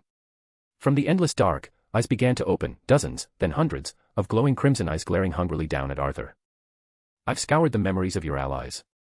Baylor said with eerie amusement, pointing a crooked blade of black shadow straight at Arthur. I am aware you haven't achieved Juggernaut Drive yet. Not even a flicker of balance breaker. So tell me, you filthy half-breed. His voice sharpened to a cruel, piercing edge. How exactly do you expect to kill me? The silence hung heavy. Arthur's head was lowered, his red bangs covering his green eyes. The black tentacles around Baylor twisted, crawling toward him, coiling like serpents ready to strike. Then, Arthur exhaled slowly and spoke. Who says I haven't unlocked them yet? Baylor froze. His smile dropped. What? Arthur raised his head slowly, revealing his eyes now glowing faintly beneath the shadow of his hair. Here's the thing. During my training montage, it only took me less than a week to unlock my original balance breaker. And it took me a month and a half to unlock my Juggernaut Drive. The funny thing is, I cannot be bothered using them when everyone around me is embarrassingly weak. He said, voice calm, composed, and he took a step forward. You think I'm powerless against you, that I can't stand against a god. He took another step. But the reason you're still alive and still breathing in front of me is because I let you. Baylor's many eyes began to twitch. And the reason that this situation escalated towards this very moment is because I was curious. Arthur's voice was dark and cold. I wanted to see what a so-called god would feel like. And honestly. He stopped walking and narrowed his eyes. I am utterly, immensely, and extraordinarily disappointed. He gave a low exhale through his nose. You. Baylor's aura flared in outrage, a guttural roar of offense vibrating through the darkness. Arrogant piece of mortal filth. The red eyes around them flared, and a deafening beam of crackling energy burst. Hundreds of lasers rained down all at once, converging on Arthur in a destructive storm. Boom. The impact created a massive explosion, crimson light flooding the darkness for a moment as the dome shook with force. Baylor threw his head back in laughter again. You fool. That's the price for insulting a god. But then. The smoke was forcefully parted. And a wall of crackling, violet-red energy stood between Arthur and the countless blasts. Baylor's eyes narrowed. What? It was the power of destruction, manifesting as a barrier, erasing the beams like it was nothing. The shield cracked open like a cocoon, and Arthur stepped forward. But he was different. From his back, 8 demonic dragon wings now unfurled, his skin radiated with demonic power, red dragon horns curled from his temples, and a spear-like tail swayed gently behind him. Baylor flinched back. Arthur's aura wasn't just different, it was overwhelming. He calmly summoned Excalibur ruler into his hands, and then the other 6 Excalibur swords hovered around him in a circle. He glanced at Baylor. You should be honored, Baylor. You'll be the first one to get a taste of this new balance breaker of mine. It's something I've been working on alongside Drake for a long while now. Even I have no idea how this fight would go since I just got the other Excalibur fragments back. Baylor's expression tightened as he hovered higher. What are you doing? Baylor's voice cut in, uncertain. Arthur took a breath and brought his blade forward, both hands grasping the hilt, its blade pointed straight upward, and the other swords stopped circling. Let's do this, Dreig. Dreig grinned excitedly. Right. Then Baylor felt it. A chill in the air. A force that had no shape yet weighed down on existence like gravity itself had been doubled. His own body recoiled without his will. And then he sensed it. A feeling that didn't belong in this world, something terrifying. In his very soul, something screamed at him to stop Arthur. Now. Baylor shot forward, eyes glowing like hellfire. The tentacles lashed from the darkness, thrashing forward to stop him. The many eyes began firing again, chaotic beams of crimson destruction launched from every direction toward Arthur's position. But it was too late. Balance breaker. 2 words slipped through, and his eyes opened. Welsh Inferno Dominator. DxD. From the outside of the black dome, a faint glow began to stir, subtle at first, then it glowed brighter. Then the dome began to pulse, its blackness cracking with crimson veins of heat and energy until it resembled a red-hot lantern ready to explode. A loud crack echoed out as a hole tore open from the side of the dome, light flooding out in a blinding rush. 2 figures were thrown from the breach, Jean and Siegfried. Both hit the ground hard, unconscious, their bodies skidding a short distance before coming to rest on the invisible floor of the void. Jean's armor was broken, and Siegfried's cloak was torn, their breathing shallow but alive. Out of nowhere, a figure emerged near them and lifted them both onto its shoulder. DxD. From within the dome, the sound of a raging inferno roared, the kind that devoured everything. Then, just as suddenly as it had appeared, the black dome began to collapse inward, consumed by the inferno that raged from within. All of the many red eyes that once glared from the darkness were now gone, dissolved like paper in fire. Inside the firestorm, Baylor was hurled down from the air and slammed into the ground hard enough to cause the entire realm to shake. He let out a hoarse cry, covering his face with his arm as the unbearable heat scorched his skin. What the? It wasn't supposed to be like this. He was a god. He wasn't supposed to feel this immense pain. Baylor squinted through his fingers, and what he saw made his eyes go wide. Standing tall through the inferno was a silhouette. 8 massive wings stretched behind him, draconic and demonic in nature. His dragon horns curled back with a regal shape, as if forming a halo. And in his right hand was a massive, double-edged greatsword with a knuckle guard. The blade glowed from its golden edge, its hilt thick and ornate, its length forged with crimson steel. 6 exhaust vents along the other side of the blade spat bursts of flame like a motorcycle, and a glowing green core pulsed at the sword's heart. It was unlike any sword Baylor had ever seen, but the power it gave off was unmistakable. What form of power is this? Baylor whispered in disbelief. Arthur's eyes opened, brighter than the inferno around him. He raised his left hand. With a single motion, a crimson-red sphere from the power of destruction appeared. From it, a single blade emerged, dark, jagged, and burning with raw destructive energy. He moved his destruction blade in his left hand clockwise. Another blade emerged, then another, and another. 12 destruction blades hovered around him, each one acting as an extension of his will. Baylor staggered to his feet, his divine form still crackling with burns. He clenched his jaw as he roared, his body shrouding itself in a tower of swirling blackness. From the writhing tower erupted dozens of shadow tentacles, each one surging forth with enough force to level cities. You dare. You filthy half-breed. You dare stand against me. Arthur simply looked forward and spoke 2 words. Shut up. Then, slowly, he began walking. Baylor screamed and unleashed the first wave of tentacles. They lunged at Arthur, twisting and shrieking like living creatures.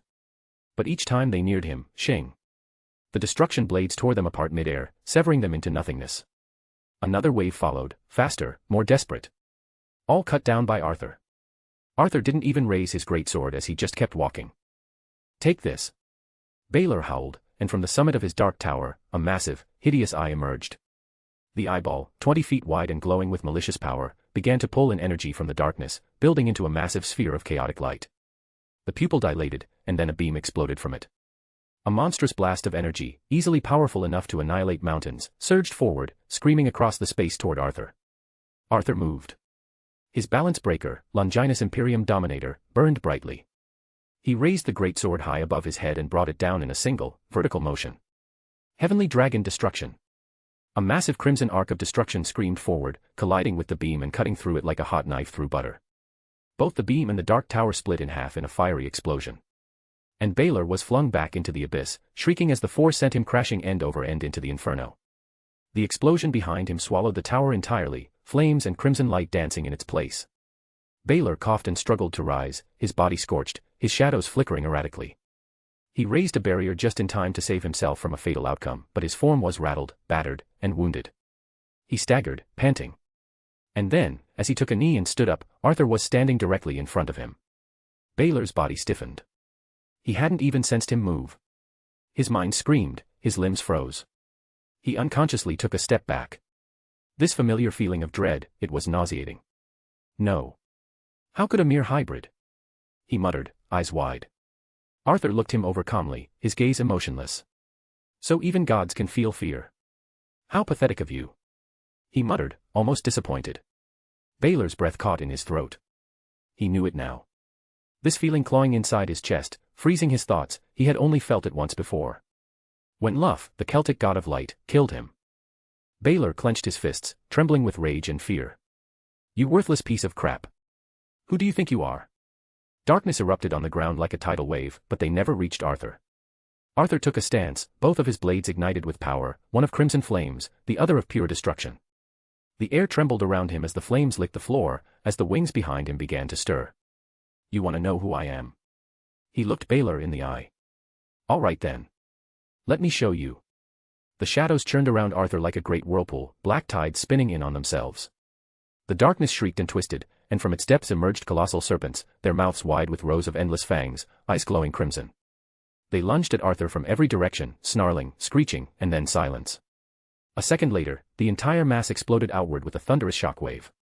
A burst of crimson light tore the serpents apart from the inside, and in the wake of the eruption, Arthur dashed forth like a comet, his wings spread wide, flames bursting behind his back, tail slicing through the shadows. Baylor's eyes widened, and Arthur was already upon him. Their weapons clashed, flames against shadows. Baylor roared, his arm shaking as he barely managed to block the strike with a wall of black shadows. The shockwave cracked the space beneath them.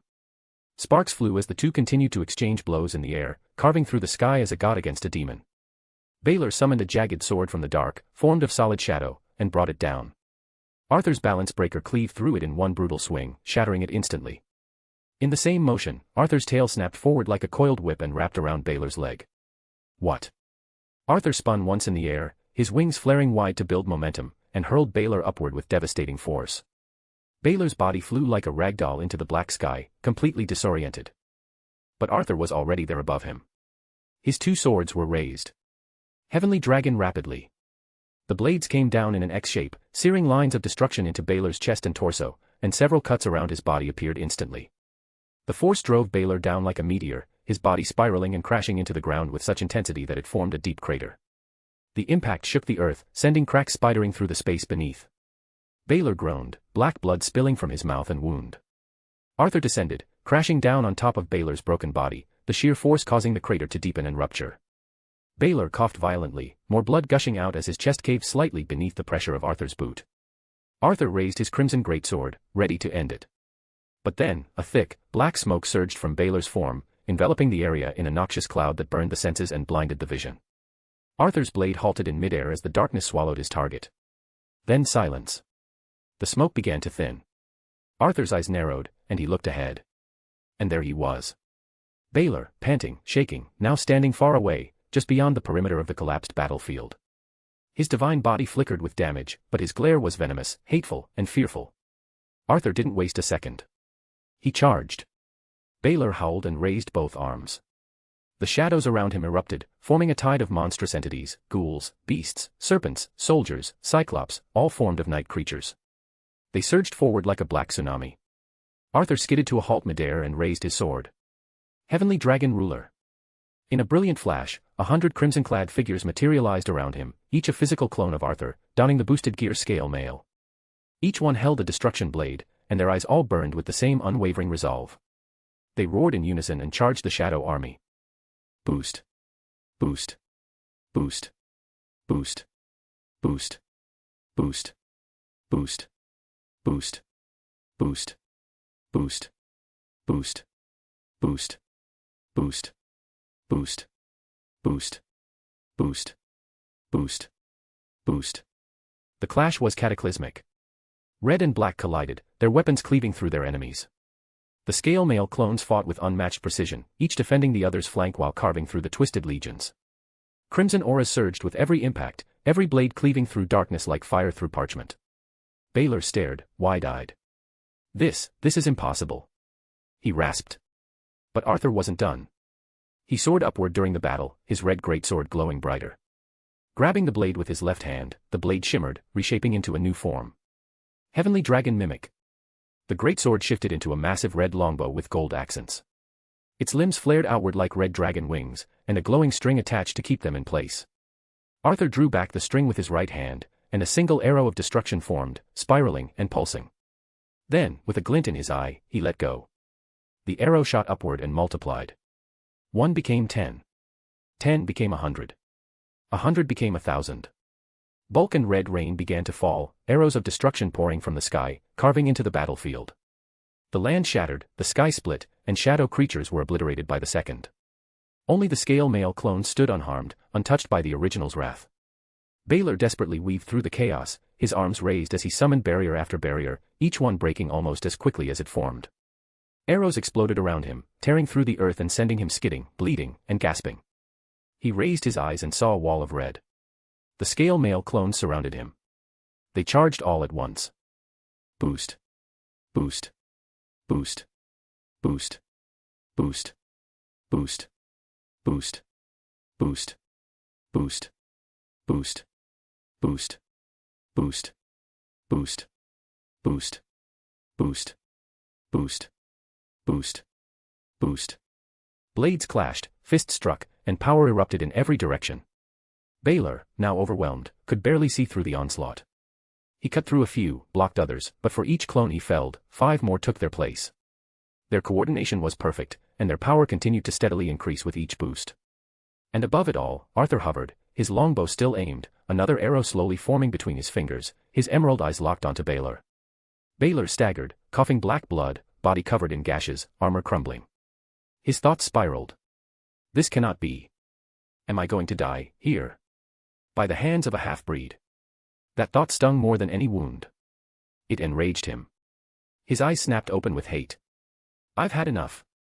Baylor roared, and the shadows around him erupted in a cyclone of madness. All at once, the battlefield exploded. A dome of corrupted shadow burst outward, knocking the scale male clones away.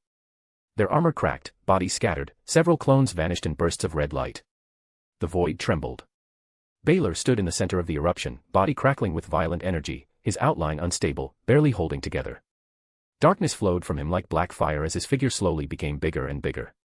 Arthur's gaze sharpened as he slowly lowered his bow. He watched carefully as he could feel the sheer wrath boiling from Baylor's body. Finally. Arthur muttered under his breath. His fingers slowly wrapped around the handle of his longbow, which turned back into a great sword. The battle is about to reach its conclusion. DxD. Hello readers. This chapter is edited. This will be the last part, so I decided to make it longer. The next few chapters will be the finale of Volume 1, as you readers seem to be impatient, which is understandable. My brain is struggling to make good content for you all, okay? So cut me some slack, and some power stones while you're at it. Also, Welsh Inferno Dominator looks like Priya's Aegis sword. Thank you, everyone, and see you later. Chapter 27, To Kill a God. The dome trembled when Baylor's roar echoed like a primal beast as his transformation completed. His body swelled, twisted, and reshaped itself into a nightmarish colossus of pulsating shadow. Hundreds of glowing red eyes blinked open across his mass, writhing and twitching, tracking everything in a gaze of madness. His form nearly engulfed the entire black dome, the sheer scope of his presence forcing the very air to retreat in terror. Darkness surged outward in violent tides, smothering the inferno that had blanketed the ground. But the flames refused to die. Arthur remained steady. He pushed forward through the suffocating darkness, wings outstretched as his aura surged like a hurricane of fire and destruction. The blaze surrounding him spiraled violently against the shadows, clashing like two primal forces of nature, neither yielding an inch. Every step Arthur took melted the ground beneath his feet, and his presence forced even the corrupted dome to groan under the pressure. Arthur gripped his Longinus Imperium Dominator with both hands, his fingers curling tightly around the hilt as flames hissed from the exhaust pipes lining the blade's sides. Inside the balance breaker, Drake's voice called. Get ready, partner. This is your last shot. Put everything into it. Arthur gave a slow nod, eyes locked on the abomination in front of him. The blade responded. A radiant glow enveloped it, crimson, gold, and green swirling together. The sword began to shift, the two halves of the blade splitting open at the core, revealing a molten interior of pure flame. The exhaust vents on the side burst to life, releasing jets of fire that screamed through the air like dragons howling their final cry. Boost. Boost. Boost. Boost. Boost. Boost. Boost. Boost. Boost. Boost. Boost. Boost. Boost. Boost. Boost. Boost. Boost. Boost. The command echoed over and over, the sacred gear pumping energy into Arthur's body and weapon in rapid succession. The heat from the blade intensified, licking the surroundings with divine fury. Flames coiled up his arms, his demonic wings blazing behind him. Balor's mass writhed. I am Balor. The evil eye. The evil god of shadows and despair. His distorted voice roared across the void. I will not die to the hands of a mere half-breed. Arthur didn't flinch. He spread his wings wide. Behind him, the 12 destruction blades spun rapidly in perfect formation, hovering like orbiting moons. Even the shadows themselves seemed to pause, as if recognizing what was coming. Arthur lowered his stance. Balor's monstrous body began to shift, his main eye widening as a vortex of pure darkness spiraled inward, absorbing every ounce of darkness in the dome. Smaller eyes across his body all turned toward Arthur, each one glowing brighter, converging their energy into a singular, colossal beam of red-black destruction. Arthur gave one last breath. Then the moment exploded. Die. Balor screamed, unleashing the vortex in one horrific instant. The beam erupted from his eye like the fury of an evil god, tearing through space as it surged toward Arthur. Arthur's eyes narrowed. Heavenly dragon destruction. With a roar of power, Arthur swung his blade in a massive arc. A titanic wave of crimson energy surged forth, shaped like a great slash of divine judgment, crackling with the power of countless, boost. The blast of destruction collided with the shadow vortex, and the world went white. The explosion was cataclysmic. Light and darkness detonated into one another in a blinding, deafening conflagration. The black dome shattered like glass, each shard spiraling outward and vanishing into the sky. The blast wave blew away everything, fire, shadows, air itself, until there was nothing left but a smothering silence. For a long moment, the island was still. The smoke that followed was thick and endless, hanging over the battlefield. Not a single sound stirred. The ground, or what remained of it, was a broken crater larger than the castle itself, scorched and splintered like a meteorite had struck. Eventually, the smoke began to fade. And what remained was grim. Balor, now returned to Conla's form, knelt in the center of the crater. His body trembled violently, covered in wounds so grievous they barely seemed survivable. His right arm and left leg were completely gone, torn off at the root. The left side of his face was scorched to the bone, a melted ruin wherein I once glowed. Black blood poured from his mouth as he struggled to breathe. He blinked through the haze and saw Arthur. He was lying motionless across the crater, his body a mangled heap. All 4 of his limbs were gone, armor shattered and melted into his flesh. Blood soaked the earth beneath him, and his once radiant form was burned beyond recognition. He looked ruined and broken. Balor coughed violently, then began to laugh, hoarse and cruel. Ha! Ha ha! Ha! He rolled over onto his back, groaning in pain but laughing like a madman. His voice echoed across the crater. I win. He rasped to the night sky. I win, damn it. You're a fool, thinking you could fight against a god. Now. I'll show this world, true darkness, ha ha ha ha.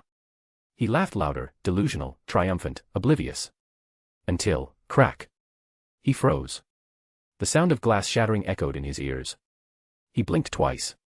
The sky above him began to fracture, the stars faded, and were replaced with the light of dawn. His vision blurred, and then cleared.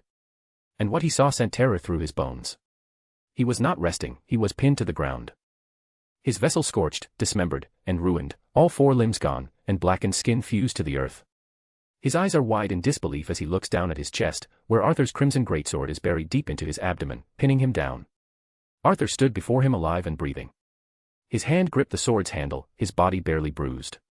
Only shallow cuts and burns marked him, and even those were already healing. His demonic form stood tall, imposing, calm, resolute. Balor gasped. How? Arthur's eyes stared down with quiet intensity. Heavenly dragon nightmare. Arthur explained.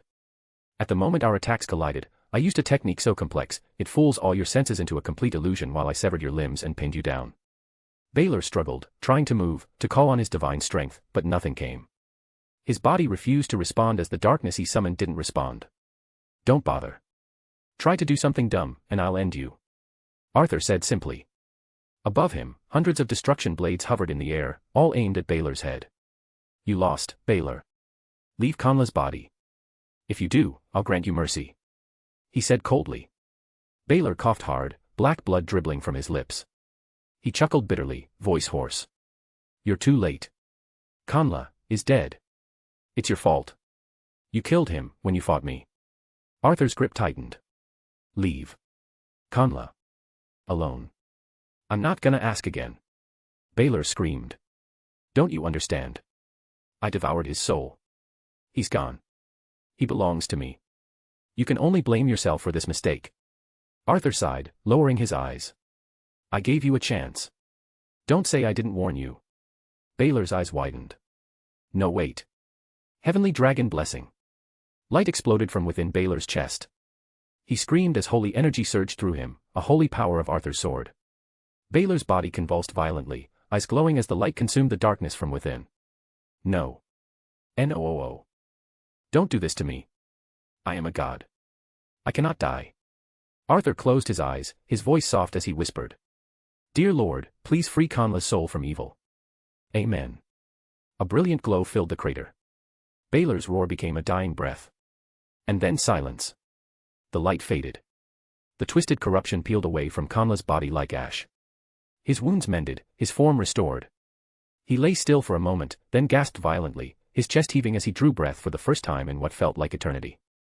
Ah. Ha. Ha. Conla sat up, eyes wide with confusion, pain, and fear.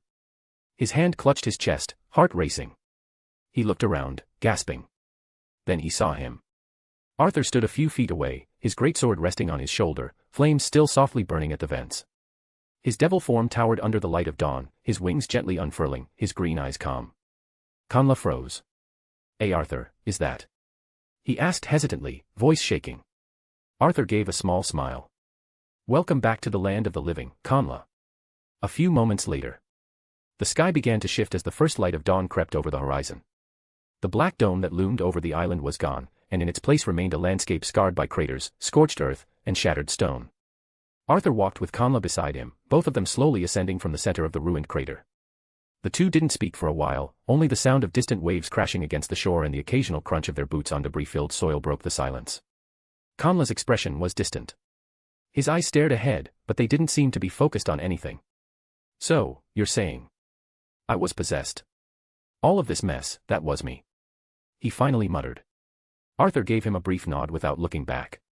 Yeah. But it wasn't you. Baylor hijacked your body. You were barely there. He was the one in control. Conla massaged his temple. I can't remember much. Just flashes. I heard voices. I think I even saw you. But I couldn't move. Couldn't speak. Arthur glanced at him from the corner of his eye. You're fine now, that's all that mattered. He said simply. But Conla started, then stopped. His shoulders slumped slightly. I'm sorry. I was a burden. If I hadn't gotten caught, you wouldn't have dash. Arthur raised a hand and waved it dismissively. Don't even start with that crap. Conla blinked in surprise as Arthur looked at him directly. You think this was all about your so-called mess? If you hadn't been there, Baylor would have slaughtered the hostages and disappeared. You gave us a chance to go crazy without worrying about collateral damage. Doesn't matter how it went, what matters is you're here now. Arthur asked, tone blunt. Conla bit the inside of his cheek but nodded silently. They continued walking toward the docks, the wooden pier barely visible through the mist rising from the ocean. The air was cooler now, the smell of salt strong and grounding. Then Conla's expression changed. Wait. What happened to Jean and Siegfried? Arthur stopped in his tracks. Shit. He muttered. He turned, gripping Conla's shoulders. Conla, split up. I'll take north and west, you take east and south. They could still be somewhere on the island. Conla's eyes widened. What? Then let's go. We need to find them. Before he could take a step, a calm, regal voice echoed from behind them. There's no need for that, children. Both Arthur and Conla turned instantly, on edge. A man stood a short distance away, his presence radiant and commanding. He wore flowing white robes adorned with golden embroidery, his long blonde hair cascading down his back. His features were noble, sharp, and refined, but there was a warmth in his smile that seemed to soften the air around him. Arthur's eyes narrowed slightly, and then he heard Drake's voice within his mind. That's Luff, the chief god of light and sun. Be respectful. Arthur relaxed just a bit and nodded his head in greeting. Chief god, Luff, I assume. Is this about us messing up the island? Luff just chuckled softly as he replied. While it is unfortunate that such a location is devastated, it is a small price to pay to stop Baylor. You are forgiven, Red Dragon Emperor. Arthur sighed in relief as he then asked. By the way, do you happen to know where our teammates are? Luff gestured with a fluid motion of his hand. Of course. Let me show you. He stepped aside. Behind him, on the dock, sitting side by side on some crates, were Jean and Siegfried. Both looked a little banged up but alive and very much in one piece. Jean was wrapping a bandage around her arm while Siegfried leaned back with a sword resting against his shoulder. They looked up and saw Arthur and Conla. Jean's face brightened. Arthur. Conla. You're both okay. Siegfried let out a laugh. See, I told you there was nothing to worry about. Jean elbowed him in the ribs. Can't you just be a little bit worried? You elbow me one more time, and I swear. Siegfried muttered, rubbing his side. Arthur chuckled as he watched the two banter. Just like an old married couple. Shut up, Arthur. Jean and Siegfried yelled in unison. Conla couldn't help but laugh, the tension slowly easing from his shoulders. You guys are something else. But I'm glad you guys are safe. Jean smiled warmly at him. Glad to see you're safe as well, Conla. Luff cleared his throat politely, drawing their attention. While I do enjoy friendly reunions, I would be remiss if I did not express my gratitude. You've all done more than we could have asked. And rest assured, your efforts will not go unrewarded. Arthur raised an eyebrow. Rewarded how? Luff smiled. With a graceful snap of his fingers, a rainbow burst from the sky, arcing across the ocean and landing nearby with a radiant shimmer. The ground trembled slightly, and from the end of the rainbow emerged a massive pot of gold. Silence. Holy shit. Siegfried whispered. He's a leprechaun. Thud. Jean elbowed him again. Are you trying to break my ribs, Jean? He groaned. Arthur stood wide-eyed, visibly drooling as he stared at the mountain of gold. Are you for real right now? Luff gave a small laugh. Oh, it's real. And only a fraction of your reward. He turned to Arthur. You've done what no other Longinus user has in history, you killed a god, even if a minor one. It may not have been your goal, but the result speaks for itself. As a reward, you're now granted one request from yours truly, within reason, of course. Arthur pocketed his hands into his coat, still eyeing the gold. I guess the supernatural community's gonna know sooner or later, huh? Luff's smile faded slightly, but he nodded. Unfortunately, yes. These things tend to spread, especially among the three factions. You'll be watched closely in the future. Siegfried slapped Arthur on the back. Congrats, Art. My rival is famous now. Jean looked concerned. Are you going to be all right with that? People coming after you, trying to investigate you. Arthur shrugged. Let them come. If they try to make my life harder, they burn. Luff gave a final nod. Spoken like a red dragon emperor. Then, with another snap of his fingers, a second rainbow descended from the sky. He stepped into the light, and just before vanishing, he gave one last glance at Arthur. Well then, I will be off now. Safe travels, children, and may your path be filled with fortune, Arthur. You'll need it. With that, he disappeared in a flash of colors, leaving the four of them alone by the shore. Arthur watched the sunrise for a moment, the sky now fully painted with orange and gold. I don't know about you guys, but I'm starving. Arthur's stomach growled. Conla stretched his arms. I wouldn't mind a bite. It's been a long night. Agreed. Jean said, tucking her rapier away. Siegfried grinned. You better tell us what happened during that fight. No skipping the cool parts. Arthur laughed under his breath. Fine. But only after we get some food. The four of them walked down the battered pier toward a small fishing boat docked nearby. It was enough to leave the ruined island behind. As the boat pulled away from the coast, none of them noticed the coming storm that was approaching. Whispers were beginning from one pantheon to another. The tale of Arthur Pendragon, the first Longinus user to ever kill a god, had already begun to spread. DxD. Hello readers. This chapter is edited. A little bonus chapter as an apology for making you readers wait for too long. Please give me your power stones and add this fanfic to the library. Thank you, everyone, and see you later. Chapter 28, Reactions. In the sixth heaven, also known as Zebel, Michael, the chief seraph and leader of the angels, stood at the head of the table with his usual serene, regal composure. His 12 golden wings were folded neatly behind him, his golden armor glinting in the ambient light of the chamber.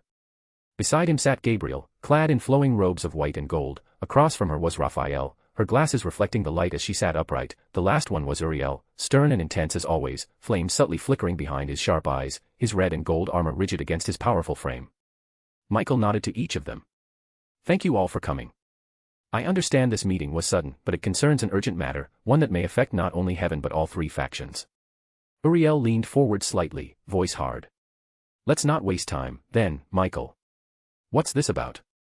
Michael raised his hand, and a golden glyph shimmered above the table. With a flick of his fingers, the glyph expanded into a floating system interface.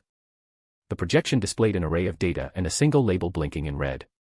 Alert, new Longinus detected, designation, Aeon Baylor, origin, fusion of forbidden Baylor view and night reflection. All three seraphs went still.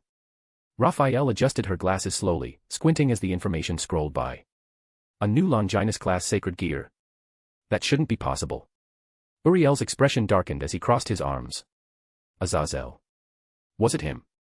Has he finally succeeded in artificially creating a Longinus? Michael shook his head. I contacted him immediately after the alert. He was just as surprised as we were. He swears this isn't his doing. Michael replied. Raphael looked thoughtful. Then who? Michael brought up a second screen, this time showing detailed footage of Ireland. Agents, Arthur Pendragon, Jean d'Arc, and Siegfried, mission report, Battle of Tory Island, descriptions. When Michael spoke again, it was calm but weighted. The emergence of Aeon Baylor is not the issue here.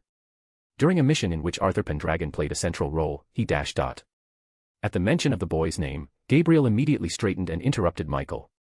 Arthur. What happened? Is he hurt? Was he in danger? Why wasn't I told sooner? What kind of mission was this? Did he go alone? Is he Her sapphire eyes widened, and her voice was almost panicked. Gabriel, calm down.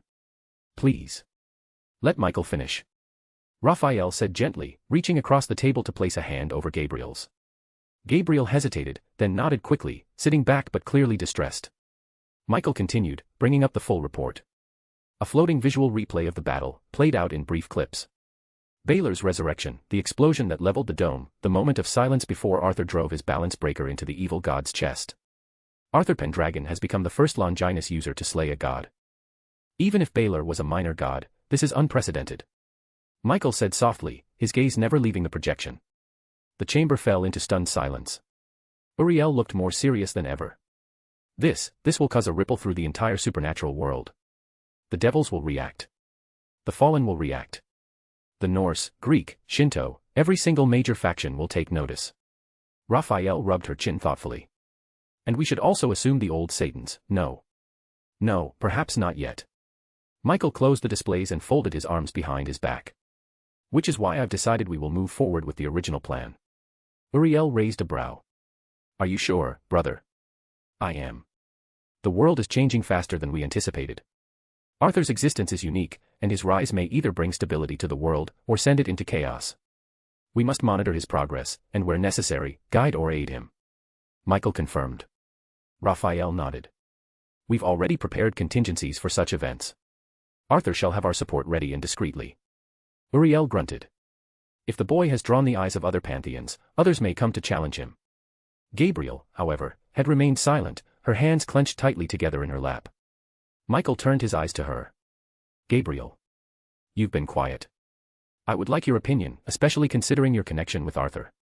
Gabriel inhaled slowly. And the next moment, the entire sixth heaven shook. A divine shriek of raw, unfiltered emotion burst from Gabriel's lips. All of heaven heard it.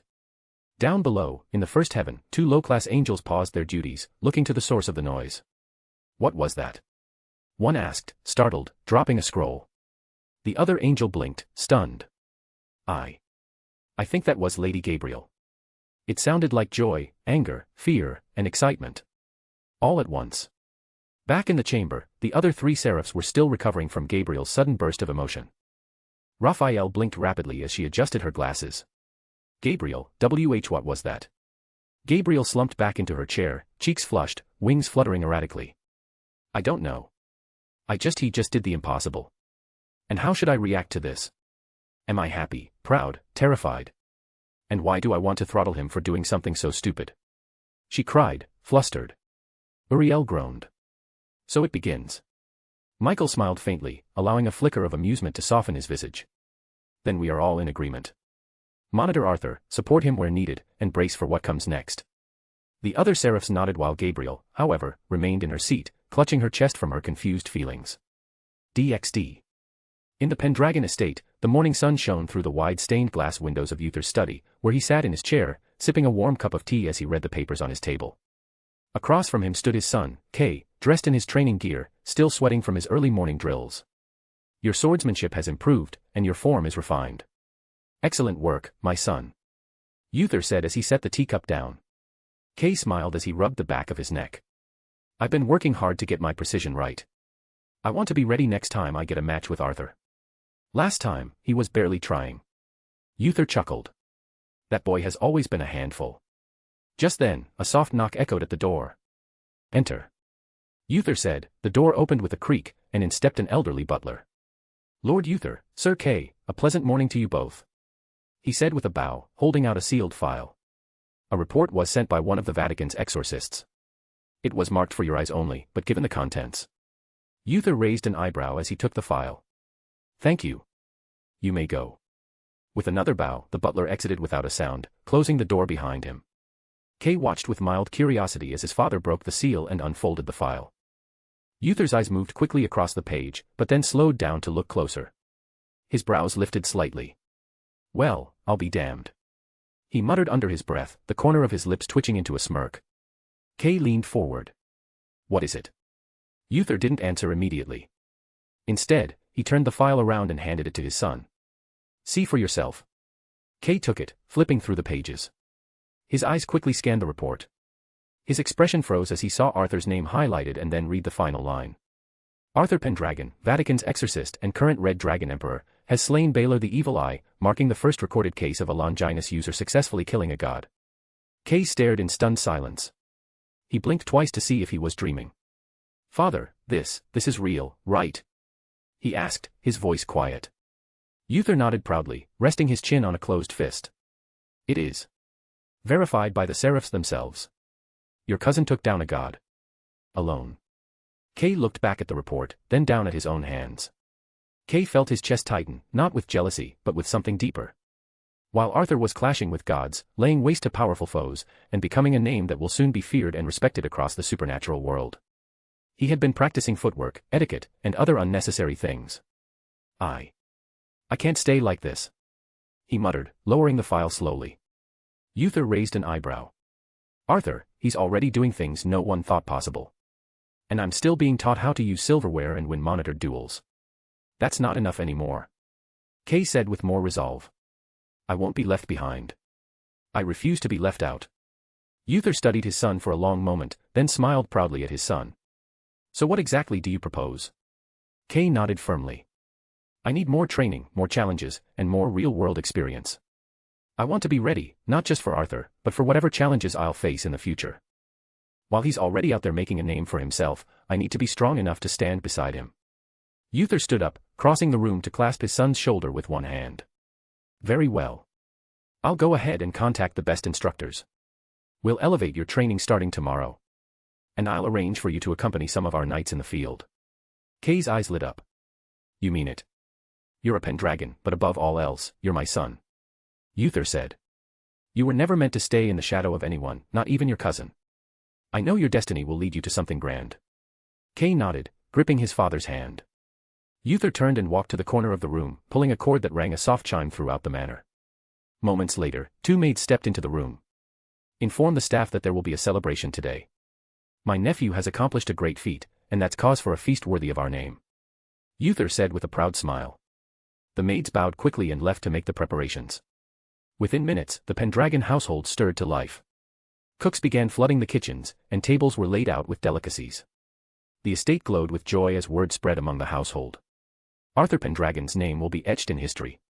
After the celebration, Kay stood in his training courtyard once again, this time with a blade in hand, eyes burning with determination. He would catch up to Arthur. No matter what it took.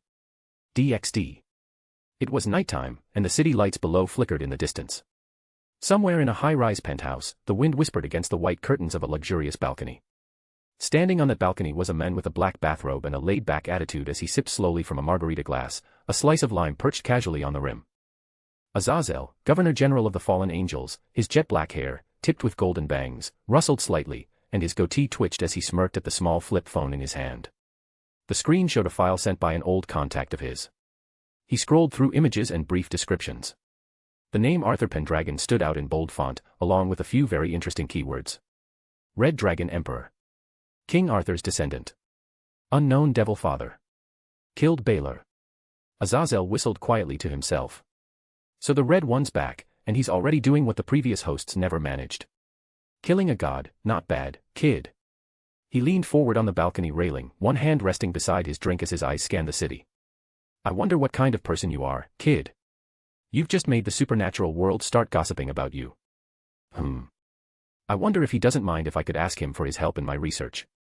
He chuckled, tilting his head slightly, eyes glinting with curiosity and mischief.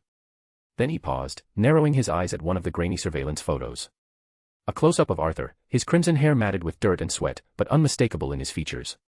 The sharp green eyes, that crimson-red color of his hair, and his facial features. Azazel raised his eyebrows. Well, now that's interesting.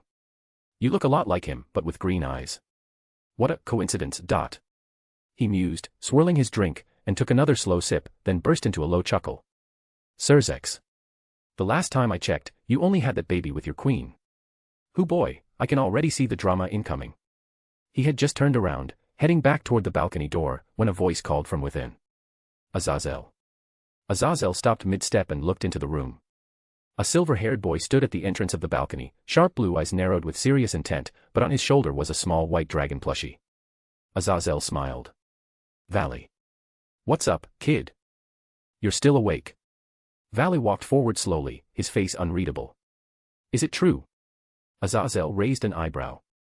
Is what true? Valley's tone grew more intense. The rumors about the Red Dragon Emperor. That he's finally awakened, and that he killed a god. The room went silent for a second. Azazel glanced at the flip phone again, then looked back at the boy he'd taken under his wing and treated as a son. He grinned. And what if I said yes? Valley didn't answer at first, he just lowered his gaze. And then, without warning, he chuckled. Hey, hee. Ha ha ha ha ha. It started as a low laugh, but quickly built up, rising from deep in his chest and spilling out into a triumphant, joyous laugh. Azazel tilted his head in mild confusion. Valley.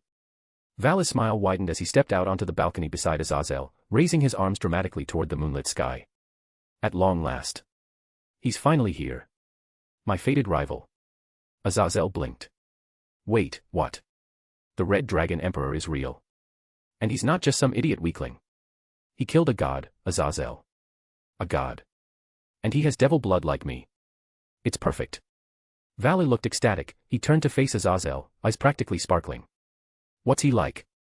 Is he strong? Did he really have Excalibur? Did he use Juggernaut Drive?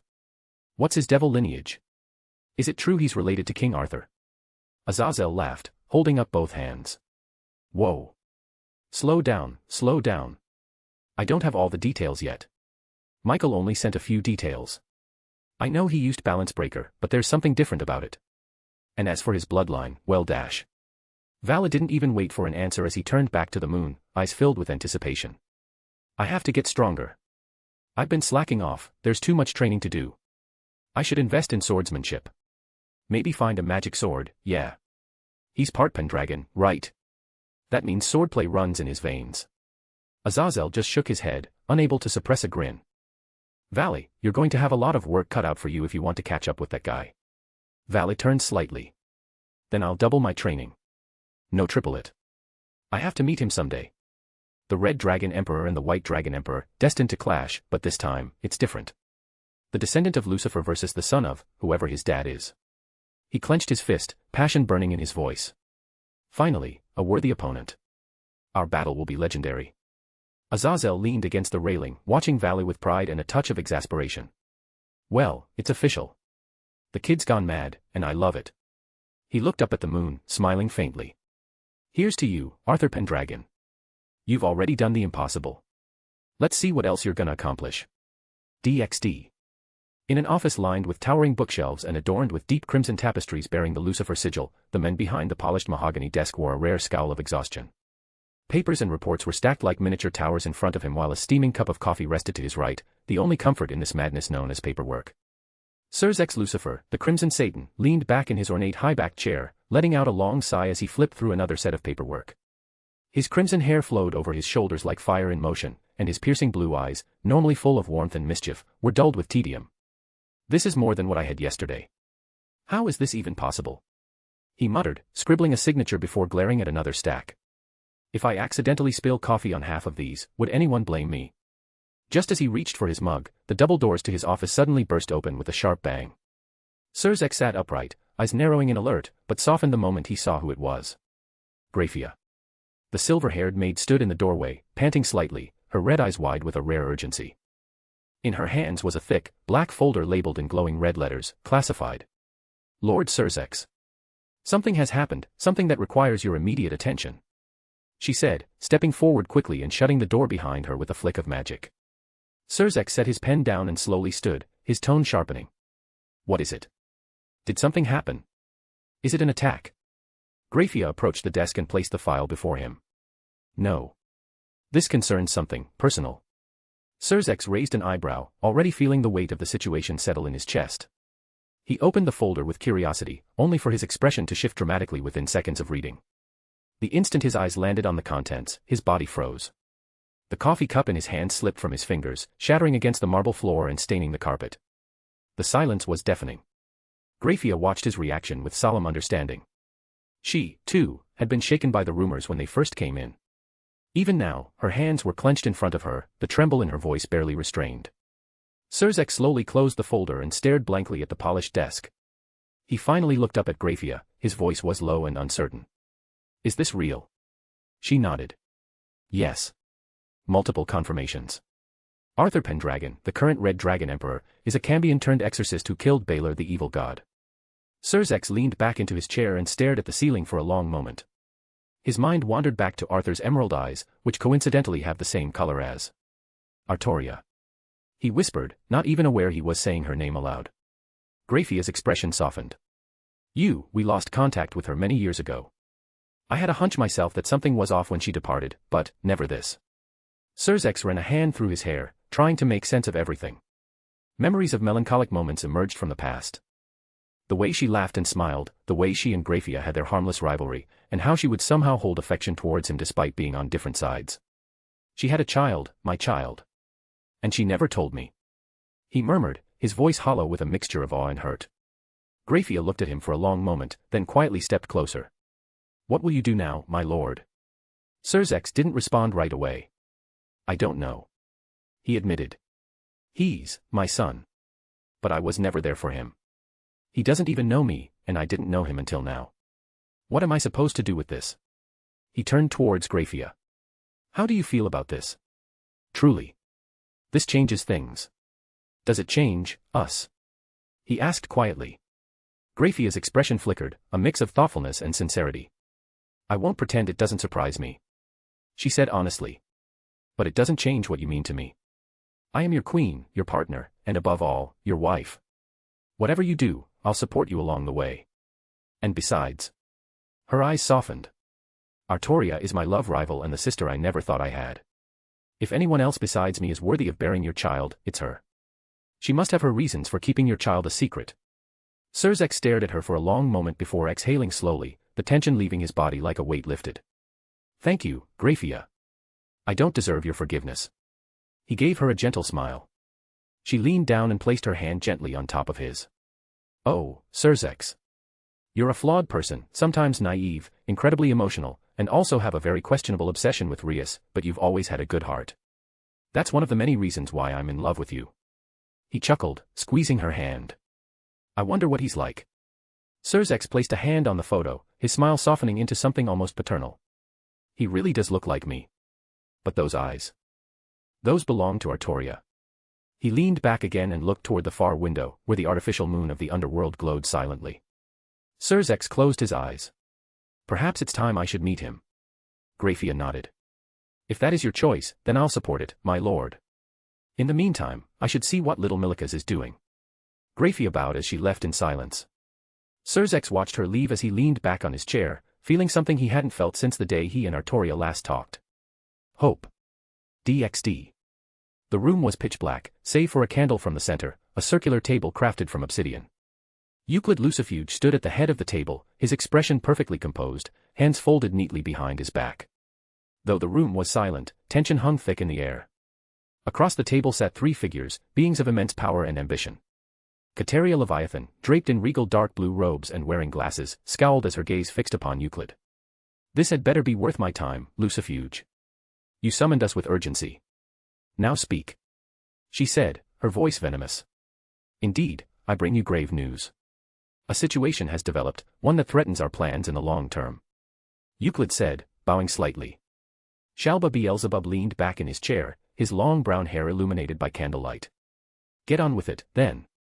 Cruzary Asmodeus rested his chin against his clawed hand. His long black hair flowed like smoke behind him. This better not be a waste of my time, Euclid. He sneered, but Euclid didn't respond immediately. He instead raised his hand and projected a magical screen above the table. The room was filled with the sound of explosions and screams as the footage played, a chaotic battlefield on a crumbling island, with explosions lighting the night sky. The video centered on a crimson-haired youth, clad in red, with a pair of red gauntlets glowing brightly. The boy was battling the evil god, Baylor, locked in a vicious exchange of power. Then came the final moments. Arthur Pendragon's great sword flared brightly, and Baylor perished into oblivion. The recording ended, and the chamber fell into a silence. Shalba's expression twisted as he leaned forward. So. The rogue priest we invested our precious time with has failed. Cruzary scoffed, crossing his arms. And Baylor has been slain by a mere half-breed, no less. How disgraceful. What a fitting end for a pathetic god. Euclid finally broke his silence. This is why I've gathered you. Arthur Pendragon is not just a half-breed, he is the current Red Dragon Emperor. And now, he has become the first Longinus user in history to kill a god. Kateria rolled her eyes, scoffing. And what of it?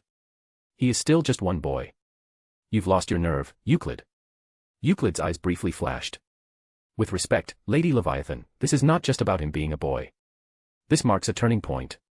A half-breed of devil and human blood, one with ties to both Seraph Lucifer and the Pendragon family, now holds the power of one of the two heavenly dragons. Today it was Baylor. Tomorrow, who knows? Shalba clicked his tongue. Are you trying to frighten us? Don't insult our immeasurable power, Lucifuge. Longinus or no Longinus, I could crush the child like an insect if I chose to. Cruzary smirked. Indeed. We are the true Satans. The original heirs of the underworld. Are you suggesting we should concern ourselves with the likes of a mongrel? Euclid, you should clean up your own mess instead of whining before your betters. Euclid gritted his teeth subtly, hiding the tension behind a polite nod. This is no longer just my problem. The boy's rise is already sending shockwaves through the factions. Heaven, Grigori, the new Satans, even other pantheons, such as the Norse and Celtic, may start shifting their eyes. If we don't move carefully. You talk as though he's already a threat to us. If anything, he's a convenient distraction. Let the other weaklings chase after him. We can continue our plans unbothered. Kateria cut in, her tone disdainful. Euclid's eyes narrowed. And if he discovers our operations? Or if he makes contact with his father? You underestimate him. He's not just a mere hybrid, he's something else. Something unpredictable. Shalba stood up, clearly done with the conversation. Then kill him yourself, Euclid. If he bothers you so much, then you, a pure-blooded devil of Lucifuge descent, should have no trouble eliminating a mere bastard. Cruzary rose as well. And please do yourself a favor and try not to fail this time. Kateria looked at Euclid one last time. You've wasted our time with this nonsense.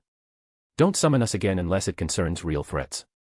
Not the confused spawn of a bloodline you wish you could erase from existence. With synchronized magic circles flashing beneath their feet, the three vanished one by one, Kateria first, then Shalba, and finally Cruzary. And just like that, the room fell into dead silence. Euclid remained standing at the head of the table, alone. His composed face slowly darkened into a bitter scowl. His hand clenched at his side as he muttered. Fools. Arrogant, short-sighted fools. He looked once more at the paused image of Arthur, his crimson hair, his emerald eyes, the boosted gear radiating defiance and strength. He has more potential than Seraph. Euclid turned away, walking toward the far end of the room, where shelves filled with ancient tomes and scrolls lined the walls. His fingers trailed along the spines of forbidden texts, stopping at one with a demonic seal etched in blood. If no one else will see it, then I'll take matters into my own hands. DxD. As the rest of the supernatural world was reacting to the news of the first god-killing Longinus user in history, Arthur and company were having a one-week vacation in Ireland, trying out its delicacies and exploring the beautiful sights, while carrying a comically big pot of gold in their arms. DxD. Hello readers. This chapter is edited. Sorry, it took so long. I got lost in the path of life, and college is killing me. Thank you, everyone, and see you later. Chapter 29, Changing the Plot. In the council chamber of the Vatican, rows of men in ceremonial robes sat behind a massive crescent-shaped desk. At the center of the room, Dulio stood with a toothpick dancing between his teeth, twirling it playfully as he tuned out most of the self-righteous droning around him. His eyes scanned the chamber lazily as various councilmen took turns berating Arthur Pendragon's performance in Ireland for half an hour.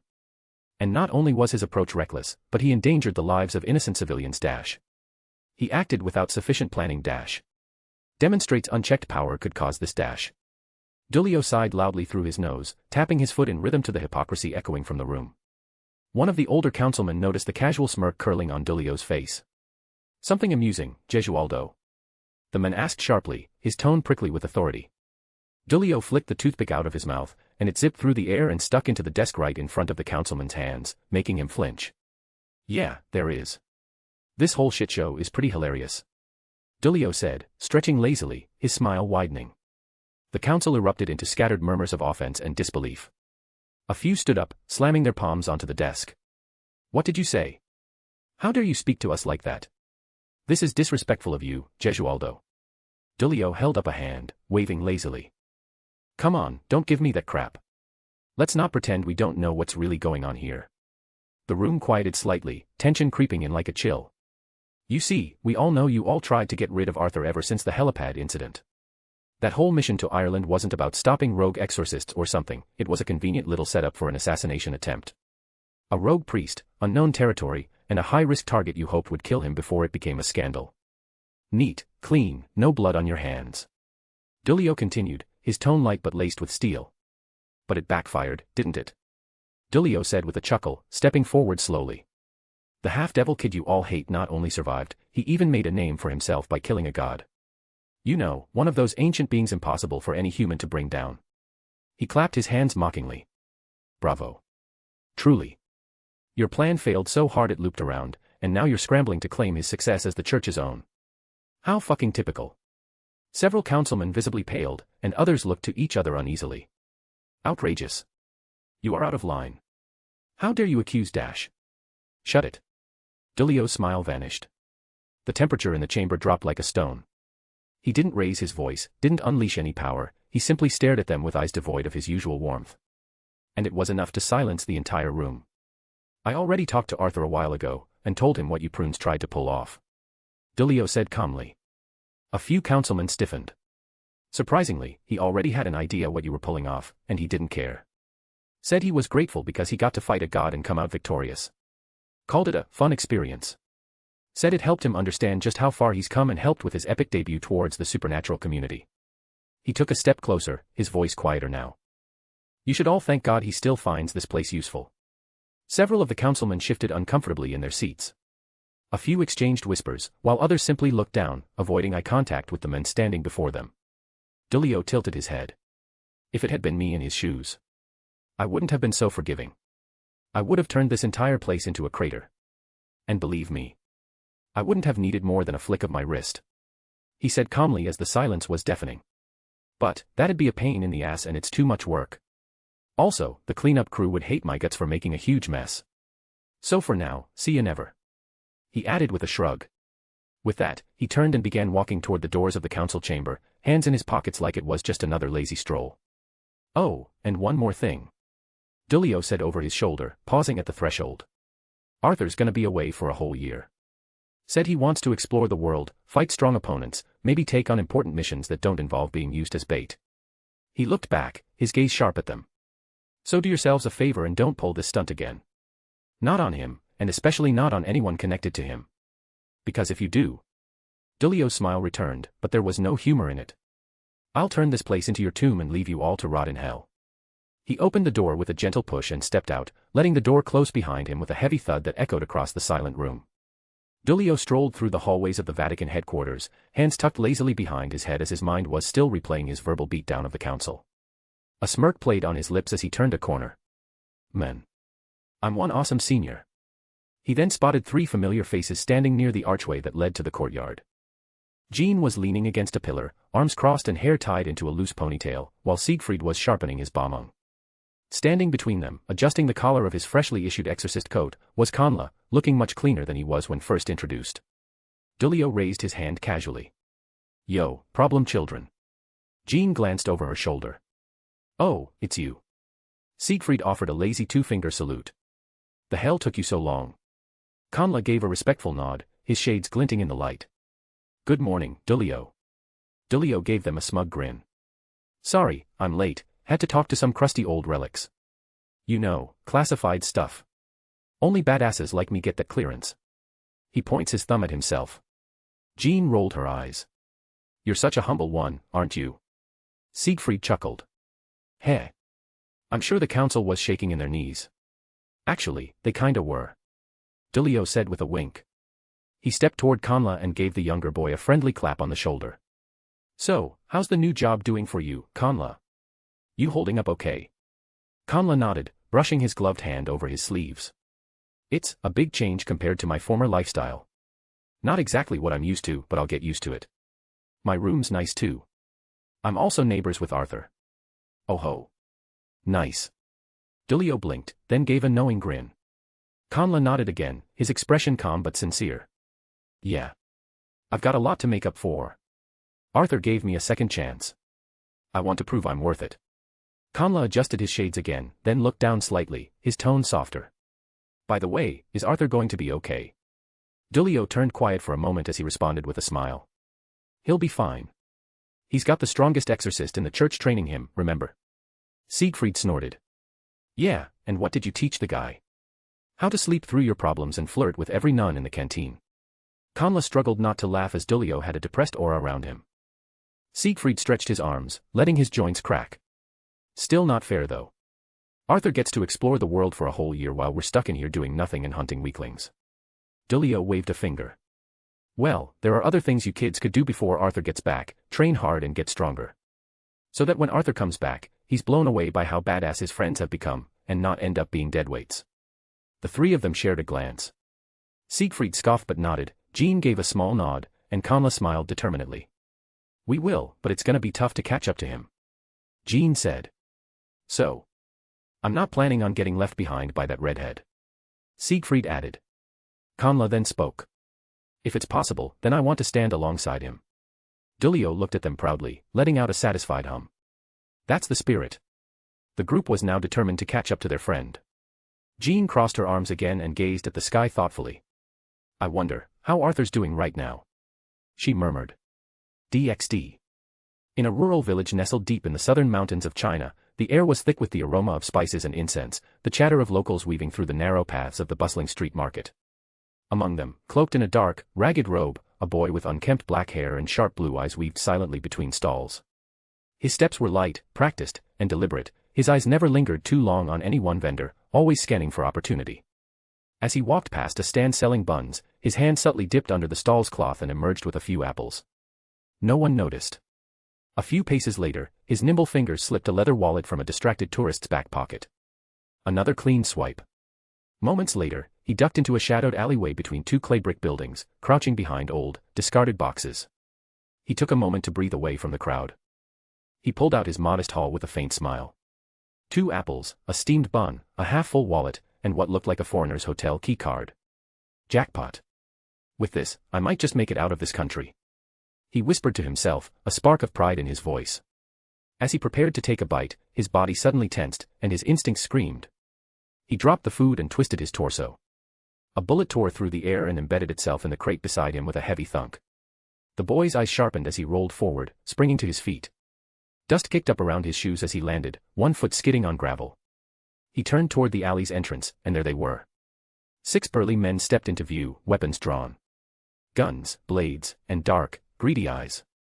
Well, well, the rat finally runs out of holes to hide. One of them grinned, spinning a jagged magic sword in his hand. You've been running for too long, brat. Our clients paid a lot for a specimen like you. You're coming with us. Another added. The boy bared his teeth, his heart pounding in anger and defiance. Why can't you bastards just leave me alone? His right hand began to glow brightly, and then a beautiful, ornate spear appeared. Its handle was a blue rod, and the broad spearhead shimmered with golden chains and a divine aura running along the flat. The traffickers paused, momentarily wary, but not enough. He gripped the spear tightly, set his stance, and roared. Come on then. I'm not afraid of you. The men charged, steel clashed against enchanted metal, and sparks flew. The boy's frame gave him speed, and though he was outnumbered, he was no amateur. He weaved between attacks, parried with his spear, and countered hard.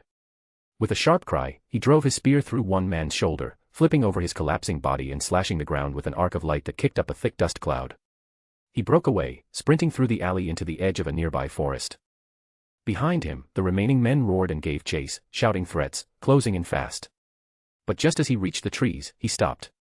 In front of him stood a massive man, easily over 2 meters tall, muscles like boulders and 2 heavy axes slung over his shoulders. Behind him, more armed men stepped into view, cutting off the boy's escape. He was surrounded. He whipped his spear around, breathing heavily, sweat dripping down his brow. Nowhere left to run, boy. You've cost us time, money, and men. But it ends here. We'll make our money back, through your pretty little body if we have to. The large man sneered and licked his lips creepily. The boy's lip curled in hatred and disgust. Filthy bastards. He readied his spear. He wouldn't back down, not after all he's been through to survive. The man took one step forward, only to freeze as a loud crack echoed through the forest. Then came the thud of something heavy hitting the earth. The massive man staggered, and he looked down at his chest.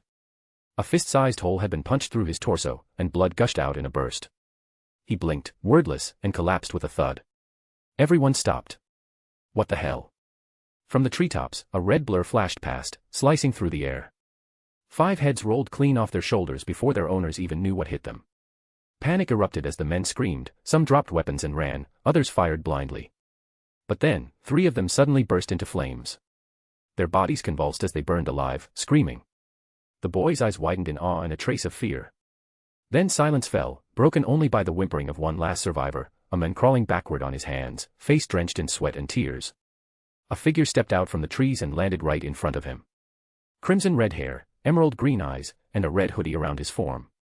A pair of red gauntlets on both hands and a radiant holy sword on his back. He looked down at the trembling men. Do you want to live? The men frantically nodded, begging, muttering prayers. The figure gestured with his thumb over his shoulder. Then leave. Go. Tell your employer the boy's dead. And if I ever hear of you hunting this dude again. He leaned closer, eyes narrowing. I'll peel your skin off, slowly and painfully. Clear. The man nodded violently, then scrambled to his feet and ran, tripping once, urine soaking his pants as he vanished into the trees. The figure exhaled and stretched his neck with a satisfying crack. Man, this is the umpteenth time I've faced humans doing something stupid to innocents. He turned, eyes landing on the blue-eyed boy who still stood frozen, spear in hand, mouth slightly open. The figure gave him a relaxed salute with 2 fingers. Yo. The name's Arthur. We're gonna have a long chat. DxD. Hello readers. This chapter is edited. This is the final chapter of Volume 1. Now. I need somebody to switch brains with me because mine is slowly losing brain cells, and I need more serotonins. Yes, I spelled it incorrectly on purpose. Thank you, everyone, and see you later. Chapter 30, Volume 1 Bio and Omake. Name, Arthur Art Pendragon. Alias, King Arthur's descendant, son of Satan, Red Dragon Emperor, the first god killer. Age. Species, Draconic Cambion, Human, 45%, Devil, 45%, Dragon, 10%. Sex, Male. Hair color, Crimson Red. Eye color, Emerald Green. Class, Mid-tier Ultimate Class, with boosted gear, Low-tier Transcendental Class. Occupation, Exorcist. Affiliation/faction, himself, Pendragon Household, Heaven/Church. Alignment, Chaotic Good. Abilities. Natural-born Holy Sword Wielder, Arthur is a natural-born Holy Sword Wielder and can wield the 7 Excalibur swords. Dragon Heart, grants the user enhanced physical capabilities and senses, and minor draconic features. X, dragon horns and devil wings/tail have red scales. Immense demonic power. As the firstborn son of Sirs X Lucifer, he has extraordinary demonic power and talent superior to others, which he developed further through dedicated training since his time in the Pendragon household. Power of Destruction, grants its users great offensive power and can annihilate things when used. Originally belonged to the Baal clan. Destruction Blades, summons ethereal swords that hover around the user and automatically cut down anything that causes harm. Arrow of Destruction, summons an arrow that multiplies into thousands of identical arrows, destroying anything it hits. Magic, Arthur studied various basic magics, such as elemental magic, demonic magic, and light magic. Flight, being a half-devil, Arthur can fly using his 8 wings, in addition to the dragon wings provided to him by the boosted gear, scale mail. Equipment. Boosted gear, subspecies one of the 13 Longinus that houses the spirit of Drake. It allows the user to double their powers every 10 seconds without limit until the user reaches their limit, transfer the increased power to other people or items, store weapons and items, and let the user bypass all defenses. Due to being a subspecies, an additional ability was formed that allows the user to create multiple clones of the user. Boosted gear, scale mail, a crest-side balance breaker. This generates a dragon armor while drastically increasing the user's power, abilities, speed, and defense. It also temporarily allows the user to use the power of the boosted gear without the 10-second interval. Juggernaut Drive, this form temporarily removes the seal placed on the heavenly dragons, but the users will lose their sanity while their lives are devoured by the power. Arthur manages to solve this issue by Welsh Inferno Dominator, an X-side balance breaker. This was created when Arthur thought, what if I grant the Excalibur swords a scale mail armor? This new balance breaker temporarily fuses the 7 Excalibur swords into 1 Excalibur and grants it the boosted gear's abilities. This also enhances the Excalibur sword's special abilities. Also, its appearance resembles Pyra's Aegis from Xenoblade Chronicles 2. Heavenly Dragon Ruler, this ability creates clones that are clad in scale mail armor. Heavenly Dragon Destruction, this ability generates a massive crimson slash projectile that destroys anything it makes contact with.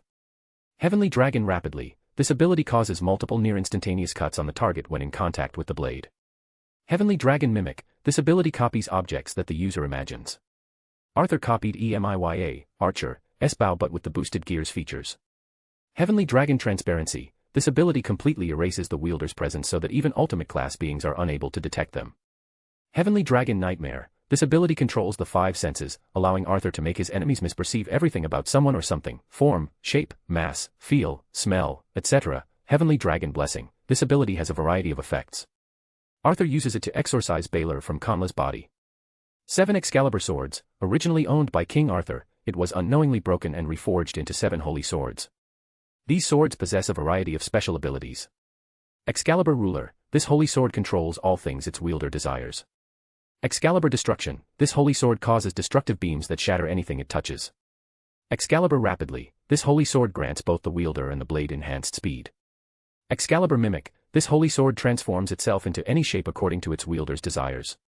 Excalibur Transparency, this holy sword allows the blade and its wielder to become invisible.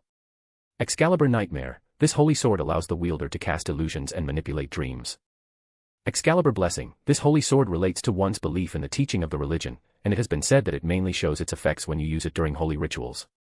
Arthur mostly uses it for recovery or exorcism. DxD. Omake 1, Kay's Jealousy. In the gardens of the Pendragon estate, the late afternoon sun filtered through the trees. Arthur and Kay slumped into their seats, sweat clinging to their clothes, their breathing heavy after an intense sparring match. Arthur tilted his head toward Kay, smirking slightly. That's what, your 5th loss this week. You should really stop losing to me.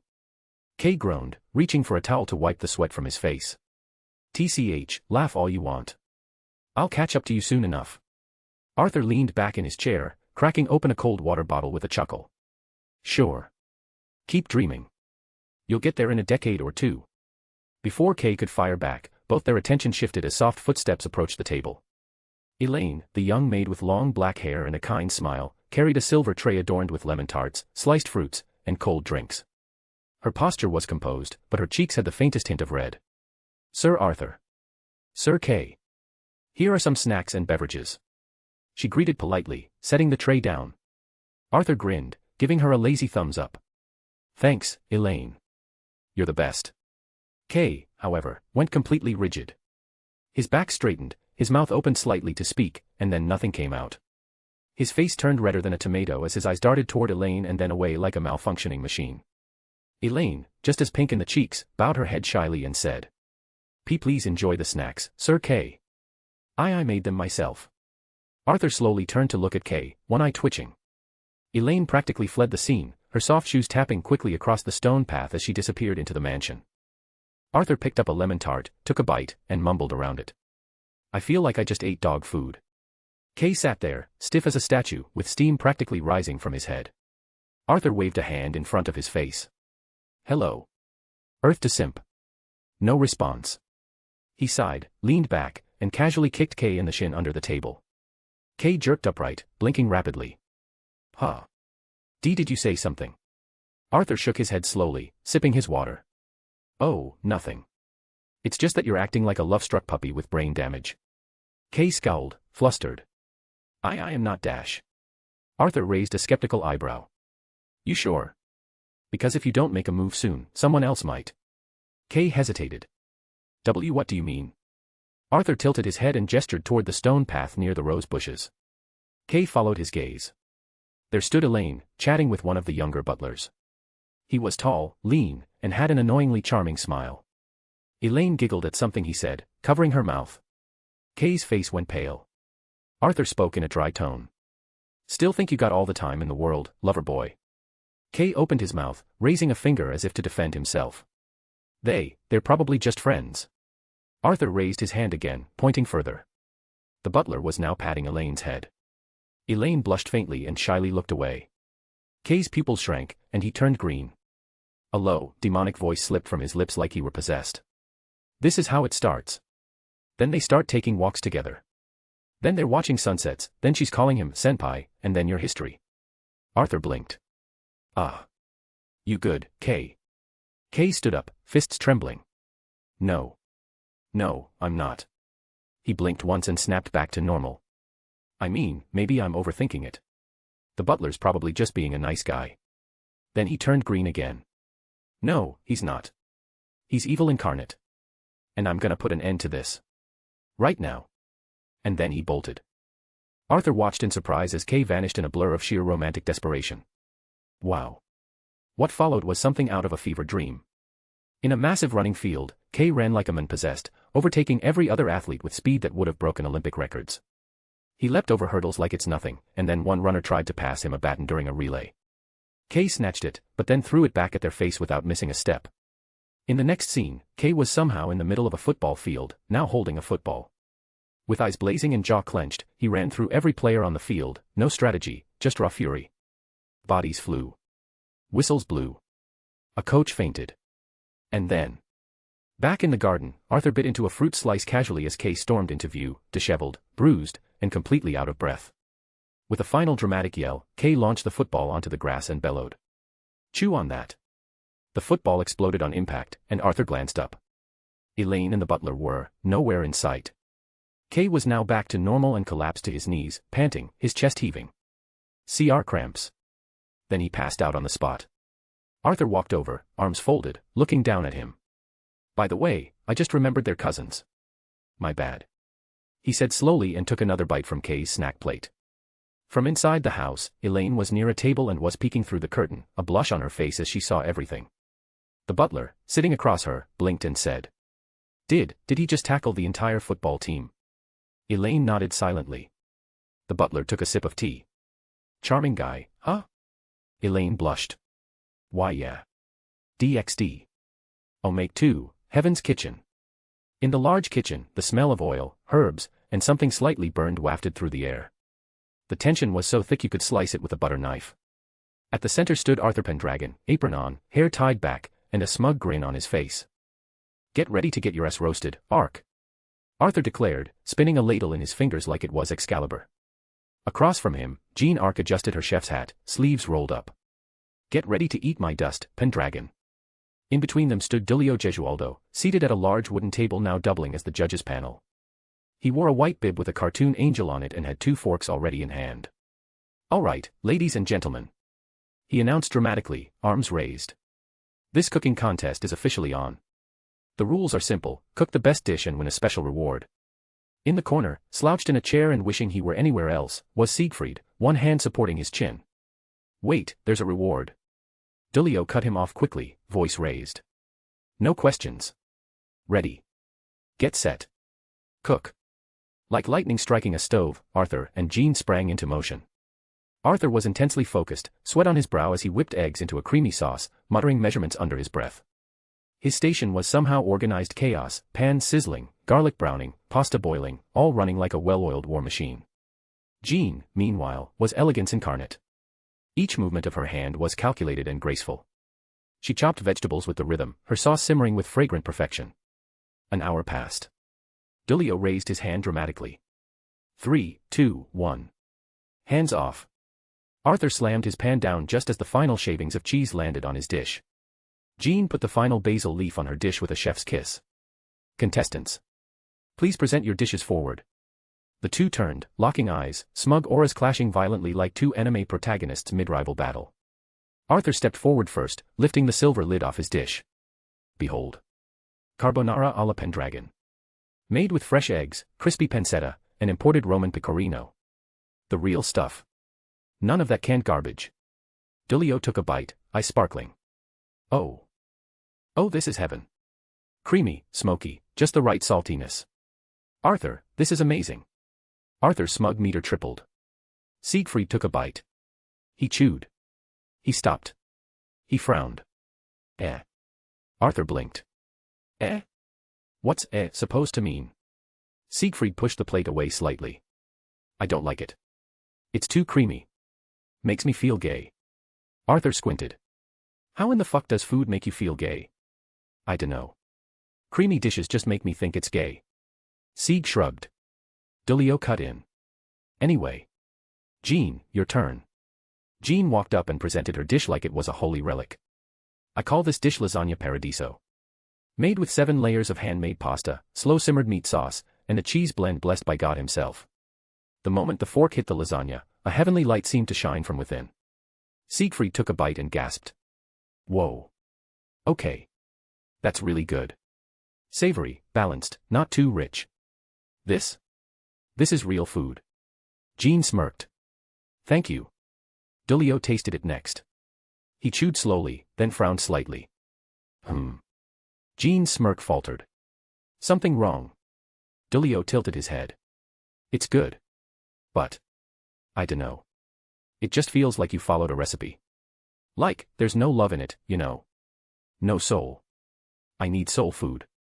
Jean's eye twitched. That comment makes no sense whatsoever. Dulio stood, clearing his throat. Now, it is time for the final decision. Arthur and Jean leaned forward, anticipation tense. The winner is. The dramatic drumroll came from Dulio himself. It's a tie. Arthur's and Jean's jaws dropped at the same time. What? Impossible. My dish was clearly better. My dish was my best work. They immediately turned on each other, pointing fingers and hurling light insults like seasoned rivals in a culinary anime. Your carbonara was just glorified bacon pasta. Your lasagna was just soulless lasagna-shaped bricks. Dulio raised both hands. Hey. Calm down. You both win, which means you both get the special reward. Arthur and Jean paused, blinking. We do. Yes. The special reward is. A button on the counter was pressed. Fireworks launched. Confetti cannons fired. The honor of being my personal chefs for a week. Dulio grinned, arms out like he was announcing the second coming. The kitchen went completely silent. Arthur's mouth opened slightly. That's the reward. Jean blinked twice. You're joking, right? Dulio laughed. Nope. Breakfast, lunch, and dinner. You two are feeding yours truly for a whole week. It's the best reward ever. Siegfried stood up, already halfway to the door. I'm out. This is stupid. As he disappeared down the hall, Arthur and Jean slowly looked at each other. Their eyes were shadowed, and a long silence. Arthur muttered. Truce. Truce.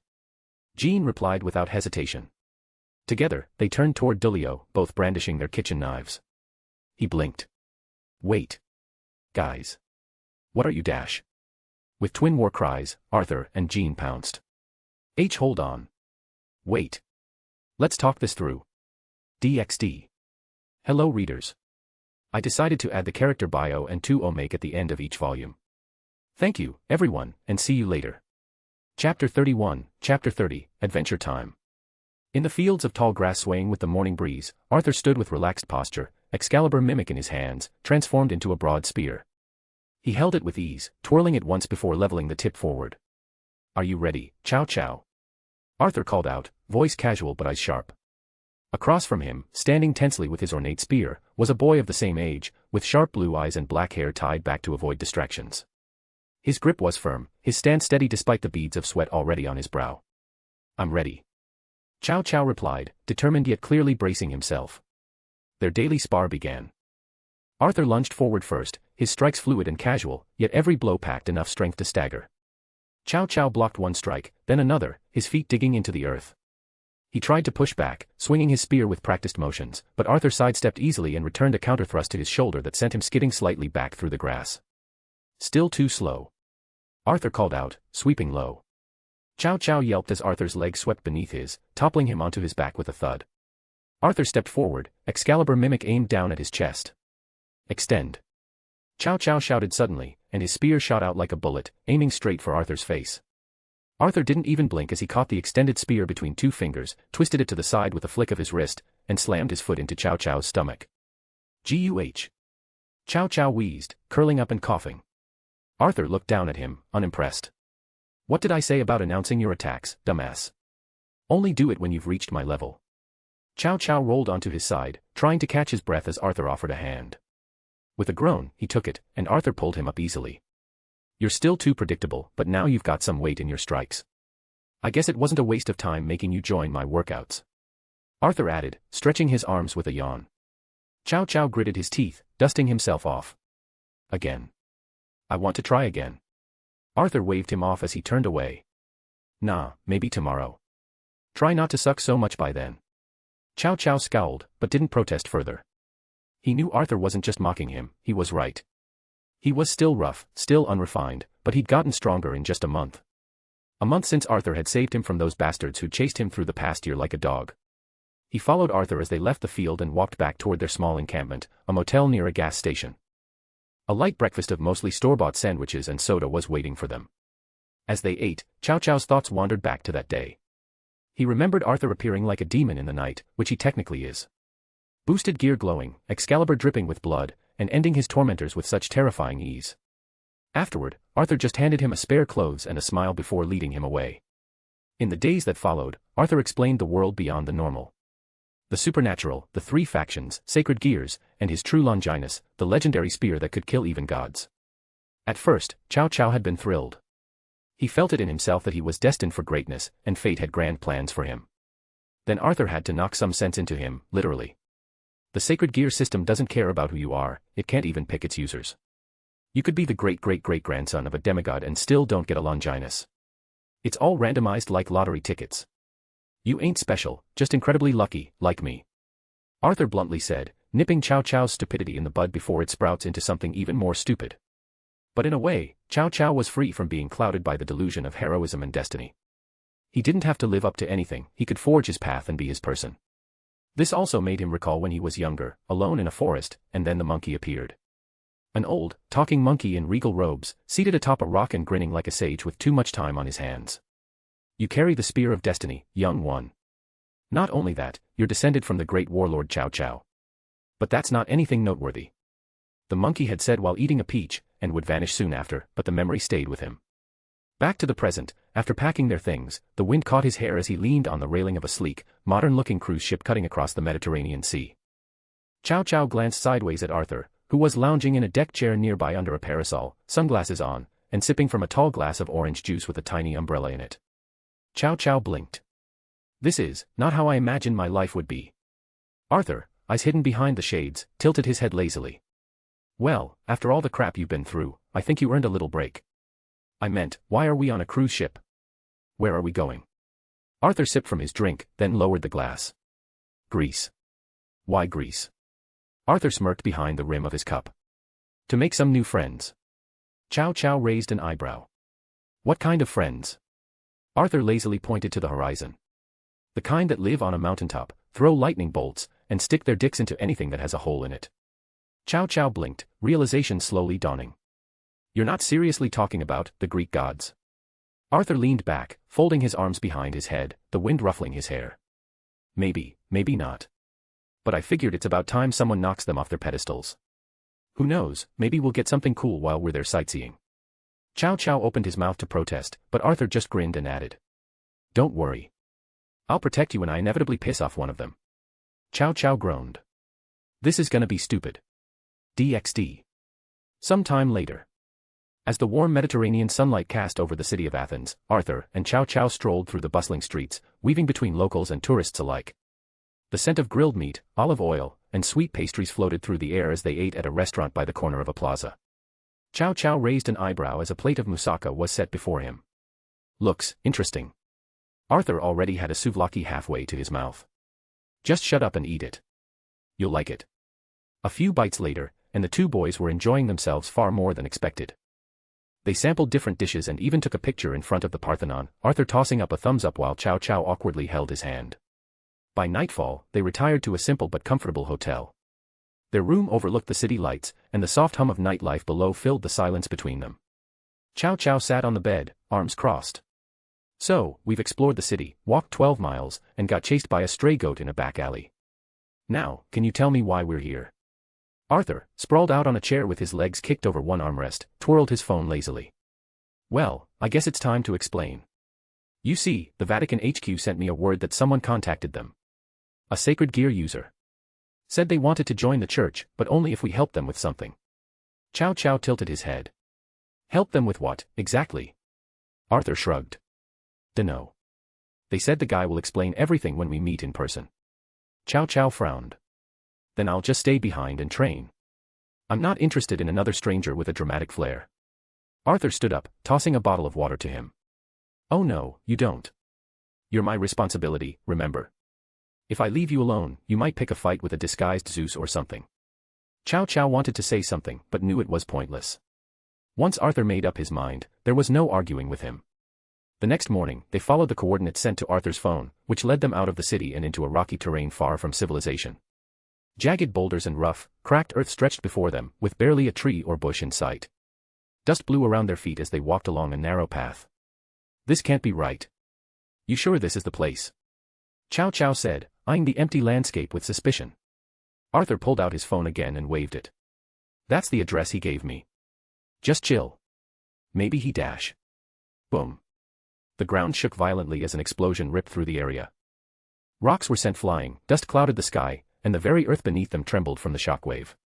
As the smoke settled, Chow Chow coughed violently, trying to clear his lungs. His vision adjusted, and he looked beside him. What the fuck? A crimson barrier in the shape of a dome shimmered faintly before fading away. Arthur stood calmly as the remnants of the power of destruction flickered around his fingers. You dead? Arthur asked casually. Chow Chow wheezed. No thanks to you. What the fuck was that? Arthur glanced around, brushing some dust off his shoulder. Well, maybe our new friend knows what the hell that was. And there, standing atop a shattered boulder, was a teen built like a tank, tall, muscular, with long gray hair that flowed past his shoulders. He wore a sleeveless black shirt and cargo pants that looked scorched at the edges, and his grin was wild, full of excitement. Sorry about the surprise attack. Had to see if you were the real deal. And now I'm sure you are him. Arthur blinked. And who the hell are you supposed to be? With a dramatic hop down the boulder, the boy landed with a loud thud that cracked the ground beneath his boots. The name's Heracles. Yeah, that Heracles, kinda. I'm his reincarnation, you know. He pointed at Arthur. And you're Arthur Pendragon. The first one with a Longinus who killed a god. Chow Chow was surprised and looked at Arthur. You did. What? Arthur raised an eyebrow. That's not something I throw around at people, but sure. That's me. Heracles jabbed a thumb into his chest, a fiery orange aura beginning to flare up around him. Just want to clear something out. I did tell the church I'd join their little fan club, but only if I got to fight you, one-on-one. No interference, no devil powers, just us with our sacred gears. Let's see who's the strongest between us. Chow Chow blinked slowly. That's the dumbest thing I've ever heard. Arthur chuckled and pulled his red hoodie off, tossing it to Chow Chow, who caught it with a baffled expression. Well, you asked for this. Guess we're doing this. Arthur said, stepping forward, and the boosted gear flashed into existence across his arms. Then came Drake's voice, yawning inside his mind. I just woke up. Is it fighting time already? Arthur mentally replied. Sorry, big guy. We've got a muscle-brained reincarnation of Heracles who wants to fight me to prove he's tough. Ah, Greece's famous idiot.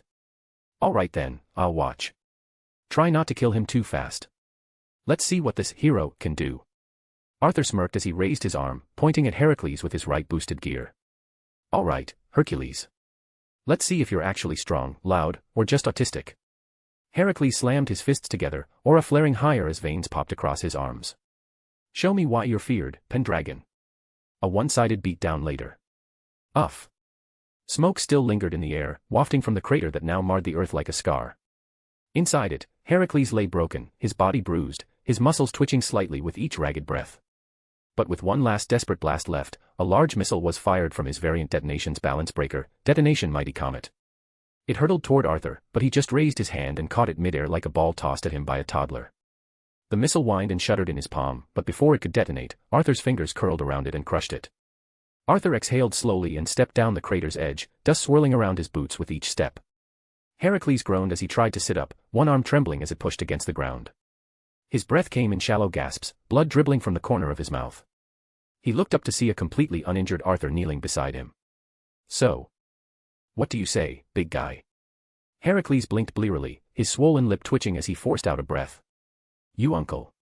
He muttered hoarsely before his head slumped back against the dirt, unconscious. At the ledge, Chow Chow stood frozen, his blue eyes wide and locked onto the crater below.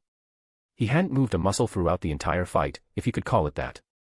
He had watched Arthur dodge, counter, and dismantle Heracles' offense like it was child's play. He made it look easy, and he was still holding back. He thought, a mix of awe and frustration swirling in his chest. Can I ever reach that level? Can I wield my true Longinus like that? For the first time in a while, a spark of ambition had been lit in his heart as he gazed upon Arthur with newfound admiration. Arthur's boosted gear vanished as he bent down, scooping Heracles up in his arms with little effort despite the teen's size and bulk. The muscles in Heracles' arms twitched faintly, but his face remained slack with exhaustion. Well.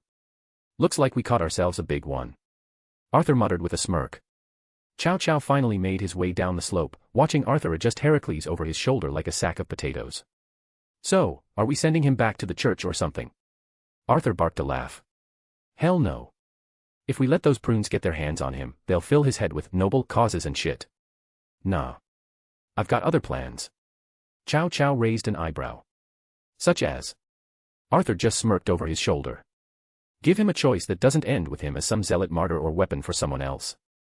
Besides, he's got spirit, even if his brain only has a few brain cells left. Chow Chow sighed. And I thought I was the unlucky one. Arthur waved him off and gestured to follow. Let's go. The sun's going down and I'm starving. Chow Chow fell into step beside him, glancing one more time at the crater they left behind. What they didn't notice was that a lone figure stood far away from them. Humph. Not bad, Red One. The figure murmured before disappearing into the darkness. DxD. Hello readers. This chapter is edited. I seem to be having issues with uploading the images, so if you are wondering what Arthur looks like, just search for a fan art of Kurama from Yu Hakusho. Thank you, everyone, and see you later. Chapter 32, Chapter 31, History Repeats Itself. 1 month later. Chow Chow's arms shook violently as he pushed himself up from the dirt again, his shirt soaked in sweat, every breath coming out like fire through his lungs. Across from him, Heracles roared as he pushed through his own set of push-ups, but with a boulder the size of a small house strapped to his back, crushing down on him. Meanwhile, Arthur stood lazily balanced on top of Chow Chow's back, sipping from a cold bottle of water. That's 812. You girls better not be slacking. I want to see you both finish before lunch, or both of you won't get lunch. Arthur called out nonchalantly, watching them both closely. Shut up. Chow Chow hissed through gritted teeth, arms wobbling dangerously as Arthur's weight pressed further into his spine. More power. Heracles grunted, pushing through another rep, the ground beneath him cracked with every repetition. His muscles bulged and twitched, veins practically bulging as a mysterious white aura flickered subtly beneath the surface of his skin, which Arthur noticed and recognized but kept to himself. After Heracles' complete and utter defeat against Arthur, he had surprisingly taken it with grace, and maybe a little too much excitement. Heracles had popped right back up the next day, after a quick hospital visit, practically demanded to join Arthur's group, and swore he would follow him until he could surpass him. Arthur, amused and slightly impressed by Heracles' determination, had agreed and let him join Chow Chow's daily workout. All right, that's enough, ladies. You both look like you're about to make love to the dirt. Arthur finally announced as he leapt off Chow Chow's back, landing with a soft thud. Chow Chow immediately collapsed face first into the grass. Thank the gods. It's over. Heracles, though shaking, managed to slowly set the boulder aside before slumping against the trunk of a tree, heaving deep breaths. He then started laughing that came from the gut. Damn. I can feel it. I'm actually getting stronger. Like I could punch a mountain in half. Arthur leaned back against the same tree, arms crossed. Good. That means there's progress, and you weren't wasting my time. Chow Chow slowly rolled onto his back, staring up at the clouds. Is getting strong the only thing in that thick head of yours? Heracles wiped sweat from his forehead and scoffed. What? No. I also think about good food, a comfy bed, and owning the biggest, most badass gun collection in history. Like, bazookas, miniguns, everything. Chow Chow raised an eyebrow. Aren't you a hand-to-hand combatant? Exactly. So, just imagine the PTSD I could cause to my enemies. You're expecting fists, and then boom. I'm carrying 2 incendiary miniguns in each hand. Heracles grinned. Arthur let out a low chuckle. Okay, I won't lie, that sounds kinda awesome. Ha. See.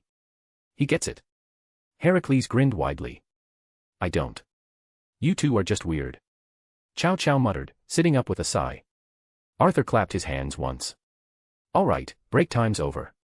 Grab some water and get your gear together. Heracles blinked. Wait, already. We just dash. No more training for today. After lunch, we're going somewhere special. Arthur interrupted, grabbing his red hoodie from a nearby branch and slinging it over his shoulder. Chow Chow narrowed his eyes. Where exactly? Arthur smirked. It's a surprise. For Heracles. Heracles immediately perked up, his fatigue vanishing in a flash. Wait. For me? Arthur nodded, already walking off toward their makeshift camp. Yeah. You've earned it for surviving the whole month. You're gonna love it. Heracles scrambled to his feet, eyes sparkling. No way. Is it a private armory? A high-level sparring match? A museum of ancient weapons that also has vending machines? Arthur just laughed. Better. Heracles made a strangled sound of joy as he followed, practically vibrating with excitement. Chow Chow watched the two of them go, then rubbed his temples slowly. This is gonna end up with one of us fighting, aren't we?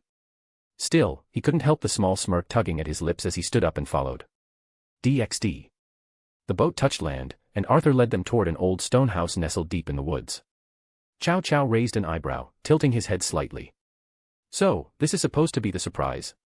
Heracles stared up at the crooked roof, his grin unfazed. If Arthur says it's cool, then I trust him. Who knows?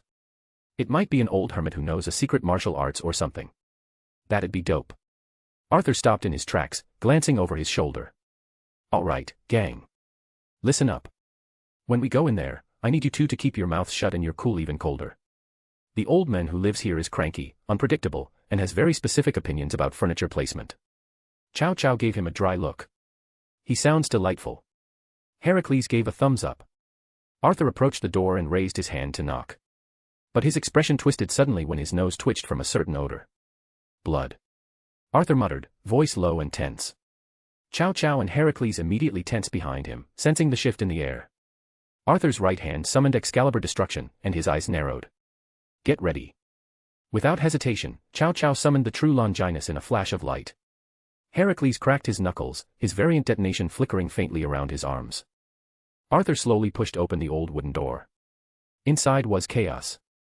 Blood stained the walls, furniture was broken, the smell of copper was overwhelming, and in the middle of the floor lay an old man, motionless, dried blood trailing from his mouth and chest. Arthur rushed forward and knelt beside the body, checking for any remaining signs of life. He pressed 2 fingers to the man's neck, then glanced back grimly. He's dead. Chow Chow stepped in slowly, eyes wide. Heracles stood frozen, his brows knit. What in the hell happened here? Roar. A guttural, beast-like roar echoed from deep within the forest, trees rattled, and birds scattered. Arthur stood up immediately. Looks like we'll get our answers soon. Let's move. Without wasting time, the trio darted out of the house and ran through the dense woodland. After several minutes, they burst into a clearing, and the sight before them made them all halt. Corpses littered the forest floor. Devils, most of them from a noble household, judging by their gear and clothing, were either torn apart or crushed. The remaining survivors surrounded a massive golden lion with a purple jewel on its forehead. The lion stood on top of a pile of devil corpses, and it roared, a deep, thunderous sound that sent a visible shockwave across the battlefield. One devil collapsed instantly, blood gushing from his ears. Another tried to charge from the side, but the lion pivoted and mauled him effortlessly, claws shredding through armor like paper. Stop it. Restrain it at all costs. The leader devil barked, his voice shaking. The remaining devils launched a barrage of arrows and fireballs. They struck, yet the lion didn't flinch as the projectiles halted on contact with its fur. The lion lunged, cleaving one devil's head clean off. The last attempted to flee, but a final roar turned his body into a mangled, bloodied heap. The leader devil, panicked and crawling backward, spotted the trio at the edge of the battlefield. Wait. Please. Don't kill me. I'll do anything. Just dash. A golden blur silenced him. The lion slammed its paw down on his back, teeth sinking into his throat with a wet, snapping crunch. The devil spasmed once, then was still. The golden lion stood upright, its massive body drenched in gore, and locked eyes with the newcomers. Chow Chow was gripping his spear tightly, Heracles was smiling eagerly, and Arthur didn't flinch as he smiled and waved. Hey there. Just to let you know, we're not with them. He said casually, slinging Excalibur destruction across his shoulders. The lion sniffed, its nose twitching. So, you carry the red lizard within you, devil boy. How curious. Arthur raised his left hand, manifesting half of the boosted gear. Hey Drake. Looks like someone recognizes you from the smell. Within Arthur's gauntlet, Drake stirred. It has been some time, cat. My condolences for your host. The lion bowed his head slightly. Much appreciated, lizard. He was a good man. Then its gaze turned toward Chow Chow. And you. I see you possess the holy spear of God. Good for you, boy. Chow Chow shifted slightly, caught off guard. Ah, thanks, I guess. The lion's glowing eyes finally fell on Heracles. For a moment, it seemed puzzled. You. Have we met before? Heracles grinned. Maybe not me, but I kinda remember a version of me killing you with my bare hands. The lion froze. Hee hee. Ha ha ha ha ha. Then laughed heartily. Heracles. So it seems that history repeats itself. Fate truly works in mysterious ways. Heracles laughed along, flexing. Yeah. I never thought I'd see the day I'd get to face you in this life. Chow Chow leaned toward Arthur and whispered. Okay, seriously. Who is this lion? Arthur's expression was unreadable. Chow Chow, meet Regulus Nemea. A Longinus, just like ours. This one houses the spirit of the Nemean lion, Regulus, the same lion Heracles killed in the Greek myth. Chow Chow blinked, jaw tight. Wait, so he's the lion from the legends? Yup. He's impervious to virtually anything, so the best you can do is fight him barehanded. Regulus's body tensed, muscles rippling under golden fur as he stepped toward Heracles. The two began circling each other slowly, eyes locked. So, how much exactly do you remember of your past? Regulus said, voice rumbling. Heracles stretched his limbs, his variant detonation shimmering. I don't remember much. Just bits and pieces. But I do remember you were tough as hell.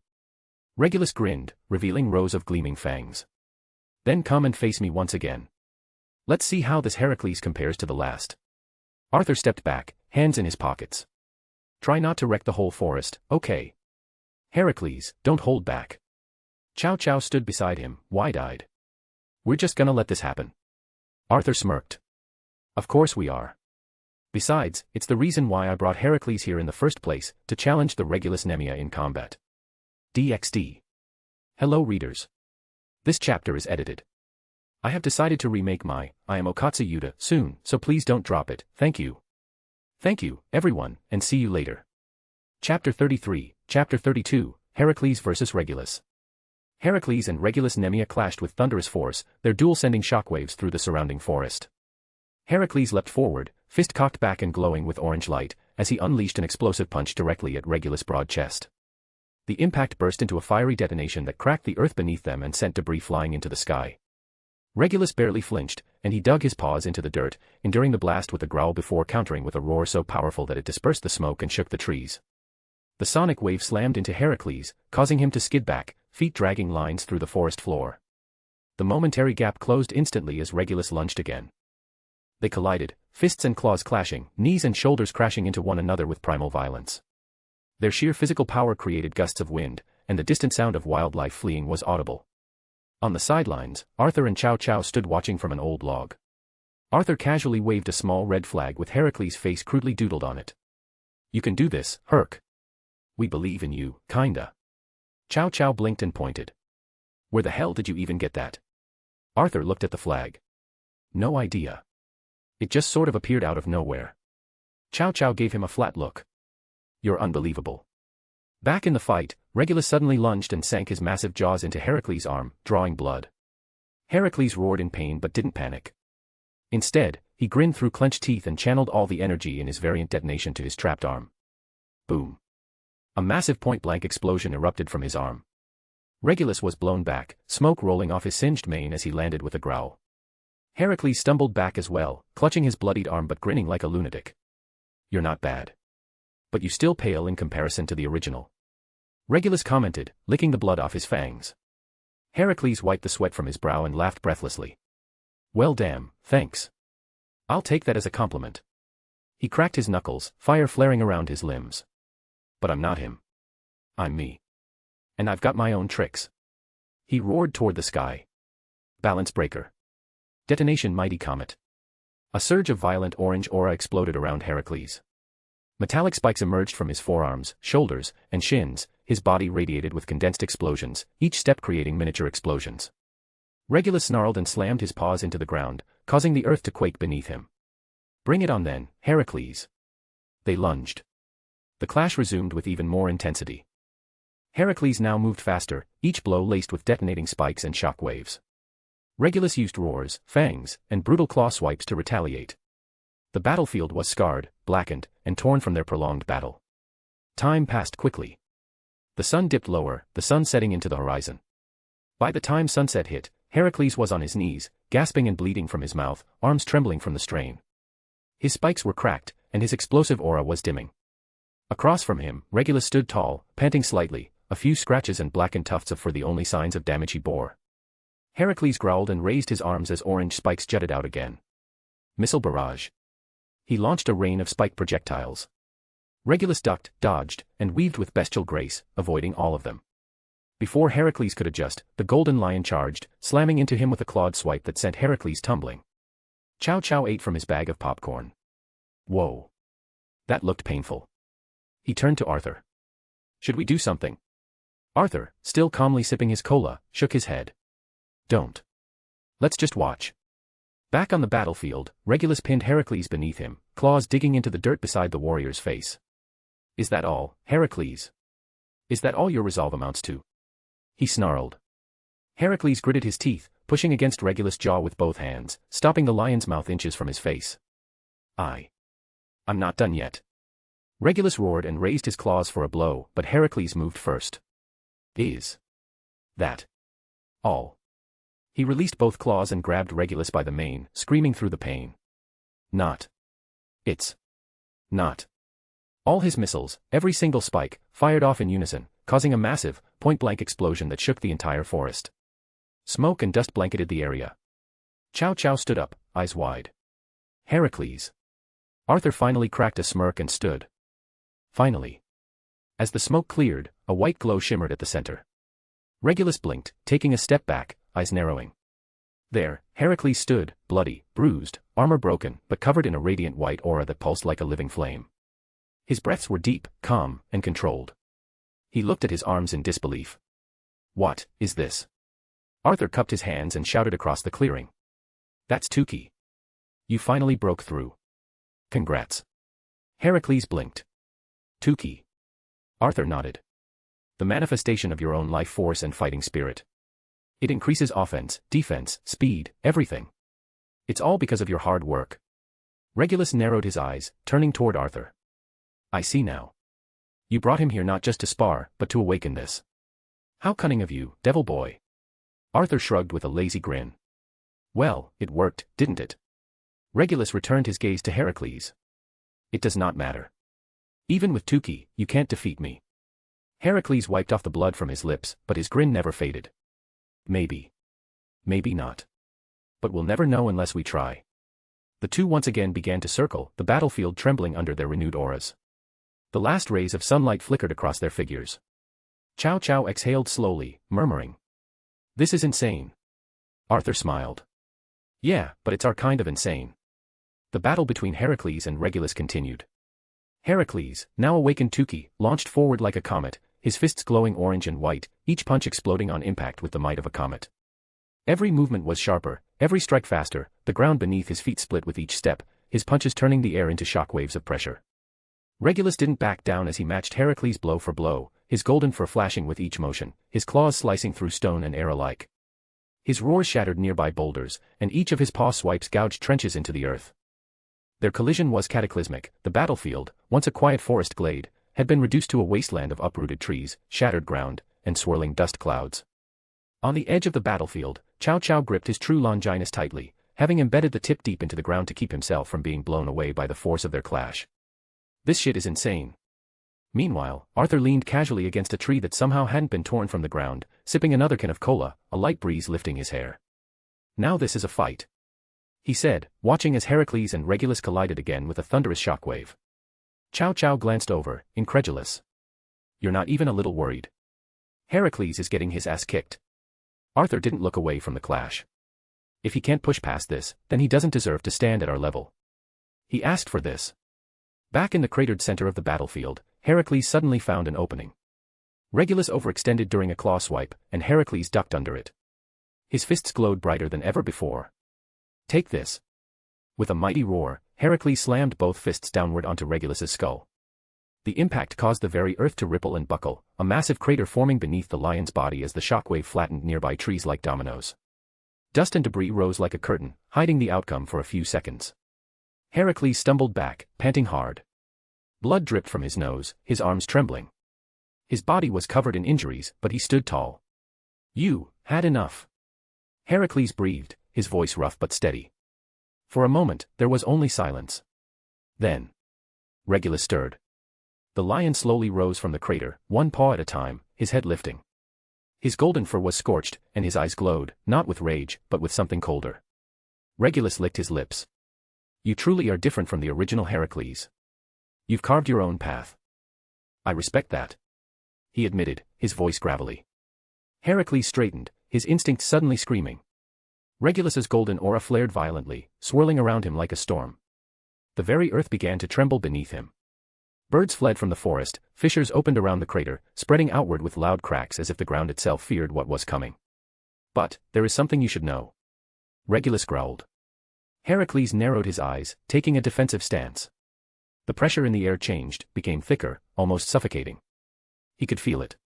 The kind of feeling that came from being born a beast of legend. "I've been holding back." The moment he finished his sentence, Regulus vanished. Heracles' eyes widened, he didn't see him move, didn't even sense it. "Where dash?" Before he could finish, Regulus appeared right in front of him like a golden flash and slammed his jeweled skull into his chest. The impact was devastating.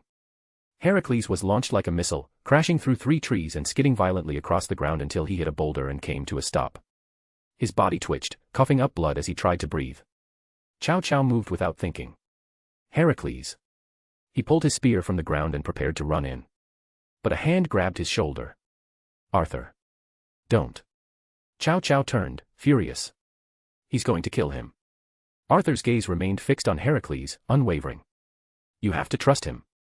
Cao Cao's grip on his spear tightened. "He's barely conscious." Arthur's voice remained calm, but his tone was firmer. He wanted this. He asked for this fight not just to grow stronger, but to prove he could stand. If you take that from him now, you're telling him he's weak. Cao Cao looked back at Heracles, who was trying to rise to one knee, shaking and gasping. Regulus was approaching him slowly, his aura still flaring, eyes unreadable. Cao Cao hesitated, then lowered his spear. He better not die. Arthur's lips twitched into a grin. He won't. That dumbass has something stronger than his body. What's that? His spirit. The battlefield trembled again as Heracles, bloody and broken, planted one hand on the ground and pushed himself upright. He wiped the blood from his mouth and looked at Regulus with defiant eyes. "Still not done," he muttered. Regulus paused a few feet away, eyes narrowed. Heracles' aura flared back to life, brighter than before, his Tuki now pulsing more fiercely. "I said. I'm not done, yet." Arthur's eyes glinted. Attaboy. Regulus stood tall, towering before Heracles, who was barely standing, swaying on his feet. Blood dripped from his lips, his arms hung heavy, and his body trembled from the unbearable strain, but the fire in his eyes remained unwavering. You're not done yet? Regulus asked calmly, his voice deep and even. Why? You could have run away. There is no shame in retreat. I could have killed you, boy. Heracles coughed, blood splattering against the dirt. He smiled through the pain, shaking his head slowly. I don't know. I just couldn't move. Something inside me refused. It's like, if I even took one step back, I'd never forgive myself. He inhaled sharply, forcing air into bruised lungs. Even if you're stronger than me. Even if I can't win. I'll keep standing. I'll keep swinging. Until I can't anymore. Regulus's eyes narrowed slightly, flickering with something unreadable. Even if it meant dying. Heracles didn't hesitate. I'd rather lose my life than lose my fight. The golden lion's pupils widened ever so slightly. For a long moment, he was silent, simply watching the broken human before him. He saw no fear, no hesitation, just resolve. Pure, reckless, beautifully stubborn resolve. Humph. Such an odd human. It's as if I'm back in ancient Greece, staring down that fool again. Regulus lowered his head slightly, his aura beginning to calm. He then stepped forward. Come closer, boy. He said softly. Heracles blinked. Ha. Come. Stand in front of me. Though unsteady, Heracles obeyed. Each step was a struggle. His muscles screamed, his lungs burned, but he walked until he stood face to face with the towering lion, only inches apart. Regulus gazed into his eyes. What is your dream? Heracles blinked again, taken aback by the sudden question. My dream. He repeated. Regulus nodded. What drives you to keep fighting? There was no hesitation in Heracles' answer. To be the strongest human on earth. I want to fight monsters, legends, gods. Not for revenge. Not for glory. Just because I love it. I want to test myself every day. To push beyond my limits, to see how far I can go. That's it. Regulus was silent for a long time. Then he smiled. A noble goal. How about this then? His body began to glow. A brilliant light engulfed him, blinding everyone in the vicinity. When the light faded, the golden lion was gone. In its place, embedded in the cracked earth before Heracles, was a magnificent battle axe, massive, single-edged, with the image of a lion etched at the center and a handle wrapped in leather. Heracles stared, confused and exhausted. Then the axe spoke. This is your labor, try and lift me. But you must not use Tuki, nor your sacred gear. Just yourself. Heracles blinked, stunned. What? Why not? Because I want to see how far your will can go. Still panting, Heracles glanced at Arthur. The redhead had that same sly smirk as always and gave a short nod. Go on. He's waiting. Heracles turned back. He reached out, fingers brushing the handle. He closed his eyes.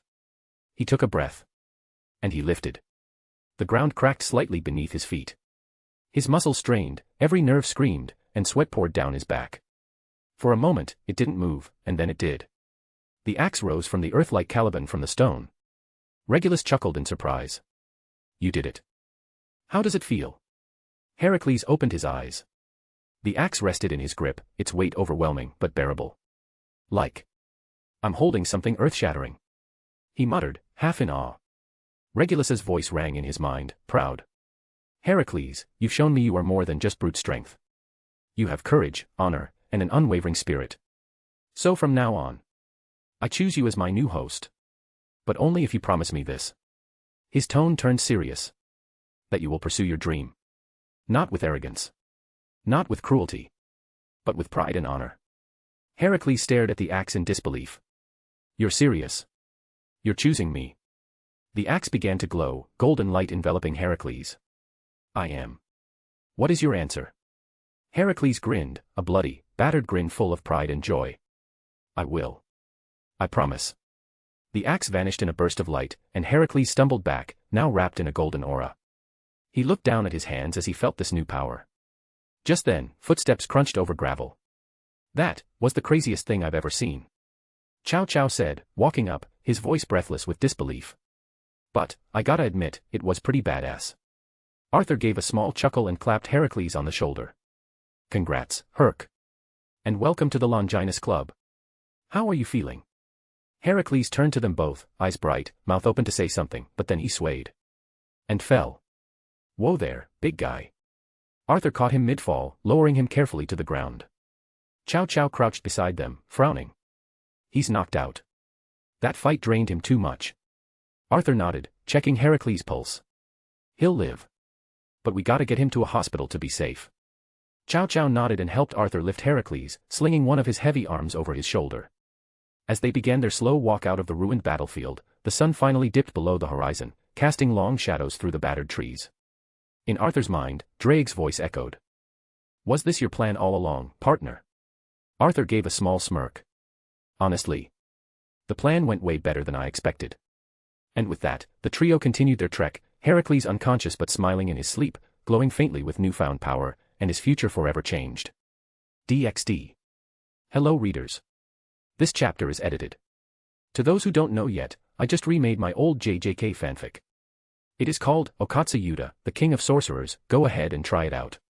Thank you, everyone, and see you later. Chapter 34, Chapter 33, Grauzoberer. Another month had passed since Heracles formed his bond with Regulus Nemia. In that short time, the trio hunted down stray devils, battled rogue warriors, and even took on a few bounties from Arthur's undisclosed contacts. Day in and day out, they trained and pushed each other beyond their limits. Heracles' variant detonation syncing in perfect tandem with the Regulus Nemia, causing explosive fissures on anything in his path. Chow Chow had sharpened his finesse with the true Longinus to a terrifying degree. And his control over its holy light and its properties improved by leaps. And Arthur? His role shifted depending on the fight, sometimes offense, sometimes support, always leading the charge. Now, in the middle of nowhere, the trio clashed in a three-way spar. Dust and sparks burst into the air with every blow exchanged. Hiya! Heracles let out a roar as he swung Regulus Nemia down in a massive arc, the golden battle axe splitting the ground open. A deep fissure tore through the earth, causing a small tremor, and rocks and dirt exploded into the air. Chow Chow blurred to the side, dodging with precise footwork. His true Longinus glowed bright, and with a fluid thrust, he unleashed a beam of pure holy light directly at Heracles' exposed flank. Before it could land, a red blur darted between them. Arthur, boosted gear fully active, uses boost. His fist collided with Heracles' axe, redirecting its momentum and sending the larger man sliding back, boots scraping a trench into the dirt. Ha! Heracles grinned, teeth flashing as he dug in and steadied himself. You're getting better. Arthur smirked. Before he could catch his breath, Chow Chow darted toward him with a flurry of stabbing strikes, his spear glowing with every precise thrust. Arthur twisted, ducked, and weaved through the barrage of attacks, his movements sharp and tight. You're getting faster, too. Arthur commented mid-dodge. Chow Chow gave a half-smirk as he twirled his spear, feinting low and slashing upward. I've been trying to keep up. Their spar continued, and the rocky field was soon littered with craters, scorch marks, and deep gouges in the earth. Eventually, as Heracles charged with an overhead axe strike and Chow Chow lunged with a forward thrust, Arthur extended both gauntlets, one catching the edge of the axe, the other stopping the spearhead an inch from his face. And time. He shouted, holding both weapons firm. The others froze, panting. Heracles pulled back, rubbing the back of his neck as he exhaled. Man. I thought I got you this time. Chow Chow stepped away as well, his spear vanished, and he caught his breath. That was one hell of a spar. Arthur shook his arms out, letting the tension in his shoulders ease. You're both getting better. Heracles, especially. Heracles smirked widely. Hey, guess I'm finally getting used to this whole new Longinus thing. Regulus is loud and picky, but we're getting along. I think he even respects me now. You think? Regulus's voice rumbled in his head. Heracles rolled his eyes but grinned anyway. Arthur turned to Chow Chow next. And your hits hurt now. Chow Chow shrugged modestly. Been focusing on technique. I think I might be able to reach balance breaker soon. Good. Go for it. We'll help you reach it. Arthur said firmly, his tone casual. After cleaning up, they gathered their gear and made their way back to the dock. A boat waited for them, engine humming gently as it bobbed in place. Their next destination, Germany. The sky was dimmer now, the sun dipping low on the horizon. The boat sped across a wide lake that fed into a winding river, cutting through a quiet stretch of forest and hills. Inside the boat's cabin, the three settled into their rhythms. Heracles sat sprawled across a couch with a massive bucket of fried chicken on his knees, flicking through TV channels until he landed on a news report about explosions in Japan. Man, there's been a lot of gas leaks happening these days. In contrast, Chow Chow sat near the window, legs crossed, a small reading lamp shining over the open pages of The Art of War that he borrowed from Arthur. If you know the enemy and know yourself, you need not fear the result of 100 battles. H.M. Arthur was on one of the beds, eyes closed, legs folded in lotus position as he meditated. Drake's voice rumbled quietly in his mind. Chow Chow's growth is impressive. But Heracles, he's evolving faster than expected. Yeah. Regulus Nemea is a good match for him. Arthur replied internally. Hey, Drake. I want to ask you something. Oh. What's troubling you? Arthur stayed still for a moment, then exhaled slowly. I want to ask about Mephistopheles. Drake stirred slightly, his tone filled with curiosity. Mephisto. Now that's a name I haven't heard in a long time. What's this about, Arthur? Arthur opened his eyes and glanced at the ceiling. Because I'm planning to go meet him. Soon. Probably as soon as we reach Germany. I want to be prepared for when we meet face to face. Hey, wise of you to think ahead. Drake's voice had a faint chuckle in it, but it was respectful. I don't know him personally, but one of my previous hosts did. The man left quite an impression. Arthur's brows raised slightly. He's really that strange. Mephistopheles is one of the extra demons. Probably from the same generation as the original Lucifer. He's powerful and dangerous, but he's still pretty reasonable. He's also the chairman of the Grausauber, from what I've heard, the leading magician organization in the whole world. Arthur hummed. All right, that lines up. But what about his personality? That's the tricky part. According to one of my previous hosts, Mephisto is outwardly calm, friendly, and has a very odd sense of humor. He'll offer you tea while preparing a soul-binding contract. He's also a trickster. Not in the same way as Loki, mind you, but he's less chaotic and more theatrical. Mischievous. Drake's voice lowered a bit.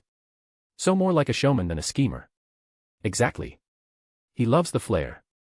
Flashy entrances, dramatic pauses, unpredictable jokes. Sometimes he'd do childish pranks on his clients. My host once said Mephisto swapped his undergarments with an unbreakable chastity belt for a whole month. It almost drove him nuts. Arthur blinked. You're joking. I wish I were. Drake sighed. But for all his antics, Mephisto has a terrifying reputation for one thing, making deals. The kinds of deals people can't refuse. He offers exactly what you want most, sometimes even before you know you want it, and in return, he asks for a price that cuts deep. It's always fair. But never painless. Arthur's gaze sharpened. So all I have to do is keep my guard up. Exactly. Mephisto may act passive, but when it comes to deals, he's aggressive. Ruthless, even. He'll exploit any sign of greed or naivety. So if you do go to him, keep your intentions clear and your mind focused. Arthur nodded to himself. Got it. Thanks, Drake. Just don't go signing away your soul for 62 cents or something. Arthur chuckled softly under his breath, ending his meditation. He took a deep breath, stretched his arms out, and dropped down from the bunk. Hey, Chow Chow. How long until we hit Germany? Chow Chow looked up from his book. About an hour left. The captain said we're cruising through the last stretch of the Rhine. Arthur nodded, then walked to the center of the cabin and clapped his hands together. All right, both of you, up. Group meeting. Heracles let go of his chicken bucket. Did I miss something good? Nope. I figured it's time I told you why we're going to Germany. Arthur crossed his arms. Heracles yawned and leaned forward, resting his chin on one fist. Isn't it for that fancy magician organization you told us about? Something about learning magic and whatnot. Arthur nodded. Yes. The Grausauber. It's run by Mephistopheles. Chow Chow raised an eyebrow. Mephistopheles. The demon that Johann George Faust made a deal with. The very same. Chow Chow frowned. You sure it's necessary to learn magic? I mean, we've all got Longinus. They are more than enough firepower. Without hesitation, Arthur walked over and bonked Chow Chow on the head with the book. Idiot. Hey. There's an old saying that I have no clue who said it. Knowledge is power. Just because we have Longinus sacred gears doesn't mean we should rely solely on them. What if we're ever up against someone who can seal or negate sacred gears entirely? What then? Arthur said, adjusting the book under one arm. Heracles scratched his chin thoughtfully. That actually makes sense. Chow Chow rubbed his head and nodded slowly. All right. Point taken. Arthur turned, arms behind his back, pacing slightly. If we want to be ready for anything, we need to expand our arsenal. Magic circles, enchantments, even just learning how to cast a simple fireball can give us an edge. The boat suddenly hummed louder, and the intercom crackled with the captain's voice. Attention passengers. We'll be arriving at Cologne port in approximately 40 minutes. Please prepare for docking procedures. Arthur gave a sharp nod. Perfect timing.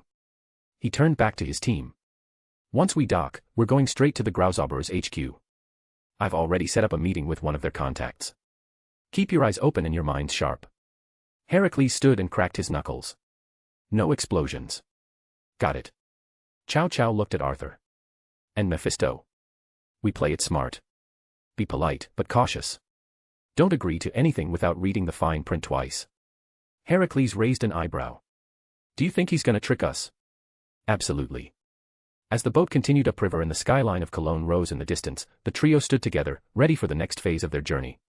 Somewhere deep within the city, a certain extra demon sipped tea from a porcelain cup, chuckled to himself, and said, "Ah, they're early. How delightful. DxD." The air was crisp and cool when the trio stepped off the dock and onto the cobbled streets of Cologne. Heracles took a long, satisfied breath. Not bad. I thought Germany would be colder. Arthur walked a step ahead with his hands in his pockets, his scarf fluttering slightly in the breeze. We got lucky with the weather. Chow Chow surveyed the surroundings with mild interest. So where's this magician organization hidden? Heracles grinned. Yeah, Arthur. What's it called again? Gaydar Brewer or something. It's Grauzoberer, you dumbass. Chow Chow corrected him. Right, my bad. I was close, though. Heracles scratched his head. No. You weren't. Arthur sighed and continued walking. Can you two focus for a bit? We're going to the tea house, das Licht. Chow Chow blinked. A tea house. Yes. One of Grauzoberer's hidden entrances. Mundane on the outside, secret entrance on the inside. Arthur led them through a few side streets and finally stopped at the foot of a narrow, old-fashioned building. A wooden sign above the door read, Das Licht.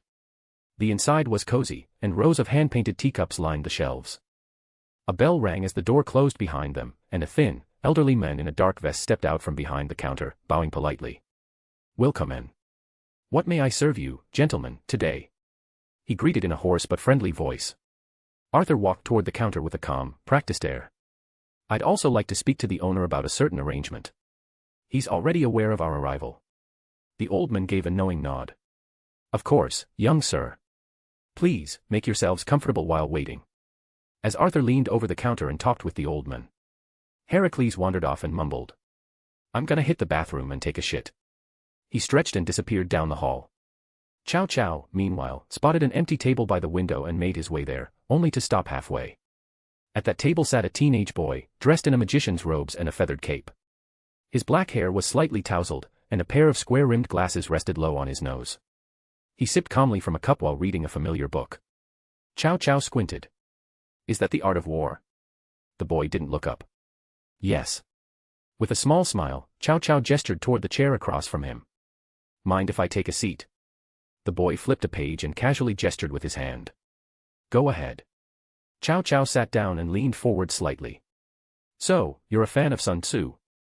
The boy finally looked up from his book, meeting Chow Chow's gaze with a cool, collected look. I respect the wisdom of his insights. Tactics, psychology, and human nature condensed into precise scripture. It's fascinating. You sound like you've studied it thoroughly. I've read it too. It's been helpful in the field. Chow Chow replied, impressed. The boy offered a polite nod. My name is Chow Chow. George. A pleasure. He said, extending a hand.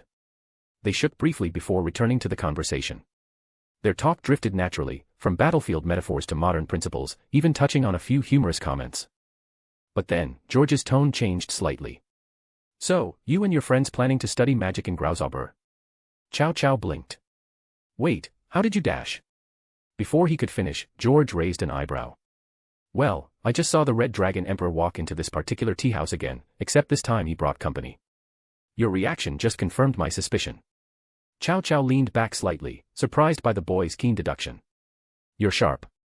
George gave a modest shrug. I try. But, what do you mean, Arthur came here again? George was just about to reply when Arthur returned, Heracles in tow, wiping his hands with a paper towel. All right, let's get moving. Oh. George. Arthur said, glancing toward George. George raised his cup politely. God killer. We meet again. Arthur sighed. You're not gonna let that go, huh? I only killed one minor god. Heracles let out a short laugh, slapping Arthur on the back. Dude. You killed a god. Minor or not, that's gonna put you on the radar of most of the supernatural world. Arthur smirked. Yeah. The elderly man called out from the counter, his voice calm but firm. Young sirs. It is time. Arthur gestured for the group to follow. Come on, guys. This way. George stood as well, closing his book and placing it in the satchel slung across his shoulder. I'll come too. I have business with the chairman. Arthur nodded. You're always welcome to the group. Together, the four of them followed the old man through a small, creaking door behind the counter. A narrow stairwell descended into darkness, lit only by flickering candle sconces embedded into the stone walls. Heracles glanced around and muttered. Well, this place isn't creepy at all. George, hands on his bag, replied evenly. The chairman has a habit of spooking new arrivals. You'll get used to it. They reached the bottom of the stairs and stepped into a vast, circular chamber beneath the tea house. The walls were lined with magical symbols etched in glowing red and blue. In the center of the room, embedded in smooth stone, lay a massive pentagram etched in intricate designs. The old man stepped to the center, tapped his cane once on the runes, and then again. The pentagram flared to life, and the entire floor glowed, casting their shadows across the walls. Arthur closed his eyes from the light. Hold on, fellas. In a single flash of light, they vanished. DxD. Hello readers. This chapter is edited. I've recently been watching these AI Bigfoot vlogs, and it's pretty entertaining. If you watch these videos as well, you can send me power stones, if not, you can add this fanfic to your library. Thank you, everyone, and see you later. Chapter 35, Chapter 34, Ice Princess. The group reappeared atop a high platform suspended in midair. Before them loomed a breathtaking sight, a massive floating castle, dark and grand, suspended in the endless sky. Its Gothic towers reached high into the heavens, arcane sigils pulsating along its stone walls. The skies were a vibrant purple, and overhead hung a single crimson moon, casting a blood-colored glow across the realm. Chow Chow stared up at the spires in awe. Is this? The old man stepped forward with a smile. Welcome, young sirs, to Grausauber. Heracles whistled low, eyes wide. Man. This place is unreal. Chow Chow looked around at the floating islands tethered by chains of glowing light and the staircases leading to different sectors of the castle, some rotating in midair. This is like something straight out of a fantasy novel. The old man gave a slight bow. My task ends here. The chairman awaits you. Farewell, young sirs. With that, he tapped his cane to the floating platform they stood on, and in a shimmer of silver magic, he vanished, presumably returning to the tea shop. Left alone, the four continued their walk across a glowing bridge suspended in midair, which connected the platform to the entrance of the floating castle. Along the way, they passed robed magicians practicing various spells. Some conjured elements in controlled circles, others meditated midair. A few instructors watched nearby, noting techniques and occasionally correcting a student's posture or chant. This place is awesome. Heracles murmured. Arthur stayed quiet, walking at the front with his hands behind his head. George glanced to the side and casually spoke. You may not know this, but Grausauber was originally founded during the Renaissance. My ancestor, Johann George Faust, was the one who built it. Chow Chow raised an eyebrow, clearly intrigued. Faust. Like the guy who made a deal with Mephistopheles. George nodded. That's the one. Though the stories are dramatized. Heracles blinked, then looked at him. Wait, hold up. So you're related to the founder of this place? That means you're like, what, some kind of VIP around here? George shrugged nonchalantly. Even if that were true, I'm still just a student. The chairman doesn't hand out favoritism. I came here on my merit and skills. Arthur, still walking ahead, smirked a little. He's not lying. I can tell he earned his place here. They arrived at what appeared to be a cylindrical elevator covered in sigils as they stepped inside. As the elevator began ascending slowly with no visible mechanics, the view behind them revealed more of the vast magical realm, the other floating sectors of the castle, and the magicians moving between platforms via teleport circles or flying spells. Chow Chow leaned on the railing, then turned to Arthur. So, question. Have you been here before? Arthur shook his head. Nope. One of my clones came here a few days ago. George raised an eyebrow. That explains it. I thought I was speaking to you, but now that I think about it. Something felt slightly off. Arthur gave a half-smile. That's because my boosted gear is a subspecies version. It gave me the ability to create physical clones. Weaken overall strength, but we can share memories and experiences. They can even act independently for days. George's eyes sparkled with academic curiosity. Fascinating. Cloning has always been difficult to pull off, even with high-tier spells, and you're saying your sacred gear lets you replicate yourself entirely. Before Arthur could answer, a calm voice echoed from just beyond the elevator as its doors opened. It is fascinating. Care to demonstrate sometime? Said the voice. All four of them turned their gaze toward the wide, circular office now revealed beyond the elevator. The room had a tall, domed ceiling of enchanted glass, showing the sky and stars above. In the middle, behind a crescent-shaped desk, sat a sharply dressed man with red and blue slick-back hair and eyes of different colors, one blue, the other red. He sat casually, legs crossed, fiddling with a Rubik's Cube using just his fingers. With a friendly smile, he gestured to the seats in front of him. Please, take a seat. The four of them took a seat, but then, fart. Everyone focused on the sound that emanated from Arthur's location. Arthur blinked as he looked down at his chair and saw a whoopee cushion hidden under the pillow. Ha ha ha ha ha ha ha ha ha ha ha ha. Mephisto laughed for a while as he held his stomach. Arthur's gaze didn't waver as he didn't show his embarrassment. Mephistopheles. Mephisto wipes the tear in his eye as he sighs in satisfaction. Ah. The Red Dragon Emperor.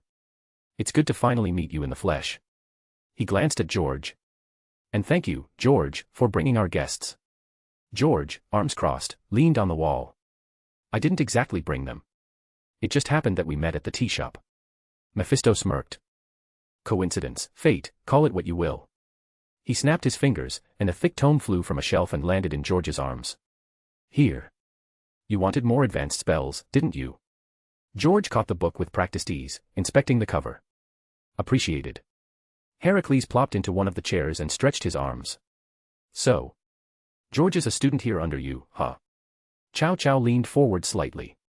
He must be incredibly skilled to be under your direct tutelage. Mephisto laughed. Skilled. Maybe.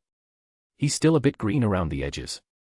The only reason I took him in was because he's related to an old friend of mine, and because of his Longinus. Heracles sat up. Wait. George has a Longinus. Chow Chow blinked. You never told us that. George pushed up his glasses with a calm expression. It never came up. I possess the Longinus known as Dimension Lost. It lets me conjure a purple mist capable of blocking all attacks. More importantly, I can use that mist to isolate and transport anything within it into a pocket dimension. Arthur nodded slowly. It's also known as the strongest barrier-type sacred gear. Mephisto clapped once. Yes, yes. But let's focus. He placed the Rubik's Cube down, fully turning his attention to Arthur. So, what can I do for you, young Cambion? Arthur leaned back on the chair. I heard you didn't meet with my clone. Something about being busy. George coughed into his hand. Busy, meaning he went to some rave with Azazel and got wasted. The room went quiet for a moment. Mephisto simply smiled, unbothered. What can I say? One must enjoy life's delights. Arthur just narrowed his eyes slightly, voice steady and serious. Mephisto. I've come to bargain. Mephisto's eyes glimmered with something between amusement and interest. He leaned on his desk as he rested his chin on his folded hands. Well, now, this is certainly a first. Most come to me with desperation, petitions, maybe a little flattery if they're bold. But rarely does someone waltz into my office and open with, I've come to bargain. So tell me, Arthur, what is it you want to bargain for? Arthur didn't speak at first, instead, he summoned his boosted gear. Then Arthur raised his left hand, and with one decisive motion, reached across with his right hand and twisted a green jewel from the outer lining of his left gauntlet. The emerald piece pulsed with faint energy, as if it still carried a fragment of the boosted gear's ability within it. Even Mephisto blinked at that. Arthur placed the jewel gently on the desk between them. Here's the deal. Me, Chow Chow, and Heracles will be staying here in Grauzauber to study magic for as long as needed. In exchange, you get this. He said calmly. Everyone stared at the small gem on the desk. George tilted his head, intrigued. Heracles squinted at it, and Chow Chow leaned forward slightly. Mephisto, for once, looked genuinely surprised, not alarmed, but certainly intrigued. He picked up the jewel between two fingers and studied it against the lamp on the desk. This has the ability, boost, embedded in it, a fragment of your sacred gear's function. You extracted this? Arthur nodded. Took some practice to make it, but yeah. You could use it for alchemy, enchantments, research, your choice. For a long beat, silence filled the room. Then Mephisto leaned back and let out a loud, amused laugh that echoed throughout the domed office. Ha ha ha ha ha. This is the first time in centuries someone offered me, of all people, a deal. He laughed again, setting the jewel down. Arthur Pendragon, you are officially my favorite person of this era. Then his expression shifted. The humor didn't leave his face, but his tone deepened into something more serious. Tempting, certainly, but I'm not interested in little trinkets. He said, gently sliding the jewel back toward Arthur. I admire the initiative. Truly. But I don't need a shard of your sacred gear. I have another offer in mind. Arthur's eyes narrowed slightly. And that is? Mephisto sat up straighter, steepling his fingers again. How about this? The three of you will learn magic here under a master magician whose skill is second to none. I will also grant you full sanctuary in Grauzauber for the duration of your stay. No one will bother you. No one will harm you.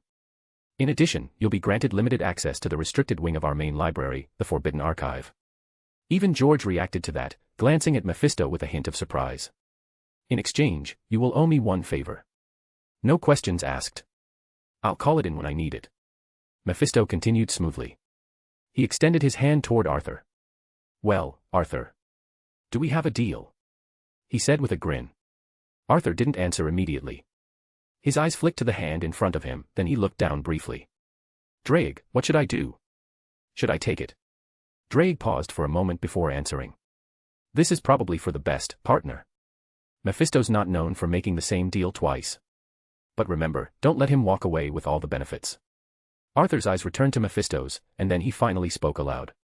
Okay then. I'll accept your deal, but only on one condition. Mephisto raised an eyebrow. Go on. The favor you call in. It cannot endanger me or anyone close to me. Not directly. Not indirectly. Not in any way, shape, or form. If you want my servitude, that's non-negotiable. Arthur said firmly. Mephisto looked at him for a long moment. Then he slowly smiled and nodded. All right then. Deal. Their hands met in a firm handshake. Arthur released his grip and leaned back slightly. Mephisto casually reached into his desk and pulled out a sleek black phone. All right then. Let's get this started. He tapped a few buttons on the screen and brought the phone to his ear. Yes, can you send in my right hand, please? Thank you. A few moments passed. The room was quiet aside from George flipping through his new tome and Heracles occasionally stealing glances at the pages.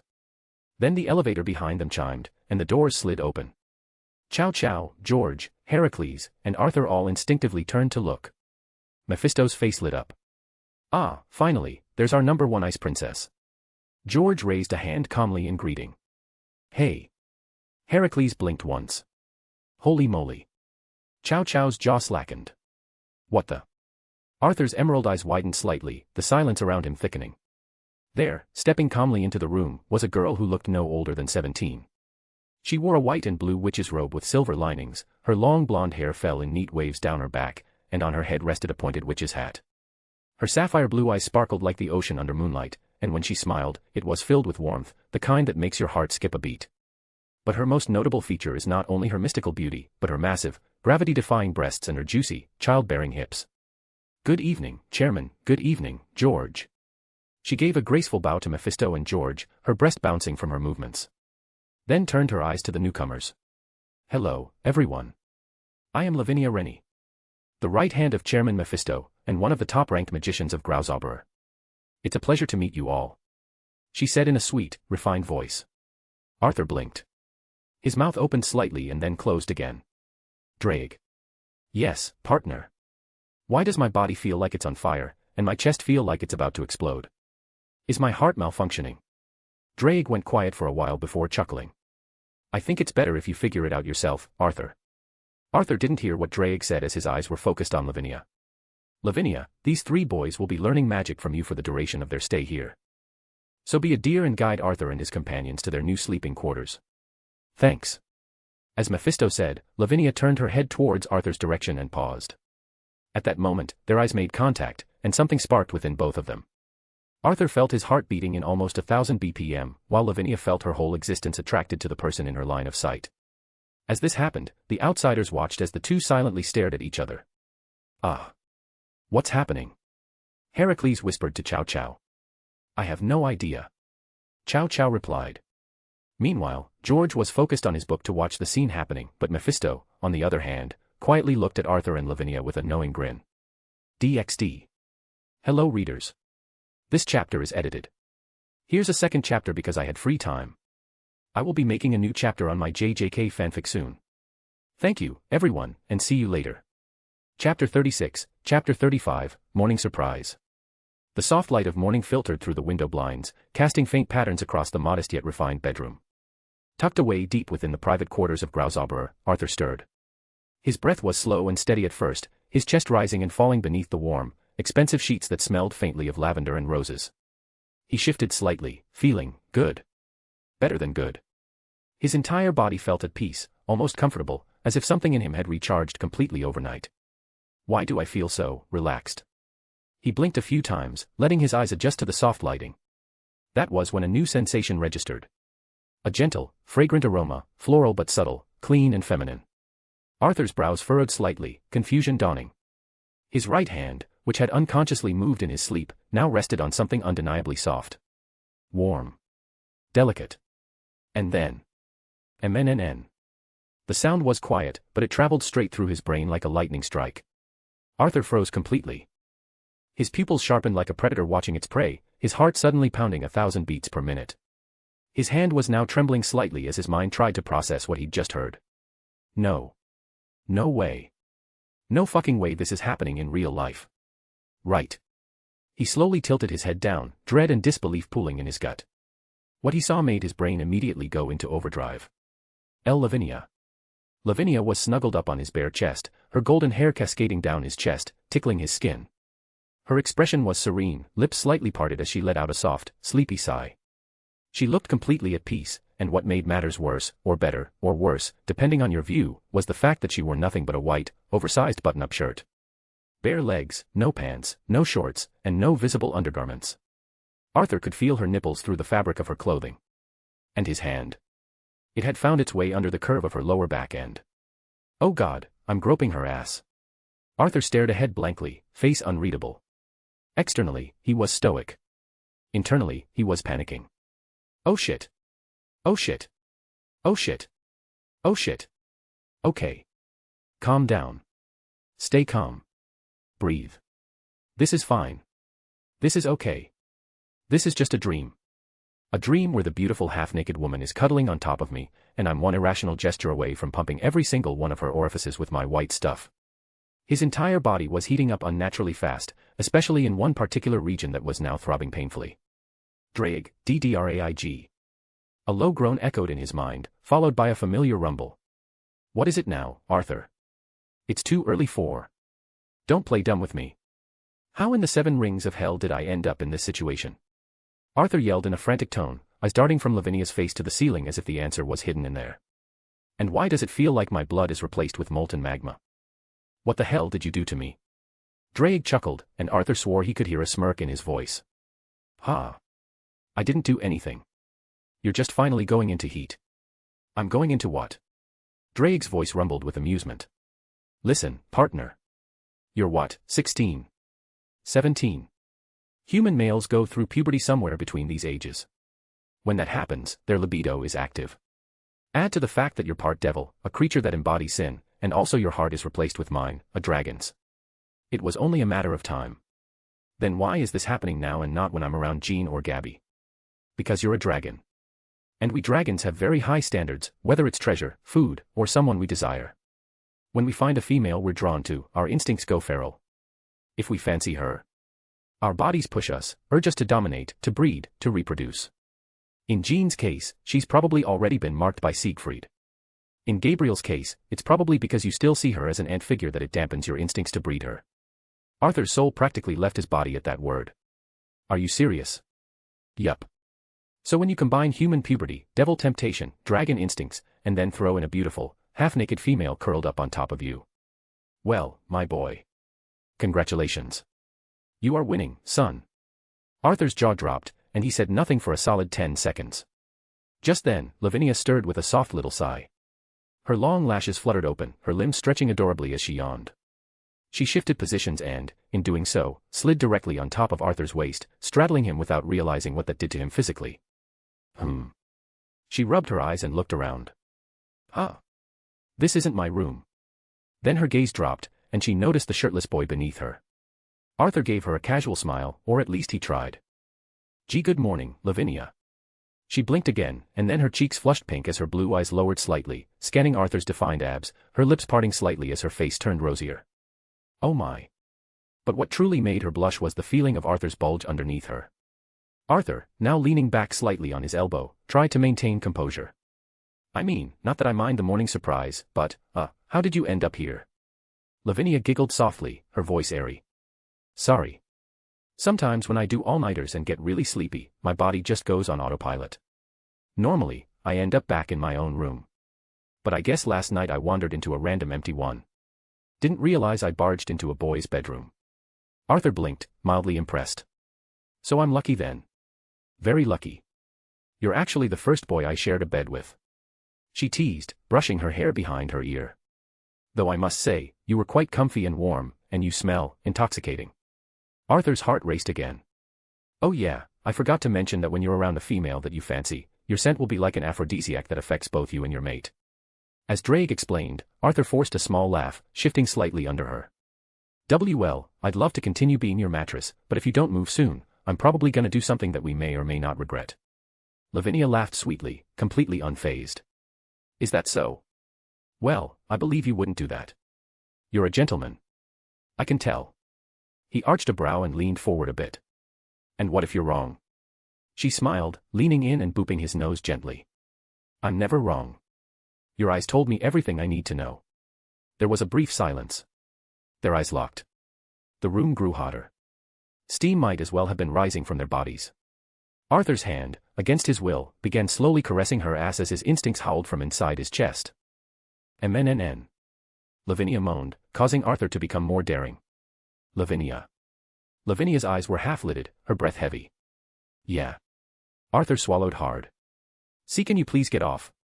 I need to, pee-pee. He stuttered, tapping out like a little pussy right now. She blinked, then giggled again. You're so blunt. It's kinda cute. With a graceful motion, she climbed off of him and stood, straightening her shirt with a stretch.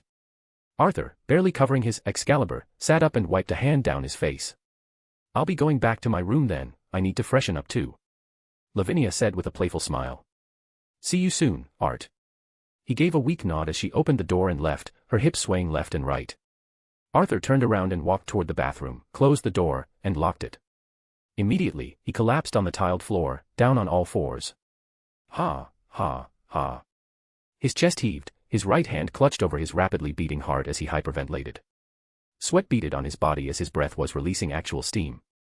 It took every ounce of willpower not to flip her over end. He slammed his fist against the tiled floor, cracking it. In his mind, Drake was laughing uncontrollably. Welcome to adulthood, partner.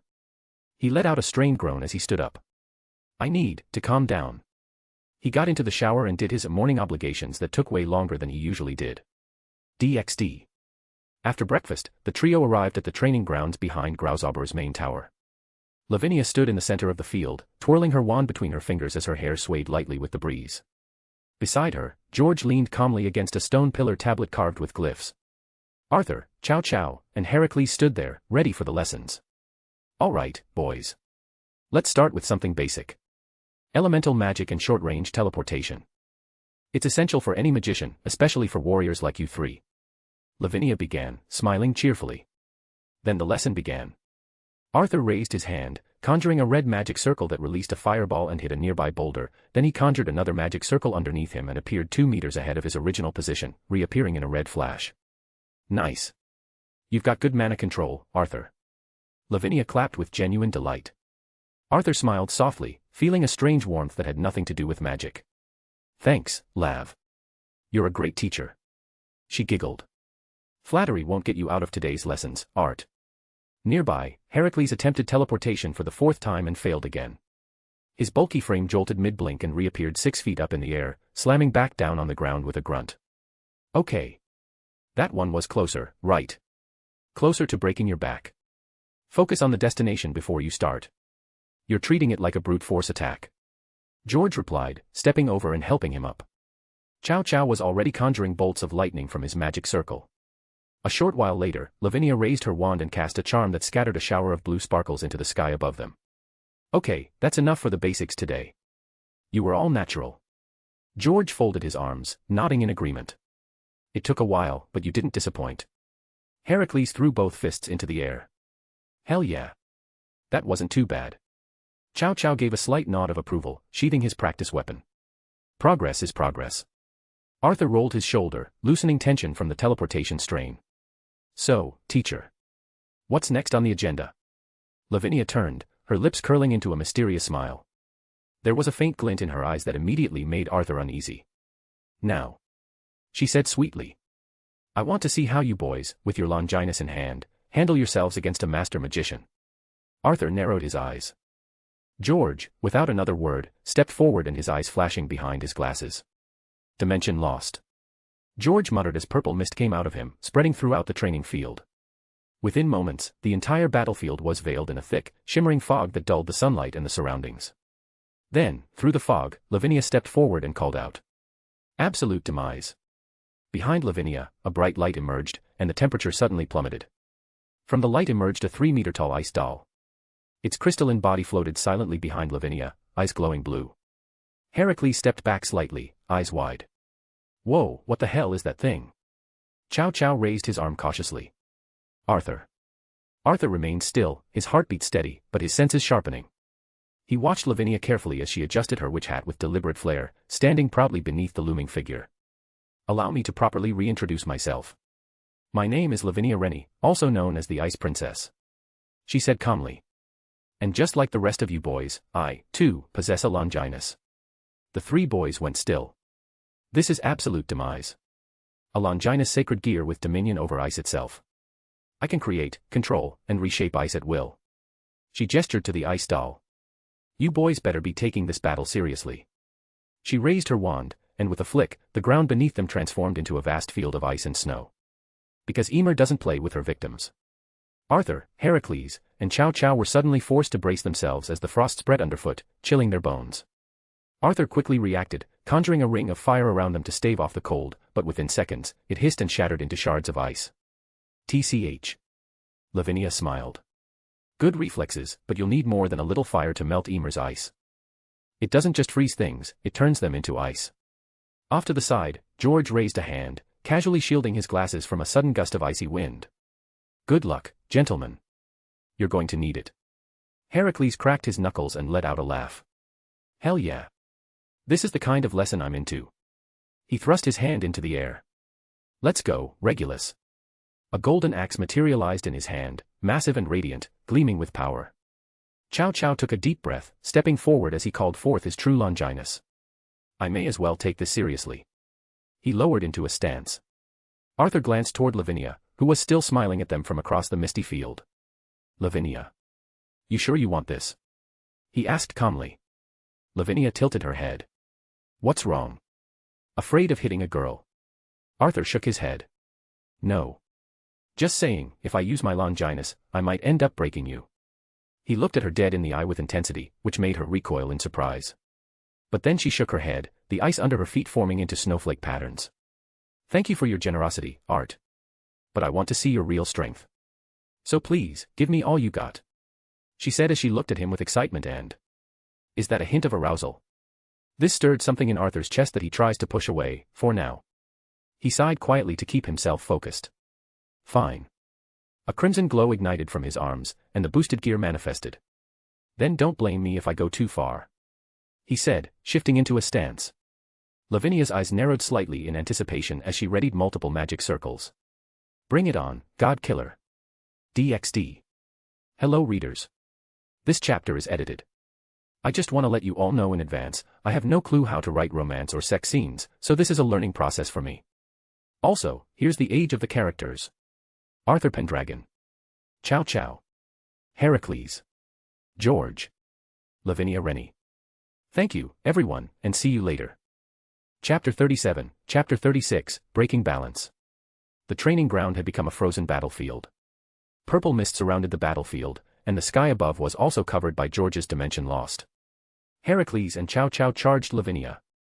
Cao Cao struck first, his spear dancing in arcs of light as he unleashed precision stabs and wide cleaving strikes, aimed directly at Lavinia. The moment he moved in, a massive arm made of translucent ice blocked the spear's tip. Ymir was swinging its arm to parry each blow with fluid, measured force. Cao Cao narrowed his eyes. It's pretty fast for something that big. Ymir's eyes glowed as it raised both arms and unleashed a sudden blizzard in a roar of ice and snow. Cao Cao braced, but the sheer force blasted him backward, ice forming on his boots and armor as he skidded across the ground. Then came Heracles, roaring as he activated variant detonation. Explosions erupted from his palm with each strike. His other hand wielded Regulus Nemea, the golden axe shining bright as he swung it with great strength. Lavinia twirled away from one blast, flipped above another, and landed softly, her heels tapping the frozen ground. So noisy. She commented with a soft sigh. She lifted her wand and summoned 3 magic circles that gleamed with runes, each one firing a barrage of elemental bolts at Heracles. Fire. Ice. Lightning. Heracles grunted as they struck him one after the other, his body taking the damage. Heh, that shit is nothing. But Lavinia had already prepared her trap. Ymir's massive frame blurred behind Heracles. Heracles' eyes widened as the doll slammed both hands into the ground, sending a wave of frost that surged upward and wrapped around Heracles' legs, chest, and arms, until in seconds, he was encased in solid ice, mouth frozen mid-roar. Lavinia brushed a strand of hair behind her ear. Down already. What a shame. She murmured. A flash of orange light blinked past her. Arthur was now circling her, casually walking while hurling fireballs from both hands. Each one sizzled and exploded with heat, but Ymir stepped in front, conjuring a massive ice wall. The explosions hit and vanished in puffs of steam, barely scratching the surface. Lavinia looked at Arthur and pouted. Come on, Art. Could you at least try to look like you're putting in effort? Without a word, Ymir responded by slamming its hands into the earth, causing a wave of jagged ice spikes to burst from the ground, racing toward Arthur like spears. Boost. Arthur's gauntlets flashed red as he slapped the nearest spike. It shattered on impact, shards flying into the mist. Another spike came, then another. Arthur broke each one, and he stood there unfazed.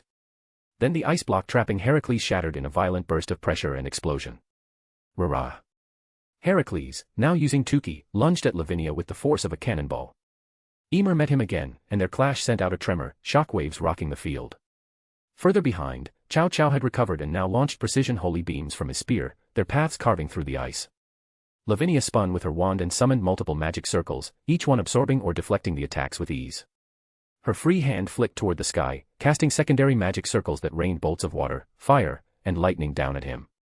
He blocked and dodged most of it, but the pressure kept building. Arthur now leaned back against a frozen pillar, casually picking his teeth with the clawed tip of his left gauntlet. His eyes were half-lidded, as if bored. George approached from the edge, arms crossed. You're really not taking this seriously, are you? Arthur didn't even glance over. What's the point? Even if they all came at me together, I'd still wipe the floor with them. George raised a brow. Big words. How exactly do you plan on doing so? Arthur opened his mouth, but was interrupted as an icicle whistled through the air, and he grabbed it before it hit his face just an inch away. He blinked and tilted his head slowly. Really, Lavinia?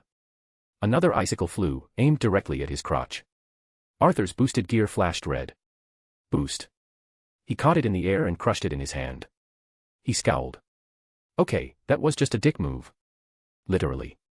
Across the field, Heracles came swinging again, but Lavinia vanished using teleportation. She reappeared behind Cao Cao just as he tried to sneak attack her with a holy beam, but his boots were suddenly frozen in place by Ymir, halting him. What?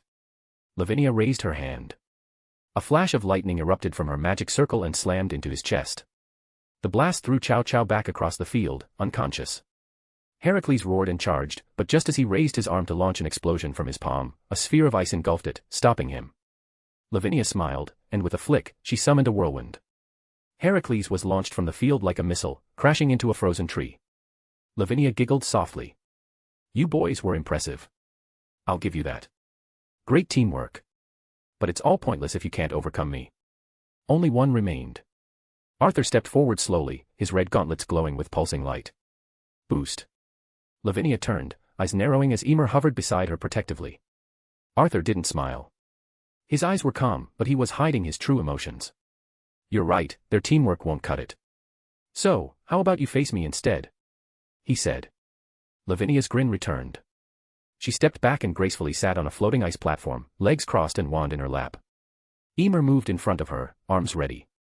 So, Arthur is finally gracing us with his presence. What changed?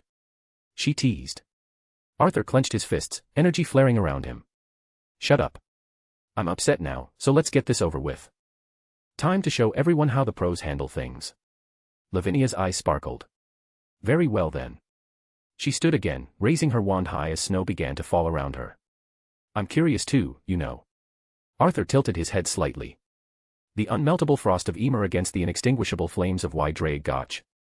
Which is stronger? Will your fire go out or will my ice melt first? She asked as Emer's eyes glowed menacingly. Arthur cracked his neck. We'll soon find out. He exhaled, and fire curled around his arms. Arthur's aura flared with power as he raised both gauntlets high into the air. Double. A flash of crimson light burst outward from his body. In that moment, 6 clones appeared into existence around him. Each clone held a different blade, and with a flash of light, 7 swords were summoned. The 7 Excalibur fragments. Excalibur Ruler. Excalibur Destruction. Excalibur Rapidly. Excalibur Transparency. Excalibur Nightmare. Excalibur Mimic. Excalibur Blessing. The Excalibur fragments, all 7 of them. She muttered, lips curving into an amused smile. Looks like you really are taking this seriously. Her tone was teasing, but her fingers tightened on her wand. She tilted her head, blonde hair glinting in the cold air. Why the tension? Are you threatened by me by any chance? Arthur's eye twitched as he pointed his Excalibur directly at her. Boys. Let's fuck her up. All 6 clones smirked in unison. With pleasure, X. Boost, X. Their bodies surged with power, and then they moved. Lavinia remained calm as ever, eyes glinting from the challenge. She raised one hand, curling a finger toward herself. Come on, then. Emer stepped forward and slammed its massive hand into the frozen earth. A ripple of ice spread outward like a shockwave. Jagged sheets of ice rolled toward the Arthurs. But they jumped, flipping over the wave of frost, each one taking a different trajectory midair. Clone 1 struck first, wielding Excalibur Destruction. A beam of condensed holy energy fired from the blade shot toward Lavinia. Emer intercepted it with a massive forearm, the explosion rocking the ice behind it. Clone 2 descended on Lavinia like a whirlwind, moving in with Excalibur rapidly. His blade flickered so fast it blurred, slash after slash, a storm of cuts. Lavinia blocked and weaved through the flurry, then conjured a fireball and hurled it directly into his chest. It exploded, sending Clone 2 skidding back across the ice. She smirked. Too slow. She didn't notice Clone 3 until it was too late. Using Excalibur Transparency, the 3rd Arthur was completely invisible. He reappeared right behind Lavinia, red gauntlet raised. Boost. He slammed a punch into her abdomen, sending her flying back, blood spitting from her lips. Emer reacted immediately, snapping its arm forward and freezing the surrounding air solid. Clone 3 was trapped in a tomb of ice instantly. Lavinia coughed as she slowly stood up, holding her stomach. That actually hurt. She admitted, her voice hoarse. She looked at Arthur, eyes narrowed in an odd mix of frustration and thrill. It's been a long time since anyone's landed a blow like that. She raised her wand, murmuring a spell that covered her wounds. She looked up again, just as Clone 4 appeared before her, holding Excalibur Nightmare. He looked relaxed, almost bored. Wanna tap out, Lav? Lavinia smirked, despite the blood on her lip. You should be gentle with the ladies, you know. That was very rude. Clone 4 scoffed. First of all, my fists are rated E for everyone. Second, I'm just getting started. Suddenly, a giant shadow fell over her. Arthur had grown several times his size, towering over her with Excalibur in hand, blade raised. Lavinia snapped her fingers. Emer. Emer unleashed a barrage of magical snowballs the size of cannonballs, but they passed right through Arthur's massive body like smoke. What? Her eyes widened. It was an illusion. Too late. From behind, Clone 5, wielding Excalibur Mimic, transformed his sword into a morning star. Penetrate. The mace bypassed Emer's defenses and slammed into the back of its head. The magical construct's skull cracked and then exploded into frozen shards. Emer. Lavinia shouted. But there was no time to react. Clone 4 came in fast, his kick enhanced with holy magic. Lavinia barely blocked it with a barrier, but the force still sent her rolling back across the field. She gasped as her body screamed in pain. Then it got worse. Clones 1, 2, and 3 attacked in unison, surrounding her with sword slashes and boost-enhanced punches. Lavinia, still struggling to breathe, raised barriers and launched defensive spells as fast as she could. Light clashed with ice and fire, the pressure mounting. Ymir's shattered remains shimmered and began to reform, slowly gathering into a new figure. Then a blizzard formed above, and hail bullets rained down like machine gun fire. Clone 1 was struck and exploded into red particles. Clone 2 followed, then Clone 3, then Clone 4, and finally Clone 5. Ymir's new form stood beside Lavinia and placed a hand on her back, helping her stand. "Thanks, Ymir. I'll be fine." She looked at the Excalibur fragments scattered around the battlefield, all 5 of them. "Wait, where are the other 2? Just then, Ymir was impaled by a blade from behind. Behind it, Clone 6 stood, his Excalibur ruler pressed into its back. "Stay still." A wave of light pulsed through Ymir. The giant ice doll shuddered, then froze completely. "What?" Lavinia turned, stunned. At that moment, she fired a storm of icicles that flew at original Arthur's head. He moved calmly, blade already in motion. With one swing of Excalibur blessing, the cleave through the projectiles. Then he was in front of her. Face to face. Their breath mingled in the cold, foggy air. Their lips are inches apart. Arthur slowly raised one hand and placed it gently against her abdomen, right over the spot he had struck earlier. Lavinia tensed, a wince escaping her lips. "What are you doing?" He didn't speak. His sword glowed with holy light as he whispered a small, quiet prayer. A healing light passed from his hand into her body. Her wounds healed, and the pain faded. She exhaled sharply, leaning against a nearby ice block, her cheeks flushed from exertion and something else.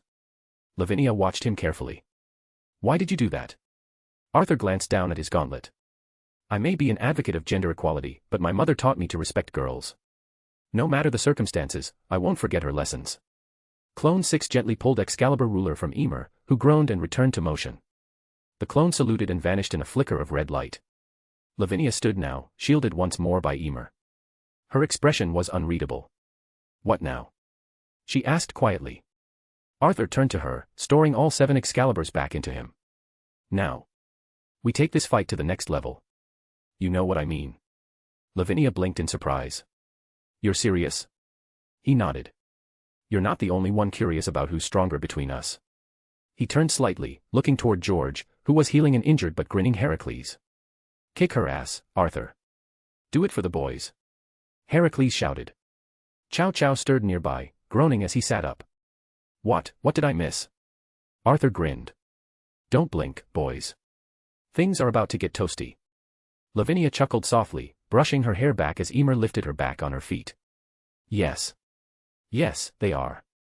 You're going to regret healing me." The battlefield stilled. Arthur and Lavinia faced each other once more. Ymir floated behind her, wrapping its arms around Lavinia in a hug. Arthur stood still, crossing his arms into an X in front of his chest. They spoke at once. "Balance breaker, X." The moment their voices rang out, a blinding wave of crimson and sapphire light exploded from both Arthur and Lavinia. The pressure that radiated out was so dense that it forced Heracles to brace his body with both arms, even in his half-recovered state.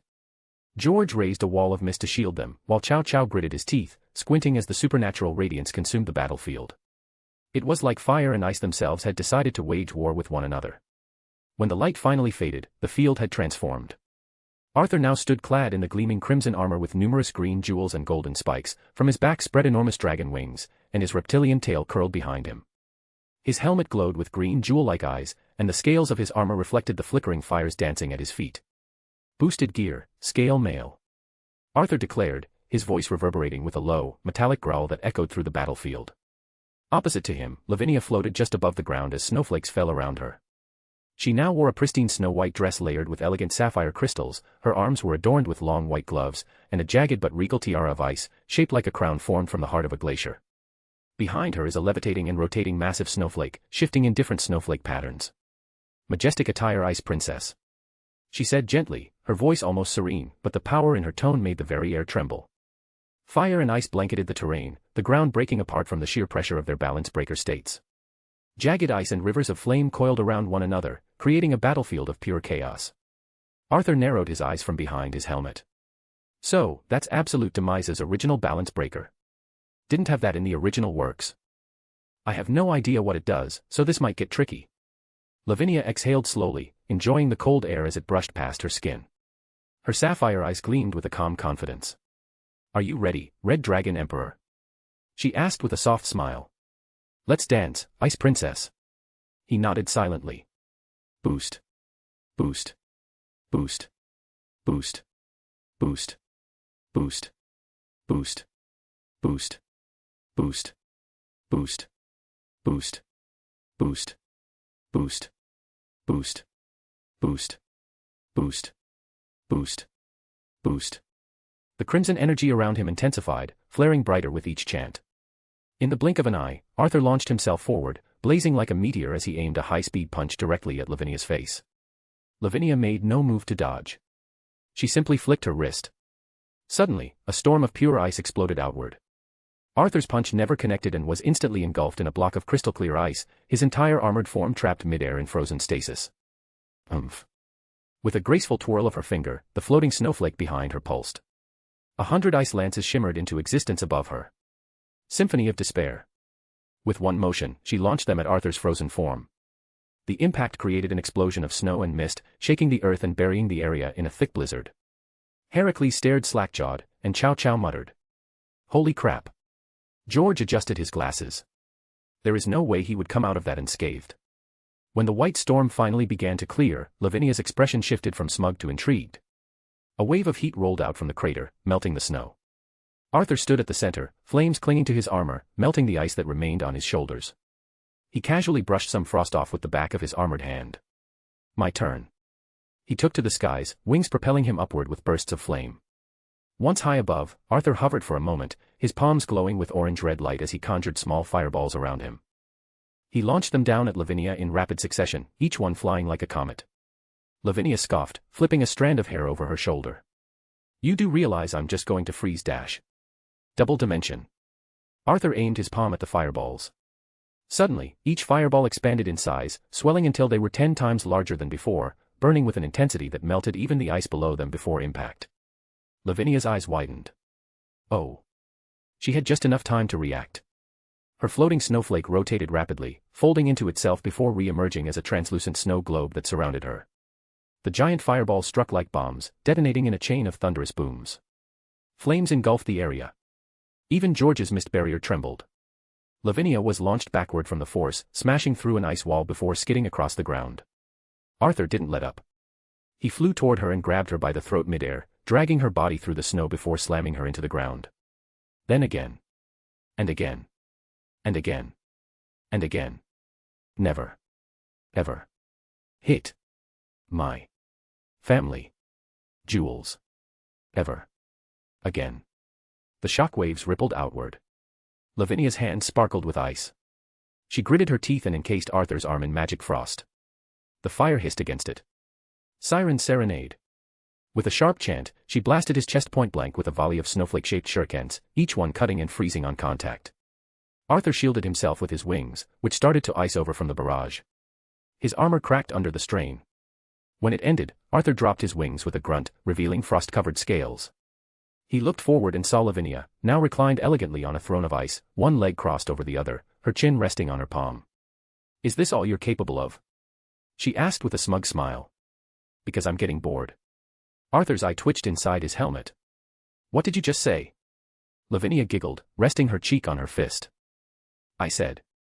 I'm getting bored. That was it. Crimson fire exploded from his armor, the snow around him vaporizing instantly. Oh, I am so gonna screw you up, princess. Arthur growled, voice deeper, more feral. Lavinia stood up from her throne, arms spread wide. Then come and screw me up, dragon. She shouted in excitement. The battlefield erupted into pure elemental warfare. Arthur's flame and Lavinia's frost clashed with a thunderous impact, turning everything around them into a chaotic maelstrom of steam, melting terrain, and jagged shards of crystal. George was now fully focused, expanding his dimension-lost barrier in a dome to keep the sheer forces contained. Heracles' jaw was on the floor. This is so fucking awesome. Go, Arthur. Win this one for the boys. Regulus, now in his lion form, sat next to Heracles with his tail lazily swinging. Emer's lucky. She got a refined, powerful host. I had the misfortune of picking this halfwit. Hey. Heracles barked. Chow Chow watched the battle with quiet intensity. The Red Dragon Emperor and the Ice Princess clashing in their balance breaker states was beyond anything he had ever seen. He looked down at his spear. The true Longinus. The first and most powerful Longinus, capable of killing gods and Buddhas. And yet. Compared to them, my power still feels so small. He gripped his spear tightly, his jaw clenched. If I want to stand beside them, if I want to surpass them, especially Arthur, I have to become stronger. No matter what. DxD. Hello readers. This chapter is edited. What do you think of Absolute Demise's original balance breaker? It looks like Tsuritsu's attire from Genshin Impact. Thank you, everyone, and see you later. Chapter 38, Chapter 37, In the Heat of the Moment. An hour had passed. The battlefield northwest longer resembled anything close to what it was an hour ago. It was a complete disaster zone, torn apart by flame and frost, marred by black scorch marks and deep cracks in the earth, mixed with slick puddles of melted ice, shattered ice spires, and half-burned trees. In the heart of the destruction stood Arthur and Lavinia, both swaying slightly on their feet, panting heavily. Arthur's scale mail was in ruins. Red scales were cracked, frozen, and chipped, some missing entirely, exposing the scorched fabric and bruised skin underneath. His dragon wings were limp, hanging at his back, and his helmet had been gone for some time. His crimson hair was messy, signs of freezing at the tips, and dried blood trailed from the corner of his lips down his chin. Lavinia's majestic attire was similarly damaged. The once immaculate snow-white dress was now ripped at the edges and smudged with dirt and ash. The crystals had cracked or fallen off, and her tiara was snapped in half, one jagged piece still barely hanging from her hair. Her gloves were shredded, revealing pale but bruised knuckles, lips red with blood, and shoulders trembling from exhaustion. The two stood mere feet apart, breathing heavily, the air thick with the residue of their clashing elements. Arthur spat out a bit of blood and wiped his mouth with the back of his hand. Even with all that shit, you were still holding back, he muttered, voice low and raw. Lavinia smiled faintly through the blood on her lips, brushing it away with her fingers. Says the guy who was pulling his punches. Too scared to bruise a lady, she replied, eyes flickering with amusement. Arthur let out a short, dry chuckle, then shook his head slowly. Nah. It's just that it'll be a waste, killing a pretty face like yours. Lavinia blinked. Her expression softened a little, surprise flickering across her dirt and blood-smeared features. That was pretty smooth, I give you that much, she said with a light sigh. But I'm not falling for your words, Arthur. Try that on someone else instead. Arthur's gaze didn't waver. His voice came low, calm, but sincere. I'm not trying to bullshit my way out of this. Everything I said was the truth. He stepped forward once, his green eyes unwavering.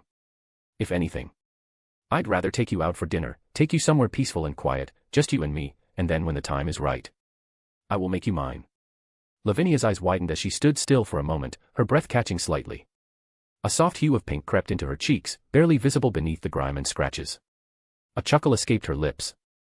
It was short, unsure at first, but then genuine. You. She shook her head with a small smile, biting her bottom lip slightly. You're by far the most honest guy I've ever met. Most boys I talk to either make fake promises of love and sweet nothings, or they just freeze up like frightened animals the moment I look at them. Arthur smirked faintly, wiping more blood from his chin. Well, those guys were pussies. I'm just built differently. You can thank my mom for that, he said, dragging in a deep breath. They both laughed, weak but real. Just for a moment, the tension lifted. But only for a moment. Arthur charged forward and threw a punch directly at Lavinia's cheek. It connected with a loud crack, sending her stumbling to the side. But she didn't fall. Her eyes lit up with defiance as ice formed instantly around her fists, encasing her hands in thick gauntlets of frost. You brute, she muttered and retaliated with a punch of her own, striking Arthur in the side of the face. They both staggered back. Then lunged again. Both of them cried out in rage and fury, their fists slamming against one another's bodies, shoulders, stomachs, and faces with pure spite and stubbornness. Just stay down, you Ice Queen, Arthur roared as he swung another wild punch. You stay down, you mistake from God, Lavinia screamed back, driving her knee toward his stomach. Redhead. Blondie. Jerk. Bitch. Lizard breath. Eskimo pussy. Their words blurred with their movements, both screaming profanities, insults, and petty names in between each hit. The fatigue showed in their footwork, in the way their arms struggled to lift, yet neither of them would stop. They kept hitting, kept yelling, as if throwing fists and slinging insults was the only way they could understand each other. Heracles watched them from a melted ice block, one eyebrow raised and his mouth slightly ajar. Are they even still fighting at this point, or is this some kind of weird flirting? Regulus, resting in his lion form beside him, muttered.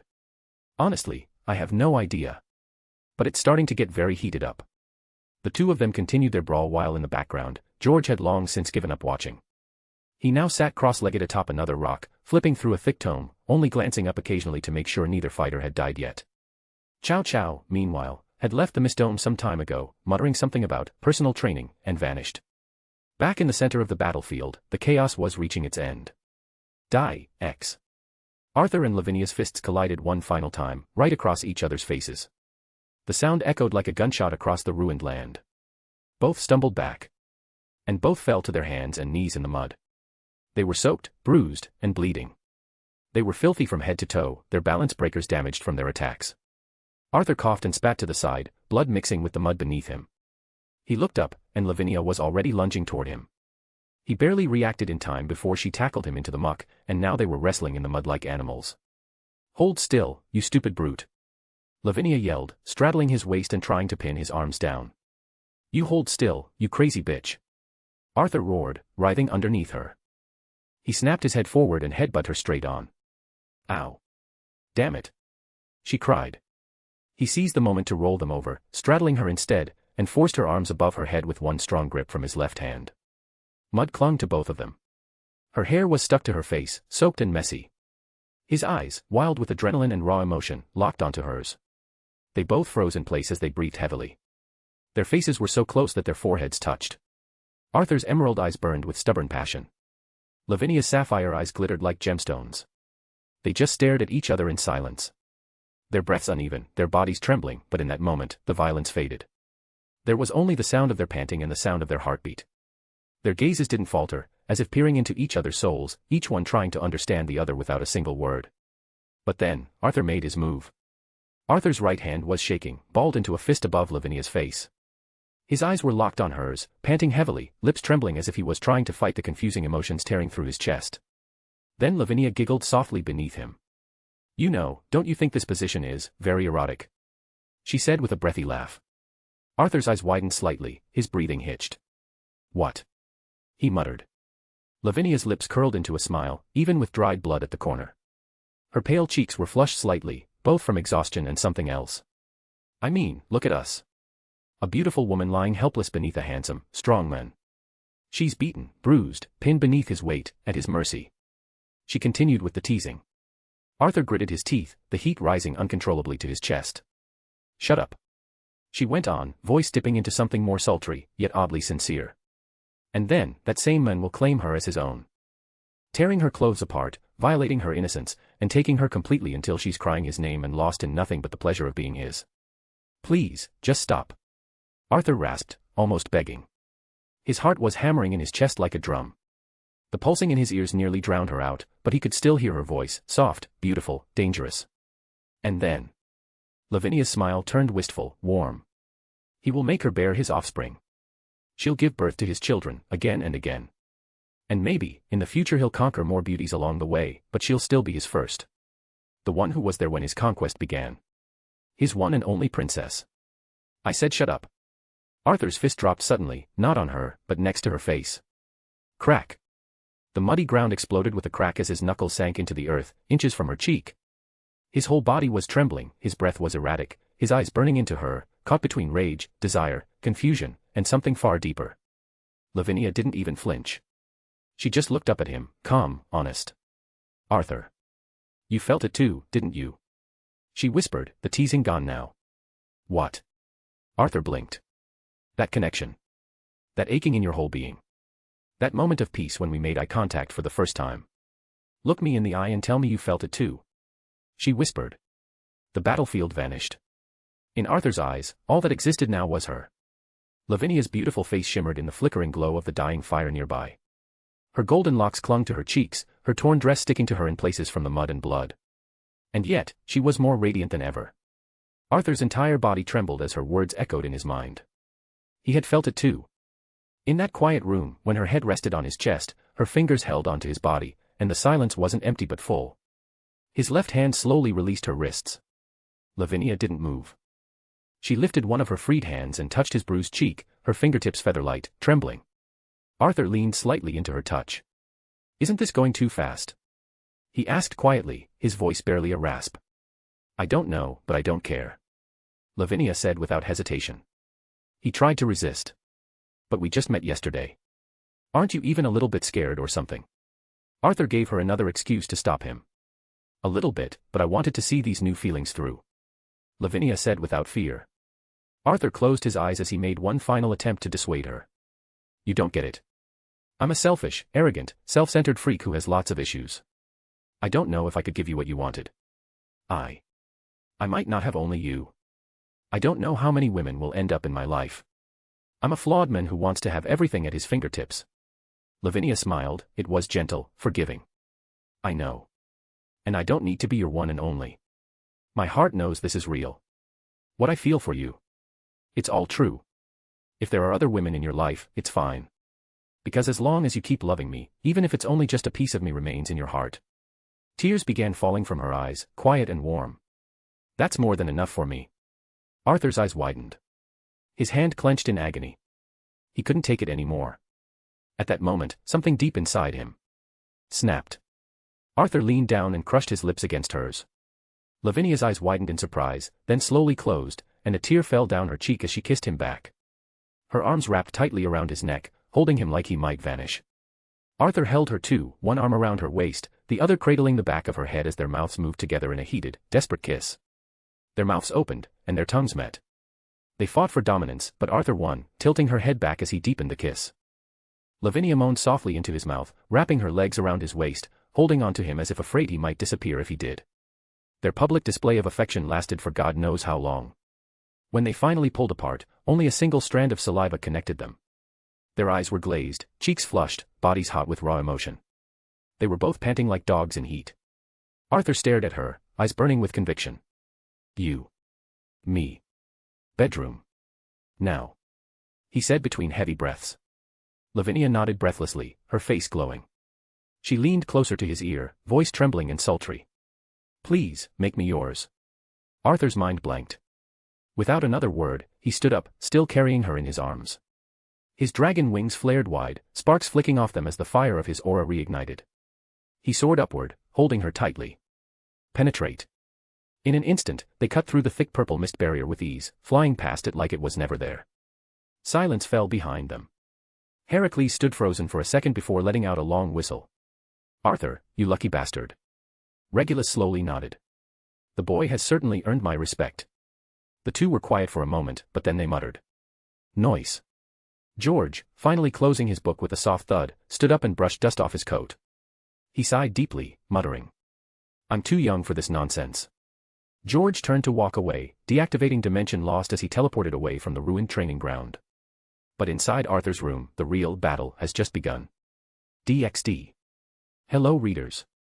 This chapter is edited. So, am I going too fast or is this fine, because I have my reasons as to why this is happening. I will be attempting to create an R18 scene in the next upload, but I am unsure of my capabilities in making said scene because I have never created it before. So there's a 50-50 chance I either upload one or not, but you will know in the next chapter. Thanks, everyone, and, laters. Chapter 39, Chapter 38, First Time, plus 18. Notice. This chapter contains sexual content that is either decent or dogshit. If you are below 18, please skip and go to the next chapter.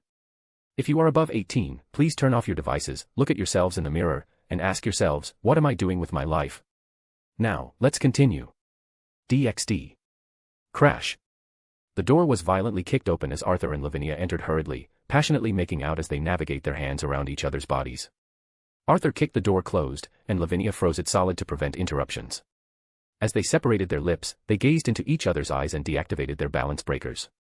The mud and blood in their bodies magically disappeared because of unexplainable reasons that no longer need explanation. Arthur. Lavinia. They whispered each other's names as they continued making out. Arthur removed his red hoodie, and Lavinia threw away her witch hat. They started helping each other to remove their clothing, and after a few minutes, Arthur was left with his black boxers while Lavinia was left with her snow-white bra and panties. They continued kissing and fighting with their tongues for dominance. Arthur then pulls away as he looks at her with intense lust. On your knees. Now. Lavinia's face burned red from his commanding voice, and she happily obliged. She went down on her knees and saw the massive bulge in his boxers. Lavinia gulped in nervousness and arousal as her trembling hands reached towards his boxers and pulled them down, and she was slapped on the cheek by the thing in front of her. Her eyes widened in shock. Oh, my. How in the world am I gonna? Is this even gonna fit? Arthur watches Lavinia's expression as he can tell she is nervous and has no clue how to proceed. But he was too horny to focus on being gentle at the moment. Lav, open your mouth.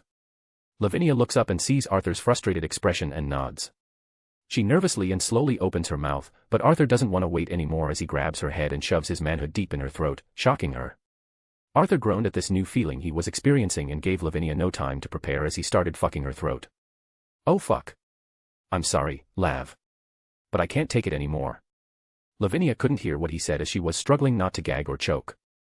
Eventually, she learned to breathe through her nose, making it easier for her to give her lover even more pleasure by massaging his balls while also rubbing her pussy through her panties. After what felt like forever, Arthur speeds up as his grip on Lavinia's head tightens. Oh Christ. Lav, I'm Southwest fucking close. Don't stop. This alerted Lavinia as she kept furiously touching herself to match his pace. A couple more thrusts and Arthur groaned from climax. Here it comes. Drink it all. Lavinia's eyes widened at the feeling of something pumping through her throat, and she, too, came from her self-stimulation. A whole minute later, Arthur finally recovered as he took the time to catch his breath and let go of Lavinia, pulling out his large cock from her throat. Asterisk gasp. Cough, asterisk. Lavinia finally has the chance to breathe properly, but she instinctively coughs from the remaining semen stuck in her throat, and she ends up spilling some of it on the ground. Arthur looked down and saw the small mess she had made. He growled like an animal, making her realize she had messed up. But strangely enough, this side of him excites her. Arthur. I am sorry, but I dash. Lav, what the hell did I just say? He leaned down and lifted her chin, looking her in the eye. I was about to return the favor. But now this calls for a punishment. Lavinia's breath became ragged as she felt herself getting aroused by his words. Arthur carried her in a bridal position and threw her on his bed, making her yelp in surprise. Arthur crawled forward and was now on top of Lavinia, and their breaths became heavy from the tension. Hey Arthur. Lav, put your hands on top of your head. I won't ask again. Lavinia obliged, and as she did, Arthur summoned his Excalibur mimic and transformed it into handcuffs, and cuffs Lavinia's wrists to the wooden headboard. If King Arthur were to see this, he would be rolling in his grave right about now. Arthur then reached Lavinia's breasts and noticed that the clasps were at the front. Lav. Lavinia blushed red as she explained. I find it more comfortable when using these, especially when my breasts are getting bigger. Arthur nods as he then unclasps them, exposing her perky breasts and erect nipples. He then slides both his hands down her waist, and Lavinia guessed what he was about to do and lifted her hips. He grabs the hem of her panties and slowly slides them down to her feet, and throws them away. Arthur is now gazing at Lavinia's wet, virgin pussy and can smell her arousal, urging him to ravage her into oblivion. No. Not yet. Get your shit together. He gulped as he held his feral instincts in check and looked at his lover. Now then. I'm gonna tell you what's about to happen. Arthur stares at her with lustful intent, making her squirm in excitement. I'm gonna stimulate your lady parts using my hands and mouth, making you feel so much pleasure. But just as you're about to reach climax, I'll stop. Once you've come down, I'll keep edging you over and over until you're a complete mess. Lavinia's eyes widened as she was now visibly nervous. Isn't that a little too much? Arthur, out of nowhere, attacked her tits with both hands, pinching and squeezing them. Lavinia moaned from his sudden movements, and Arthur leaned to her ear and whispered. That's the thing. This is payback for the literal dick move you pulled a while ago. Now you're about to experience hell. Arthur then starts sucking and biting on her right tit while his left hand slowly roams down her womanhood. She moaned loudly as she felt his fingers move up and down her labia. Ah. Arthur. That's so. Arthur increases his stimulation as he inserts his index finger in her virgin pussy and starts slowly massaging her wet insides. As Lavinia was moaning harder, Arthur inserted another finger while biting and pinching her tits. Wait. Not too hard. He finds her clit and rubs it with his thumb, causing Lavinia's body to jerk from the intense pleasure. Lavinia was now feeling her orgasm getting close, and she moaned loudly. Arthur. I'm gonna come. Please don't stop. As the feeling was getting closer and closer, Arthur let go of her tits and removed his fingers, preventing Lavinia from coming. Lavinia was now panting heavily as she looked at Arthur with lust and frustration. Hey Arthur. Please, let me finish. I'm so close. She begged him, and Arthur looked at her in silence. Eventually, he resumed stimulating her body as she moaned harder from his touch. A while later, she was about to reach orgasm again, but Arthur foiled her again as he stopped his movements and left her aching for his touch. He then resumed his foreplay, and just like before, just as Lavinia was gonna come, he stopped.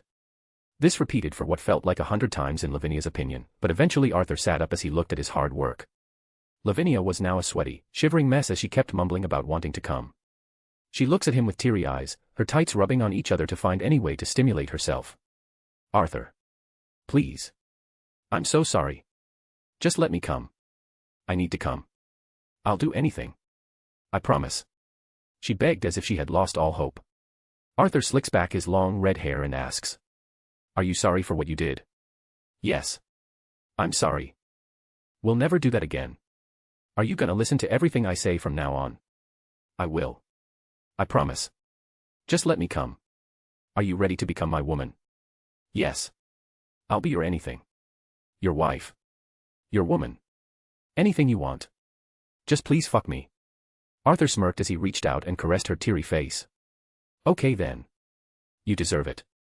Arthur grabs Lavinia's legs from behind the knees, spreads her legs, and puts them on his shoulders. He positions his cock near her entrance and rubs the tip on her clit, making her moan hard. Lavinia was panting and looked down towards Arthur's cock that was about to destroy her, and he then asked. Are you ready, Lav? This is gonna hurt a lot. Lavinia nods frantically as she yells. Yes. Just put it in me. I can take the pain.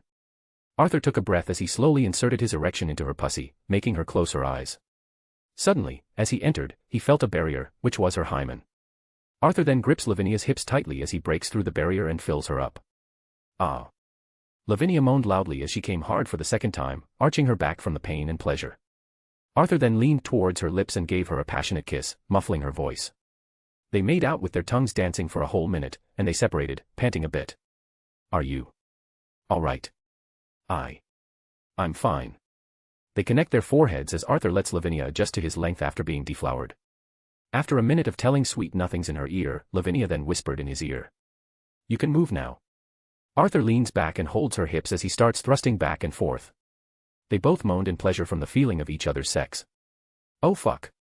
Lav, you're so tight. Ah. Yes. Arthur. So big. Keep going. They kept a steady pace, but Arthur's movements got faster, making the stimulation more intense.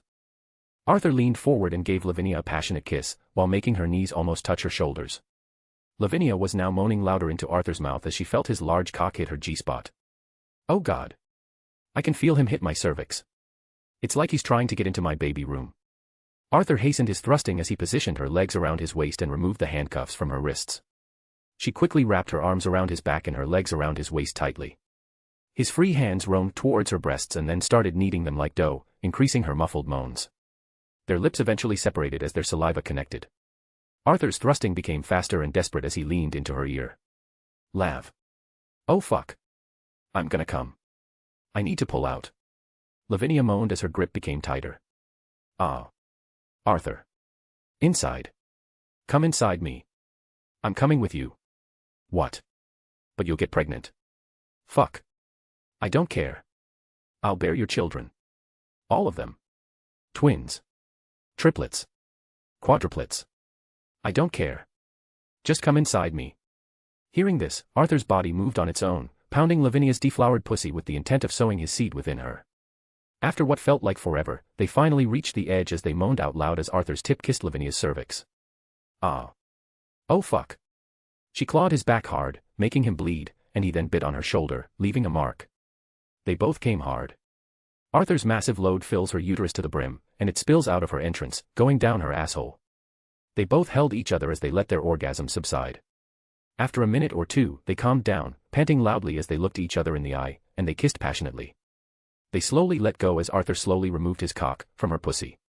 As he did so, most of his semen came out of her, and it formed a small puddle on the bedsheets.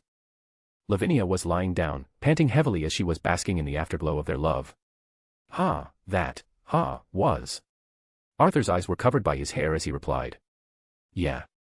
I know, but that wasn't enough. Yeah. She looked down and saw Arthur on his knees, and his huge erection stood up, ready for round 2. Hey Arthur. Lavinia muttered and saw Arthur brush his hair back a bit, revealing his glowing emerald eyes with slit pupils, his breathing becoming heavy as he stared at her like a predator to his prey. The dragon was now unleashed, and she was the victim. I need more. Ah. He pounced at her, making her yelp in surprise, but it was eventually replaced with moans of pleasure. 3 rounds later. Arthur was fucking Lavinia's cream-pied pussy while she lay on her side, lifting her left leg onto his shoulder while rubbing her clit. Ah. Oh fuck. Harder. Arthur. Fuck me harder. I'm so close. Oh Christ. Lav, I'm coming. Arthur. They both came as Arthur filled her already cream-pied pussy with more cum. 7 rounds later. Lavinia was now on the wall, supporting herself with her hands as Arthur fucked her in the ass. Oh crap. Your asshole is so tight. Lav. I'm gonna come. His movements became sloppy and fast, and his grip on her hips became harder. Inside me. Fill up my ass like you did to my pussy. As she yelled, Arthur bit her shoulder while he ejaculated inside her deflowered asshole. 13 rounds later. Ah. Arthur, so much. This is too much. Oh fuck. Lavinia, I'm so close. Don't stop. He growled as Lavinia was now on top of him, bouncing up and down his cock, cowgirl style. She held onto his hands for support as Arthur intertwined their hands together. A few seconds later, they both came, and Lavinia collapsed into Arthur's chest. Some time later. After so many rounds, positions, and orgasms, the entire room was a complete mess, with the odor being so pungent from their actions. Arthur and Lavinia lay on the bed in each other's arms, their legs tangled in an embrace, and the blanket covering their sweaty and filthy bodies. Their eyes were heavy from sheer exhaustion and euphoria, and their breathing was weak and hoarse. The couple is barely able to speak as their voices are exhausted from the moaning, so they are gently touching and rubbing each other. Arthur looks at Lavinia's teary eyes as he wipes her tears away, and she leans closer, resting her head on his chest. Arthur. Aye. Lavinia silently wept on his chest, and Arthur gently rubbed her back and kissed the top of her head, offering her silent support. Me too, Lavinia, me too. A few moments later, they silently bask in the afterglow of their love as they slowly fall into a deep sleep.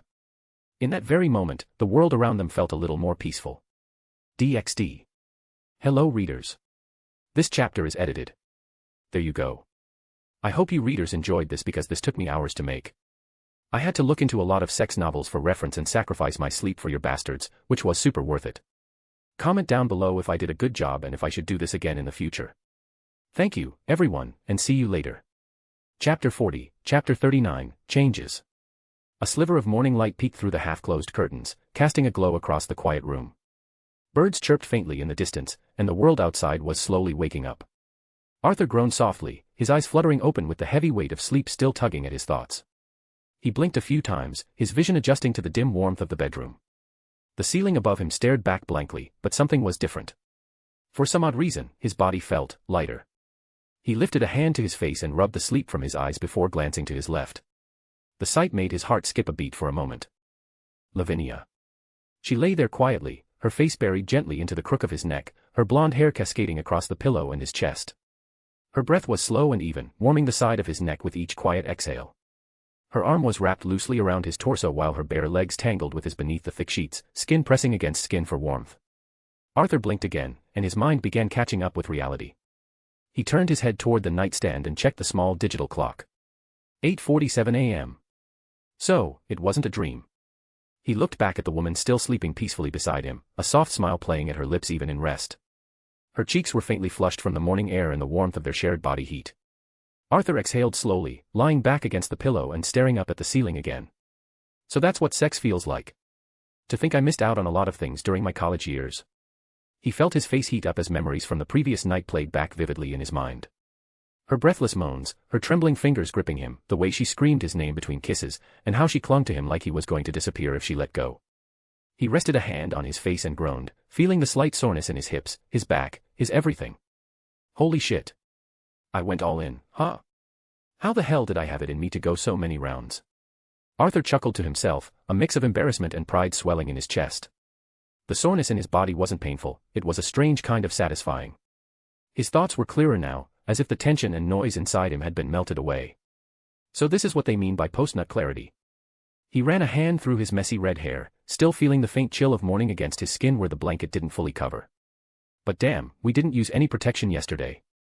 What if she's pregnant now? Am I gonna be a dad? The thought hit him like a brick. He stared wide-eyed at the ceiling for a moment, then glanced down again at Lavinia, still cuddled close to him, completely at peace. I mean, I don't mind taking responsibility. If it happens, it happens. But still, I kinda wanted to enjoy this second life a bit longer before settling into the whole dad thing. His train of thought stopped short as Lavinia stirred beside him. She let out a quiet hum and pressed closer, her body sliding against his as she nuzzled deeper into the side of his neck. One of her legs curled over his, seeking more warmth. Arthur blinked in surprise, then smiled softly. He leaned in and placed a tender kiss on her forehead, then slowly ran his hand down her back in a gentle caress. "Good morning, beautiful," he whispered. Lavinia hummed again, her voice soft and velvety as she slowly opened her eyes. Her blue gaze met his, sleepy but bright, and a small smile tugged at her lips. "Good morning to you, handsome," she murmured back. They stared at each other for a long moment, saying nothing more. Arthur leaned in and kissed her again, softly, lovingly, with all the affection he could muster. Lavinia responded immediately, her fingers rising to brush his cheek as their lips moved together in slow sync. When they finally pulled back, their foreheads rested together as they both took quiet breaths. Lavinia leaned her head against his shoulder and slowly traced little circles across his chest with her fingertip. "You okay?" Arthur asked softly, looking down at her. She nodded against him and hummed again, a sound full of contentment. "MHM." He let the silence linger a bit longer before grinning. "Want a shower together?" Lavinia's smile widened faintly. She replied again, which Arthur took as a yes. With a bit of effort, Arthur sat up, careful not to disturb her too suddenly. The blanket fell away, revealing the scarred but lean muscles of his body.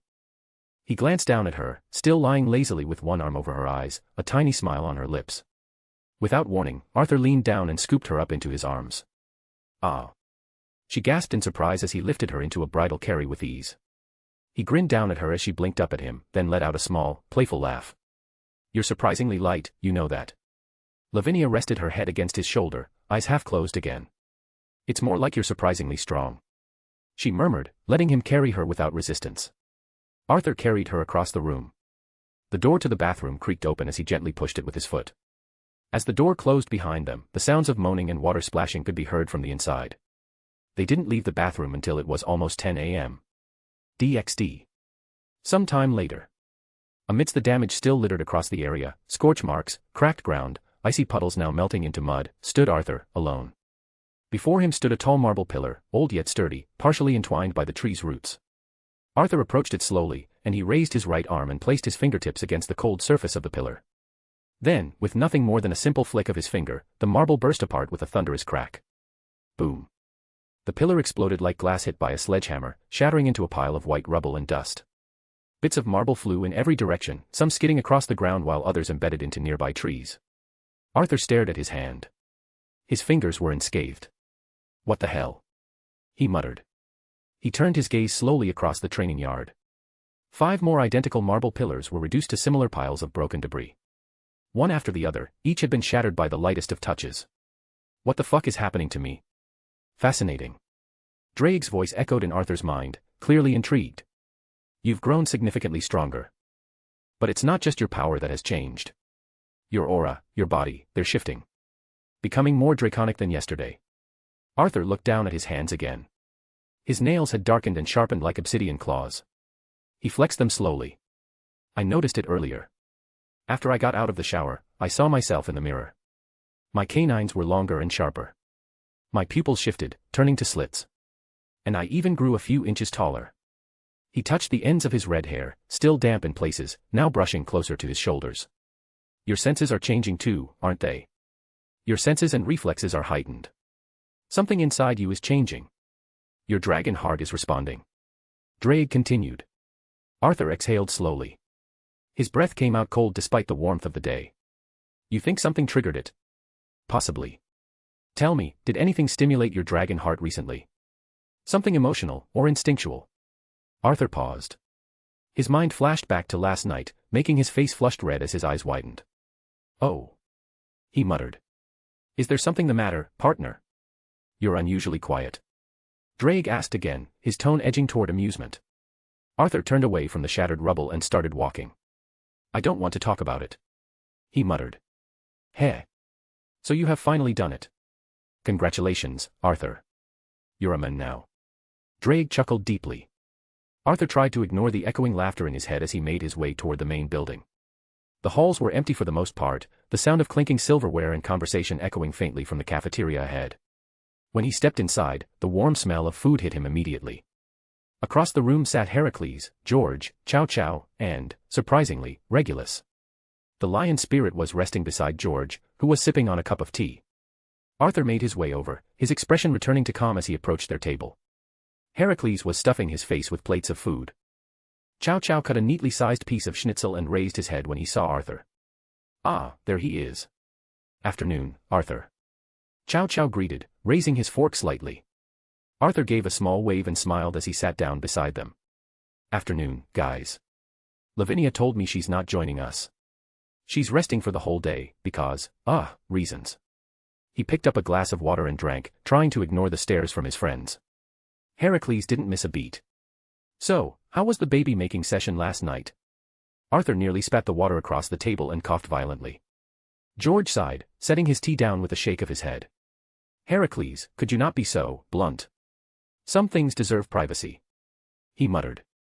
Then George turned to Arthur, adjusting his glasses with an air of curiosity. "But, you were using protection, weren't you?" Arthur stared into his glass in silence, trying not to show any emotion. Before the subject could spiral any further into something Arthur desperately wanted to avoid, Chow Chow cleared his throat. "Anyway, how long are we staying here in Grauzauberer?" Arthur mentally thanked him for the deflection. "Probably a month or two. It depends on how fast we progress with our magic training, mastering our Longinus, and other factors," he answered, placing the glass down. George sipped his tea, then spoke again. "That raises another question I've been meaning to ask. What will you guys do after this? Where do you go from here?" he said calmly. Arthur leaned back in his chair slightly, his eyes half-lidded. "I intend to continue my quest," he said. The others looked at him with mild surprise. "Your quest? This is the first time we're hearing about this," Chow Chow asked. Arthur nodded. "I'm planning on finding all Longinus users. And some sacred gear users and strong fighters along the way." A beat of silence passed across the table. George frowned slightly. "For what purpose?"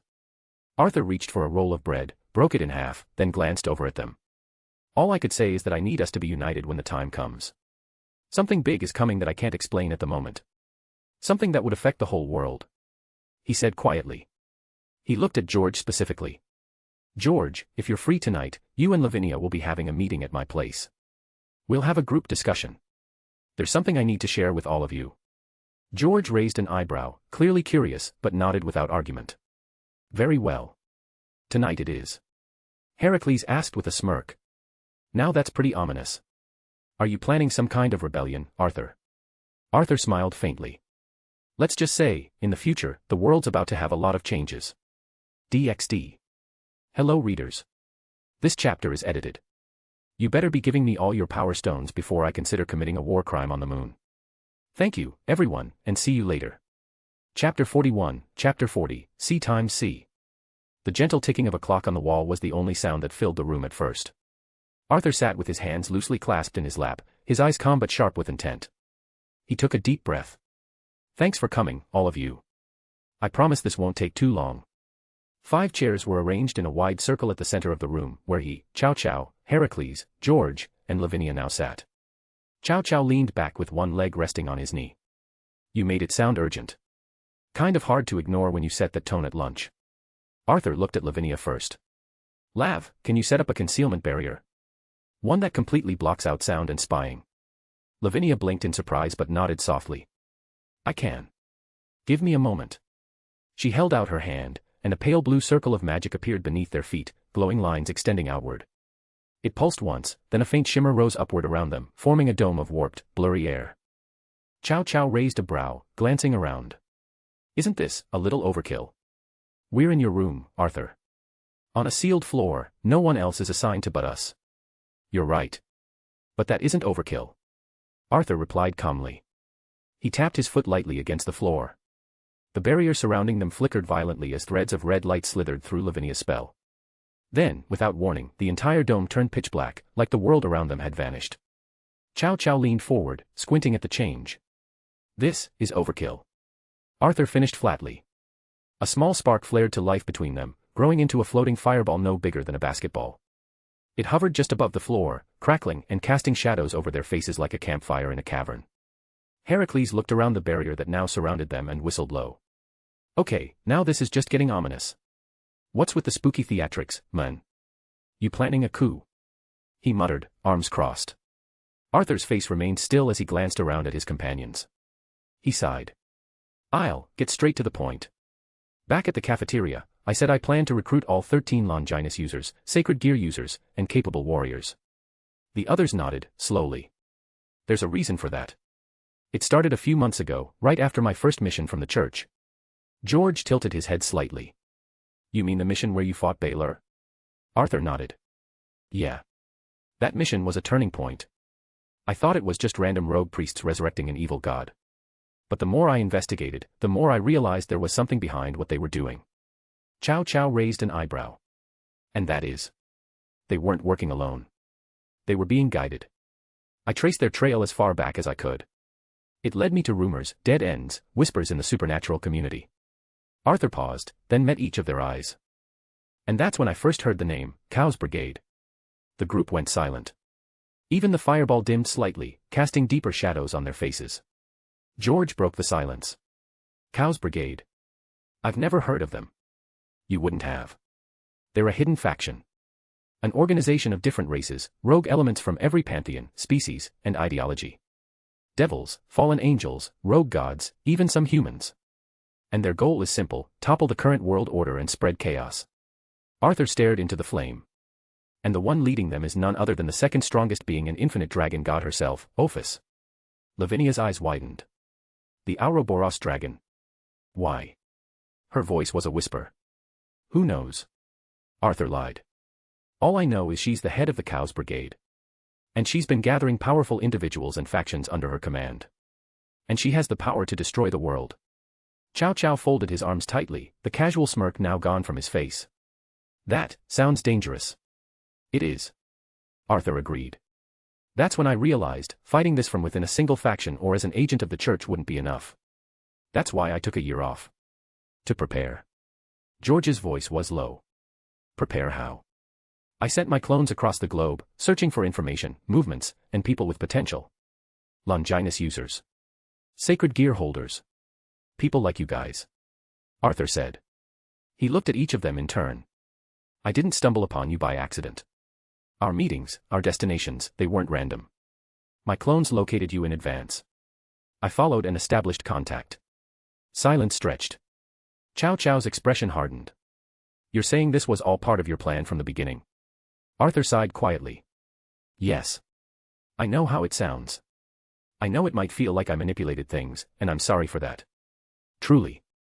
But I wasn't lying when I said I enjoyed traveling with you all. I valued every moment I shared with you boys. Especially with you, Lav. Lavinia's face flushed pink as she lowered her gaze, her hand gently brushing her hair. Heracles leaned forward, brow furrowed. So you're telling us you're recruiting us for your war? No. You're all free to choose what you want. All of you. I don't want to drag anyone into something they don't believe in. But I won't lie, Cow's Brigade is growing stronger.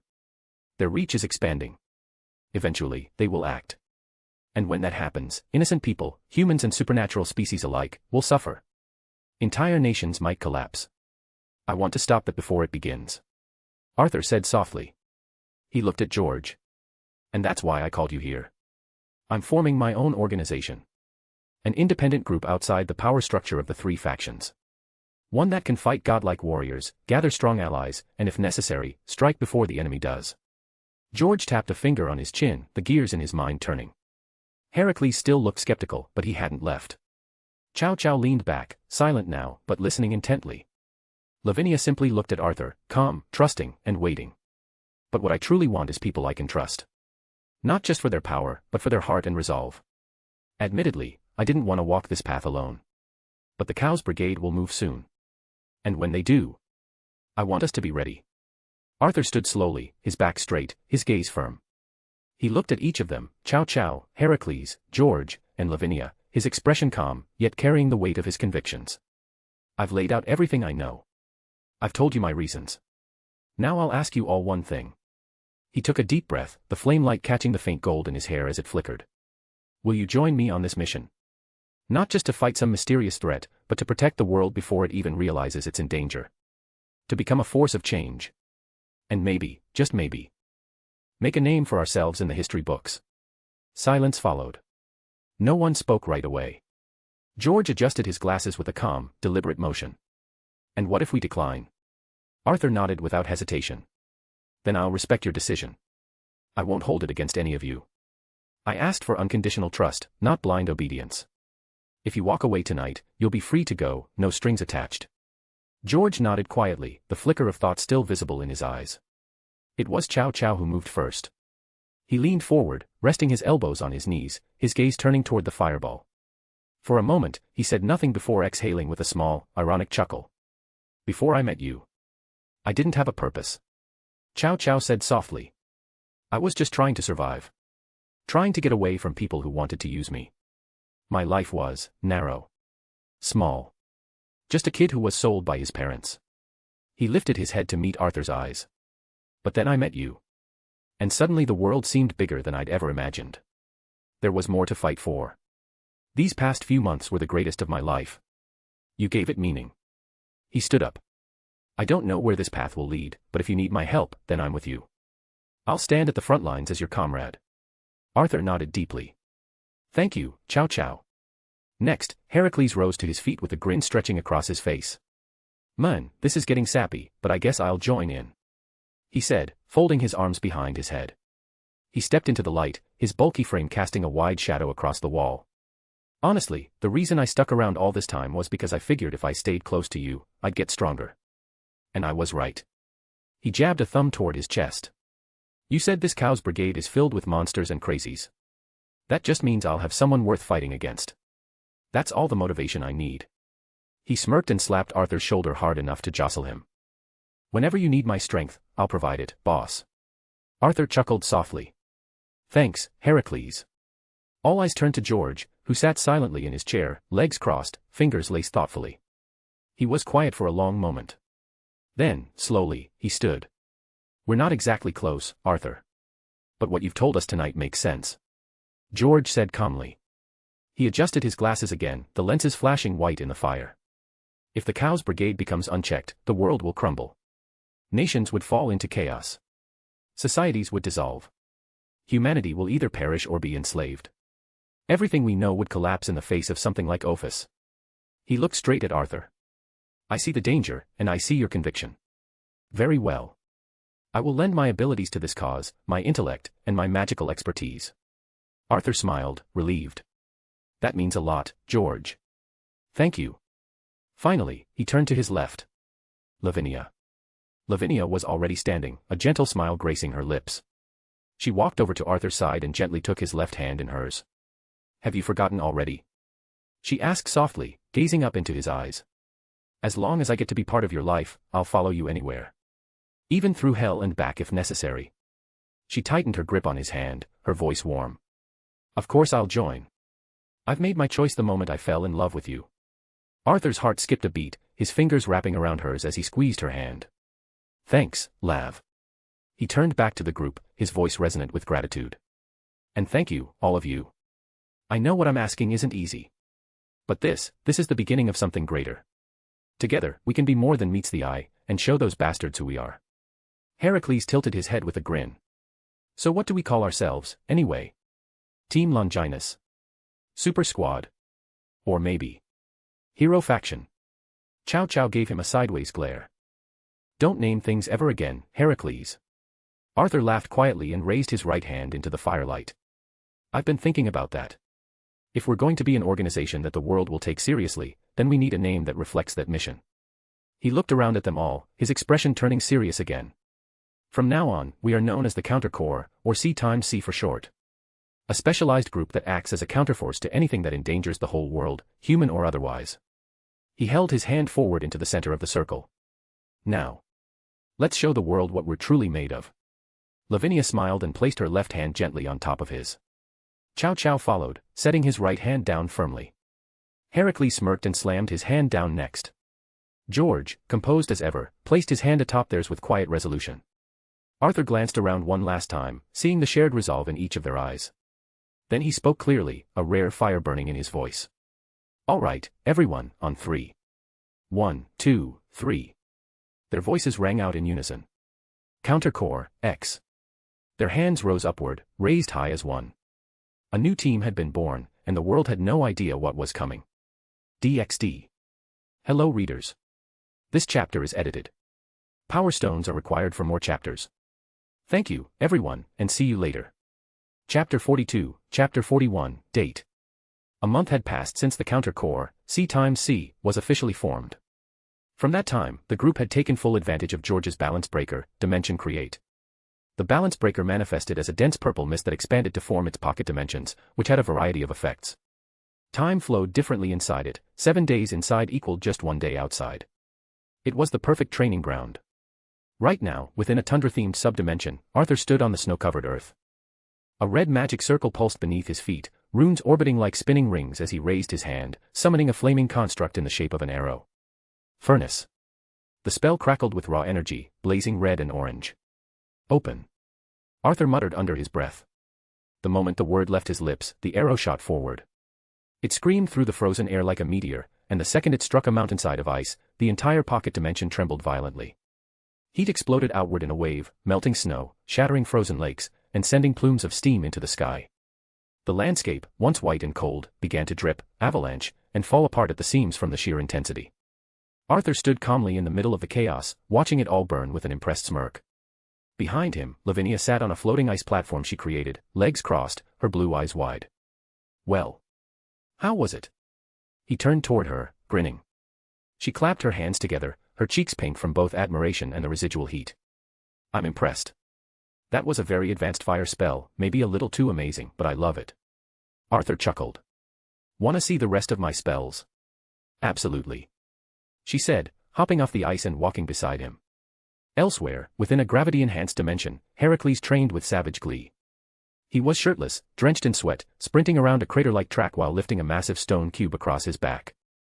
A glowing purple magic circle was on his back, amplifying both the weight of the rock and the crushing force on his body. Every step cracked the earth beneath him. Maximum effort. Heracles shouted, his voice echoing like thunder. In another pocket dimension is a pitch-black darkness with no discernible ground or sky. George stood floating in place with his arms crossed. Focus, chow chow. Condense your mana into a single point and release. George called, voice calm. Chow chow knelt on one knee, his white magic circle hovering just above his palm, glowing like a light bulb. Sweat trickled down his forehead as he aimed upward, concentrating every fiber of mana to a single point. After a full minute, he exhaled slowly and shouted. Release. A blinding beam of light erupted from the circle, tearing through the darkness. The blast lit up the entire space, so much that George shielded his eyes with his arm. The dimension trembled under the weight of the spell. Slowly, the darkness receded. George blinked, then smiled faintly. Not bad. That's the most powerful light spell I've seen from you done yet. Chow Chow, panting, gave him a thumbs up. Told you I could do it. Eventually, the mist surrounding them began to dissipate as George released his balance breaker. The dimensional barriers unraveled, and they returned to the real world. The group reassembled outside the training field where they'd first entered the barrier. Lavinia stretched her arms above her head, adjusting her witch hat. I'd say you've all made solid progress this month. George nodded, wiping his glasses with a cloth. Your magic circle stability, spell incantation, and mana pool have all seen measurable growth. Good job, boys. Arthur and the boys regrouped, sharing a round of high fives. Heracles laughed, flexing an arm that bulged like stone. Man, I feel like I could wrestle a giant right now. Chow Chow rolled his eyes but smiled. Try it and get eaten. Arthur turned his head slightly, watching the trio chatter. Then he looked at Lavinia and gestured toward a nearby tree by the field's edge. Hey, Lav, can we talk for a second? Just the two of us. She blinked but nodded. Of course. They walked together until they reached the shade of a tree. Lavinia tilted her head. What is it you want to talk about? Arthur didn't say anything at first. Instead, he gently took her hand in his. It was warm and delicate. He spoke softly. There's something that I've been meaning to tell you. It's been a month and I thought maybe we could do a few things. Like, have dinner, go to an arcade, watch a movie, or something. Lavinia blinked, surprised. Her lips parted slightly. Arthur, are you asking me out on a date? Arthur gave her a small smile. Yeah. I guess I am. So, what do you say? Her eyes shimmered. Then she smiled and flung her arms around him. I would love to, you dummy. Why didn't you say so earlier?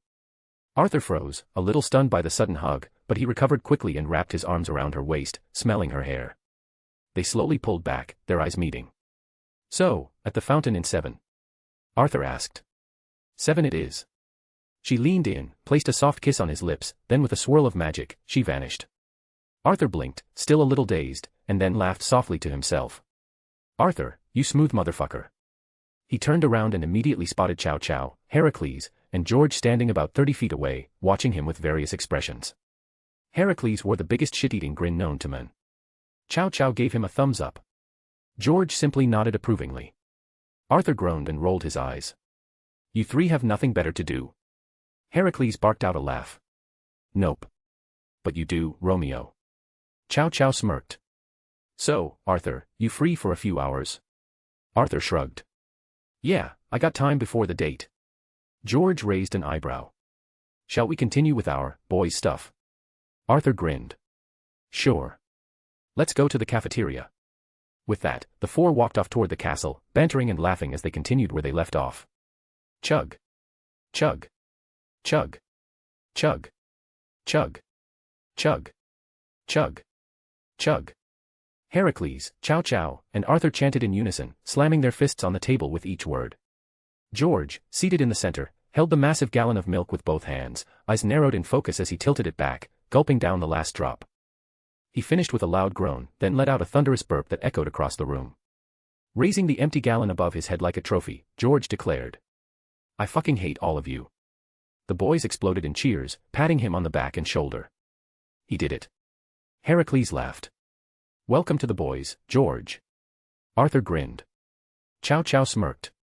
"And have fun not puking your stomach." DxD. The clock struck 7 p.m. Arthur stood patiently near the fountain at the entrance to the Grauzoberer, the streetlights reflecting off the rippling surface of the water. He wore a sleek but casual outfit, black slacks, a red button-up, and a black blazer. His hands were in his pockets as he leaned slightly over the fountain's edge, looking down at his reflection in the water. Hanging loosely from his neck, just visible over his collar, was his golden locket. He gently touched it with his fingers, staring at it for a few seconds before sighing and sitting down on the nearby bench. As he reached for his phone to check the time or distract himself with a casual scroll, he suddenly heard a voice call out. "Arthur." He looked up, and he was frozen. From his perspective, time slowed down. Lavinia was walking toward him with a bright smile from excitement. She wore a flowing blue dress that hugged her body just enough to be elegant, paired with simple but stylish heels. A small matching purse dangled from her shoulder, and her blonde hair was down and glowing, the ends curling slightly. As she reached the fountain, she gave him a playful twirl in place, holding her arms out slightly like a child showing off a new outfit. "How do I look?" she asked with a shy smile.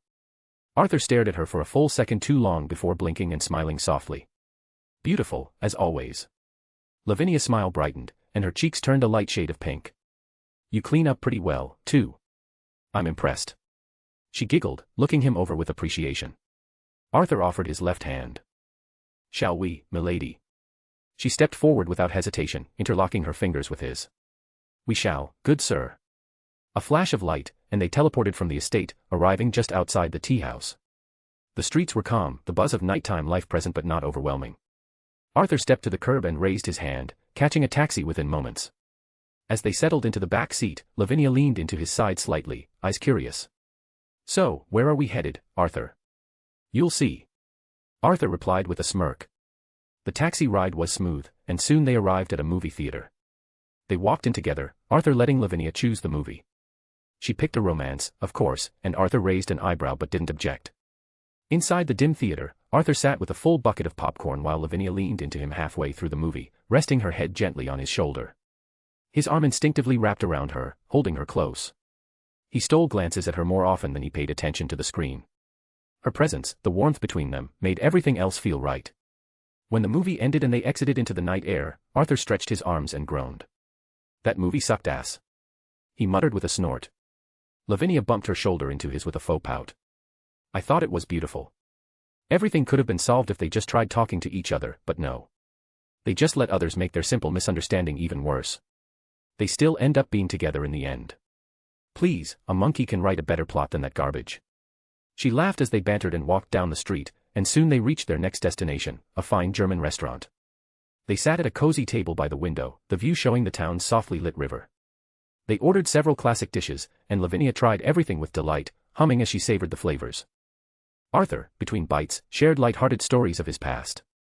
He told her about the time he and Jean had a cooking contest for the first time, which ended in disaster because Jean accidentally set the water on fire.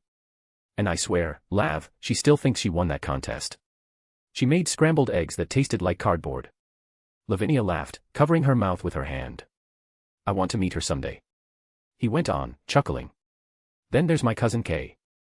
One time his crush talked to another guy, and he freaked out so badly he ran off and decimated the training grounds. Lavinia nearly choked on her drink, and Arthur gave her a handkerchief. After dinner, he guided her to a nearby arcade a few blocks away. They played a dozen different games, but the highlight was, embarrassingly, the claw machine. Arthur spent nearly 20 minutes trying to grab a stuffed teddy bear. One more try. He muttered as Lavinia giggled behind him. He missed again. Fuck. Arthur, move aside. Let the master show you how it's done. She said, cracking her knuckles. With only a single try, she hooked the bear and pulled it out. Arthur stared at her in stunned silence. Are you serious? She handed him the bear. Here, for your bravery. They laughed and eventually made their way to the riverside park nearby, where they found an empty bench. The moonlight shimmered on the calm water. Lavinia sat beside him, her head gently resting on his shoulder, the teddy bear in her lap. They said nothing for a while, simply watching the water and listening to the soft chirping of night insects. Arthur glanced at her, the way her hair shimmered under the moon, the contented smile on her face, the way her fingers subtly toyed with his. He smiled softly, then looked up at the sky. For the first time in a long while, his heart felt at peace. Some time later, they began talking about personal topics. So. You already know that my dad is Sir's ex-Lucifer. Lavinia nodded, lifting her head slightly. It's kind of hard not to know once someone like George starts piecing things together. She said gently. But I want to ask, is it true? Arthur nodded slowly. Yeah. My mom told me when I was old enough to understand. He stared ahead, eyes following the rippling water but not seeing it. She said she found out about me when they broke up. I know I shouldn't expect anything from a guy who didn't know I existed. But. He trailed off. But. Lavinia asked softly.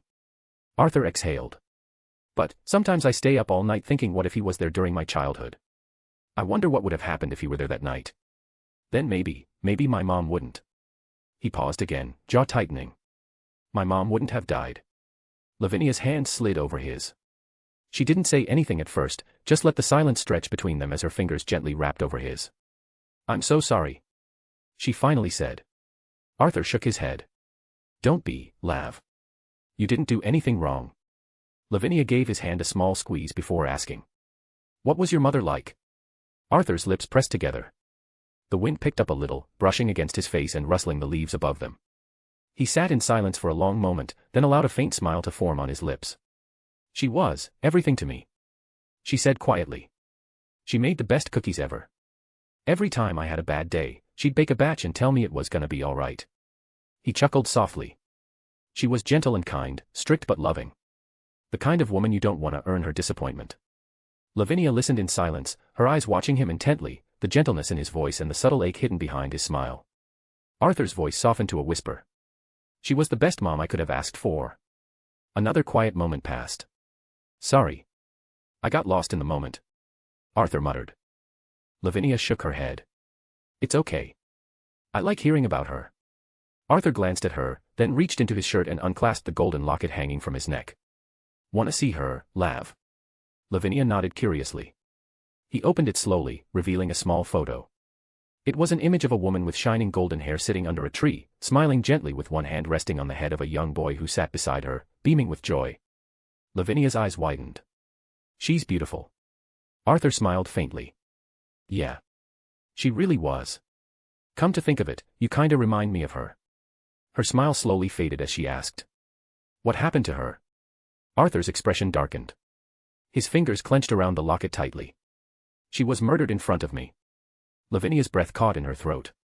On the night of my birthday, she was killed by a dagger through her chest by that albino son of a bitch. Euclid Lucifuge. His teeth grit together, and his pupils shifted, elongating into vertical slits as his claws subtly extended from his fingers, and his canines peeked just slightly past his lips. A low, almost growling breath escaped his throat. Just thinking about his smug face makes my blood boil. I swear, if I ever find him, I'll make him feel every bit of pain I felt that night, 1,000 times over. Arthur. Lavinia's hand gently cupped his cheek, turning his face toward her. His eyes locked with hers, and the fury began to melt. I'm sorry. I didn't mean to scare you. He said quickly, the venom in his voice fading. Arthur, it's okay. You have every right to be angry. You just lost the person you love, I understand. Lavinia whispered. I know that pain too well. Arthur blinked. You do. She nodded, and her voice lowered into a sad, distant tone. When I was 9, I lost both of my parents in a car accident. After that, nobody wanted me. He remained quiet, letting her continue. I had no living relatives who would take me in. They said I was too strange. Said I kept talking about things that weren't real, my Longinus. Arthur's expression softened. I lived in a poor orphanage. Due to the shortage of food and too many orphans, I honestly thought I wouldn't make it. She looked down. But then Glenda found me. She was a wandering magician who took me in. Treated me like I was worth something. And she taught you magic? Arthur asked. Yeah. She said I had talent for magic. She trained me, gave me books, lessons, good food, and a home. Lavinia smiled gently. Arthur listened carefully, and each word made his heart burn in anger. When I turned 13, she told me to go to Grausauber. She said it would help me connect with others like me. That I could find my place. Her voice grew faint. And then she disappeared. No word. No letter. Nothing. Arthur lowered his gaze. She must have meant a lot to you, huh? She did. Without her, I wouldn't be me. Lavinia whispered, her smile was genuine and hurting. But Arthur knew something she didn't. He knew who Glenda really was, knew the truth about the Wizard of Oz, and how Glenda had used Lavinia for her own purposes. He clenched his fist slowly beneath the locket in his lap, his gaze darkening without showing it. Lavinia. He asked softly. Let me ask you something. She tilted her head. Go ahead. He paused, then said. Let's say someone kept a cat. Loved it. Fed it. Gave it warmth for years. Then one day, the cat found out it was only being fattened up. That the person loved eating cats. If you were that cat, how would you feel? Lavinia blinked. That's a really weird question, Arthur. I know. Just humor me. She hesitated. I guess, betrayed. Heartbroken. Confused. I mean, I wouldn't even know what to think. Arthur looked her in the eyes. Listen to me, Lavinia. Someday, we might be betrayed. Not by our enemies. But by someone close to us. If no. When that day comes, I need you to promise me something. Lavinia stared at him, concern flickering in her eyes. Arthur, what are you talking about? Promise me you'll endure it. That no matter how much it hurts, you'll move forward. He said again, firmer this time. Her expression turned into one of uncertainty. She was quiet for a long moment, then finally gave a hesitant nod. Okay. I promise. Arthur sighed, some tension leaving his shoulders. Sorry. I'm being too emotional today. It's all right. You don't have to apologize. She said softly. He gently wrapped his arms around her and pulled her into a warm embrace. She leaned into him, her hands resting gently against his back. They said nothing else for a while. Just sat there, in each other's arms, listening to the flow of the river. But in the depths of Arthur's mind, he promised himself. When the truth is revealed, and Lavinia's heart is broken, will he be there? And Glenda, along with every last member of the Wizard of Oz, would pay for it. DxD. Hello readers. This chapter is edited. Does anybody know where I can find a complete, or at least somewhat complete, high school DxD manga website? Thank you, everyone, and see you later. Chapter 43, Chapter 42, We Have a Kid Now. The late evening air was cool, amber-colored lamps lining the trail cast long shadows behind Arthur and Lavinia as they walked hand in hand. Lavinia was now wearing Arthur's blazer, the fabric slightly oversized on her frame, draping loosely down to her thighs. She had been shivering earlier, and Arthur had silently slipped it off and placed it on her shoulders without a word. She smiled warmly at him as her fingers gently squeezed his. Arthur glanced sideways at her as they walked, their steps soft on the gravel path. He looked hesitant for a moment before finally speaking. Can I ask you something, Lavinia? She hummed in acknowledgement, her hand never leaving his. Why me? He asked, voice low. I mean, we only met about a month ago. And then, the day after we met, we ended up, you know. Not that I'm complaining or anything, but why? What exactly did you see in me? Lavinia blinked, taken slightly off guard. She stopped walking for a second, tightening her hold on his hand before turning to face him. Her expression was thoughtful, vulnerable. Honestly, I've asked myself the same thing. It all happened so fast. I'm not usually that forward. But when I saw you, when I was near you, I just felt something inside me stir. She touched her chest lightly. My heart, my spirit, my whole being just knew that I belonged to you. She looked up at him, her eyes reflecting the soft golden light from the lamp nearby. Do you feel the same, Arthur? Arthur went quiet, his gaze lowering as he considered her words. At first, I thought it was just the heat, my hybrid body reacting to you. I tried to suppress it, tried to hold myself back, but the more I resisted, the stronger it got. But then I realized it wasn't just the heat making me act like that. He turned to face her fully, their hands still linked. When we kissed for the first time, it was like everything fell into place. Like the entire world stopped, and only you and I existed. And I knew then. I felt it too. That same pull. That same feeling. He brought his free hand up to her cheek, gently brushing a strand of blonde hair behind her ear. I don't know why you choose someone like me, but if you truly love me for who I am, then I swear as long as I live, we'll always be together. No matter what trials come at us. No matter what hardships we face. If you're willing to accept a monster like me, then I'll give you my everything. He took a step closer and embraced her tightly. Lavinia's arm circled his waist, and she pulled him in even tighter, burying her face against his chest. You're such an idiot, you know that. She murmured. You're not a monster. You're Arthur Pendragon. And yes, I accept you, all of you. The good, the bad, the broken, everything. He exhaled, shoulders relaxing as the tension melted from his body. Thank you, Lav. That means a lot. She leaned back just enough for their eyes to meet, and without another word, their lips met in a soft, loving kiss. It was gentle, warm, full of emotion and unspoken feelings. As they kissed, a light breeze passed by, brushing through them. A chuckle broke the silence nearby. Young love, such a precious sight. An elderly woman said to her husband as they strolled past, holding hands like they'd done for decades. The elderly man chuckled as well, nodding. Aye. Just like us back in the day, remember? Arthur and Lavinia pulled away slightly, their foreheads touching now, and both smiling faintly. I love you, Arthur Pendragon. Lavinia whispered. Arthur closed his eyes and whispered back. I love you, too, Lavinia Rennie. They lingered there, sharing their moment beneath the soft light of the moon, their fingers entwined. But just as they were about to resume walking, a disturbance echoed from the nearby docks, a raised voice, then a small scuffle. Arthur turned his head toward the sound, narrowing his eyes slightly. Lavinia also looked in that direction, concern forming on her face. We should check that out, just in case it's dangerous. Arthur said. Yeah. Lavinia agreed. They made their way toward the source of the noise. As they approached, they saw a middle-aged drunkard grabbing the arm of a young boy in a hoodie. The dark-skinned boy looked no older than 7, struggling silently but failing to escape the man's grip. You no good stowaway. The man shouted. Sneakin' into my damn ship like some damn rat. I should toss you into the river. The boy said nothing, his eyes wide with fear, lips pressed tightly together. Just as the men began dragging the kid along the dock, Arthur stepped forward. Is there a problem here?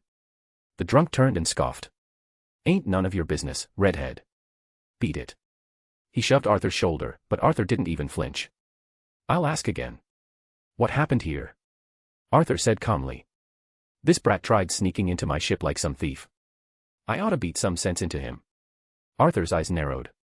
Come on. He's just a kid. Isn't that a bit too much? Maybe try sobering up and we'll settle this like grown-ups. The men snorted, then roughly released the boy, causing the kid to stumble backward and fall hard on the dock. Arthur stepped between them immediately. The men squared up to Arthur, trying to intimidate him with his bulk and reeking breath, but Arthur didn't move. His nose wrinkled at the stench of alcohol and sweat. What? You gonna pay for the damage this brat caused? 'Cause it's gonna be a lot of money. His eyes wandered past Arthur and landed on Lavinia. Or maybe your little lady friend can keep me company on my ship. It gets real lonely at night. He leered, licking his lips. Lavinia immediately pulled the blazer tighter around herself, her expression disgusted and revolted. Creak. The air shifted. A sudden pressure fell onto the dock, and it started creaking, the atmosphere becoming heavy. The man staggered, falling to his knees, drenched in cold sweat as his intoxicated face seemed to vanish under the weight of a raw, terrifying presence. Arthur's eyes are shadowed by his crimson hair, it shows his glowing emerald eyes with slit pupils. Have you sobered up now? Arthur asked, voice low and cold. Good. Because I want you to listen very carefully. He leaned down, his face inches from the now trembling man. How do you want to die? The drunk man whimpered incoherently, mouth moving but no words coming out. What's the matter? Arthur asked, his tone mocking and dark. Afraid of a redhead? If you are, then I'll put you out of your misery. Arthur's hand moved to his pocket slowly, fingers showing his obsidian claws. Just as he was about to reach the man. Arthur. Lavinia's voice snapped him out of it. He turned, eyes locking with hers. She shook her head slowly. Don't. It's not worth the effort, or your attention. Arthur stared at her for a moment, then sighed. The pressure around them faded as he looked back at the men with narrowed eyes. Get lost. The men didn't hesitate. He scrambled to his feet and ran off screaming incoherently, stumbling down the dock like a madman as onlookers stared in confusion and disbelief. Arthur exhaled, then turned his attention to the hooded boy still sitting on the dock. The kid looked up at him with wary, cautious eyes, unsure of whether to be scared or thankful. Arthur crouched down in front of him with a gentle smile. Hey. Hello. The boy replied shyly. Right on cue, the boy's stomach let out a loud growl. His face turned red with embarrassment. Arthur chuckled. Wanna get a bite to eat, kid? The boy's eyes lit up as he quickly nodded, the caution in his expression replaced with a small glimmer of hope. DxD.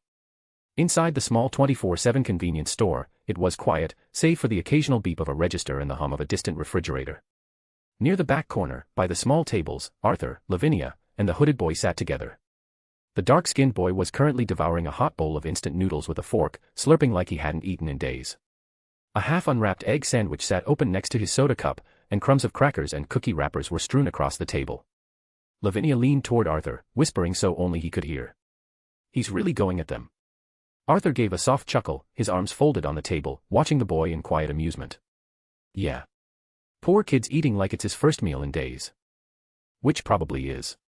After a few minutes of non-stop eating, the boy finished the last bite of his sandwich and took a final gulp from his oversized soda.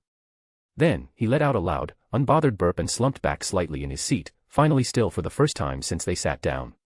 He stared blankly at the cluttered table, breathing steadily, one hand still holding his fork. Thank you. The boy spoke in gratitude.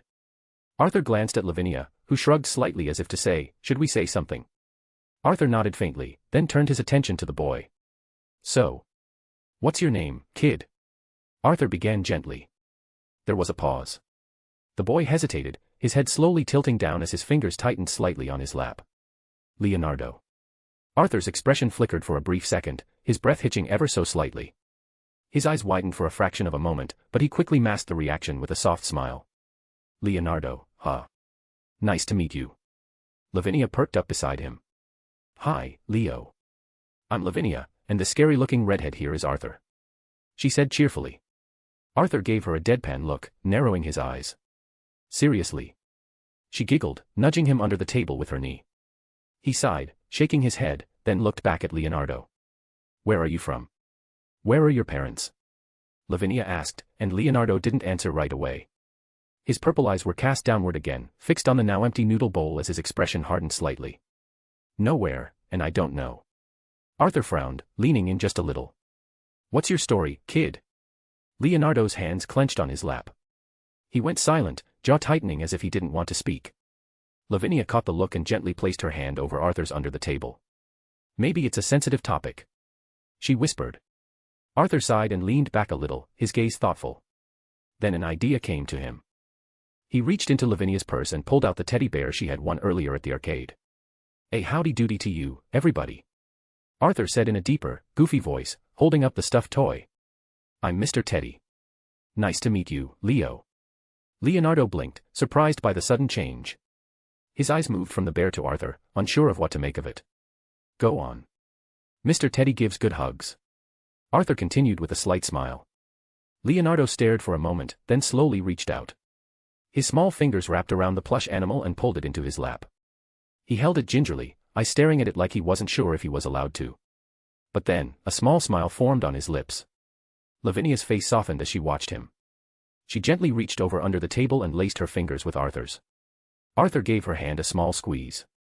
Did you know, Mr. Teddy is a really good listener? Arthur said gently. Mind telling him your story instead? Leonardo looked at the bear, then at the two of them. After a long pause, he gave a small, hesitant nod. I don't remember much. Only that I grew up in an orphanage somewhere. I don't know where. We didn't go outside much. The adults weren't nice. They'd hit us, lock us in our room, sometimes they didn't even feed us. Lavinia's breath caught slightly, and Arthur's expression darkened, but he didn't interrupt. A month ago, I ran away. I've been sneaking into trucks, hiding in boats, anything I could to get away. I stole food, but only when I had to. I tried not to hurt anyone. I just wanted to go somewhere better. He looked down again, fingers gripping the teddy bear tighter. Then that drunk guy caught me. I thought he was gonna hurt me. But you two showed up. He didn't speak further. The room went quiet again, save for the low hum of the fridge behind the counter. Arthur and Lavinia exchanged a look. She leaned closer, whispering. So, what do we do? Arthur stared at Leonardo for a few seconds, watching how the boy gently cradled the bear in his arms, as if it were the first soft thing he'd ever held. I believe we should keep an eye on him. Just until we could think of what to do. Lavinia blinked, a little surprised. You mean like, bring him with us? Arthur nodded slightly. I know it's sudden, but, trust me. I know what I'm doing. Lavinia looked at him, confused but not skeptical, then gave a small smile and nodded. All right. I trust you. They turned back to Leonardo. Arthur leaned forward again. Hey, kid. Leonardo looked up. You said you don't have a place to go, right? Leonardo nodded slowly. How about coming with us, then? The boy froze. Why? Arthur raised an eyebrow. Why what? Why are you being nice to me? I'm a nobody. Lavinia laughed softly and reached out to ruffle his hood gently, brushing his gray hair. Because it's the right thing to do. And, because Arthur was very insistent. Arthur rolled his eyes and looked away, feigning indifference. Leonardo stared at them both for a long time. His lips quivered slightly, and for a moment, it looked like he was going to cry, but he didn't. Instead, he nodded once. Okay. Later, the trio walked together back home, Arthur on one side, Lavinia on the other, with Leonardo in the middle, hugging the teddy bear to his chest. They moved slowly, their pace relaxed, peaceful. To anyone watching, they looked like a young family returning home from a long evening out. So, Leo. Hope you're ready to have your mind blown. Arthur said with a grin, hands in his coat pockets. Leonardo looked up at him in confusion. Mind blown. Lavinia giggled and leaned down to his level. You'll see. Trust us. You're gonna love it. As they turned the corner toward the next district, they passed the same elderly couple from before. The woman watched them go with a warm smile on her face, her husband giving a soft chuckle beside her. Look at that, such a lovely little family. The old woman said. Reminds me of us back in the day. Her husband replied, squeezing her hand. Good on that boy, raising a child already, what a responsible young man. The old couple continued their slow walk down the sidewalk, the gentle breeze carrying their voices away as Arthur, Lavinia, and Leonardo disappeared into the night. DxD. The next day. The early morning sun bathed the training grounds in a soft golden hue. Heracles stood with his arms crossed, looking around in mild confusion. Chow Chow was beside him, and George was adjusting his glasses. So, did he say why he called us here this early? Chow Chow asked, rubbing the back of his neck. No. Just said it was important. No further context. George replied, still scanning the field. Heracles yawned, stretching his arms high above his head. Could have used another hour of sleep, man. Hope this is worth it. Just then, a red magic circle shimmered in the center of the training grounds. It expanded briefly before Arthur and Lavinia appeared in a gentle flash of light. Yo. Arthur greeted casually, giving them a short wave. Heracles grinned and waved back. Hey, lovebirds. How was the date? Lavinia gave a cheerful smile. Arthur was amazing. Treated me like a queen. Arthur's face turned a shade redder, but he scratched his cheek and chuckled awkwardly. Come on, no need for these idiots to know. George stepped forward slightly, glancing between them. So, what's this all about? Arthur raised a hand and took a step forward, his expression shifting to something more composed. All right, lend me your ears, boys. The three of them exchanged glances, curious but attentive. Arthur gestured toward Lavinia, who turned slightly and gently motioned behind her back. It's okay. Don't be shy. They're nice people, I promise. She said softly, her voice filled with encouragement. There was a moment of hesitation, then from behind Lavinia's mage robes, a small figure cautiously stepped out. Leonardo, now in clean clothes, peeked out at the group, his teddy bear tucked under one arm. He looked around with cautious eyes before raising one hand and giving a silent little wave. "Hello," he mumbled, barely audible. Chow Chow blinked once, then again, his brow furrowing. "Arthur, what's going on?" Arthur crossed his arms and grinned proudly. "We have a kid now." There was a long beat of silence. Heracles tilted his head. That was fast. Chow Chow slowly turned his head toward George. "Did I miss something?" "Like an entire 9 months." George shook his head. "No. You didn't." Heracles raised a brow and looked at Arthur again. "Wait. Are you saying you two had a dash?" Arthur groaned. "No. It's not like that. Dumb dash." All of a sudden, Arthur shivered instinctively. He slowly turned his head to Lavinia, giving him a sweet smile. "D-dummy." Lavinia laughed softly behind him. "Leo's not ours like that. We found him last night. He'll be staying with us for a while." Leonardo remained behind Lavinia slightly, gripping her sleeve without a word, still eyeing the 3 strangers warily. Chow Chow folded his arms and gave Arthur a look. "So, what exactly happened?" Arthur shrugged. "He needed help. I helped. That's all." George leaned forward, adjusting his glasses as he inspected Leonardo more closely. "Is he supernatural related?" Arthur's expression tightened slightly. "That's what I'm planning to find out. But right now, he's just a kid who's been through too much and needs a place to feel safe." Lavinia added gently. Heracles gave a low whistle, kneeling a bit and offering a relaxed grin to Leonardo. "Hey, little guy. Name's Heracles. You wanna wrestle?" Leonardo blinked at him, then slowly shook his head. "Not yet, huh?" Heracles chuckled and stood up again. "We'll fix that." Arthur rolled his eyes. "Don't scare him." Chow Chow looked at Arthur and asked. "So what exactly is your plan here, Arthur?" Arthur looked back at him with a calm, determined gaze. "I want to keep a close eye on him. Just until I figure out what to do next." Lavinia stood by Leonardo, her hand protectively resting on his back. "And until then, he's with us for the time being," she said, smiling gently down at the boy. George frowned, his analytical mind already processing implications. "Something tells me this is going to get complicated." Arthur smirked faintly. "When is it ever not?" Heracles clapped his hands together, cracking his knuckles. "Well, if we're gonna have a kid hanging around, we better teach him a few things. Gotta toughen him up, you know." Leonardo looked up at Heracles, then at Arthur, his small voice barely audible. "Can I really stay here?" Arthur's expression softened, and he knelt in front of him, placing a hand gently on his head. "As long as you want, kid. Welcome to the team, little man." Heracles grinned. Chow Chow exhaled deeply, muttering to himself. "This is gonna be weird." DxD. Hello readers. This chapter is edited. I think I could only focus on this fanfic at the moment, the others will be on a break. College has been taking a toll on me, and I've been struggling to keep you readers updated. I sincerely apologize, but I will try to keep up with the updates during my free time. Thank you, everyone, and see you later. Chapter 44, Chapter 43, Mr. Teddy. 2 weeks had passed, and Leonardo, once a lonely orphan, had begun to adjust to the unusual events of this strange place, especially with Arthur and company. Heracles had made it his mission to show Leonardo to Regulus. No. The Golden Lion had said at first, flat on the training ground, ears twitching with clear irritation as Heracles tried to lift Leonardo onto his back. "Come on, just once." The kid's light. "He's like a feather with arms and legs." Heracles laughed, already helping Leo climb aboard. Leonardo had hesitated until Regulus let out an exaggerated sigh and muttered. "Fine. But only because he's well behaved." Leonardo ended up riding Regulus like a miniature knight atop a grumbling, annoyed lion. And despite his verbal protests, Regulus didn't shake him off. George, ever the intellectual, had taken the responsibility of educating Leonardo seriously. Every morning, he'd sit with Leo at the long table in the library, notebook stacked, chalkboard prepped. "Today, we continue with the basics of common sense," George would say, tapping the board. "Repeat after me, do not place metal in the microwave." "Why not?" Leonardo had asked. "You just don't. I don't want you ending up like that brute." Chow Chow found himself spending the most time with Leo, perhaps because, like the boy, he too was orphaned and unwanted.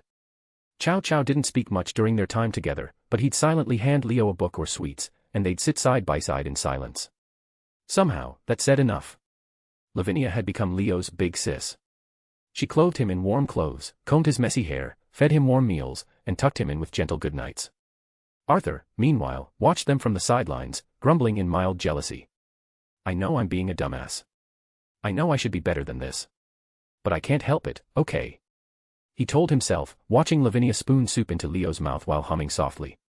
Arthur had taken on the role of training Leo. The idea was simple, to test if Leo's Longinus, annihilation maker, is in him. That afternoon, the two stood on the training grounds. Arthur faced Leonardo, arms crossed. Leonardo stood a few feet away. All right, Leo. I want you to focus. Close your eyes, and think of the strongest thing you can think of. A shape, a feeling, a person. Just, something. Arthur said, his tone calm. Leo did as told. Eyes shut, body still. He focused. He searched within himself. But I can't feel anything. He mumbled, voice tinged with disappointment. Arthur's expression softened. He stepped forward, resting a hand on the boy's gray hair. It's all right. We'll try again when you're ready. Okay. Leo nodded silently, shoulders slightly slumped as he walked to the bench nearby and sipped from a bottle of water.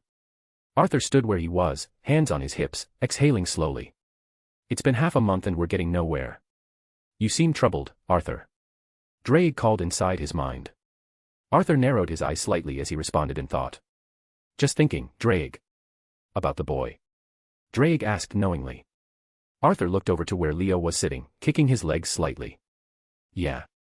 I was trying to see if he had a sacred gear. Or maybe even a Longinus. Did he try focusing on something strong? Drake mused. He did. But nothing came out. Arthur fell into silence for a moment. Then he frowned, gaze growing distant. When I awakened my Longinus, it was the night when. He stopped. He didn't want to think about it. But the thought lingered like a shadow. Arthur clenched his jaw. It may be possible, but I don't want to put him through that crap. Drake's voice called out. Then what will you do? Arthur closed his eyes. I have a dumb idea. Arthur turned towards Leonardo. Leo. Come here. Leonardo looked up from the bench and obediently jogged over. Yes. Then the world suddenly shifted. Leo blinked and suddenly found himself hundreds of feet in the sky, falling. Hey! He screamed, arms flailing as wind howled in his ears. Arthur was beside him, free-falling calmly, hands in his pockets. Arthur. What's happening? We're falling. That's what's happening. Arthur shouted back casually, pointing downward. Leo's eyes darted down. The training grounds were rapidly approaching. Death was seconds away. What do we do? We're gonna die. Leo panicked. Arthur turned to him, eyes serious. Focus. What? Focus on not dying. Leo looked at him as if he were insane. Arthur's voice was sharp now, demanding. Focus on surviving. Think of something, anything. Imagine it. Make it real. Do it, Leo. Or we both die. Leo clenched his eyes shut. Please. I don't want to die. I don't want to die. You hear me, Leo? Arthur called out again. Say it. Deep in your soul, say it. I want to live. Leo whispered. Louder. I want to live. He screamed. Boom. And then, a purple shockwave burst from Leo's body as a massive form erupted from the boy's shadow. From his shadow, a towering teddy bear with glowing red eyes emerged, catching both Arthur and Leonardo in its pillowy belly. They bounced once, twice, before settling gently atop the soft surface. The bear stood tall, silent, cradling them in its oversized plush arms. Leo blinked rapidly, staring in disbelief. What? What was? Arthur let out a long breath and sat up on the teddy's belly. Took you long enough. For a second, I thought I had to save your life. He said with a grin. Leo sat up, still shaking slightly. Arthur, what did I do? Arthur looked at him.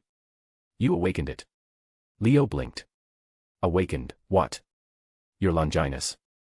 Arthur replied. Leo's jaw dropped. My Longinus. Like the thing that you and the others have. Arthur nodded. Yeah. And yours is called the Annihilation Maker. It has the power to create any creature you imagine from your shadow. It could be anything, monsters, aliens, cryptids, phantasmal beasts, etc. He gestured at the giant teddy beneath them. And apparently, your first summon was Mr. Teddy, but supersized. The bear blinked slowly, then raised one paw and gave them a friendly wave. Leo stared up in wonder, then slowly lifted his hand and waved back. Cool. He whispered. Arthur smirked. Yeah, kid. Real cool. Arthur and Leonardo gently slid down the plush belly of the towering Mr. Teddy, landing with a soft thud on the stone ground. Just then, a series of teleportation circles emerged in the distance, and several figures appeared around the field. Lavinia arrived first, her heels skidding across the earth as her eyes darted wildly. Behind her came Heracles, George, and Chow Chow, each one already gripping their Longinus. Arthur. Leo. Are you all right? Lavinia called, voice sharp with concern as she spotted the two figures on the field. George's eyes narrowed behind his glasses. We felt a massive disturbance from here, a strong one. What happened? Heracles stared up at the massive figure now crouched on the field, Mr. Teddy, big and silent with glowing button eyes, calmly waving at the newcomers. What the hell? Heracles muttered. Arthur smirked as he rested a hand on Leonardo's messy hair. What happened is that Leo happened. Or more specifically, Leo's Longinus. He echoed George's question. Everyone went silent for a moment. George adjusted his glasses. I'm sorry, what? Chow Chow stared at Arthur, then at Leonardo, then at the enormous sentient stuffed animal towering over them all. You're telling us that Big Teddy is a Longinus? Arthur folded his arms. Yup.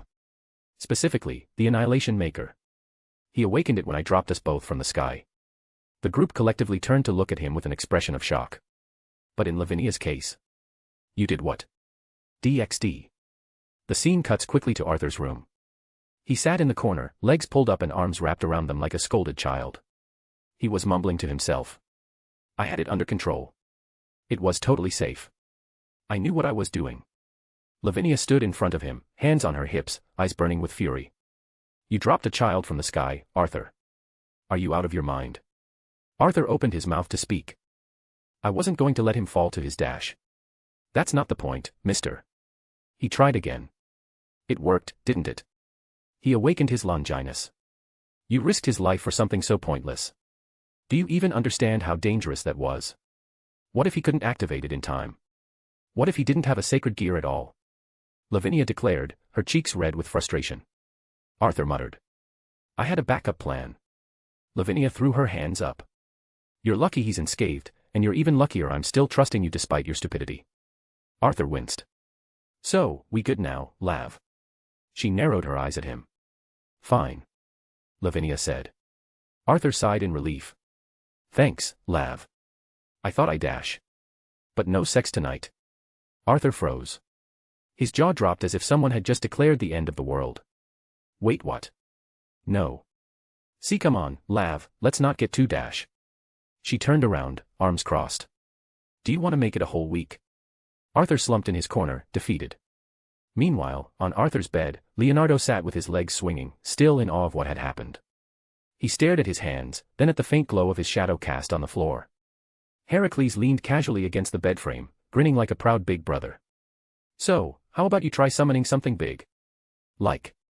I dunno. Godzilla or King Kong? Come on, let's see how wild this Longinus of yours can get. He said, nudging Leo with an elbow.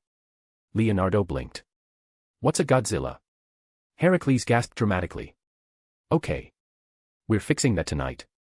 Movie marathon. All Monsterverse. Before he could explain further, George sat on the other side of the bed, arms crossed. 1. Leonardo just awakened his Longinus. He's barely scratched the surface of what it can do. Pushing him to summon something on the scale of Godzilla is reckless. 2. Even if he could do it, which he cannot do just yet, summoning something with the destructive capacity of a nuclear warhead is not fun. It's foolish. You're such a killjoy, you know that. Heracles huffed. Yet, I am smarter than you. George retorted. As the two began bickering, Chow Chow stepped in with a proud expression, walking over to Leonardo and kneeling slightly to meet the boy's gaze. Well done, Leo. You just became one of us now. Welcome to the club. He said happily. He placed a hand on Leo's head and gave it a gentle ruffle. Leonardo's eyes widened, and he smiled sheepishly. Thanks. Then, from the corner of his eye, Leo saw movement outside the window. Standing just outside the window, nearly shoulder level with the upper floor, was the same massive Mr. Teddy. The giant plush bear looked inside with glowing eyes and gave a small wave with its oversized arm. Leonardo's mouth slowly curved into a smile, and he waved back. Arthur peeked over from his corner, still sulking. Hey, can someone tell Mr. Teddy not to watch people from outside the windows? It's creepy. I think it's pretty cute. Lavinia muttered, though her eyes hadn't entirely left Arthur. Thanks for catching us, Mr. Teddy. Leonardo whispered under his breath. The bear didn't respond, but Leonardo saw it wave at him again. DxD. Hello readers. This chapter is edited. Here's your chapter, now where's my power stones? Thank you, everyone, and see you later. Chapter 45, Chapter 44, The Dream. Arthur blinked slowly as his vision blurred around the edges. Huh. He muttered and looked around. He was floating, weightless, silent, suspended in a surreal expanse of color and light, as if he were drifting inside a kaleidoscope where every second the walls moved, stretched, and collapsed in on themselves. The stars pulsed and spiraled above him, below him was no floor, no sky, just infinite, turning colors. He turned his body instinctively, trying to find his bearings, but there was no gravity, no resistance. Just floating. Where am I? He whispered, his voice soft but echoing infinitely around him. His chest rose and fell a bit faster as he tried to understand the sensation crawling under his skin. How did I end up here? And why does this place feel so familiar? He muttered again, more to himself. He narrowed his eyes, trying to dig through his memories. This wasn't a dream, it didn't feel like a dream. Arthur quickly focused and called out. Drake, you there? No response. Drake. He strained harder, trying to feel the presence of his partner and friend. Nothing. A flicker of panic surfaced. Okay, that's pretty concerning. Before he could process that further, a low rumble vibrated through the very fabric of space behind him. Arthur turned. His breath caught in his throat. What the what?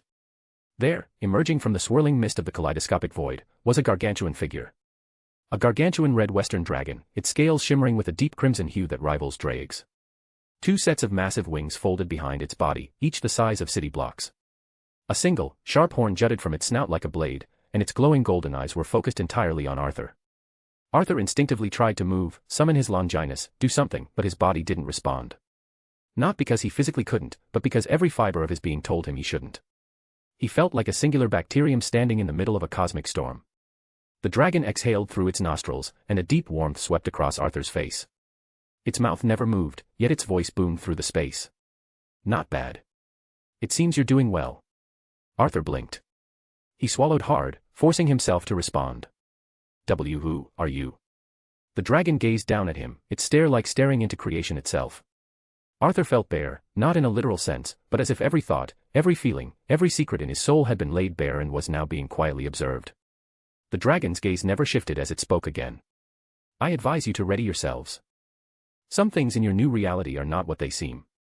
What you knew in your past, what you remember, will not match what is to come. Arthur's brows furrowed. What are you talking about?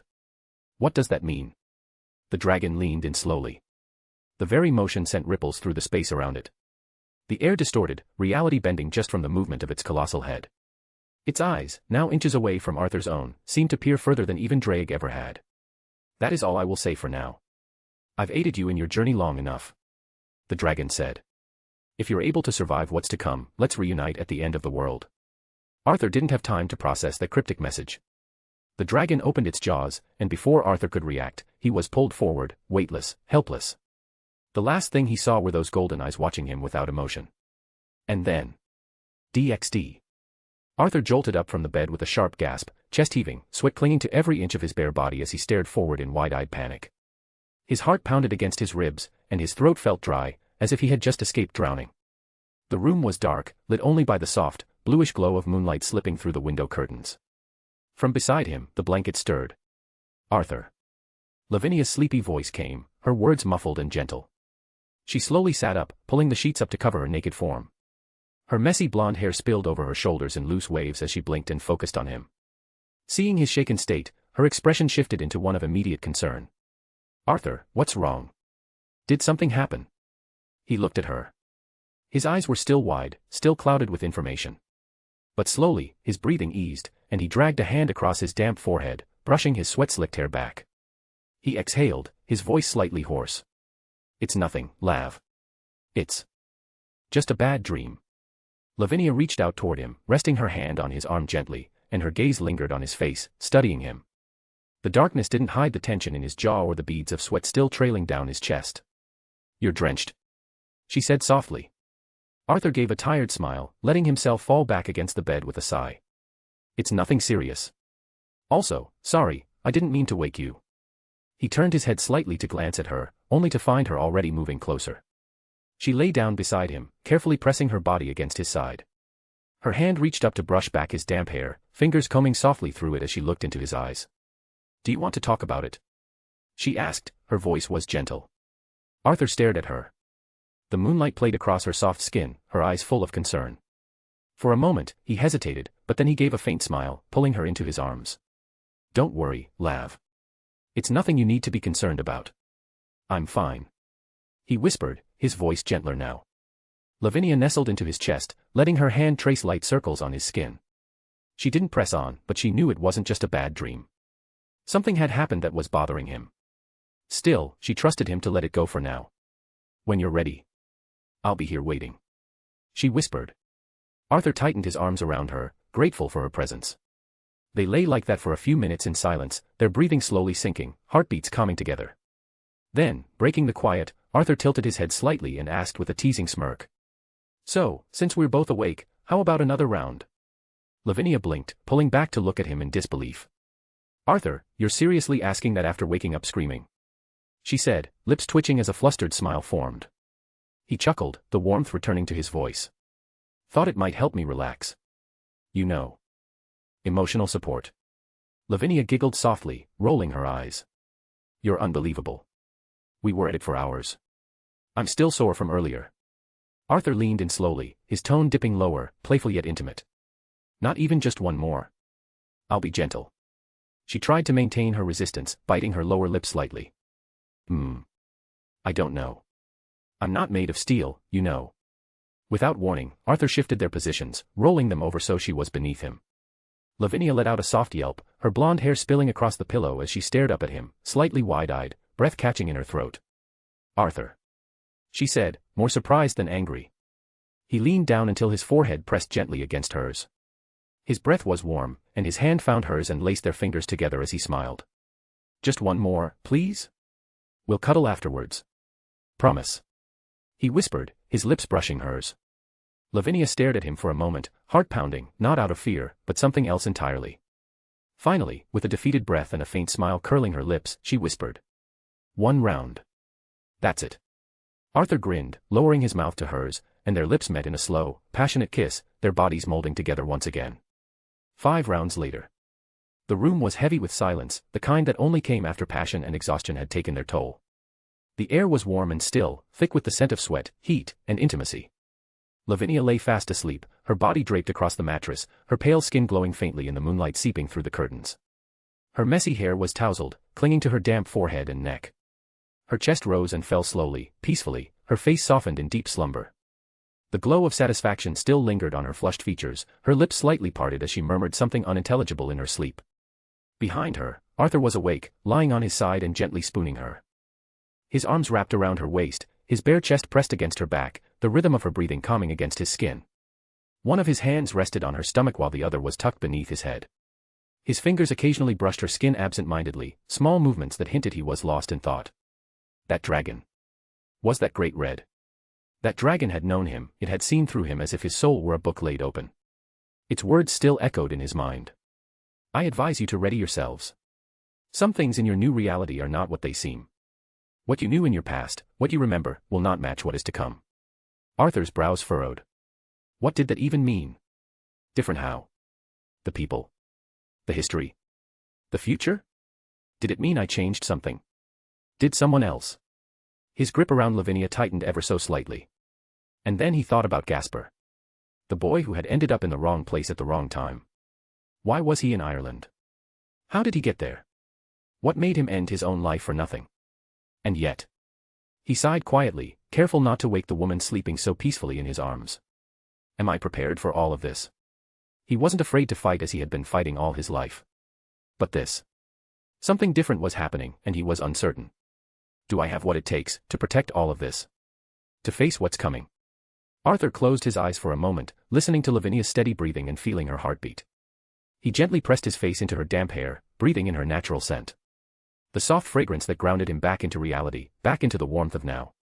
He let himself stay there for a moment longer, holding her tighter, burying his thoughts beneath her presence. Whatever questions I have, I'll deal with them in the morning. With one last breath, he settled himself in more comfortably, one leg entwining gently with hers. He nuzzled into her neck, feeling her shift slightly in her sleep with a small hum. A smile pulled at his lips as he whispered faintly into her ear. "Sweet dreams, my love." He closed his eyes, the weight of tomorrow pressing against him, but for now, he let himself forget it. Just for a little while. DxD. The quiet European town slept peacefully. The townsfolk, all resting after their daily work, were now resting to see another day. All was calm. Until it wasn't. Then, without warning, the streetlights flickered before dying into darkness. Every bulb shattered at once with sharp pops, and the silence deepened, then fractured. From every corner, shadowed alley, and rooftop, they began to emerge, countless cloaked figures, silent and faceless beneath the hoods they wore. Their movements were deliberate and unhurried, spreading around the buildings. The flicker of red light began to pulse beneath their hoods, glowing eyes scanning every window, every doorway. They stood still at first, dozens facing all directions as if listening to their next orders. Then came the hiss. One among them, taller than the rest, stepped into the center of the intersection. His cloak billowed as he raised his head just enough to reveal a pale smile and elongated fangs beneath his hood. "Remember. No survivors." And then chaos descended. The countless figures erupted, their bodies tearing apart into flocks of vampire bats and packs of black hounds that bled shadows with every step. The air was filled with screeches, growls, and the sudden thunder of clawed feet slamming against stone. Doors shattered open, and windows exploded inward. Soon enough, screams followed. Children cried, parents shouted in confusion, only to be silenced one after another. The scent of blood began to lace the air. From a high steeple overlooking the town square, a lone figure stood beneath the stone gargoyle. He looked down upon the spreading carnage, the moon reflecting in his eyes as fire and shadow tore through the homes below. He said nothing for a long time, merely watching the streets be consumed by darkness. Screams echoed upward, bouncing off the stone walls like echoes from the underworld. Then, he spoke. His voice was soft and mocking. "I wonder, how will you handle this news, half-breed?" He tilted his head slightly. Below him, a small figure tried to flee, only to be caught in the jaws of a shadow hound that dragged them into the dark. The hooded man chuckled beneath his breath. "Such a shame I can't see the expression of your despair." He turned from the edge of the steeple, his cloak swaying in the wind like black wings. As he stepped back into the shadows, his form began to dissolve into mist, leaving only the lingering sound of his fading voice. "Soon, I can finally achieve my goals."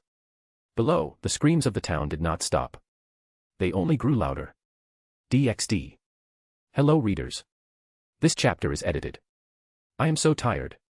It would be nice if somebody added this fanfic to their library and gave me their power stones. Thank you, everyone, and see you later. Chapter 46, Chapter 45, Horror. Leonardo stood with his eyes narrowed and both arms raised forward, channeling his will into the shadow beneath his feet. From it, dark silhouettes emerged and solidified into monstrous forms.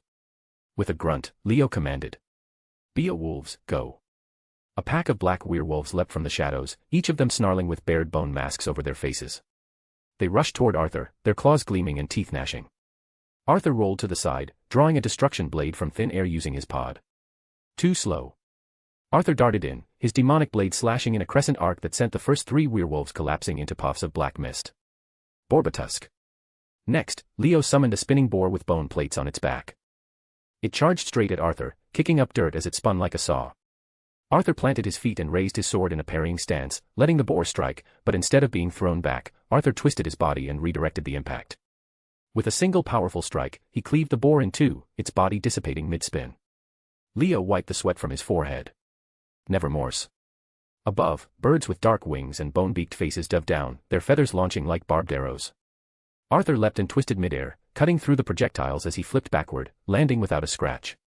Not bad, Leo. On the sidelines, Heracles clapped his hands and shouted. Yeah.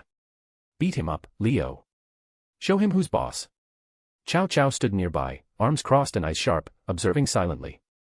Lavinia sat on the bench with a parasol shading her. Leo is doing better than last time. George nodded beside her, book in hand, spectacles catching the sunlight. Indeed. He's improving quickly. His summoned creatures are stable. I recall that Arthur had a hand in creating Leo's new monsters. Leo gritted his teeth as sweat dripped down his face. He thrust his palm forward again, this time a massive black bear emerged, 10 feet tall with a muscular frame and a snarling bone mask. Ursa Major. It roared, shaking the trees and startling a few birds from their nests. With a ground-quaking stomp, it charged Arthur, its maw opening wide. Arthur's expression turned serious. He ducked under the first swipe and vaulted over the next, then narrowly dodged a biting lunge. As the bear twisted and snapped at him, Arthur grabbed the beast's upper and lower jaws with both hands, his arms flexing with immense power. With a roar of effort, Arthur forced the jaws open wider, cracks forming along its body, until the bear's torso tore in half and it disintegrated. Arthur lowered his arms, exhaling calmly. Well done. Leo, breathing hard and wide-eyed, gave a tired smile. Arthur walked over and gave him a head pat. Great job, Leo. You're getting stronger every day. The others approached with light clapping and words of praise. Heracles threw a thumbs up. That was awesome, kid. Your conjurations are growing more defined. George added with approval. Chow Chow simply gave a thumbs up. Leo looked bashful from the attention, scratching his cheek and glancing away. Thanks. Arthur chuckled, rubbing the boy's head again. Better get used to it, buddy. You're part of the gang now.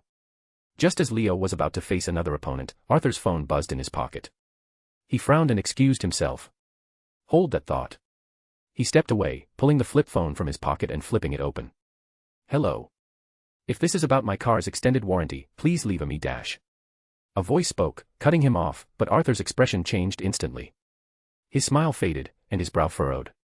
As he kept listening, his eyes widened slowly with every word spoken through the receiver.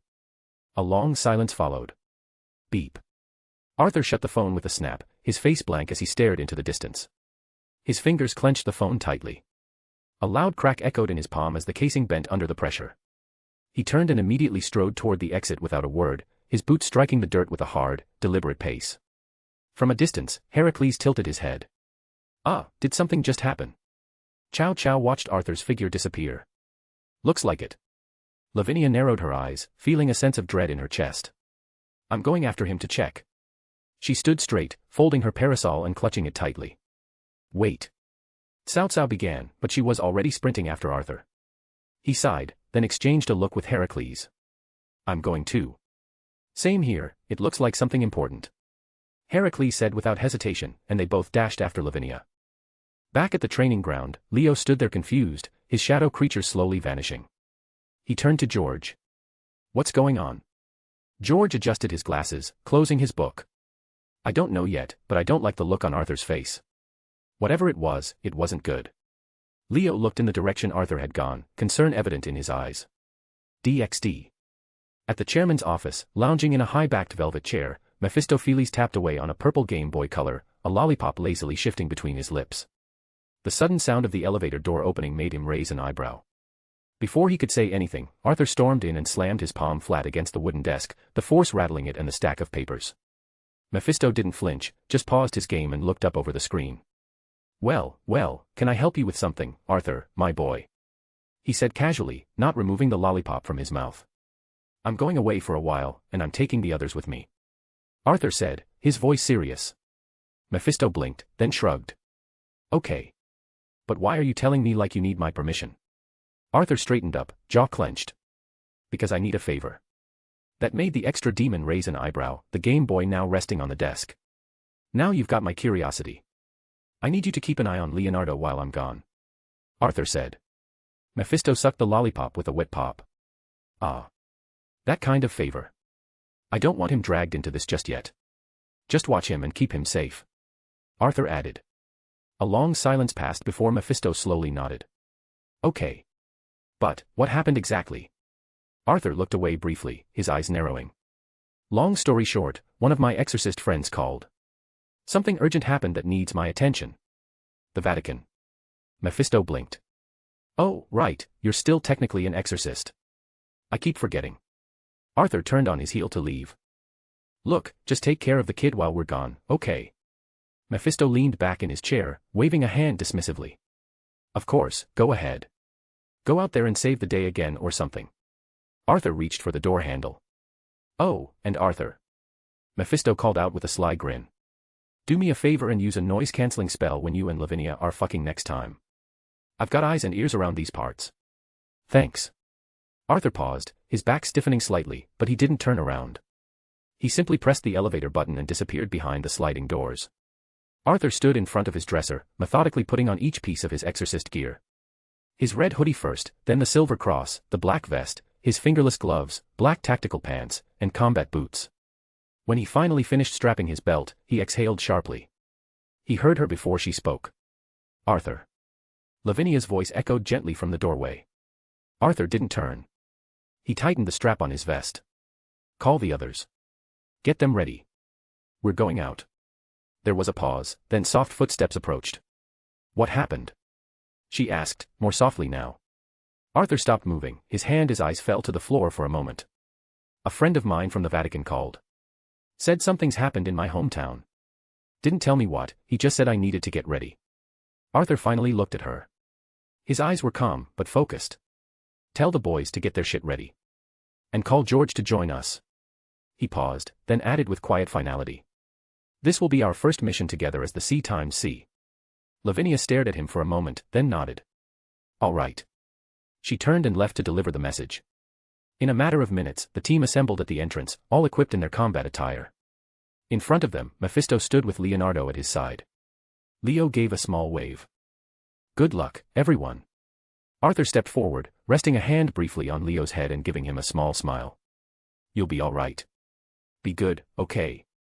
And don't let half and half talk you into something stupid. Mephisto gave a two-finger salute, his smirk wide. Don't go dying out there, kids. Oh, and have fun. But not too much fun, I'm looking at you too. He winked toward Arthur and Lavinia.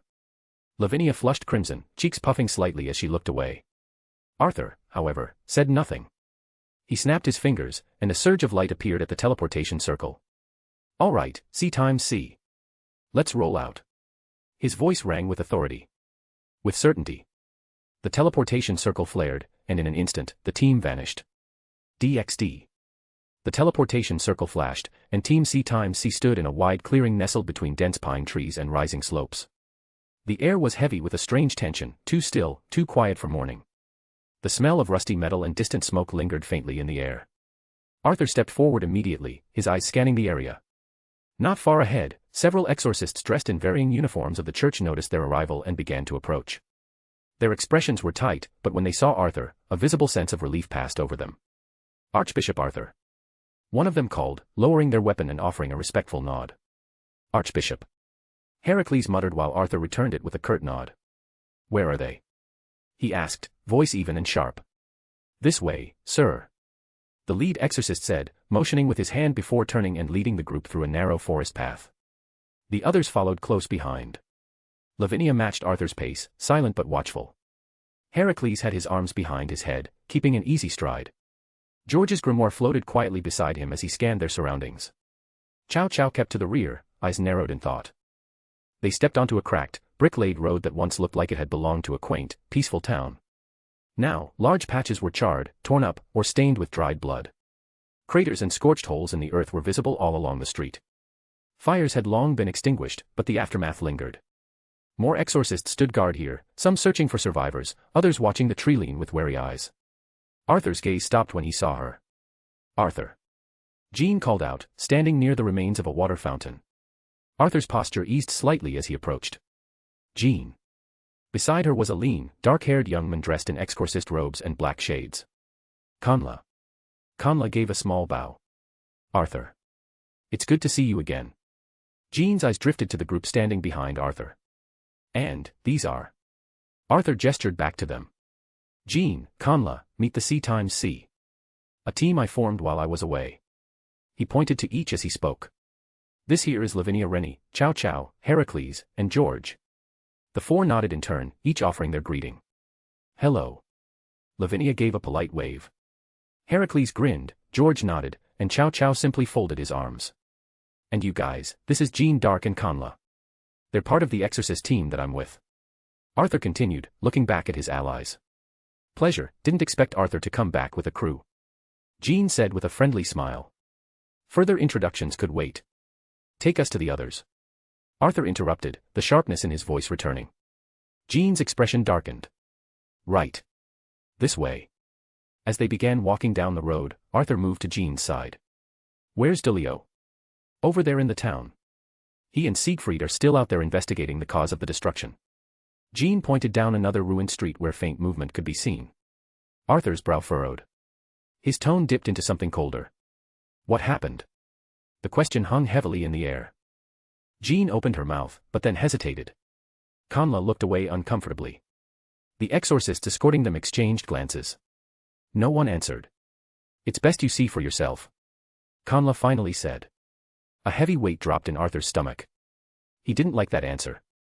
He glanced down when he felt a warm hand slip into his own. Lavinia's fingers intertwined with his, firm and reassuring. He looked at her and saw the calm, soft conviction in her eyes. Her silent way of saying, I'm here. He nodded once, quietly, and tightened his grip around her hand. Behind them, Jean raised an eyebrow at the two, muttering under her breath. What in the world? Chow Chow, who walked beside her, spoke without turning his head. They're dating. Jean blinked, genuinely surprised. Huh. Kanla simply smiled faintly. I'm happy for him. The road bent slightly, and the trees cleared fully. They arrived at the town's entrance. What was once a lively countryside village now looked like the remnants of a battlefield. Houses had collapsed into broken frames, and burn marks scorched the streets. Several exorcists were setting up perimeter wards while others moved debris. But what stunned them all into silence, aside from Arthur, was what lay just outside the village. Dozens of corpses. Some mangled, others still burning slightly, black smoke rising from their flesh. They were all civilians, families, elderly, children, people who'd lived their lives quietly, now nothing more than lifeless remains. Some had been torn to pieces. Others had their blood completely drained, eyes wide in silent horror.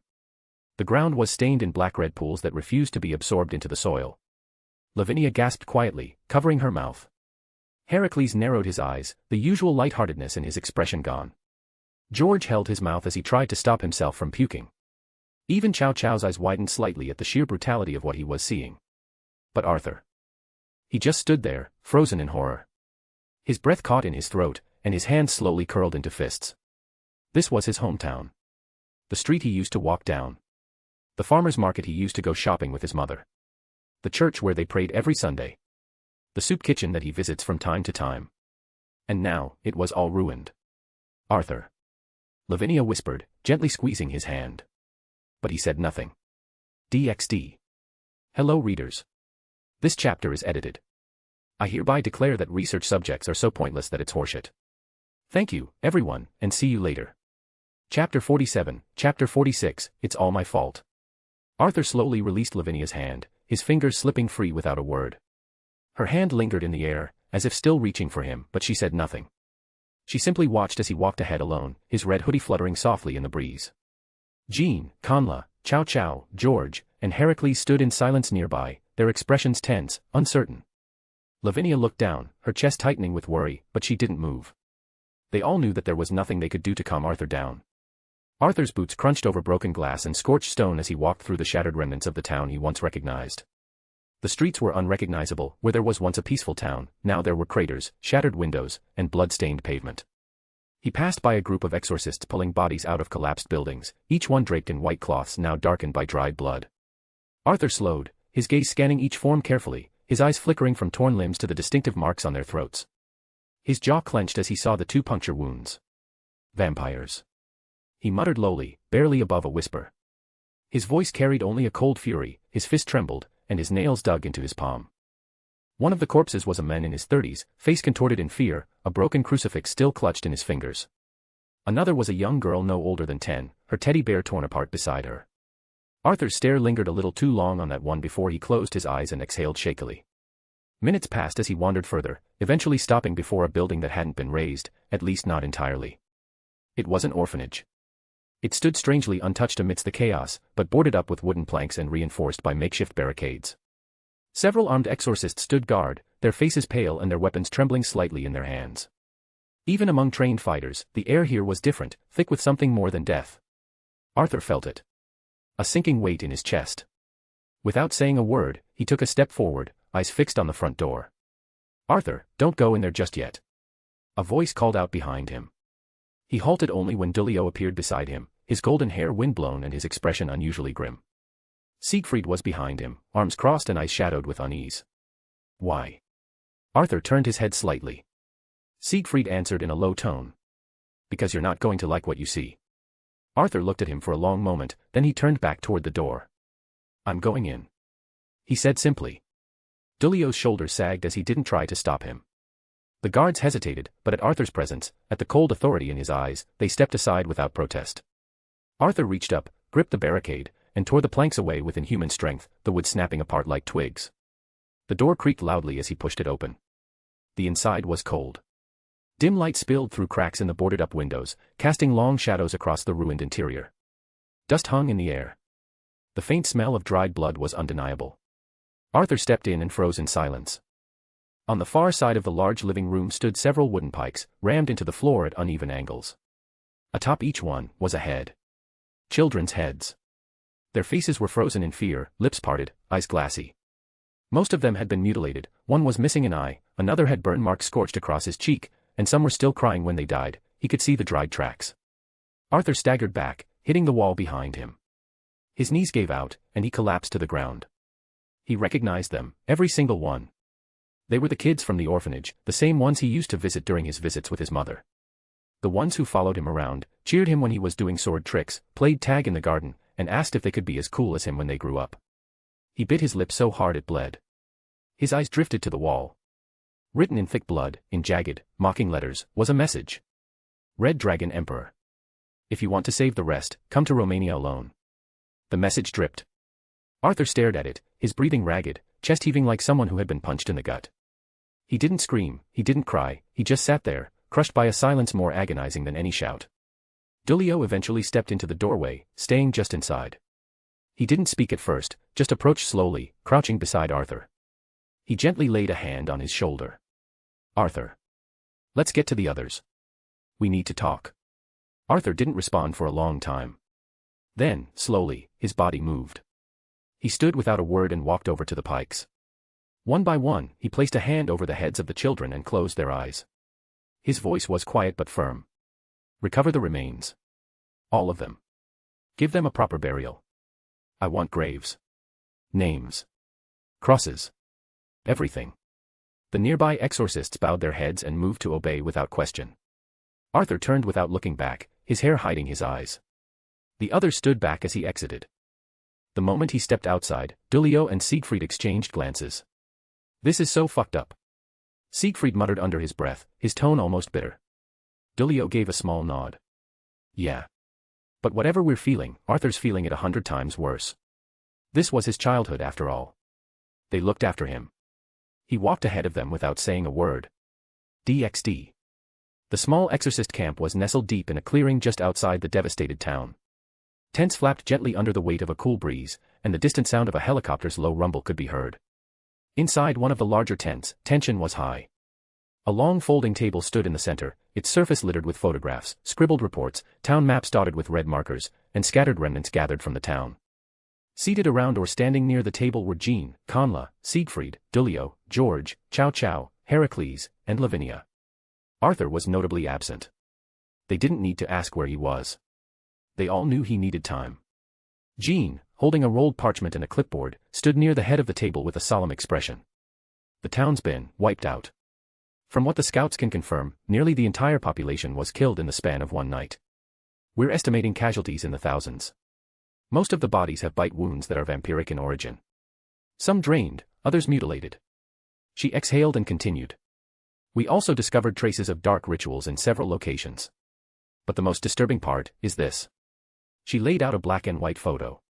It showed the blood message from the orphanage wall. Dulio frowned as he leaned in. "They're baiting him." Jean nodded slowly. "We don't know if the mention of the missing orphans is legitimate, but we're treating it as such. It's still unclear how many children were taken. Our best estimate is that a few dozen may be unaccounted for." Lavinia, who sat with her hands clasped tightly on her lap, finally spoke up. "How did the church not know any of this? Why weren't the priests or exorcists stationed here able to stop this?" The question hung heavy in the air. Dulio scratched the back of his head, visibly frustrated. "We don't know. Word is, the priest assigned here was suddenly transferred weeks ago for various reasons. The paperwork was official, but this raised suspicion. We're launching an investigation, but someone either covered this up or deliberately let it happen." Chow Chow had been silent, arms crossed near the tent's flap. He stared at the closed exit, deep in thought. How is Arthur gonna handle this one? he muttered to himself. Lavinia quietly stood up. I'm going to check on him. Be right back, she said, brushing her white coat down and walking to the flap. The others didn't stop her as she exited, and the rest of the group sat in silence. Then Siegfried cleared his throat. So, he said awkwardly, rocking back in his chair. Arthur and that blonde chick. They, like, dating or something. Before anyone could respond, Jean swiftly stood up and kicked him hard in the shin. Siegfried yelped. Ow. The hell, woman. This isn't the time or place, Siegfried. Jean hissed. I'm just asking. He protested, rubbing his leg. Seriously, though. I mean, there's no way I'm not the only guy wondering about that. Dulio chuckled softly, leaning back with a faint grin. Honestly, it makes sense now. I've known Arthur for a short period, but I've never seen him this mature. Like, real serious. It's like he, I dunno, grew up overnight. Heracles, leaning against a crate with his arms folded, let out a low laugh. It's more than that, actually.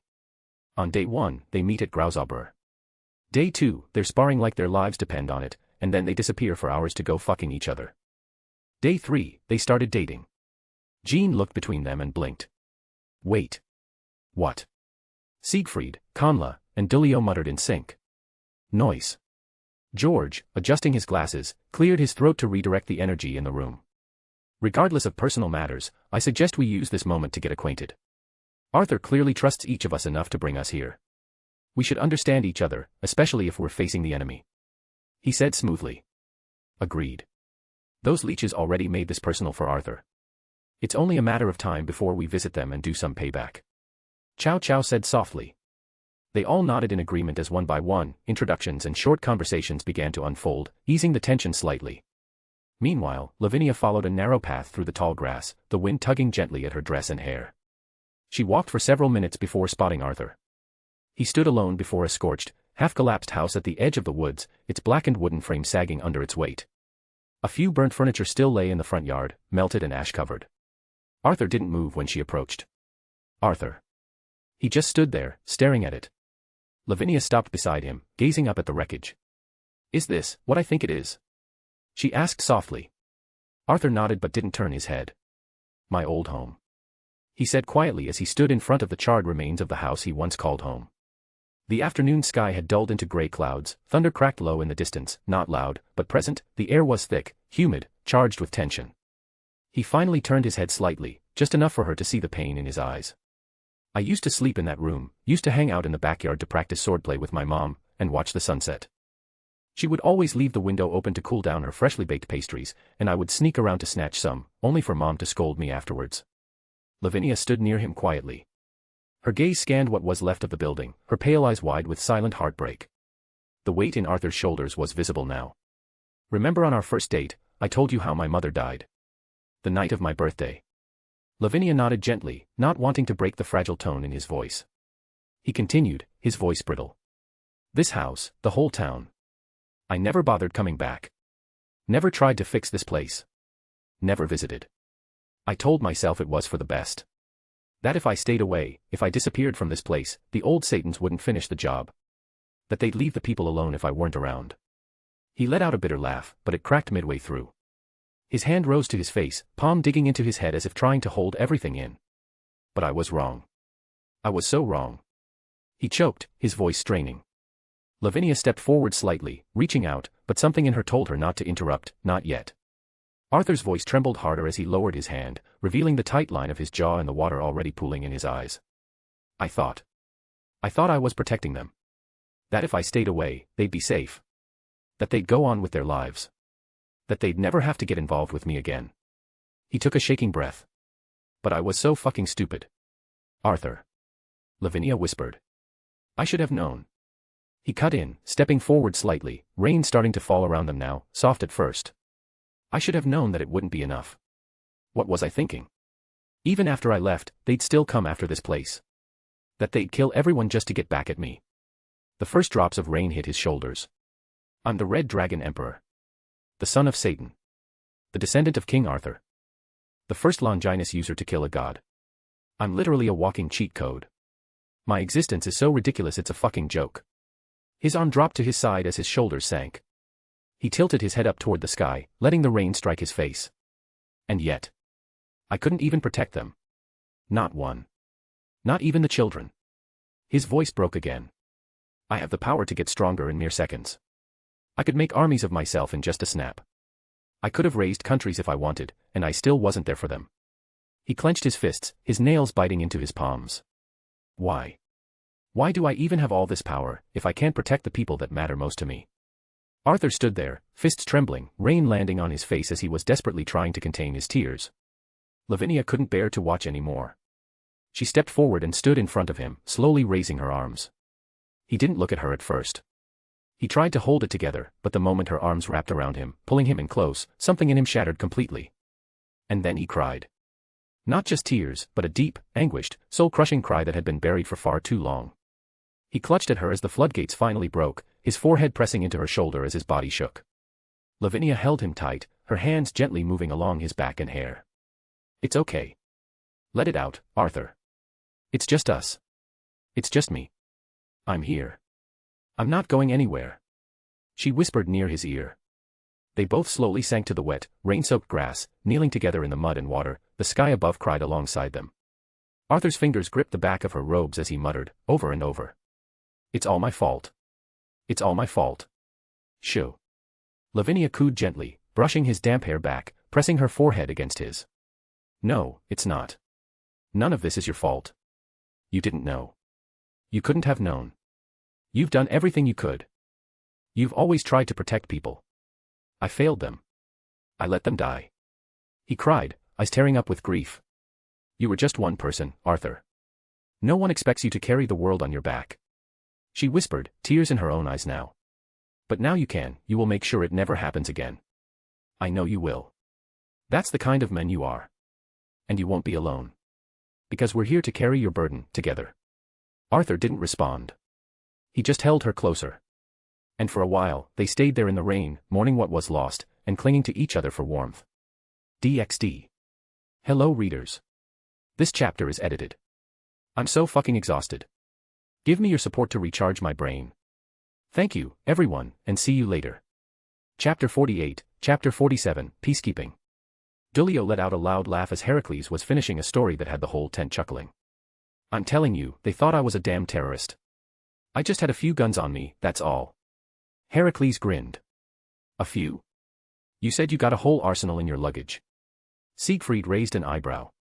A custom-made shotgun, 4 assault rifles, 2 grenade launchers, 5 revolvers with a sniper scope, a shit ton of ammunition and 10 bricks of C4. Heracles corrected, proudly crossing his arms. You're insane, dude. Siegfried said, shaking his head with an exasperated smile. Dulio chuckled as he wiped a tear from his eye. How the hell did you even bail your way out of that? I didn't. They threw me in a holding cell until George bailed me out. I think I traumatized the arresting officer. Poor guy kept muttering about terrorists. Heracles admitted. Conla sat cross-legged on one of the cots nearby, deep in conversation with George. The bespectacled magician had a notepad out as Conla explained his newly developed Longinus. So it's called Aeon Baylor? George asked, adjusting his glasses. Yeah. Dulio says it's a new Longinus that the seraphs discovered in the system. It has time powers and I could control shadows better than before. But I'm still getting the hang of it. Conla nodded. Fascinating. A temporal-based Longinus fused with the essence of a deceased god. You're practically a walking paradox. George murmured. Meanwhile, Chow Chow and Jean stood near one end of the table, talking over maps and supply reports. I still can't believe that you wield the true Longinus. The same spear that pierced Jesus Christ. Jean said in awe. Chow Chow gave her a small smile, leaning against the table. That's what they all say. It's not a big deal. Jean blinked, almost disbelieving. You're holding the most powerful holy relic of all time. That doesn't strike you as a big deal. Not really. I'll tell you what Arthur told me before. It's just a very pointy stabbing stick that glows in the dark, nothing more. Besides, I'd rather be known for my actions than what I have in my possession. He said with a calm shrug. Their pleasant chatter stopped as the tent's flap opened. Arthur entered with Lavinia beside him. Arthur had removed his hoodie and given it to Lavinia. The thick material helped obscure her busty figure from view, not that anyone would dare to stare. All conversation died. Chow Chow was the first to speak, his voice light but laced with concern. Welcome back. You good, Arthur? Arthur paused, looking around the tent at all the familiar faces, then gave a slow nod. I'll manage. He replied quietly, his tone steady but weighted. He and Lavinia moved toward the group, settling near the table where the others had gathered. Lavinia pulled the hoodie tighter around herself and remained close beside him. Arthur took a slow breath. So, what did I miss? Siegfried shrugged from his spot, leaning against a stack of crates. Nothing much. Just some quality bonding time. Turns out Heracles has a criminal record. The others chuckled lightly, and Arthur managed a tired smirk. Good. We're gonna need to know each other for what's coming next. His eyes turned toward Lavinia. Lavinia, can you please? She nodded wordlessly and raised her hand. A pulse of magical energy rippled through the tent, and a big magic circle formed underneath their feet. Within seconds, the entire tent was sealed off. No sound would escape. No prying ears could listen. Everyone's expression shifted as they straightened their postures. Jokes and casual chatter melted away as they all looked toward Arthur now. Dulio folded his arms and leaned forward slightly. So what are you gonna do now, Art? This is your call to make. Arthur scanned the room, making sure everyone's attention was fully on him. Before we get into that, I need you guys to know something. He looked at Lavinia, Chow Chow, Heracles, and George in turn. What I'm about to tell you stays secret from the rest of the world. It's going to shape everything going forward. And once you hear it, there's no going back. George narrowed his eyes behind his glasses. Lavinia didn't flinch. Heracles leaned back, arms crossed. Chow Chow simply nodded. We're all ears, Arthur. Dulio looks at Arthur and asks. Are you sure about this? Arthur gave a solemn nod. They're gonna find out anyway. Better now than never. Arthur turned to the rest, Jean, Conla, Siegfried. Afterward, I'm going to ask you all something important. But for now, listen carefully. The atmosphere grew heavy. Arthur began revealing everything. The death of God during the Great War, the creation of the Cows Brigade and its leader, Ophis, about C times C, Counter Corps, and its mission to protect the innocent, and its progression. When he finally finished, the tent remained still. No one spoke at first. Then, slowly, George adjusted his glasses, his voice quiet. Lavinia looked down, her eyes troubled. So that's what this is really about. Heracles rubbed the back of his neck. That's a lot to take in. It is, but it's the truth. And the world's about to change soon enough, and we have to be there as humanity's shield. Arthur turned toward the four exorcists. Dulio, Jean, Conla, Siegfried, I'm asking you now, will you join C times C in our path towards mankind's progression? He said firmly, stepping forward. If you guys wish not to get involved, then I'll respect your choice. Just as I said to the others, I won't hold it against you. All I ask is for your trust and secrecy. Rain pounded harder on the tent roof above as silence followed his words. And one by one, they looked back at him, processing the weight of the choice that stood before them. But Dulio smiled and leaned back, hands casually folded behind his head. Are you kidding? You can't just give us the choice to bail and miss out on the chance to team up with the coolest junior in the world. Whatever it is you're doing in the future, I'm all in. He said with a chuckle, his green eyes gleaming with mischief. Arthur let out a soft exhale, the corner of his lips twitching in faint amusement. Siegfried stretched lazily from where he sat on a crate and scratched the back of his head. This is fucking crazy. Like, end-of-the-world levels of crazy. He said, glancing at the others, then he looked at Arthur and smirked. But honestly, I don't give a damn. I'm in. Hell, following you might be the best decision I've made in a while. Jean placed a hand on her chest and stepped forward, her tone more composed but no less sincere. If joining this group means I can save more lives without the church's restraints, then I will gladly lend my sword and faith to your cause, Arthur. Her words hung in the air like a quiet vow. Conla, who had remained seated, looked at Arthur with solemn eyes. Arthur. You gave me a second chance when I thought I didn't deserve it. I owe you more than my trust, I owe you my life. So if you're asking me to follow you into the jaws of death, I will. Without hesitation. Arthur's eyes widened slightly, and a flicker of gratitude sparked within him. Before he could respond, Heracles grinned and stepped forward, wrapping his arms around Conla and Siegfried in a sudden, crushing hug. Welcome to the team, boys. You're gonna love it here. We've got explosions, crazy adventures, and the occasional buffet sponsored by our new boss. He said with a loud laugh. Heracles. Siegfried struggled in his grip. My spine. Conla muttered, but he didn't push away. Jean giggled, George offered an amused sigh, while Chow Chow shook his head. Arthur let out a breath, more relaxed this time, as he squeezed Lavinia's hand, who looked at him happily. Thank you, guys. I mean it. He said quietly, looking at them all. The warmth didn't last long, however. His expression sharpened again, the fire behind his eyes rekindling. Now then. Let's continue where we left off. Everyone straightened instinctively, the jovial air dissipating as purpose settled in. Jean reached into her satchel and pulled out the earlier report. Arthur took it, his eyes scanned the contents, and his jaw tightened. The numbers. The images. The casualties. Thousands dead overnight, entire buildings wiped out, families obliterated. And then there were the unconfirmed missing orphans. A possible trap, but the possibility of them telling the truth isn't zero. Arthur didn't say a word, and the tension in his shoulders spoke louder than fury ever could. Lavinia reached out and gently squeezed, her fingers interlocking with his tightly. She didn't say anything either, just stood by his side, grounding him. Arthur closed his eyes for a brief second. He let her warmth slow his heartbeat, let her quiet presence dull the storm within just enough to think. Siegfried leaned forward on the table, glancing between the two. All right, boss. What's the game plan? Arthur opened his eyes again, this time filled with righteous fury. The culprits have made it clear that they're targeting me, they even made it personal by involving innocent lives. They burned down homes, slaughtered families, and possibly kidnapped children. The others grew still. So we're giving them payback, times 1,000. He said coldly. However, if there's even a chance that the children are alive and being held hostage, then our first priority is their rescue. No unnecessary fighting, we save who we can first, then we end it. Arthur's voice grew firmer. Everyone nodded solemnly, understanding their priorities first. Arthur stepped around the table now, eyes moving across each person. This is the first major operation under C times C. What we do tonight will be seen by the entire supernatural community. So listen carefully. And then he spoke about the plan. But the details weren't heard, intentionally muted, only the image of Arthur's lips moving, maps being pointed to, and heads nodding in unison filled the air. Once the final part of the plan was laid out, Lavinia spoke softly. Are you sure about this? Arthur looked at her, his expression firm. I'm certain.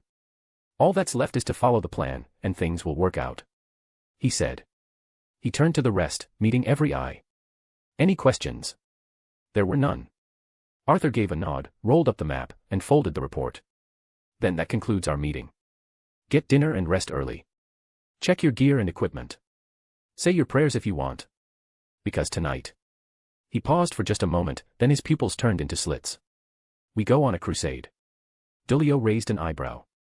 First of all, that thing with your eyes is pretty cool. Second, that sounds kinda intense. Arthur tilted his head, thoughtful. Peacekeeping, then. Siegfried scoffed. Yeah. Peacekeeping with a pinch of genocide. Heracles chuckled. Can we vote on what to call this operation? I want to call it Dash. No. George cut him off. Arthur sighed. Look, just get your shit together, okay? Call it whatever you want. But tonight, we're gonna show the world who we really are. Everyone stood now, and the group was filled with determination. As the rain intensified outside, Team C times C prepared for a battle that would mark their names in history. DxD. Hello readers. This chapter is edited. Is a person a masochist if they crave more problems? Because I have acquired a taste for making things harder for myself. Thank you, everyone, and see you later. Chapter 49, Chapter 48, Bloodbath, Part 1. It was nearly midnight at Teep's castle. Deep within the candlelit war room, King Teeps, a gaunt yet regal figure with silver hair tied back and a heavy fur-lined cloak draped across his shoulders, stood before the obsidian table marked with territory lines and enemy positions. He glanced toward the balcony, where the rain now fell in a quiet drizzle, before turning to face his son, Marius Teeps, whose crimson eyes gleamed with ambition. This deal with the old Satans, it still leaves a bitter taste in my mouth. To align ourselves with such filth, creatures who failed their own kind. It feels desperate. The king murmured, his voice weary and measured. The lords of House Manther and House Vladi, both ancient nobles with features worn by centuries of power and bloodshed, nodded in agreement. Lord Manther's gravelly voice cut through the silence. Their promises are many, but their loyalty is non-existent. We risk much, Marius. But we will gain more. They offer knowledge we do not have, their researchers have already begun working with our own on unlocking the full potential of the Sephiroth Graal. Think of it, Father. Think of the power to survive the sun, the power of immortality beyond what we know. Complete dominance over other inferior races. And in return, all they ask is one of the three grails, and the head of the Red Dragon Emperor. Marius countered smoothly, folding his arms. You speak as if it's nothing. Do you not understand the cost? Lord Vladi said skeptically. Marius smiled thinly. We've already paid it. We murdered an entire town, did we not? We burned it to the ground. Man, woman, child, all for his attention. There is no turning back now. So why hesitate? This isn't desperation. It's a small step for our kind. The room fell into a grim silence as that truth settled on them. King Teeps closed his eyes for a moment, then looked to the lords. They exchanged glances, whispers of caution and uncertainty, but the die had already been cast. As the king opened his mouth to speak, the chamber door suddenly burst open with a loud crash. A young vampire soldier, out of breath and drenched in sweat and rain, stumbled in. Your Majesty. He shouted, eyes wide with panic. He's here. The Red Dragon Emperor. He's arrived. The room erupted in tension. King Teeps straightened, his cold eyes narrowing. Already. Marius turned, a slow, sinister smile forming on his lips. Good. Then the game begins. Without waiting, he turned on his heel and strode toward the door. Where are you going? King Teeps demanded. Marius didn't look back. To retrieve the instrument of our victory. The half-blood must not be found.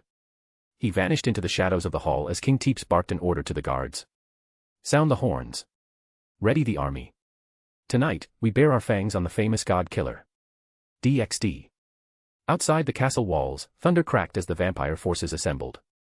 Thousands of armored soldiers marched onto the mist-covered clearing that lay just beyond the eastern gates. Glowing crimson runes shimmered on their halberds, swords, and rifles, enchanted by blood magic. Obsidian armor, and every single warrior carried a thirst for blood. At the front of the formation stood a towering figure in dark obsidian armor etched with crimson veins. His helmet resembled a goat with burning eyes, and across his back were strapped two massive, blood-stained broadswords. This was Captain and the Teeps' finest general and executioner. He stepped forward into the fog, surveying the land. He narrowed his eyes. The grass was damp beneath his boots, and the wind carried a strange scent. How odd. He muttered, resting a hand on one sword hilt. But he dismissed it and raised one blade. Form up. The vampires moved in disciplined lines, weapons drawn, eyes glowing. For a moment, there was only silence. Then. Look. The sky. One of the soldiers pointed upward. High above them, barely visible through the thick clouds and fog, a figure hovered in midair, glowing with an ominous red hue. Scale mail armor shimmered with crimson and emerald light, and the dragon wings of the boosted gear curved outward. It was him. The Red Dragon Emperor, Arthur Pendragon. Captain sneered under his helmet and raised a sword at him. Red Dragon Emperor. Come down and face your demise with some dignity. He shouted, voice booming. No reply. Arthur remained still and silent. Then slowly, he descended, his armored boots landing softly on the grass as the fog began to swirl around his ankles. The silence returned, heavier this time. The vampires tensed, surrounding him. Captain stepped forward, swords raised. Battle formations. Prepare to strike on my command.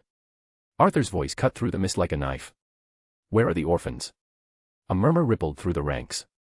The captain blinked. What? Arthur repeated, slower, colder. Where are the orphans? The captain tilted his head. A dead man has no right to demand anything from us. Arthur was silent. He inhaled deeply, and then his voice dropped to a whisper. So there's no orphans. Arthur looked around at the thousands of vampires surrounding him. Good. He stepped forward once, clawed boots clicking softly against the wet ground. Then he looked at the captain, his voice calm. Before we begin, I just want to thank you. Captain narrowed his eyes. For what? Arthur's tone sharpened. For making this way easier for me. Suddenly, the thick fog twisted became a purple mist, swirling into an unnatural current that crawled across the ground, leapt into the air, and consumed the battlefield. It swallowed the sky, veiled the moon, and even wrapped around the very towers of Teeps' castle. What is this? Captain muttered, his swords twitching. Arthur raised his head, his emerald eyes glowing brightly from his helm. You thought I'd come alone? That I'd follow your bullshit like an idiot? He took a step forward, power beginning to surge within him. You burned down my town. Slaughtered innocent civilians. Killed defenseless children. His voice cracked like thunder. And you thought you leeches could demand shit from me? Arthur clenched his fists, wings unfolding wider as the air began to hum violently. No. You fuckers don't deserve my mercy. His expression twisted with fury. You insignificant mongrel. You have no honor whatsoever. Captain growled and raised his sword again. Arthur paused as he began chuckling. Hee hee hee hee hee. Then it slowly became louder until it turned into full-blown laughter. Ha ha ha ha ha ha. His voice echoed like a war drum through the mist. Honor. You dare have the audacity to speak of the word honor in front of me? He barked. Where was your honor when you burned down a town of innocents? Where was your honor when you murdered children who couldn't defend themselves? Where was your honor when your godforsaken kind desecrated one of the only good memories I have of my childhood? His red aura exploded outward like a shockwave, pushing the front line of vampires back. The purple fog thickened, trapping everyone inside the battlefield. You want to see honor? Very well then. I'm gonna show you so much honor that you'll all be begging for mercy. A towering pillar of red energy burst from his body, blasting a crater into the ground. The pressure cracked the earth, warping the air as vampires shielded their faces, some collapsing from the sheer intensity. Heed my words, vampires. I, Arthur Pendragon, son of Seraph Lucifer, descendant of King Arthur, bearer of the boosted gear, shall burn you all down. The captain's eyes widened as he saw Arthur's scale mail shift, growing larger, more organic, more dragon-like. Countless voices echoed from Arthur, his voice dark and resonant as he began his chant. I, who am about to awaken. It started, looks like it will start. I am the heavenly dragon who has stolen the principles of domination from God. It was always like that, no matter what, that's not right, it was like that every time. I laugh at the infinite, and I fret over the dream. The one the world seeks, the one the world rejects. I shall become the red dragon of domination. It was always power, it was always love. You guys choose destruction no matter how many times. And I shall sink you to the depths of the crimson purgatory. The crimson pillar of light twisted, condensing. And then Arthur emerged anew. Juggernaut drive. An eruption of draconic power exploded across the battlefield, as a massive red humanoid dragon towered over the rest of the vampires. Asterisk grew aware. Asterisk. The dragon made a blood-curdling roar that cracked the heavens, its presence tore through the clouds and sent a red shockwave hurtling across the land, uprooting forests, causing fissures, and shaking even the foundation of Teep's castle. And thus, the bloodbath began. DxD. 1 hour before the bloodbath. Deep beneath the Teep's castle's hidden dungeon, its corridors were lined with rusted chains, lit torches, and screams of despair. Torchlight flickered across the blood-stained walls as vampire guards patrolled lazily, their armored boots scraping against old stone. They moved in pairs, chatting in low voices about the approaching battle above, unaware of the shadows that stirred in the corners. From within one of those shadows, a black mass coiled and gave way to a figure with black hair and black shades. Kanla stepped out first, silent as death. A moment later, a taller figure emerged beside him, clad in a Chinese coat with a holy spear in his hand. Chow Chow glanced down the corridor, lips curled in a half-smirk. We're in. Kanla adjusted his black shades, keeping his voice low. Remember the plan. Chow Chow nodded. Find the children. Rescue any innocents. And don't get caught. As they turned a corner, the sound of footsteps grew louder. A group of vampire guards was coming their way, just beyond the bend. Multiple hostiles. Chow Chow whispered, gripping his spear. Kanla raised a hand calmly and slid his sunglasses down to the bridge of his nose. His eyes, usually concealed, were now blackened by Aeon Baylor. Zawarudo. As Kanla stated, the world went still. Torches stopped flickering, footsteps ceased mid-motion, and even the dust suspended in the air froze. Chow Chow looked around and whistled softly. Okay, that's honestly kind of cool. Kanla smirked and unpaused the time freeze field. The two of them slipped past the vampire guards, unseen and unheard, then vanished into the corridor beyond. For almost an hour, the dungeon yielded nothing but disappointment. They opened cells to find skeletons slumped in corners, long dead and forgotten.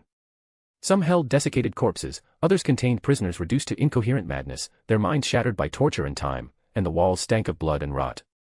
Chow Chow let out a frustrated sigh as they came to yet another empty cell. Nothing. No orphans, no traces. Just death. Kanla clenched his fists. So it was a lie. We need to tell Arthur. He needs to know before dash. Wait. Chow Chow stopped him with a raised hand. He stepped forward, closing his eyes. There's something here. Kanla tilted his head. What is it? Holy power. It's faint, but I could still trace it. Without another word, Chow Chow moved deeper into the corridor, tracing the source like a bloodhound. Kanla followed without hesitation, and together they snuck past more patrols, slipping between gaps in the walls and weaving between columns and old statues. Eventually, they reached a dead end. A massive gargoyle statue loomed in the shadows, its grotesque face snarling down at them. Kanla frowned.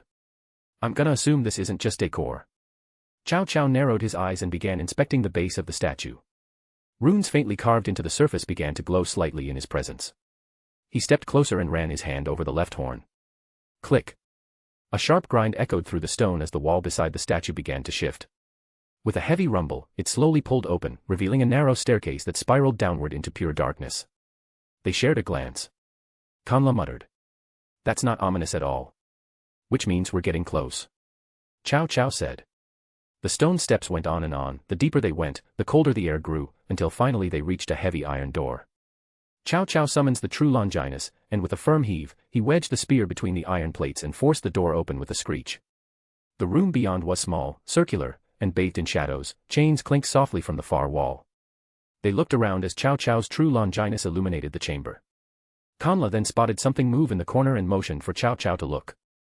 There, curled up in the corner of the room, chained by the wrists and ankles, was a young girl who couldn't have been older than 15 or 16. Her short blonde hair was tangled and unwashed, her body thin and bruised, clad in nothing but tattered rags. Her eyes were dull red and vacant, staring at nothing, unblinking. The faintest glimmer of holy power clung to her like a faint beacon. Kanla's voice was barely above a whisper. Is she, all right? The girl's eyes slowly turned toward the glowing spear hovering behind Chow Chow. Her voice cracked through the silence, brittle and hoarse. Who are you? Chow Chow stepped forward, gently shaking his head. Don't be afraid, miss. We're here to get you out of here. He raised his spear and sliced cleanly through the chains. As the shackles fell, the girl slumped forward, unable to stand. Chow Chow let the true Longinus hover beside him and gently picked her up in his arms. Sorry for being straightforward, but you're too weak to walk right now. The girl didn't resist, nor did she even react. She just let herself be carried like a broken doll. Kanla frowned deeply. She's been tortured. Physically and mentally. She's gonna need rehab. Chow Chow sighed. Thanks for stating the obvious. Let's just get her out of dash. The floor beneath them lit up in a magic circle. Shit. Too late. In a flash of crimson light, all three were gone. They reappeared in the center of a vast, stone coliseum. Pillars rose like fangs, and torches blazed along the walls, and the stands above were filled with vampire soldiers, armored and silent, surrounding the center. Well, fuck me. We're trapped. Kanla stepped back, shadow tendrils writhing from his body. This is so embarrassing. Chow Chow kept the girl secured in his arms as his spear returned to his side, glowing brighter towards the hostiles. From the highest seat in the arena, slow clapping echoed. A figure emerged from the shadows and descended the marble steps with arrogant grace. Marius Teeps. He smiled down at them with a smug satisfaction that practically radiated off his cloak. Well, well. I must say, this is quite the surprise. He stopped at the edge of the balcony and looked down. When I was informed of intruders, I didn't expect it to be the bearer of the true Longinus himself. And a nameless whelp who could control time beside him. Chow Chow's eyes narrowed. Marius's gaze then turned toward the girl in Chow Chow's arms. I'm even more surprised that you've managed to find her. Our dear little disappointment. My worthless sister, Valerie. The key to the Teeps faction's ultimate triumph. Chow Chow looked down at the girl. Valerie. So that's her name. Marius smiled wider. Unfortunately for you, Mr. Intruder, I can't allow you to leave. Not with her. Not with your lives. The vampire soldiers began to move, descending the stairs, forming tight lines around the arena. Dozens. Hundreds. All armed. All hungry. Chow Chow sighed and gently adjusted Valerie in his arms. Kanla. Yeah. This is gonna be a drag. Kanla smirked from his shades. Then let's drag them all to hell. DxD. Hello readers. This chapter is edited. Please, good readers, may I have some more power stones? Thank you, everyone, and see you later.